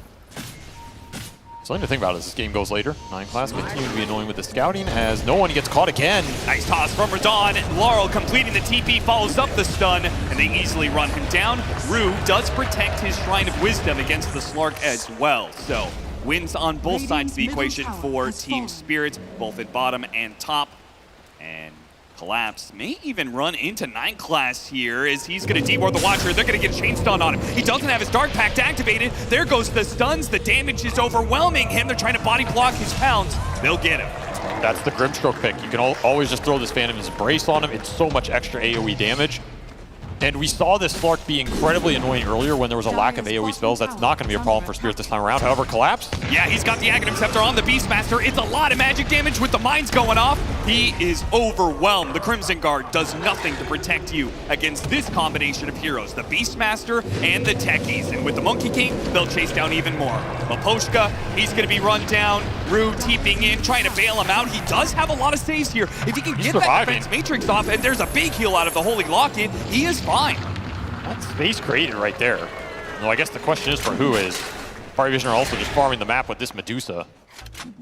That is the combination that I like about this Techies. This Techies Beastmaster, you amp that magic damage up going with the Ags. It's overwhelming on that first target. They're going to try and transition it into the Tormentor here, power the Medusa Beastmaster. Objective taking is no problem right now. They're dragging this No One Monkey back into the game. He had a really rough start here, but you get a couple objectives, give him some extra gold from the fights, he will be back in no time.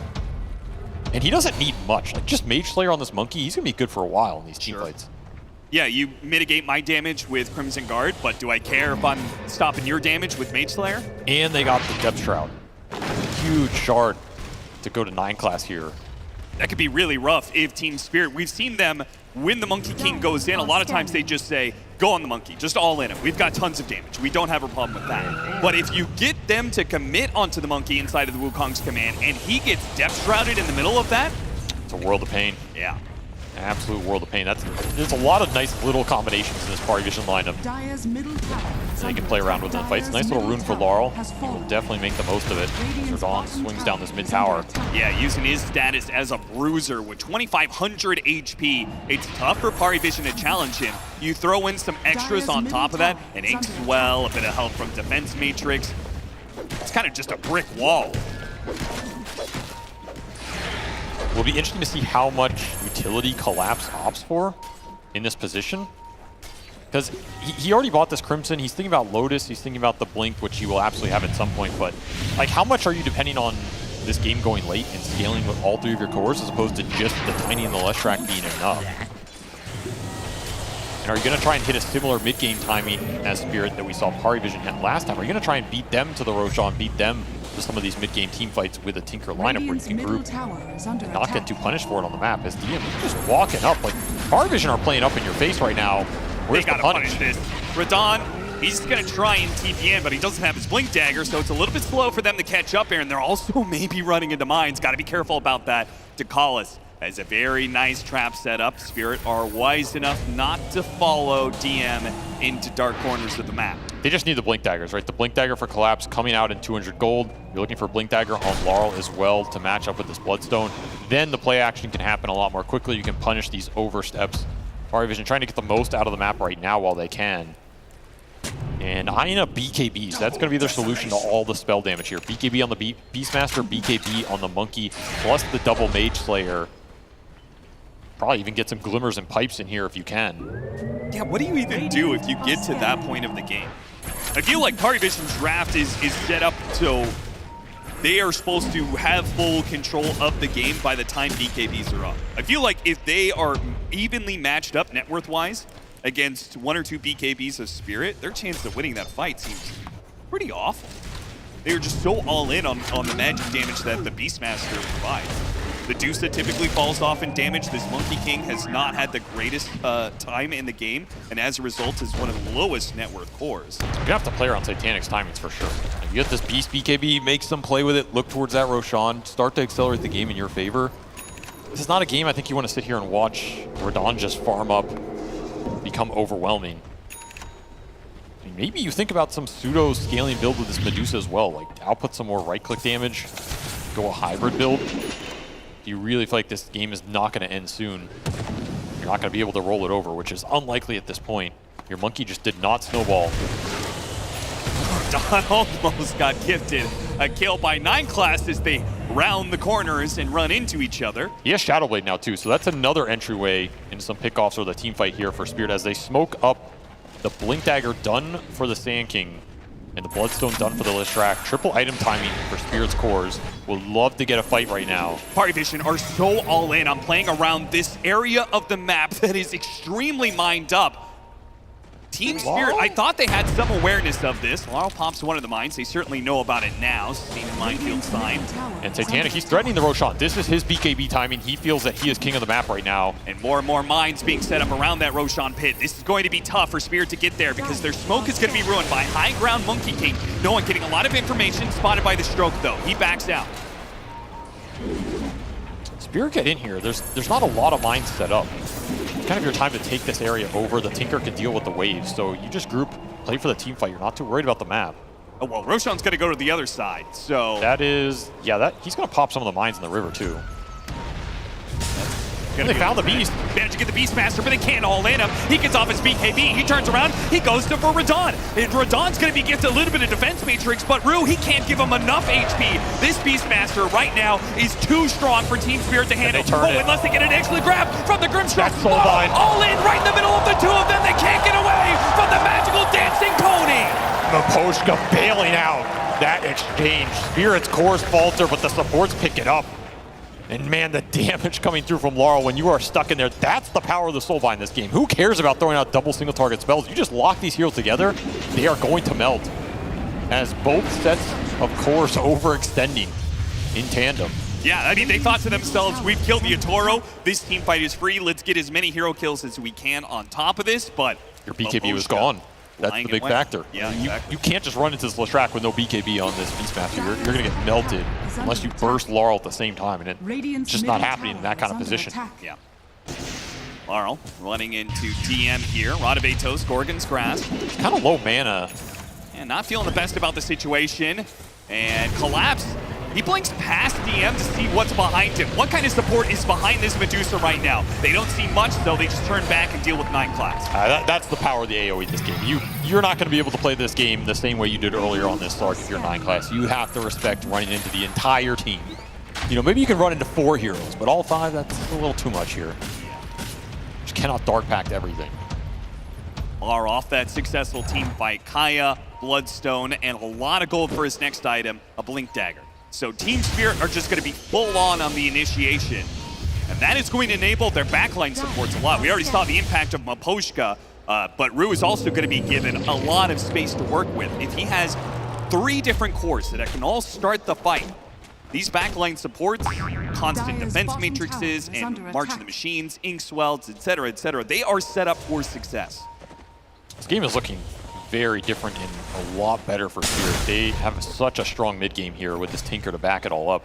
And Rue has just found so many levels. That's another Wisdom Shrine that went his way. He already has Solar Crest Mech, Locket done, looking towards the Greaves. That is a lot of EHP to get through here, and not a lot of damage to do it because of how far the Monkey King is behind. He's just going second item BKB. These are 2 defensive items. It's not the biggest damage output. In fact, that gank we saw top that failed Collapse, he just sat in the Wukong with Crimson. Wasn't really dying that fast. 9 class, same part of the map, goes back to it. Harvision's plays are pretty limited. They have to force, or at least threaten this Roshan with the Beastmaster timing. You are going to have a Beastmaster blink here, so you can go for a more aggressive smoke play to line that up. Yep. There's not a lot of threat around the map right now. If you get a pick off first, it would be so sweet. But who are you doing it with, right? You just have to find someone with the Monkey or the Slark and They still follow have it this up ward with deep behind Radon. 9 class is chasing after him. He just runs right through the creep wave. Radon's like, okay, missed the dust. They're running at me, guys. The dust goes off. Radon gets behind a tree. TP's out. The catch is just not great for Parvision. This lineup is designed to 5-man ball around objectives, around item timings. The more they get dragged on the map like this, the worse this game is going to feel. And this is kind of the ebb and flow we've seen with the Medusa offlane. You get caught in these types of games where, okay, yeah, you have undulation and you can run around and not get slowed, but you're also slow as crap and can't get anywhere around the map or really do anything with your timings, and it feels like a struggle. I feel like that top fight was a good example of that, where he's not fast enough to get to that fight, so instead he pushes in mid, and he meteor hammers that tier 2. Spirit are like, okay, whatever. Exactly. You can just play around where this Medusa is not. It's kind of like the bristleback effect, right? Just ignore him. Yeah. Invisibility. That being said, Hari Vision, I find it really curious. I just feel like the Blink Dagger would have been a timing for Satanic to start getting, you know, let's just go, guys. Let's see if we can win a fight, and then off of that, take the Aegis. But they seem pretty relaxed, Hari Vision. They're just continuing to farm up their side of the map. Does their lineup have a later timing that I'm not giving it credit for? I think you can always go late game with Beastmaster. This hero just makes your lineup incredible with the inner aura, and you can always get some later damage on the Medusa. You will have a Hex at some point. This Monkey King, in theory, is a nasty 6 slot as well. I mean, his game is not great right now, but it can become very good quickly. I don't think their scale is that bad. You have Slark to bail out some single target initiations. I would still favor Spirit if we're looking at this kind of game state 10 minutes, but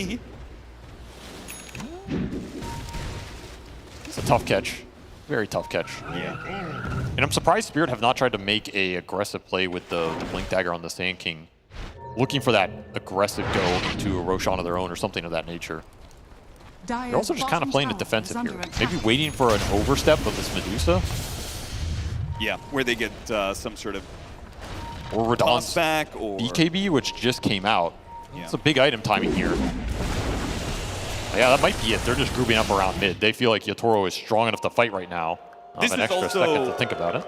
It's also timed with Roshan going up to the top part of the map, where Spirit, I do believe, have better control over that side, right? They're still their offlane tower, they have their outpost, and they've got this ward right next to the Roshan pit. It's definitely an easier fight. Also, there's just less mines around that area. Yeah. It's got a little bit of the mines bottom. You have to assume there's some down there. Aren't any right now, but the assumption is it's probably mined up.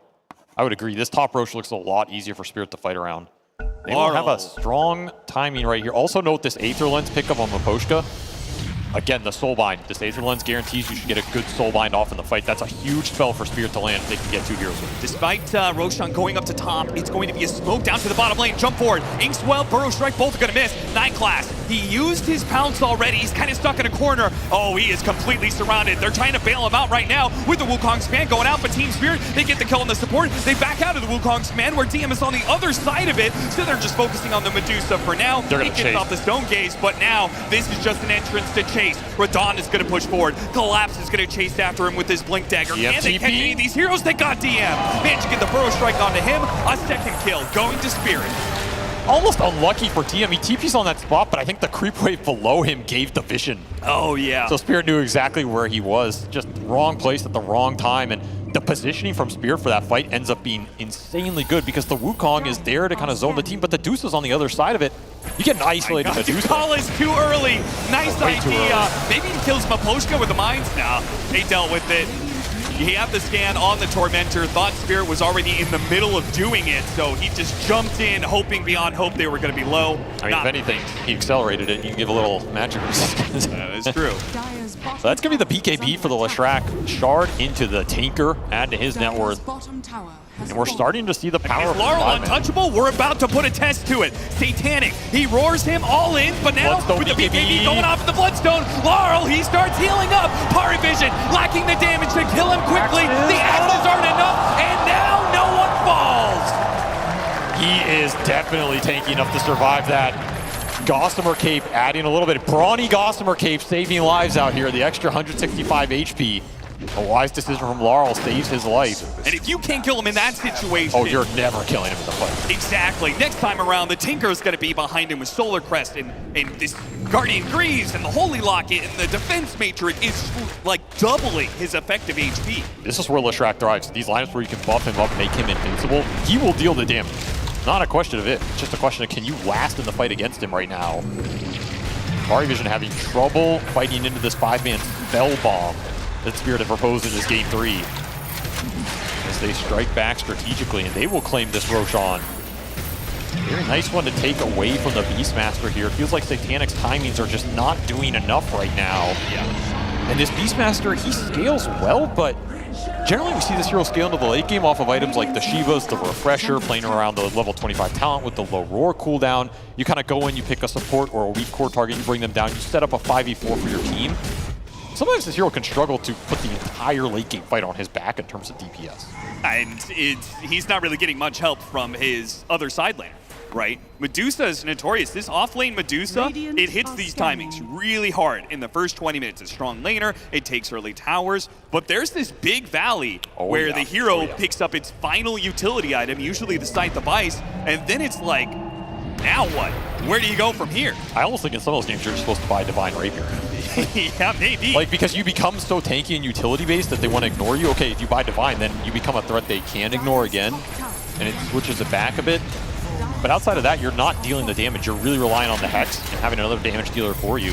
And that might just be the exact kind of creativity that Pari Vision, I mean, frankly, they're a very fun and creative team to watch. They're going to need something pretty crazy like that to turn this game around as it stands, because it feels like they're down 8K, but it feels so much more than that. It feels like now they're the ones who can't take a team fight against Spirit, where game 1 and 2, the shoe was on the other foot. Entrance is just not there, and so much of it is the Monkey King game. The Monkey King is supposed to be that extra that extra scalability. His early game just got shut down so hard. 1-6 start for no one here. He's just slowly trying to get to some damage, but everything just feels too far behind. Well, you know what? This Slark who can pick up a little bit of it. You know, BKB, he has a Blitz Knuckle. You build some stacks. It's a hard Slark game. He has 1,200 HP into all this AoE. Like, it's rough. I don't know, man. You're gonna die, and they're not even gonna notice they're killing you. You're just gonna be collateral damage in the AoE storm that is happening in the middle of the team fight. Well, it is a Pari Vision game, so you know if things don't go well, there's always a plan B. No, rat the map. Which is rat the map. They've got a Slark, they've got the Monkey King, and we'll see how well they're able to stay ahead of the Spirit lineup that is trying to hunt them down. No one gets through the gate before the Spirit smoke can find him. Away he goes. I do like this ward from Aposhka. Maybe not right on the cliff, as that's a D-ward spot, but the idea of just getting some wards deep on these lanes to catch the rat action. If you feel like Pari Vision are going to dodge you the whole time, these deep lane wards are your saving grace. It lets you set up the counterplay and just so much easier to play the map. And if you look at the Radiant Vision, they have pretty much everything else covered. Yeah. A lot of mines here. You have to be careful about that. Just a few of them are blinks past them all. Or just Dukalis, he set up this gigantic minefield, but now it just one simple blink dagger carries Laurel over all the danger. They quickly kill Dukalis and will protect their siege wagon, pushing into the mid-tier 2. That is such a classic Techies play. You mine everything except the spot where you get blinked on. There's some high ground potential here. Still have Aegis. 2 minutes left. No mines defending the base. Yeah, DM might be able to clear out the creep wave, but the problem is you're matched up against a Tiny who's going to hit this tower. Start chipping away at it. Laurel takes a bit of damage. He still has that Aegis. Not too much to fear. Popped an early Bloodstone, though. Jump in from Satanic. They're going for Radon. They're trying to bring down the Tiny Beat. He is so damn tanky. BKBs, Wukong's command, ultimate's being used, and they got nothing for it. That was everything. Every ult in the tank. And you still have Aegis. You still have Radon at full. You have a Tinker that can heal you up. This push is absolutely on. No glyph. This is probably just a lane. No way you're taking this fight. The base is entirely undefended at this point with no ultimates on Parivision. Team Spirit will claim the first lane of Barracks. This is what Game 2 looked like, only it's completely reversed. The mid-game 30-minute timing is just unstoppable right now. And maybe all those mines should have been inside the base, because now Team Spirit are going for his second lane of toss back with the Inkswell. A lot of chain stuns. He's silenced up as well. He's not being able to get off any spells whatsoever. The Dusa joined by Techies. He's going to get a little bit of help. No, locked down by the Tinker. They get a little bit more mana. He stays alive. The Gleipnir for a punish? Not really. Laurel is the one caught. He still has the Aegis for 35 seconds. Team Spirit, they don't get a second lane, but they also don't lose anything. That Dusa is just so tanky. Even with all your spell damage, that Blade Mail is an obnoxious item to push through. Trying to hunt the monkey. No one playing around all these mines. He sees them very little tiny. Oh, he walked into all of them! The gem is recovered. But finally, to Collis, he has spent 30 minutes setting up the mine traps, and he finally gets a kill. 9 class trying to have a poke of the rest of Team Spirit, the 3-man crew in mid, but he finds that the poke just doesn't work. But instead of maybe from no one on the other side, managed to surround Laurel, put him in Inkswell, get him outside of the Wukong's command, and Laurel should be fine. Rue helping him out, refilling much of his HP. And Parivision, they're chasing. They don't have much catch left, though. Is this a fight you want to take? Satanic, he's going to sandwich them. They're still going to try for this. Boundless Strike onto 2. And Satanic all in on the left track with the jump in front to Collis. A little bit of help from Tinker is not going to be enough. This time around, Satanic is strong enough to bring down the Leshrac. Absolutely a fight you want to take with that angle from the Beastmaster. You get straight onto the Leshrac, no Bloodstone to heal you back up. No Tinker to bail you out. He just has to go back to base. Cannot stand there with the flank coming through. And Team Spirit caught off guard with some mines in that top lane, killing Radon. Gonna try and stall up this push from DM and keep him here. Yeah, with the Epicenter, the combination, Rue holding him inside with the Warp Flare. Collapse deciding the Epicenter wasn't worth expending there. They just stopped the push that is coming in. I think that's wise. Team Spirit, you can't give up any more pickoffs. It's a huge find, though, for no one. Again, you want this Monkey King to pick up the scale. You want him to recover. The fact he gets that kill, a bunch of that solo XP, it's so nice for his game. The Brooch is done. You picked up a Nullifier on the Slark as well, so now your single target threat is starting to get there. If you're Parivision, you go in with this Roar, you Nullifier that target, you don't care about a lot of the Tinker spells, you don't care about what Team Spirit are doing, you just BKB mana, bring that target down with the Monkey King and the Beastmaster, and then you have this Medusa with the Stone Gaze to come in after that and kind of reset the situation. And a Scythe now. So a lot of chain disable available. This single target burst initiation committal is starting to look pretty good for Parivision. Spirit are going to have to think about it. You have that Linken's on Collapse. You could throw it on another Roar target as well. But Refresher done for Satanic. And this is where the late game Beastmaster starts to become a big threat. Well, they certainly can't keep one hero stunned for a very long time if they choose to do so. That is true. It's absolutely true. Decent amount of status resistance to go into. Yes. Got to keep that in mind. 34% on this Tiny, 50% slow resist. We have the shields from the Tinker. You can easily blow these Roars in a bad way on a bad target if you're not careful. Yeah. There's also a fair amount of single target save from the backline of Team Spirit, and they're also somewhat of a triple threat, right? It's not just, oh, the Tiny's the only damage threat, let's just all in it, right? Because that might open the door for Leshrac to get right in the middle of your heroes with his Bloodstone. Especially if Laurel can finish up this Shivas. That would be really big for him. Get a big armor item online. You're mainly looking at physical damage out from this Parivision lineup. Whereas Parivision are mainly looking at a lot of magic damage from Spirit. Both teams just trying to shut down the damage sources and itemize for it. As a smoke comes through for Spirit. Yeah, they were trying to play for their ward. They thought Satanic was going to farm that camp next to the ward. They would love to find a pickoff here into the Roche spawn. can be spawning now in the next 3-minute interval. Pushing into mines. Dawn having flashbacks there. Sounds of explosions. Team Spirit not finding an opening. Awkward to get into the triangle. 9class trying to do some creep cutting. This looks like he could easily get caught here.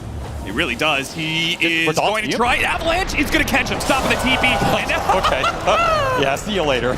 That is not the same Slark that we saw through much of the tournament. This is a very different kind of lineup. You don't survive off of just being able to use Shadow Dance. No, you just unload everything every time. Get this rat off the map. Now you have a 5-on-4 for 30 seconds. Again, that Roach can spawn. Laurel's going to check it. Will not be up yet, but Spirit would absolutely commit for this. It will spawn here, and his Shiva's done at the perfect time for this next fight. Now, the Slark did get... It just spawned. Oh my god, it just walked out of the pit. That is unfortunate. Trying to deal with the top wave. Maposhka, yeah. There's this very deep ward that 9class got before he died. He has a nice little triangle ward. Maybe Parivision could fight to that area. I think it has to be the play. You just bought out for this Scotty on the Monkey King. That's a huge item as well, especially versus this heal that you're trying to play around with this Leshrac. Is Laurel, he's going to man up for this. Parivision are going to contest this. Oh, try and get the Monkey King in deep. Look for a massive Wukong with a Depth Shroud on top of it and double Roar for Satanic. That's your team fight. Bring down the damage dealers.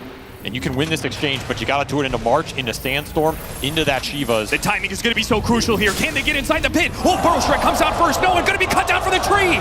He's going to be saved by the Depth Shroud, but the damage is done. Roshan is gone. They already picked up the agents. They got to the back line. Or he's going to be the bind off. Got the other one onto Laurel. They're focusing on the Leshrac. No, they're going back for a Dawn instead, but he's got the agents at the same time. He is just clubbing heroes to death inside of the Wukong's command. Already the Beastmaster is dead. The Monkey King is trapped inside of his own Wukong's command. The statues will not keep him alive, and 9class couldn't finish off Laurel either.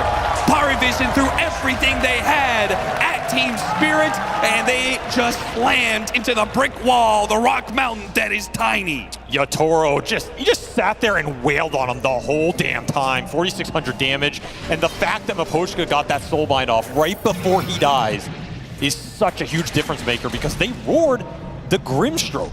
Which means if he gets spells off after you roared him, that's all out the window. That could just be the game. No buyback available. It's going to be the game. Team Spirit will return the favor. They said, Parivision, we know you love just ending the game. How do you like this one? We're just going to march down mid, head straight to your tier 4s. And do you have buybacks to stop us? I don't think so. No buyback available for the Beastmaster. No buyback available for the Monkey King. 30 seconds to do whatever you want. And with the tiny, that is far too much time. This hero, it beats down buildings faster than you can keep them up. Nullifier put onto him.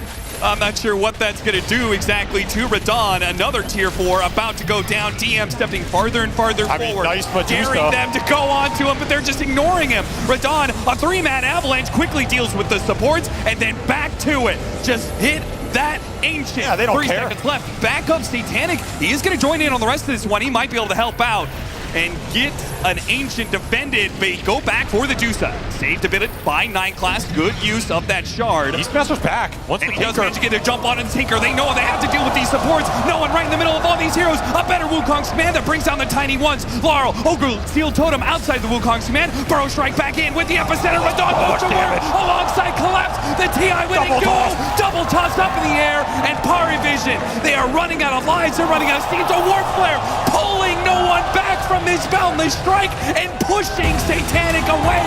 A double for Rue as they close it out. Team Spirit will not go down in a 3-0.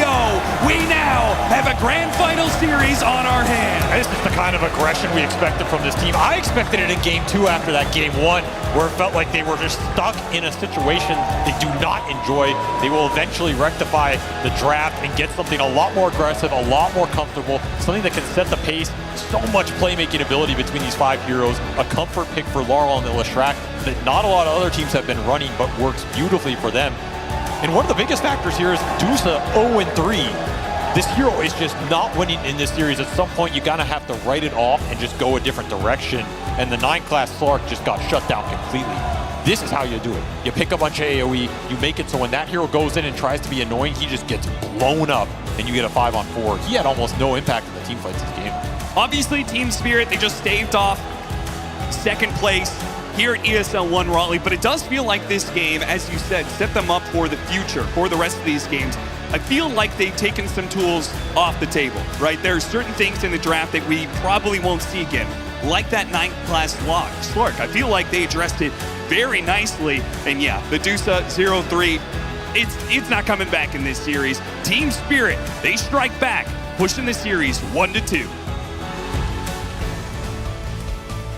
And I am not surprised in the slightest. The winners of the previous 2 lands that happened here in America were Team Spirit. It was a Seattle TI and Arlington Major. And here in Raleigh, they're not going to go out with a 3-0. They're fighting back. And by golly, Gunnar, who would have thought it was just as easy as picking not garbage supports? Yeah, they ended up having really good sub duo, I think, along with the Tinker Grimstroke. They're warmed up. They're ready for 5 games. We're going to be here a long time tonight, so I'm really excited. I think they just played a lot better. I think a lot of their moves were clean, and there was a fight from Pari. There were times, I think, especially the early game, that it was a little Pari Vision favor, but as the game went on, it felt really hard for them to kind of actually even get kills in the fights. Yeah, Fly, we keep joking about they're warming up. They are warm now based off of this game. Yeah, I think Larlin in particular had an amazing game on the Leshrac. I think he did so much work. He was always there when he was needed. He had some really clutch kills on mid lane when they tried to turn around on him, and he just got the Bloodstone off. And fantastic game from him. I think a lot more team fight, a lot more spells, better supports. This is a team spirit that we like to see. You know, none of this bounty hunter silencer like this little rat thing, you know, running around. This is team spirit. So then should I start pointing my finger at Pari Vision support sphere? Slark is tried and true in 9 classes hands. Techie's 5 position though, that's a bit more exotic.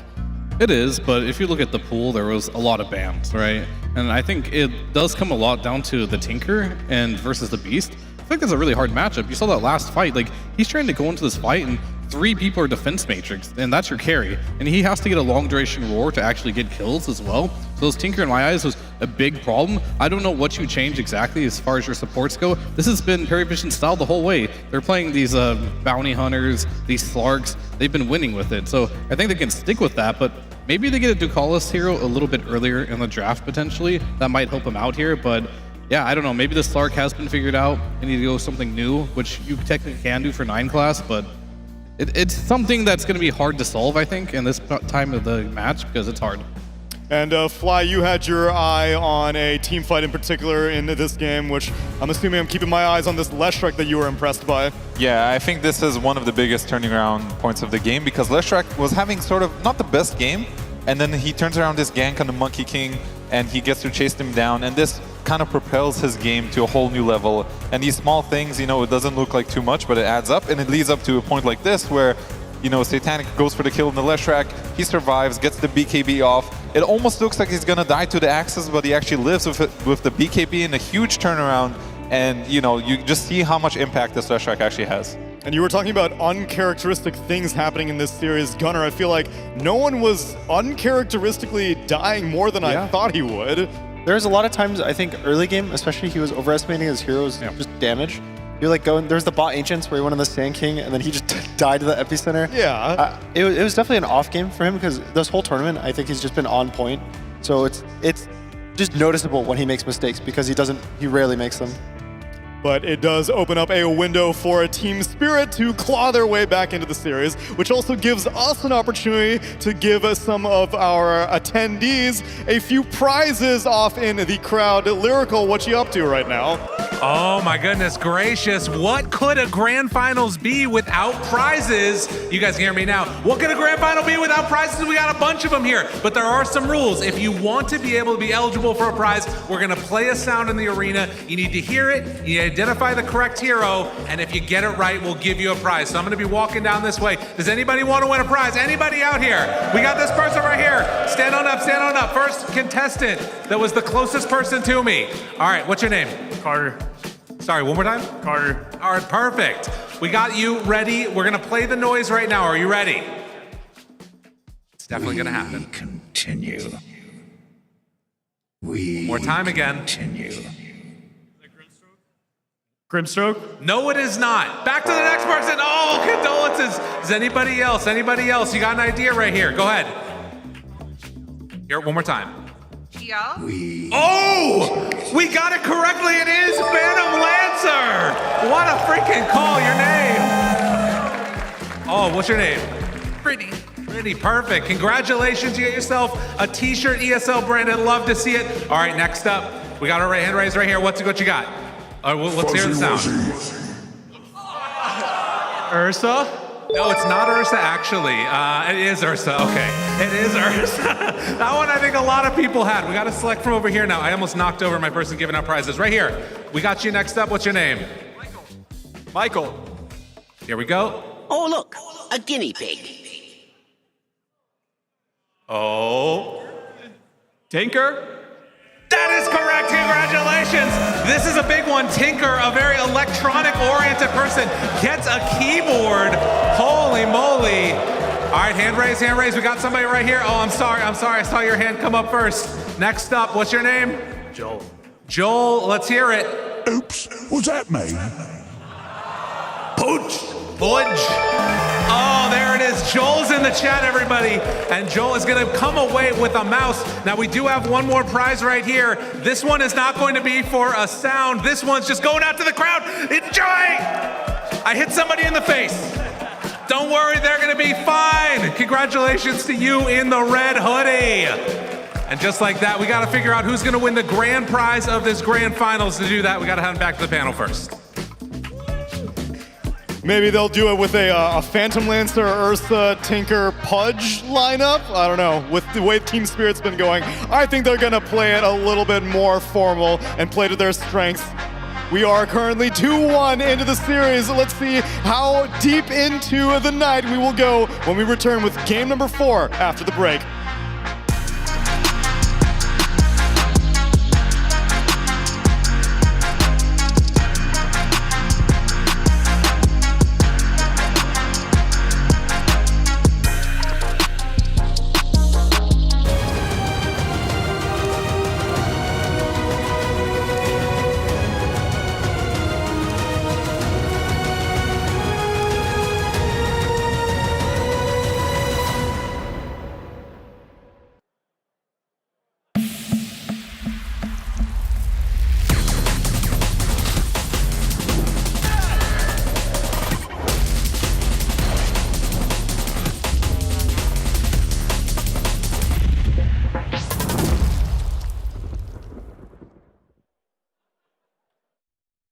Hello, everybody, and welcome to the tech segment with Collapse, two-time TI champion. We are about to get a deep dive into the settings of a two-time TI champion. Collapse, thank you for joining us. I'm very interested to see which settings you play on, that you beat my ass with a couple of years ago, that you're beating everybody else's ass with. We're gonna get the rundown.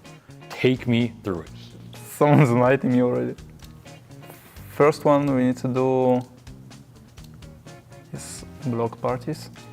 Block everybody. Yeah.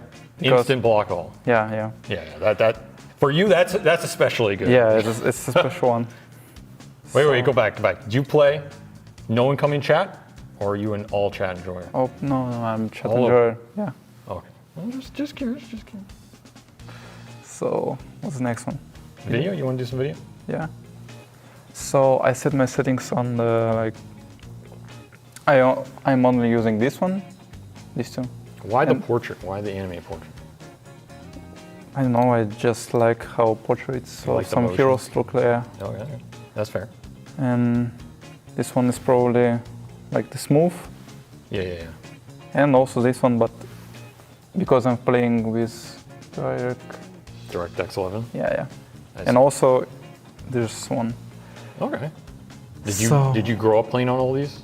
Yeah. Like, are you more used to the lower settings than the higher? Yeah. No, just on medium. All right, what's the FPS? I saw you enter the FPS. Yeah. 500. Yeah. Does Dota even go that high?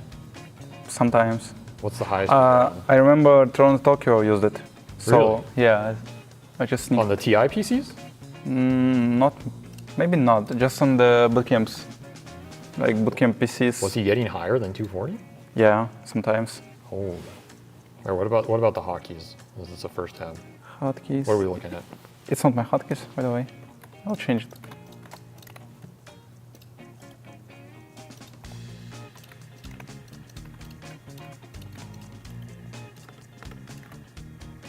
That's it. Do you have any really weird ones? Like, what do you consider your weirdest hotkey? Probably a glyph on the mouse wheel. You use it every Sometimes, time? yeah. Oh, damn. Why? You don't trust teammates to glyph? No, just on the laning stage when you want to... Oh, for CS? Yeah, yeah. Oh my god, that's such a mid-player thing, dude.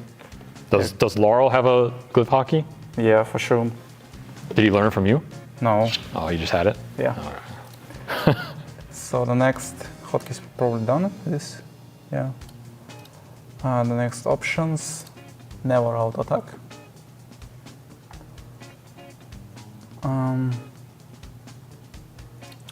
This one, and this one. There's these settings. This setting is good for like when you're playing on Enigma, probably. Yeah, an Enigma, Primal Beast. When you have chilling ultimates, you just use it. And if you press any other spell or move, yeah, you just cancel it. What about the summons? What do you do for summons heroes? Are you like a individual control group player? I have only one. Only group. one? Yeah. So you just tab? Yeah, I have. Oh, also I forgot about the console command. Selection group. This one. Oh, I remember. What does it do?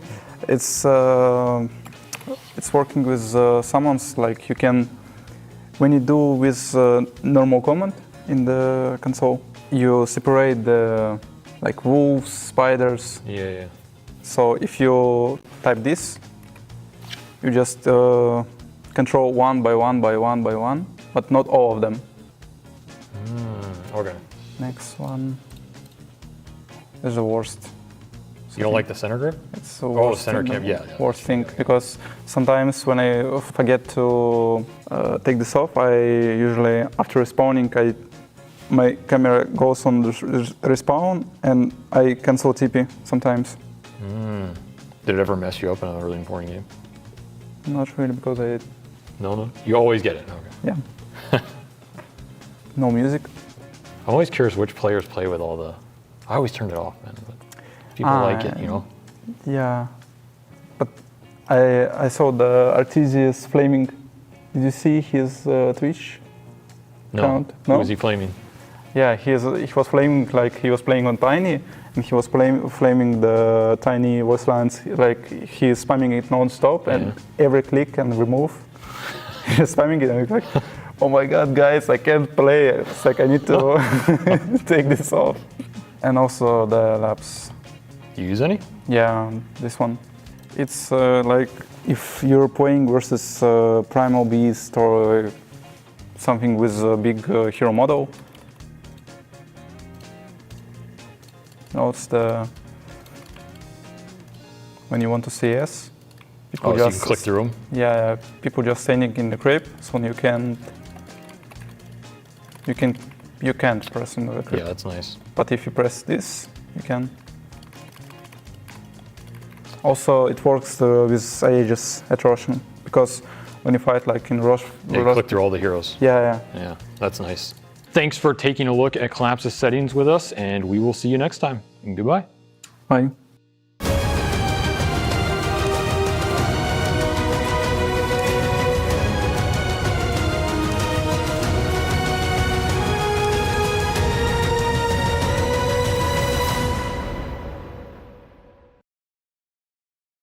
People always ask us why we perform well on LAN, but never online.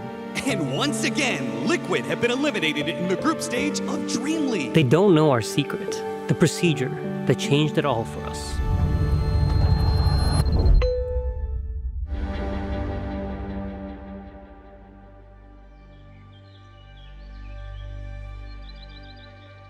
I'd like to share with you some facts about your Audi.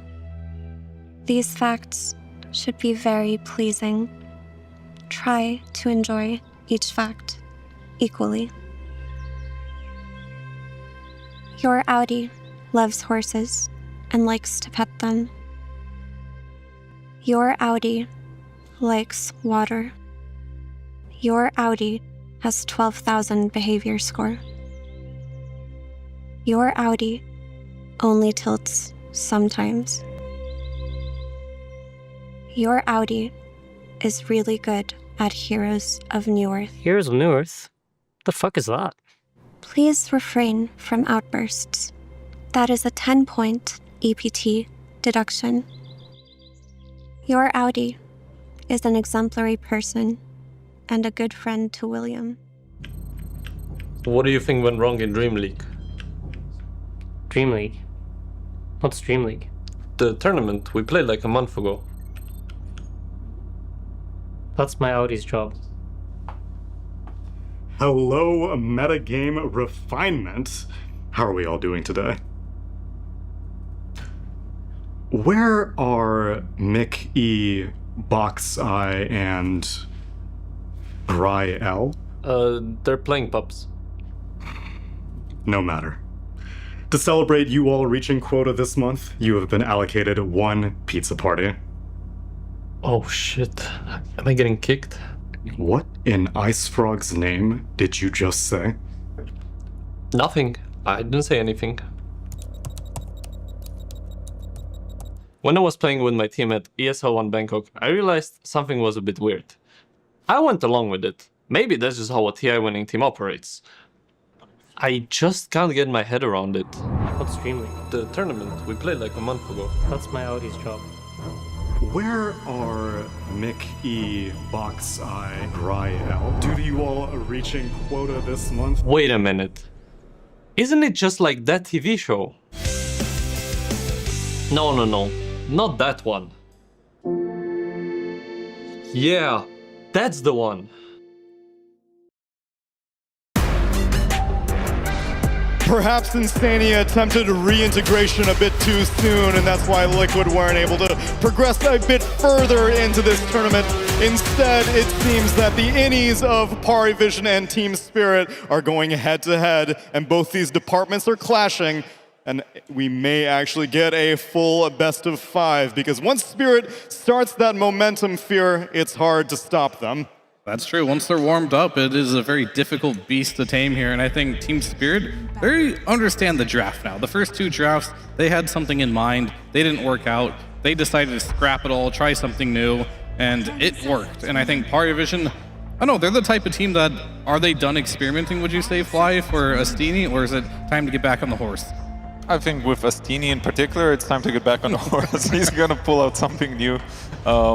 But you can already tell, like, Team Spirit's looking much better. You can see, like, Miposhka was talking. He's probably, like, has some plan along with Silence. So we see a Tinker ban this time, so that's the hero they played last game. But again, there's a big focus on supports. Muerta, Ringmaster, Ancient Apparition, Tinker, all banned.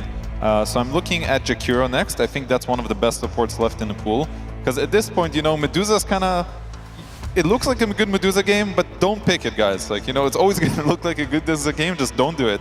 And I want to see a focus on the supports. Yeah, Jakiro is one of the ones that are slipping through depending on what Parivision last ban, and Warlock was another one of their first phase bans that they took out. And then obviously there's still other ones like Coddle as well. Do teams here value Coddle that much? Some do. It's been interesting because I think it lost the 4 games before the finals, and they do actually go Jakiro. And I was about to say that this time Parivision has first pick, because every single team that had choice, I think, or at least the teams that won so far have been second pick, and now Parivision gets choice and they choose first pick, and I guess they had some idea in mind that they're going to get a good support, so I do like this Jakiro, and they did ban a Coddle, like you mentioned, so. 5 seconds. Which leaves... Will they leave the Enigma? You just take a carry? You take Phantom Assassin or TB? Medusa. Not Dusa. I think seen this TB opening twice already. I'm not sure if we're ready for it. You're saying not Dusa, but you're okay with Terrorblade? I think Terrorblade is better than Dusa. I don't think the Terrorblade was the reason that the drafts were hard. It was also a first pick overall Terrorblade, as opposed to second pick. All right. Oh, these were both banned in the last game. So I think both teams realized after that last game that these supports matter so much to get into your draft until there's like nothing left. Once you start digging towards the bottom of the barrel, you're bringing out techies and stuff like that. Maybe it's time to get those strong supports, those team fighting ults into the game earlier.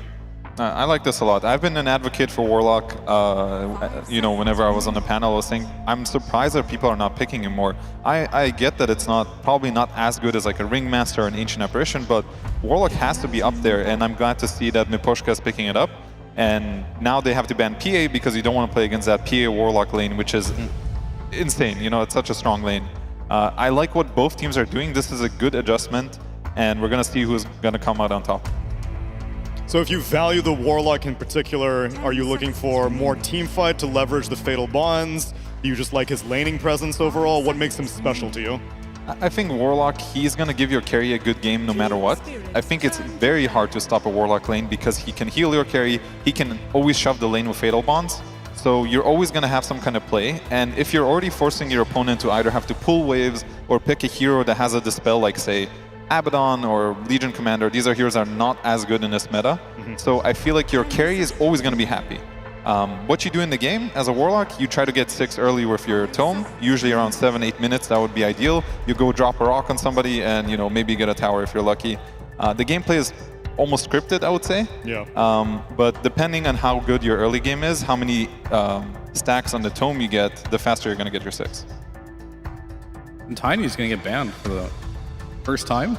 It's been in every single game outside of this game, I suppose. So we're going to have more change-ups to what we're going to see in this game.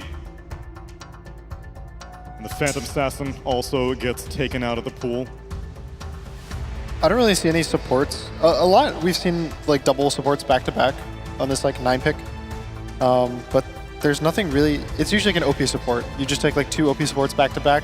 I feel like most of them are banned, so Team Spirit's probably just going to take a strong core. Which, I don't really know which one they'll take. The only support I could see happening is if they want to pick Elder Titan just because they don't want to ban Medusa. Yeah, but Medusa also has a 0% win rate. True, so yes. I don't really think you even need to pre-counter it. Maybe just... I personally am a fan of the Terrorblade still. I know it has not had great success so far in this series, but I think a lot of that was due to the supports. And since you already have one good support and the majority of the supports are banned, you're not going to have this like unbalanced support kind of levels in the game. And the Phantom Assassin's already banned, which is one of the good heroes versus so is the Sand King. So there's a lot of good heroes that are already taken out. But they go with a collapse stable hero. They pick up the Centaur. Yeah, that's his most played hero of this tournament. I think it's a solid pick, but there's a Templar Assassin in the pool because they had the choice of what to ban. They chose to ban Morphling, and I think this sets up for a really good TA game for Vision. I know there's a Terrorblade in the pool, so maybe they're thinking we're going to bait out this Templar Assassin, get the TB to have a good carry matchup. But there's so many like layers that you have to think about. If you pick TA, they pick Terrorblade. There's going to be a Darkseer in the pool. There's a Sand King's ban, but there's a Darkseer, so there's a lot of layers that you're going to have to go through as both teams. I do think TA is, on paper, the best pick, and now I expect Spirit to at least consider the Terrorblade, but I don't know how much they care about this Darkseer coming out. Do you think that you pick Darkseer for Spirit and you put Centaur as 4? 5 seconds remaining. Maybe if you're 9 class, you know? I Not feel like Spirit. that's You don't think that's something a he would Rue do. thing? Yeah, I'm not sure if it's a Rue thing. I could be proven wrong. Because like that I think could actually be really solid, picking the Terrorblade and the Darkseer just together. So you're taking away the Terrorblade counter, you're taking a good lane versus the TA. The Centaur is actually probably like a decent support versus Jakiro and versus TA because you don't have to be trading into her melt constantly. I think we saw Vision do something similar when they picked TA and Terrorblade kind of against Hunter, I believe. Yeah, it was kind of a similar thought process. And we do get the Slark again. Okay. Why didn't they just pick the Darkseer themselves on Vision right now to... Because it doesn't see a carry matchup. Gotcha. Like, you could just end up picking a Gyrocopter or Life Stealer. So some just hero that doesn't care Darkseer. The benefit for Team Spirit picking it now is that they actually see a carry matchup. Sure, the TA can go mid, but a lot of the teams have not really been valuing that. I think it's just a better carry, and also just gameplay-wise, it doesn't really fit the mid role right now. Yeah, I mean, they'll go for the Gyro anyway. I think these teams have been really thinking a lot about this TA, Terrorblade, Medusa heroes right now, and how they interact with each other, but Team Spirit has decided to break the mold when it comes to that. They learned from the first 2 games.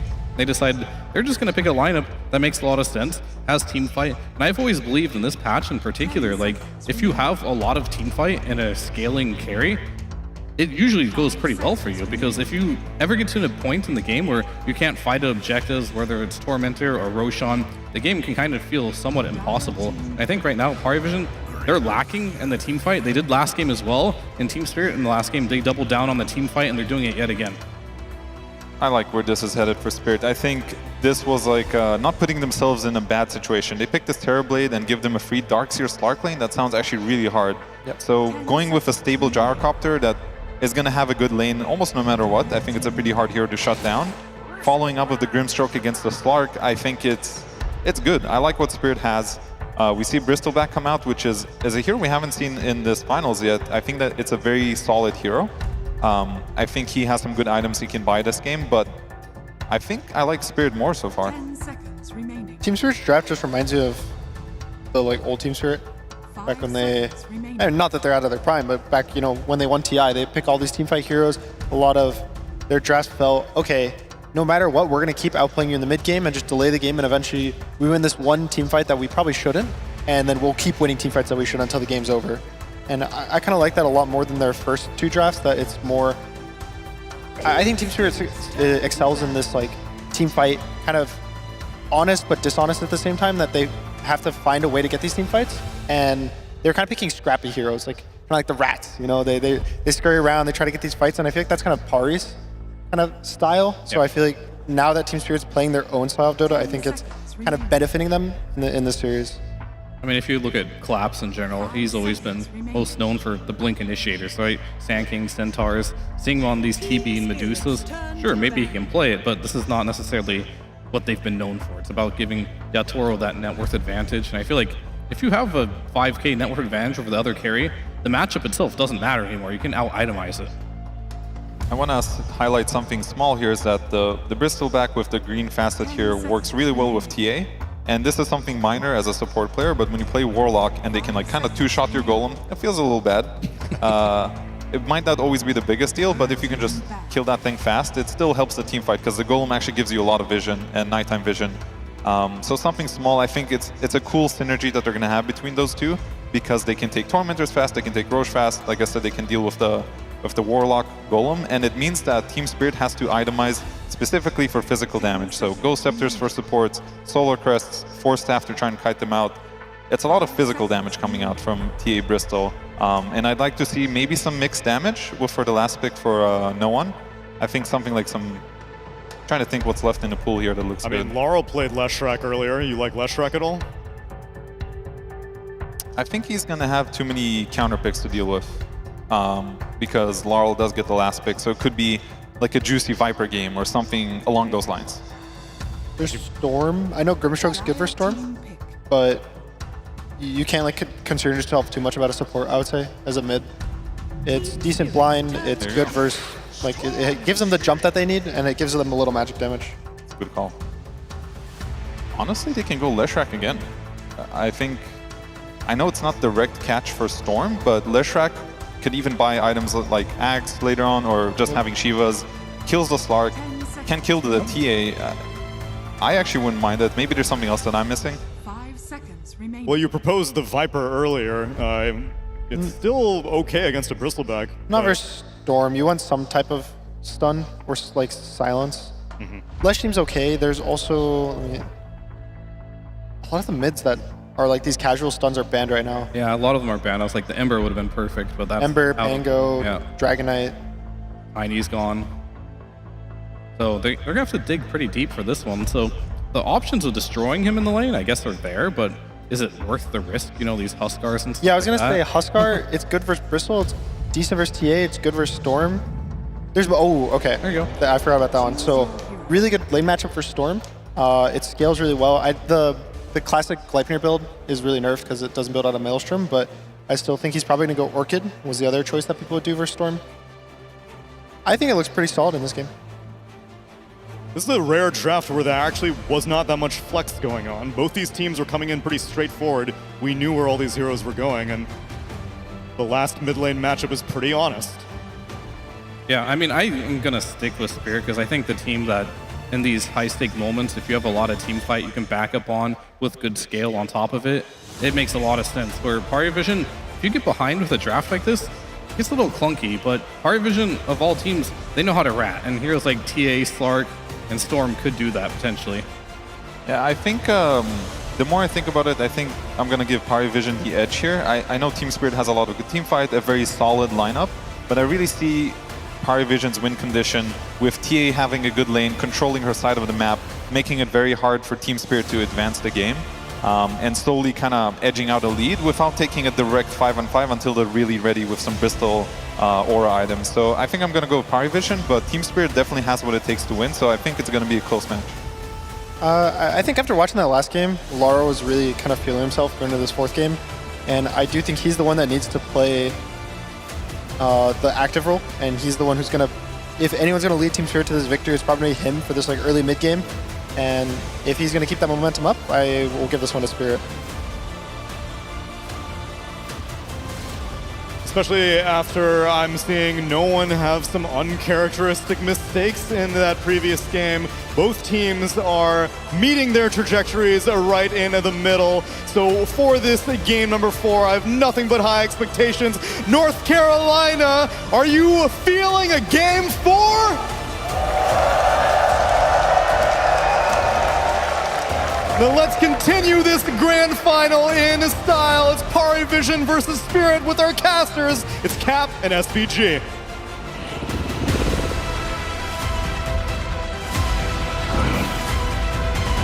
Claws out. Join with me. We fight as one. The historically best team in best of 5s would not go down in a clean sweep, but it's still a long road to get to that game 5. This game 4 is going to be particularly tough for Team Spirit, who have once again doubled down on early game and mid-game team fight, Avery. I went back for the Grimstroke, doubled it up with a Fatal Bonds, double Fatal Bonds, in fact, the classic pub combo. We'll see if they can make it work and competitive. This Warlock has also been one of Maposhka's specialties with that Grimoire, getting those early 6s. We saw how high level he was last game, so I expect nothing short of a repeat performance. And on the flip side, Vision adjusting their lineup strategically for this game 4. They have a lot more ways to start the fight cleanly, particularly looking at that Storm Spirit mid for no one. This is his hero. Oh, yeah. He has made alongside Sumail over the decade of Dota 2 and ESL lands in this North American continent. I mean, he owns this hero. He can own a game on this hero, and there's not a lot to combat the mobility here from the Storm Spirit mid. You have a Hoof Stomp, you have that Soulbind / the Phantom, but that's kind of it. Maybe you land a Boundless Strike to help set that up. Still, Storm with BKB is, he's a god this game. You're really going to have a tough task set ahead of you if you're a Spirit to control no one off this mid wave. So maybe snowballing that Monkey is something they're going to prioritize here, abuse some early Stampedes in the fights, and just run this Storm down. I love that Gunnar called out the Storm just because the mixed damage is helpful, sure, get some magic damage in there. But it feels like Team Spirit, because this combination of supports, right, the double Fatal Bonds is insanely overpowered, right? You actually hit that combination, you've won that team fight, almost no doubt to it. Which means you need somebody to be able to stop that combination from actually succeeding, and being able to have a Spirit hero that can get to the back line and assassinate one of those supports at the start of a fight is a really good way to do it. It also just splits having to clump, which was a big problem for Vision last game. They were forced to take these fights head on with the Beast just going in roaring somebody, the Monkey King trying to run in there and Wukong somebody. You just ended up all in this mosh pit of AoE spells that Spirit had waiting for you. They have a very similar lineup this time around between the Gyro with the Warlock and the Grim, plus the Wukong and even the Stomp. It's just not a fun lineup to clump into. So the more you can split that fight up, attack it from different angles, you know, this guerrilla warfare on the sides of the tree lines with the Slark plus the Storm, Bristle going on someone else. Don't give them that big Bonds target. Don't give them that big Soulbind. Game could look a lot different. Starting at this game, Vision got some very deep wards nice and early. They got a ward across the river in the mid lane, but they also put one into the triangle. Why do you think that is? The battle begins. Trying to scout out these stacks that are going to be built up for the Gyro, or even, you know, this mid Monkey King for later. Stop the acceleration. Not a ward bottom, though, for the courier sniping for the Slark. That's kind of the downside here of this setup. But, yeah, you know, 9 class, he's been finding them anyway, so maybe you just have confidence he's going to line it up regardless. What is this late move? Rue and Maposhka, a late smoke by them. They're going to go for an early gank on a Storm Spirit? I mean, with the Warlock, Should be guaranteed. They don't have the best heroes for it, but start up with a boundless strike, slowed down by the stroke. And sure enough, no one is going to die, and Laurel will claim the first blood. What a way to start game 4. Yeah, no, when he's laughing on the camera, he drops the smiley face like, what is this, a pub game? You're just going to 3-man smoke gank me level 1? Okay, sure. It is a big deal, though. That's a lot of extra gold for Laurel, which means he can get into the boots faster and gain a level advantage, and maybe you come back there and gank that Storm later. It does show you Spirit's priority, which, as the courier goes down instantly in 9 class, shut down this Storm Spirit. They recognize he's going to be a problem in this game, and they're willing to commit a little extra resources to give Laurel a head start. I don't mind that play. Yeah. It does cost you a decent amount, but you get a big return for it because the first blood went to Laurel itself. No one saying it's reminiscent of 2015, back when him and Samael were the kings of the mid lane, and the mid lane was so important that you had to be able to do certain things like that to offset these matchups, both player and hero combinations that would oftentimes lead Virtus Pro and Evil Geniuses to just dominating games through the mid lane. Laurel set up for success in this melee versus Storm matchup with an early first blood. We'll see if no one's able to pull that lane back. Maybe more interesting is the support lane setup from Spirit this game. They put the Warlock top and the Grimstroke bottom. Very unconventional for them. It's not often we see Miposhka in this off lane. Nice stomp. Gets it right as Satanic went for the melt strike. Still got the melt hit on Collapse, so decent amount of damage done, but no kill found for Parivision. I feel like the times I've seen Miposhka do this are oftentimes on the Bane, when they have some hero they just want to get pulls off in the safe lane and really prioritize. Here it's a little awkward. Warlock often does not function well in this off lane because he's a bit slow to go for the stack. He doesn't have a camp he can reliably pull. He's pretty bad at fighting for that camp, as he has the Monkey King bug, classic.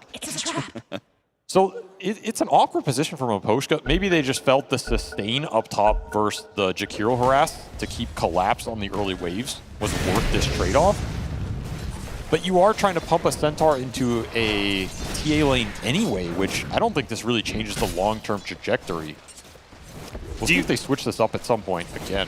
What about the Dispel of Dark Pack versus Fatal Bonds? Do you think that means anything in the safe lane, or they would have just been using it on the Bristle back in the creep wave anyway, right? Yeah, I'm not too concerned about that. If anything, okay, you bonds the Bristle, you push the wave, and the Gyro is going to push it anyway, and then you just spam pulls, right? At least you can maybe threaten some XP. Maybe you're not going to get pulls against this 9-class Slark anyway, so he said, okay, well, I'm not going to do anything down here regardless. May as well just heal the Centaur. Sure. And, you know, this Grimstroke does give your Gyro a little bit of kill threat down here. Probably more than the Warlock. It's just an interesting swap. Not often we see Spirit go for this. See if it works out in this lane phase. So far, CS is looking pretty strong across the board. That top lane is going to be the roughest, but the Monkey King is doing quite fine mid, and Radon, he's free farming down here, which should be the case against the double melee lane.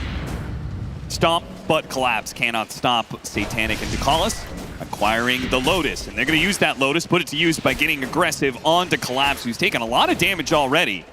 Time and time again, Satanic is just running him out of lane. Nice bonds here. Does have the double bracer already up. You just keep putting the heals on to Collapse. He's surviving through this lane, which is what you want if you're Spirit. Oh, a little rundown. Yeah, they you really have boots on Radon. Willing to chase 9 class this far. He's trying desperately to get the neutral. Kryptonite, and he got it. No way! That's big. This is an afterburner early boots gyrocopter. He really thrives in these chase down scenarios. You just don't get the payoff as the Golem claims the last hit, plus 350 for the Golem clan here. And it's going to feel bad. It's not even like DM's going to be punished for that longer death timer on the Slark. He was kind of playing 1v2 in a lot of situations anyway, so the lane pushing into the tower leaves him fine. Meanwhile, 24-5 compared to 21-1. So Laurel did take advantage of that early gank that his supports provided him, and he's doing very well in the mid lane. Another solid laning phase from Spirit. They have really stepped it up after that game 2 loss. And striking back against Parivision. Another interesting thing to note about this game 4, both teams kind of getting pushed into that mid-game team fighting in terms of the drafting, right? We see a lot more spell power, a lot more emphasis on how do you win the fights in the mid-game as opposed to some late-game AFK farming or some all-in tempo push. We're kind of seeing this Grand Finals meta defined here as we go in this game 3 and 4. Yeah. No one pushed out a lane again. This is getting a little rough. He is still not yet level 5. Now, Storm Spirits, they hit level 5, they can typically just back out and hit neutrals until they get 6, but being pushed out a lane a bit earlier than most. Slight advantage off that level 1 gank, as much as no one laughed it off. Has left them in a bit of an awkward position. Certainly. Can always get stacks up though. That is the one thing. You have a Bristleback, you have a TA, you have a Storm. Any sort of jungle stacking you get done here in the early game on the side of Parivision is going to get cleared through instantly. You can look for the acceleration that way, as well as, you know, Vanguard coming out for DM here. 300 gold. The Slark can leave him alone now. 9 class can roam. Can look for some courier kills, look for some bounty runes, some vision. Maybe a quick pick off on the top lane if you want to bring 3 heroes there. Definitely some play options available for him. Yeah, Collapse. He invested very early on 2 bracers, a magic wand, and chainmail. He wouldn't be an easy kill, but maybe with the Slark, he could bring down the big bad Brad Borden. Catapult up mid though. Oh yeah, rotate both supports into this one. Help Laurel out as much as possible. Get some serious damage on this mid tower. Glyph is going to be used to protect the creep wave. And 9 class, who cut across to try and soak some of this, he's immediately going to be jumped on by Laurel. Might even be able to get the kill as he's slowed down. Boundless Strike stun is enough. He just sticks on top of this Slark with the Orb of Corrosion. This is a very rough position for 9 class. He's level 2. That pounce was on cooldown from when he used it to jump away from Rue early. Yep. It's a 24-second cooldown level 1. Really and Laurel, tough position for him. Look how much he's just tanked up for the Siege Wagon. The Glyph is going to be used, and yeah, okay, that finally means the Siege Wagon is going to die, but another wave is pushing in. With the Orb of Corrosion, they can get to work here still. It's just dead. There's no way you can rotate anybody in here. The Storm is jungling. He's still not level 6. And Orb of Corrosion plus Glove of Haste doing its job early. Team Spirit getting the last hit on Laurel. This is a huge win in that mid lane. One of the fastest towers. Yeah. We've seen at this event. And we said our panel that for Spirits, Laurel was going to have to do a lot of heavy lifting. I feel like we repeated ourselves. Yeah. This is that Wisdom Shrine rotation. This is where you can really abuse the fact you won that mid lane. This is going to be nasty. He's going to be on top of it with the Wukong's command. I don't think they have the damage to deal with him here. He hasn't even popped his ult yet. They just take it because Parivision had no way to be able to fight into it. So this is a classic Team Spirit move. They love making this move when they win mid. If you can bring Laurel to this Wisdom Shrine, you get both. Now your supports are enabled. You benefit off that mid lane win investment earlier that they made with the smoke. They're paid back. Everybody's happy right now. Parivision getting outmaneuvered here in this early game. And it's even doubly punishing because, again, that's Slark. What is 9 class going to do in this game right now? Guys, no levels. Yeah. DM still looking pretty strong here. Getting a lot of Viscous Nasal Goo stacks up on Radon, who is slowed down heavily here. Just has to TP away. Too much minus armor, though. Now a jump in from no one. Gonna take more. Rue, he has nowhere to run to, nowhere to hide either. Run down by 3 heroes, dodges some spells at least, but a 4th hero joins in on the mix to make sure he gets one of those permanent Agi stacks. Kukalas almost bit the dust, though. Almost got him with that last stroke. Gotta watch that Fine R talent. Did have Stampede almost available for that fight. Collapse has it now. Ducalis will suicide to the neutrals as an amp damage rune comes in for the gank against the water rune. Amp damage will prevail there. Not a fight no one wants to take. Yeah, certainly not. 9 class is going to try and keep vision of what Laurel is up to with that amp damage, and sure enough, he's going to go into the triangle. No one knows. He needs to back away. 9 class does get jumped. He has the pounce, and he is able to get away from Laurel. Laurel can jump into the trees again. Are you willing to dive this deep, though? This is a little bit risky. They do manage to get the silence onto him. Didn't hit him with the stroke, and now he's been hit by the ice path. This is looking really bad. Stampede's going to be put to use, and Laurel running, trying to get away from DM, but the goo, it will persist. He has to turn and fight as best he can. The goo keeps on stacking up, but he couldn't finish him off. The Monkey King stays alive, and now he's thought about going back into it. Close call with the Quills. He had Boundless up in 1. He was trying to strike that Bristle there, heal up, back up. Bonds was doing some serious work there on top of the Wukong. No one just walking through it. Parivision not having a fun time in these early skirmishes, particularly going into the Gyrocopter lane. This is the ultimate skirmishing carry, especially with this Afterburner Max Barrage. Yep. Not a fun hero to try and fight into early. You just group around him. Is space for Satanic. That's the one upside here. This TA is having an absolutely free game. The early Wukong's command used seems like 9 class and no one were thinking about going after that Monkey King, but Laurel makes a good read of the situation, doesn't push in the mid lane. They still have this ward on him, though. You have to keep that Stampede in mind, too, when you go on all these jumps. Yeah, that's true. You don't want to get too baited and then end up expending too much of the Storm's mana. You get caught in a bad situation. As 10-minute power rune, visibility for Laurel. not the most Radiant's impactful here, middle but he tower will gobble is it up, under attack. working towards that Mage Slayer that is going to be damn good this game too against the Bristle, the Storm, the Jakiro, everything here That in is the early true. game. Yeah, despite the, being some physical damage coming out from DM, Mage Slayer's still going to have a lot of value. But so is the Heaven's Halberd that he's about to pick up. He is a bit of a nuisance. We haven't talked about Satanic in a while, which is probably a great sign for Parivision. Oh, yeah. He is top net worth easily with all the free space that he's gotten. He's just gone back and forth. Farm lane, farm neutrals, farm ancients. Repeat that as many times as you can. And he just abandoned collapse on his top lane. He's had to jungle. Only thing Spirit are happy about is this tower didn't really get assaulted too much. But this TA got a lot of solo XP. He's going to have a very fast Desolator. They're smoking up here, probably looking for Satanic. We'll have to settle for Ducalis instead. Yeah, get on top of them pretty easily, allowing the Inkswell stun to come through. That's going to be a nice combination all game long for Team Spirit, but particularly potent in the early game. Meanwhile, Radon, we're getting a little bit of goo on him, but DM's running pretty low on mana at this point. I like that barrage. Just push this lane out. Don't sit there and get gooed up and ganked by some random Storm Spirit. But if you back up to farm this Ancients, Nightglass is going to work his way around. He's going to watch you from the high ground, as he does so often. Yeah, downside is he didn't get to kill the Catapult on that wave. DM keeps it alive, so this bottom tier one is going to feel some pressure down here if Team Spirit don't opt to defend it. Looking for the trade right now. Probably have to TP one of these two cores down there to make that play. Yeah, they do have Stampede, so it does feel like they probably could take this tower and defend. In fact, Parivision, DM, and 9 class. Yeah, they felt like that was the play that was coming. It never was, but no. Spirit gets some value out of the threat. Just the Monkey King being off the map is enough of a threat, it seems. Now he's going to TP into mid, fighting for the power rune. It ends up being bottom. Regen for a no-1 Storm Spirit. This can do some serious damage right now. His early game has been slow, again, kind of similar to that game previously. This is a rune that can put him straight back into fighting position. Definitely look for a fight with this.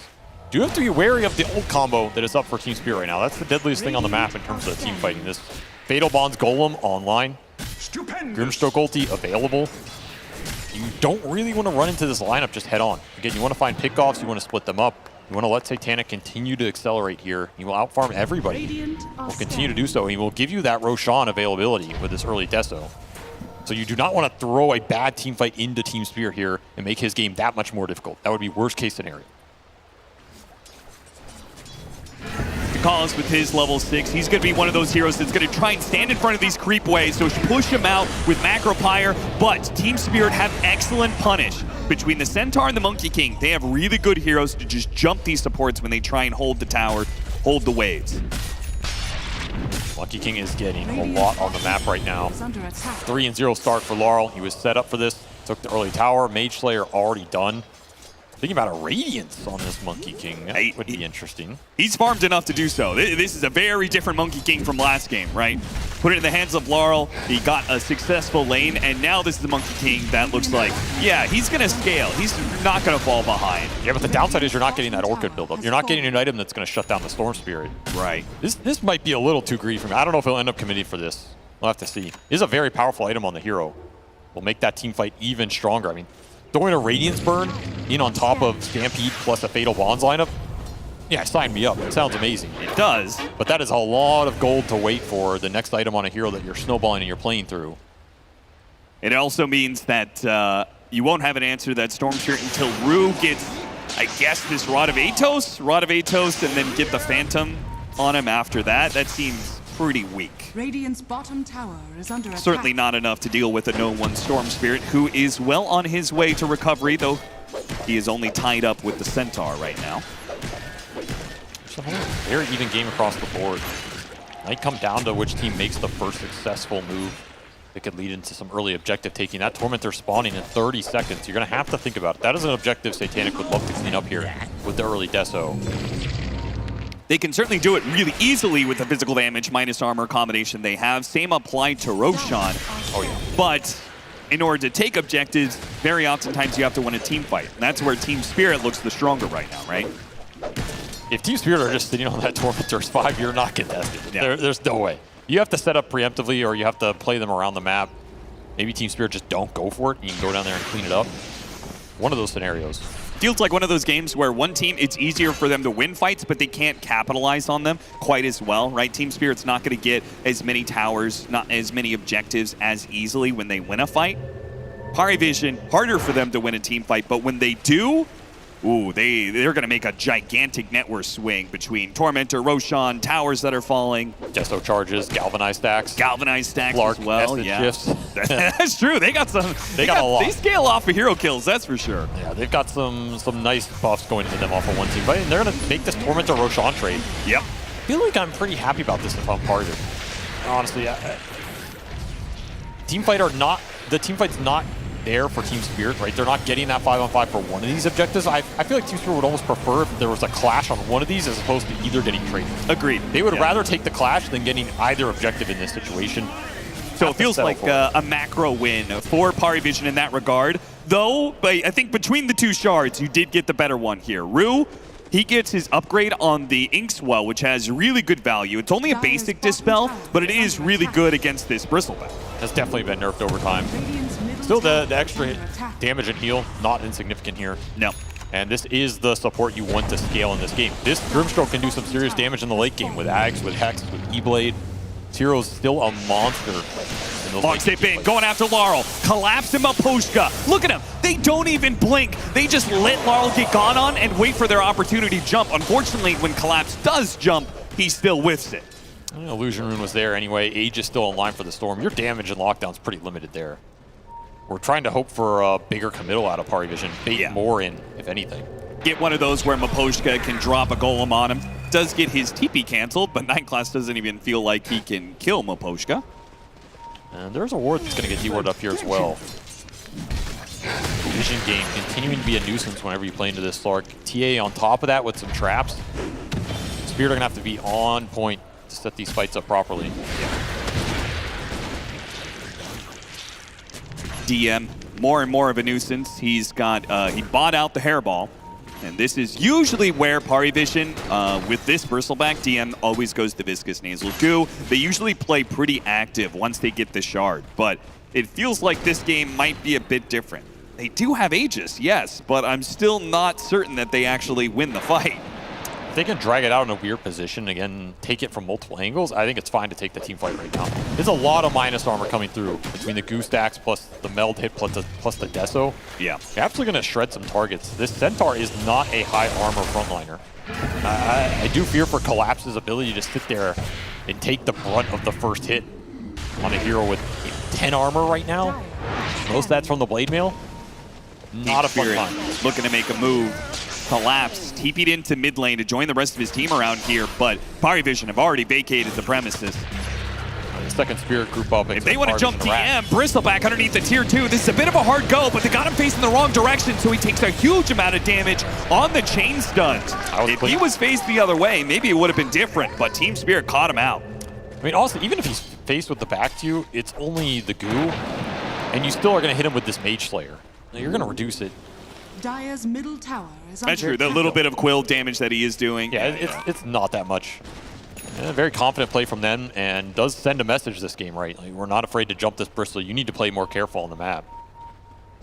How important do you think it is for the overall macro sense of the game to be able to establish those threats? To say, hey, this hero can't just freely defend towers, to freely push in lanes. We will put the resources to kill them every once in a while. I think it's huge. It's really big in a mental sense. Gives you a lot more freedom in the game. It feels like you can make plays as opposed to looking at this guy farming out mid in front of your face and going, we have 5 heroes and can't do anything. You just feel so compartmentalized. It's not a kill that necessarily nets you a lot on the map, but it does give you some breathing room. We've all been in those games where Tide Hunter or Timbersaw just sits mid and you go, I'll see you in 20 minutes, I guess. Yeah. Those feel bad. It feels really bad to play. Right. Bristol can be in that category, but definitely not this game. He can also end up just being a soul line target. Got to be careful about how aggressively you run into these fights and give Rue a big opening. This is a nice matchup as well for the Grimstroke, right? You get hit with this Phantom. Not a fun spell. Not a fun interaction for the Bristle to deal with. As the Yules will eventually come out for 9 class. Definitely slower than his other games. Yes, I was going to say, this is by far his slowest Yule Scepter, I think, of the tournament. Just at 20 minutes. He's 0-3-1. I feel like the most he's done, yeah, he's given some information, but that move right there is, I think, the most he's done. He's been blocking out camps from Spirit all the time, whether sitting on them with his body or dropping a sentry on them. He's just doing, like, yeah, small economic damage, but it's also like, you know, double-edged sword there. He's also hurting himself. His economy is not doing great right now. Yep. Sacrificing a lot for this. As Collapse getting poked by Satanic down here does have that stampede, but no real threat. Satanic showing off the psionic trap deny trick, trying to get those side blades on those heroes as they run away. You know the interesting part about all this is a lot of farm got traded out here, but maybe the real winner is Laurel, because he did end up committing for this Radiance Monkey build. And he's just kind of cruising to it. There's no pressure on him. It's going to help him farm really fast. It's going to help him scale really hard into this game. Good item versus the TA versus the Storm. It means they're not all in. Off all the bonds damage. Yep. Yeah, you feel a lot better about this game going late with this Radiance. Stampede immediately put to use as they had the vision of Ducalis trying to get back through the gate. Stop him with the stomp. In fact, I think this is one of Laurel's strengths as a player. He's very good at adapting his itemizations in the middle of games and thinking about exactly what he wants based on what's our power point to take the game or what is our win condition, right? Yeah. How late is this game going to go? At what point are we going to push high ground? And he almost always makes a very clean decision with regards to it. Almost reminds me of another mid player, you know, Thompson, who also used to go Radiance on the Monkey team. That's the originator of that build. Night Class creates a lot of distraction, taking away the Wisdom Shrine from Team Spirit off of their move on Ducalis, and then he also brought some of the heroes of Team Spirit back. So a lot of space for Pari Vision given there. We've also talked a lot about this carry matchup, right? And Satanic being, is he an AFK farmer, is he the rest of the player? He's 0-0-0 right now, Austin. You gotta get this TA involved. Jump on to Yatoro. Radon, half HP underneath the backer Pyre. He's in big time trouble. He's definitely gonna fall. They dropped the golem onto no one, but he did not get latched by the Grimstroke. So he was able to walk it off, and Satanic has been set to succeed. He got a very, very easy double kill off of that one, and he's probably gonna find a third. Rue is running for the hills, but he's got a Ghost Scepter. He does also have the Gossamer Cape. That's gonna help him a lot here. Inkswell is just buying time. Eventually he's gonna have to Ghost Scepter. No TP for 5 seconds. Instant Mules to stop him from running away and dispel that Ghost Scepter. The other side, Collapse, yeah, he gets gone on. He still has the Stampede. He's actually gonna go after no one. Trying to run him down here. He still has to stop. Oh, another double edge. Does he got it? No, it's not enough damage. Are you kidding me? How did he do so little? It's a level 1 double edge. That's why. Absolutely pathetic. It looked hype, but there was no way to get that in the end. And what a team fight from Pari Vision. They just caught Spirit sleeping. They were gathering up for a play. They didn't have the Radiance on the Monkey. They did not have the BKB and the Gyro. That's an easy jump on Yatoro every time until he has, you know, BKB, probably Satanic in this game. 3 hits from the TA, you're gone. That's a bunch of Deso charges. Going into Satanic here, 6 for him. Bunch of Galvanized stacks for no one. Yep. And suddenly this game is looking pretty solid for Pari Vision. They are getting the snowball they want. They're looking towards that next Roshan. That's going to be a huge deal. Do you try and contest that in your Spirit? You get to that BKB on the Gyro and have enough confidence with the Radiance Monkey to go into that pit and contest what Satanic is putting out right now, because he was 0-0-0 going into that fight. Now he's 3-0, and he is very far ahead. He got so much out of that 2-minute sequence.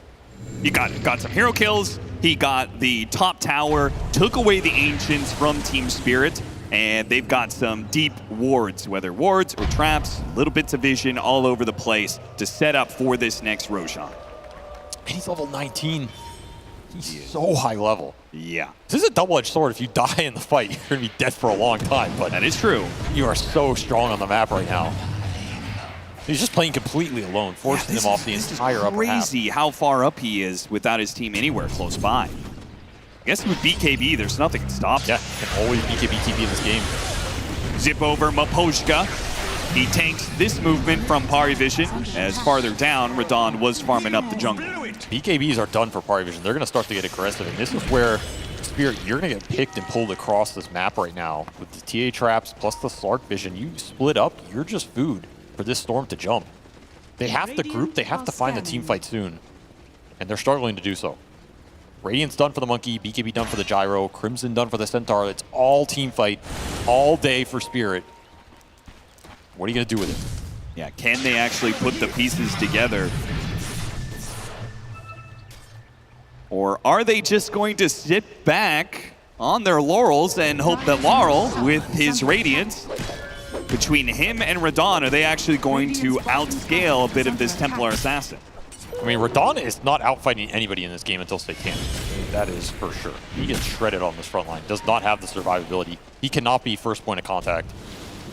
Has to be either the Centaur or the Monkey King going in, setting up the fight that way. And you got to deal with the BKBs. Soulbind is your best option. Catch the Storm Spirit when he goes in. Got the jump onto the Centaur Yules, and he has a pounce if Night Class wants to keep him here. But this is the target. Yeah, this is the target that Team Spirit wants you to jump. And Parivision, realizing that, will back away. That is not the fight you want if you're Parivision. No. Do not want to overcommit on Collapse and maximize his value while setting up a fight for the Gyro on the Monkey. Same thing with his Bristle. All in the Bristle backing. Oh, he what? Laurel missing the Boundless Strike there. I'm not even sure if they were honestly going to commit to this Bristleback or not. Oh, managed to get the Soulbind on the two of them. Oh, and that's going to be a beautiful stomp to set it up. They're slowed down, bailed out a bit by Night Class with the Depth Shroud. They're actually going to go after the Monkey King. At least Storm trying to zip in. Still, though, DM is left behind. The Stampede's going to go off. They finally finish him, and now with the extra movement speed, they try and chase after more. Satanic on the low ground, throwing shots at Radon. He is dying fast. He is getting overwhelmed by the damage of Satanic. The carry battle continues to go to the favor of Satanic time and time again. He just appears to be too damn big for Spirit to handle. Spirit are falling deeper into this hole right now. The lead is growing. This TA is taking this game over. And there's just no answer for the BKB Templar Assassin going in the fight and shredding your Gyrocopter. Doesn't have a Butterfly, doesn't have a Satanic, no survivability available. Just gets caught by an Ice Path, you're dead. It's that simple. Whereas the amount Team Spirit need to unload to bring this Bristleback down is absurd. It takes so long, it takes so many ults. They need more damage right now. They need more lockdown, and Satanic, he is not going to give him the time to get there. Another Roche to fall, 4 Deso charges for the TA, and now an Aegis to play with as he goes into the data list. This damage is going to continue to escalate very quickly here. This is going to be another 30-minute high ground timing push that Spirit are just not prepared for. High ground is definitely going to be the most difficult part for Parivision. But if they can pick apart Team Spirit, say Laurel, who can't jump away to the trees fast enough, and now no one is able to follow up that initiation. A beautiful pickoff like that, you get more of those, high ground might just be free for the taking. This is the Slark value. These wards, the D wards, the vision, the setup, it's constantly hounding you. He makes your life miserable. You can't farm in places. The direct team fight impact is the Depth Shroud primarily, but these little plays is what just gives you so much gold on the map. Spirit hugging a high ground ward, trying to make anything happen around this, but the Daedalus is done for Satanic, and he's just going to force him off the area. Yeah, not even the Centaur is safe from this damage of Satanic. Even got the side blade there. Yep, getting really good side blade value. Collapse, blinking ahead of DM. DM just pushing forward, seeing if he can get the kill on the support. Ghost Scepter used early. Satanic, again, the side blade hit on the traps. Fishing for it, does not find the kill. Still though, well positioned to take this tier 2. I don't think Team Spirit are doing much to stop this, but then maybe they're gonna try. Oh, they're gonna fight. Finally put their team fight together. Remember, they still have the double Fatal Bonds combination. They still have the ward on the hill. That's the biggest thing here. Oh, you're right. That is a fantastic ward. Night Class gonna spot it now. Parivision starting to back away. Collapse, whiffing the initiation. Satanic on the front lines with his Aegis. They do manage to get the fight. Double Fatal Bonds. The gold's gonna be dropped. Huge amounts of damage raining down Parivision. This is not looking good. Big burst damage from no one. Trying to finish off these two heroes. Satanic on his second life. He goes to work. Night Class finally dies, but it's all that's left is Radon and Rue stuck in a corner. They might have hit the combo, but Parivision, the gold is too much for Spirit to handle. The second life there for Satanic makes so much of a difference, and he will collect even more charges on this. So regen rune for no one was massive in that fight as well. And it's the BKBs. Yeah, you land this double bonds, but both these cores can just sit in the middle of the fight with their BKBs, and they kill Laurel pretty quickly there. This Radiance Mage Slayer Monkey just doesn't get to play the full duration of the fight. The Wukong does not do enough. This TA is simply hitting too hard, too fast for Spirit to handle. And Radon cannot match it right now. Hitting for almost 500 damage a shot. We said Parivision, when they win fights, they're going to take more objectives than Team Spirit can. And we're seeing that put onto display. 3 different team fights won, and now hitting the high ground, almost taking a melee barracks before the 30-minute marker, but they eventually do decide to retreat. What do you do if you're Spirit now, though? That was your fight. That was your double bonds with a Wukong on top of everything, and Laurel's just getting killed by no one. No one kills Collapse there, goes back in, the Monkey King dies to Satanic's second life. If there's no Aegis, it could look a lot different, but you decided to take that fight knowing he had that second life and Oh, Radon gonna be jumped again. They popped out the Soulbind, but doesn't matter if your carry is gone. 70 seconds, Parivision, they might just be ending the series here and now. It's got name damage. This TA hits so hard right now. They want to keep finding more. Laurel has to use the Boundless Strike with the Shard to jump back inside the base. The heroes are being slowed down. No one pulling back in Rune. No more Ghost Scepter to protect him. And Collapse! Half his HP in one shot from Satanic. This is just all over, man. They're running down Laurel. Another Boundless Strike back in the thought will barely survive. But Parivision are inside your base, taking the lane. Top is gone. They're going to take the tier 2 up next. Seemingly, Spirits can't do anything to stop them anymore. They have just been annihilating Yatoro in these games. He's had some deaths that have just led to game losses. No breathing room available. And Satanic just absolutely taking this one over. 9-0 on this Templar Assassin. 400 CS, almost level 25 already. He has just poured in the damage. And he wants to, like you said, he's about to end this series right now. The only thing that's really stopping Parivision looking for more, tier 2 at the bottom lane, but 2 lanes at 31 minutes. Team Spirit. This lead's insane. One more mistake and they're out. I mean, did they teach this kid too much? That's all they should be asking themselves right now. They shouldn't have brought him under their wing. Little Bird has grown into a falcon that is just hunting down Spirit Hero after Spirit Hero. Radon looking like a shell of himself as every single time he steps out, he just all in him pretty casually. His PA is 12,000 ahead of him. It's not even fair. He might actually double up on him in this game. That is absurd. They're not even going to wait for objective anymore. They know how far ahead they are. Yeah. He just wants to end this game. I don't care about Roshan. I have full Swift Blink. I have Daedalus. I'm going to hit level 25 off one more wave. And if they get more pickoffs, that tier 2 is gone, and now Collapse in big time trouble. He still has the Stampede to work with. They used the stun. Now he's gonna pop the Stampede, see if he can get enough distance to TP away. Neutral's trying to help him out here. Goes for the TP now. Is that gonna be enough? No! Nightclass gets there in time with the Yule Scepter, and down he goes. Another 45 seconds. The windows just keep on opening. There's a bit of draft here in Team Spirit's base. No buildings in top or mid, and the bottom lane is open for the taking. All Satanic has to do is play this slow and wait for the rest of his team. Just Ghost Scepters. I mean, that's all Spirit have going for him. Buy as many Ghost Scepters as you can and try and dodge as many TA hits as you can. As level 25 talent now available for Satanic, he already has refraction instances in this game. That is brutal for you to try and get through, especially when you don't have BKB control. Gotta remember, this guy, during BKB, no one is touching him. No one's stopping him from hitting you. Yep. And they're gonna wait for the next Roche. 2 minutes on the clock here. They're up 30k gold. You just got nags on your Jakiro. All the damage in the world. Nullifier on the Bristleback. Spirit, you gotta pull the biggest rabbit out of your hat that we've ever seen from this team to pull this game back. Yeah, it also posed an interesting conundrum for them with all this team fight.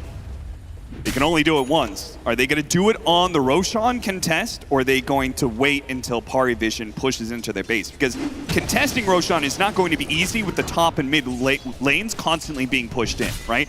You don't show on the map, Parivision, they'll just wait, right? They don't need to try and force the Roshan. They could just chill out, wait for you to eventually show back in your base.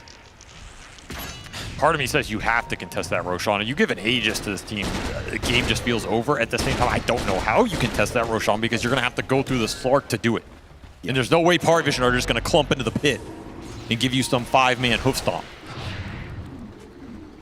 Your other option is to just try and get the lanes out, make a 5-man smoke play, and hope you can pick somebody off. You either find the Storm or the TA just on their own, magically on a ward.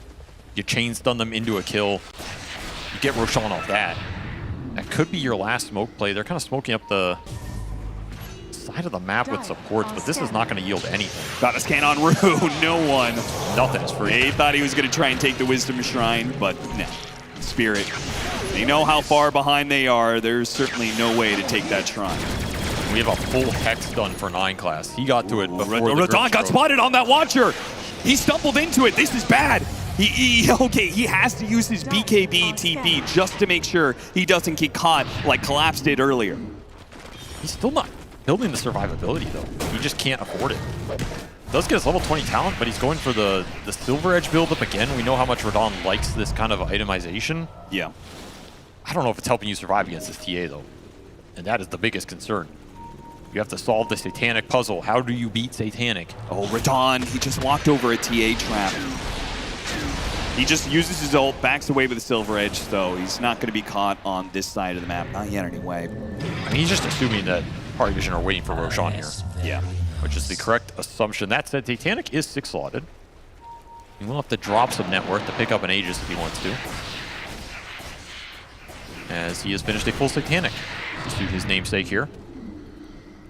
What do you do versus this? I have no goddamn clue. Hope his team takes a 4v5 without him. That's your best bet, I think. That honestly might be your best bet at this point in time. Oh, Radon sneaking up the side of the map, hoping for a leftover Wisdom Shrine or something. Not going to be rewarded. Instead, all he'll find is neutrals. Perhaps the only units he can kill in this game. Can't show in the lanes, can't kill heroes. I mean, I will say there's still some scale for Spirit to get to. You get to the Ags on the Centaur, you can put the Gyro in the cart. At least then the TA is not killing him. Yeah. You can get to a Hex on the Grimstroke. Can always be a huge item to turn these games around.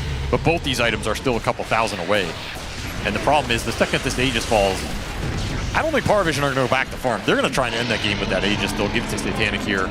You have a banner to play with. You have a refresher shard to play with. You got to remember, this is the 3rd Roche already. Who's going to take the refresher? I mean, it doesn't matter. Give it to anyone. They're going to give it to Collis, double Ags, Jakiro, double Ice Path. It's going to make someone's day quite miserable here. We've seen his macro pyres have actually been pretty deadly. Very often, Yatoro's just left sitting in the fire and flames. Do you have buybacks to play with a little bit if you're Team Spirit? Yatoro does not, however. Not even waiting for the bottom wave to push in. Pari Vision trying to strike early through the mid wave. They just want to jump anybody. Team Spirit playing pretty far back. Laurel shows himself for a second there. Instant Ghost Scepter. He got a response. Pari Vision hop back out of the base. And Satanic says it's time to deal with the bottom wave. Still plenty of time left on this Aegis, so there's no rush. They fished for an opening, didn't really find it. Fair enough. They're trying to find Yatoro on any of these side lanes. 9 class is going to clear out that top half of the map. The TA will push in the bottom half. And they'll probably meet at this bottom lane of Rax. Last one in this game, perhaps the last for Team Spirit in this tournament. They can't find some sort of opening. Any pickoff, any kill would be a blessing right now.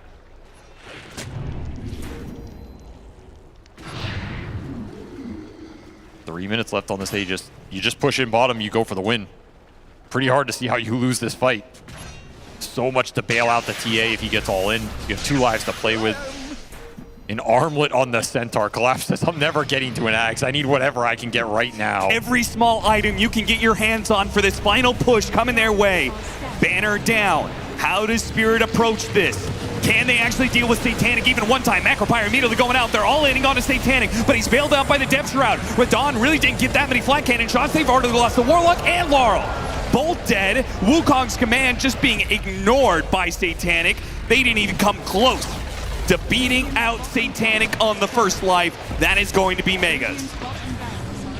You're gonna have to buy Monkey. Oh, he got the dieback onto Maposhka as well. He's just 1v5 at this point. He really is. He is showcasing that he is able. He is the new generation of Eastern European carriers. He is perhaps the best carry in the world, and he's backed by a team that is just so damn good. They're putting it all together, taking on the TI champions time and time again, running them down all the way behind there.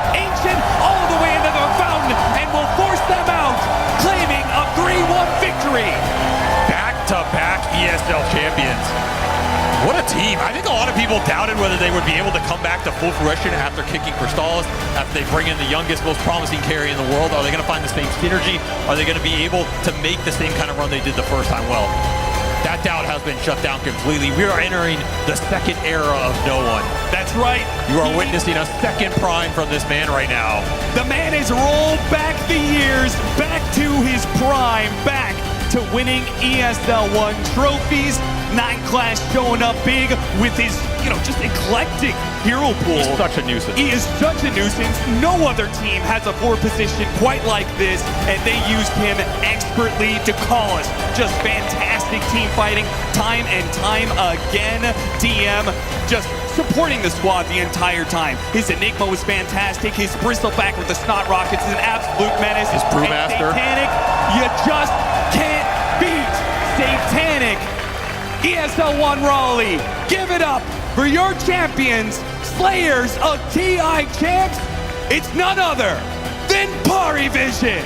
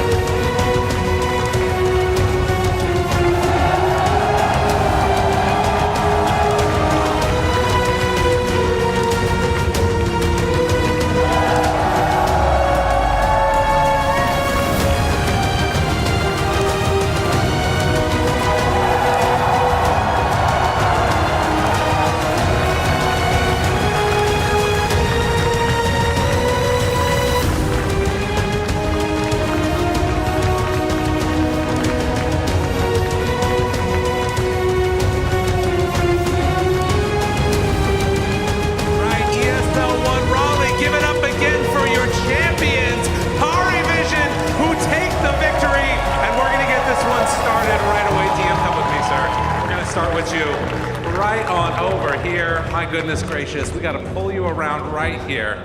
Perfect. My man, first of all, congratulations, you're Brewmaster, one of the best performances that we saw earlier on. Also, you guys were running the distance, at least 3 games in all your series. How does it feel? Feels great, guys. Absolutely great. Like winning ESL and then winning other ESL is like, we're ESL champions, I guess? ESL champions, I guess that is right, you are. Congratulations.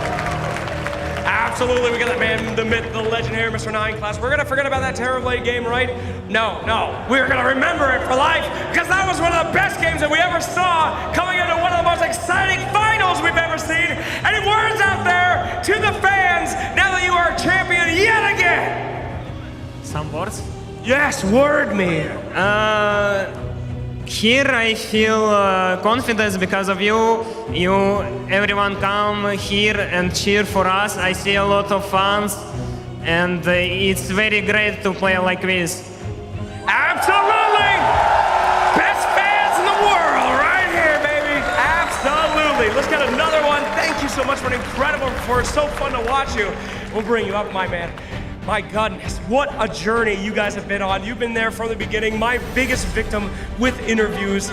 I am so happy to be doing it again. How does it feel, this journey that you guys have been on and another championship coming your way? I mean, it was really hard because like all 3 months we was trying to find our way to play, and we actually find it. We're farming a bit more, but we actually still playing like kinda active. I'm just, not farming a single creep. All my 4 teammates farming creeps. I just go play behind no one and he kill everyone. And Satanic. That's all. That's what it's all about, baby. The best support in the world. Thank you so much for such an incredible display. Speaking of Satanic, we do have the youngster right here. Raleigh, give it up for him indeed. Because I just can't help but feel they just can't be Satanic. How are you feeling right now, man? I'm feeling great, guys. I don't know. First time winning tournament. It's a real good, fun tournament. Yeah, thank you so much. His first time winning a tournament and certainly won't be your last. Congratulations, sir. Again, you did absolutely amazing this entire event. No one to call us, of course, said that he was making all the space over for you. At the beginning of the tournament, you said you felt like the support, but really it seems like you guys are all supporting each other. And you have been such an icon throughout Dota's history, am I right? And this man, if my math is correct, has the most wins of ESLs in history with this victory! Noah, we've been cheering for you for so long. We're gonna continue to cheer for you. Any words out there? I wanna say big thanks for all of your support. I don't know, we walked down like to smoking area and everybody screaming. It's insane energy that you guys give us. Thank you so much. I love you.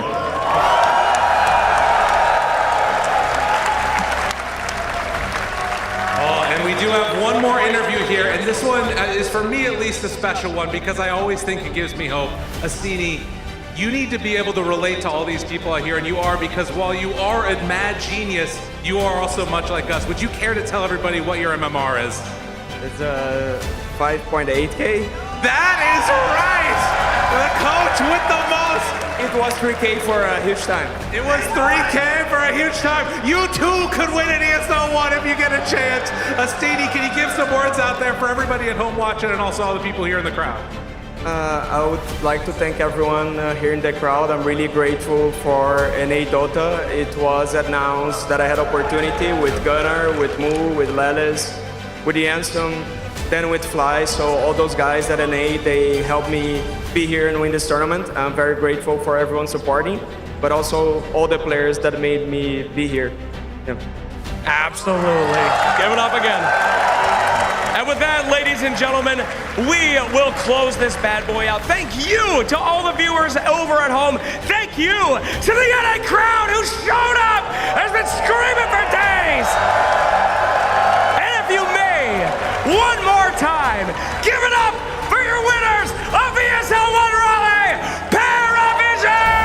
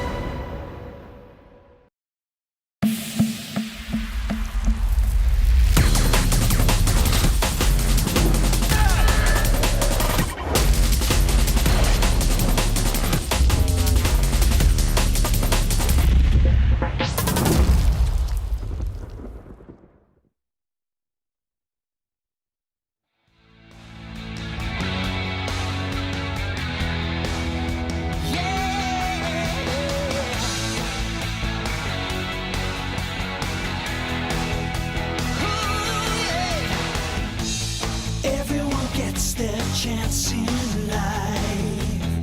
Take it or leave it. To go to the edge and still survive. If you ride that laser beam, it's a light that brings your dream alive. I'm having a feeling.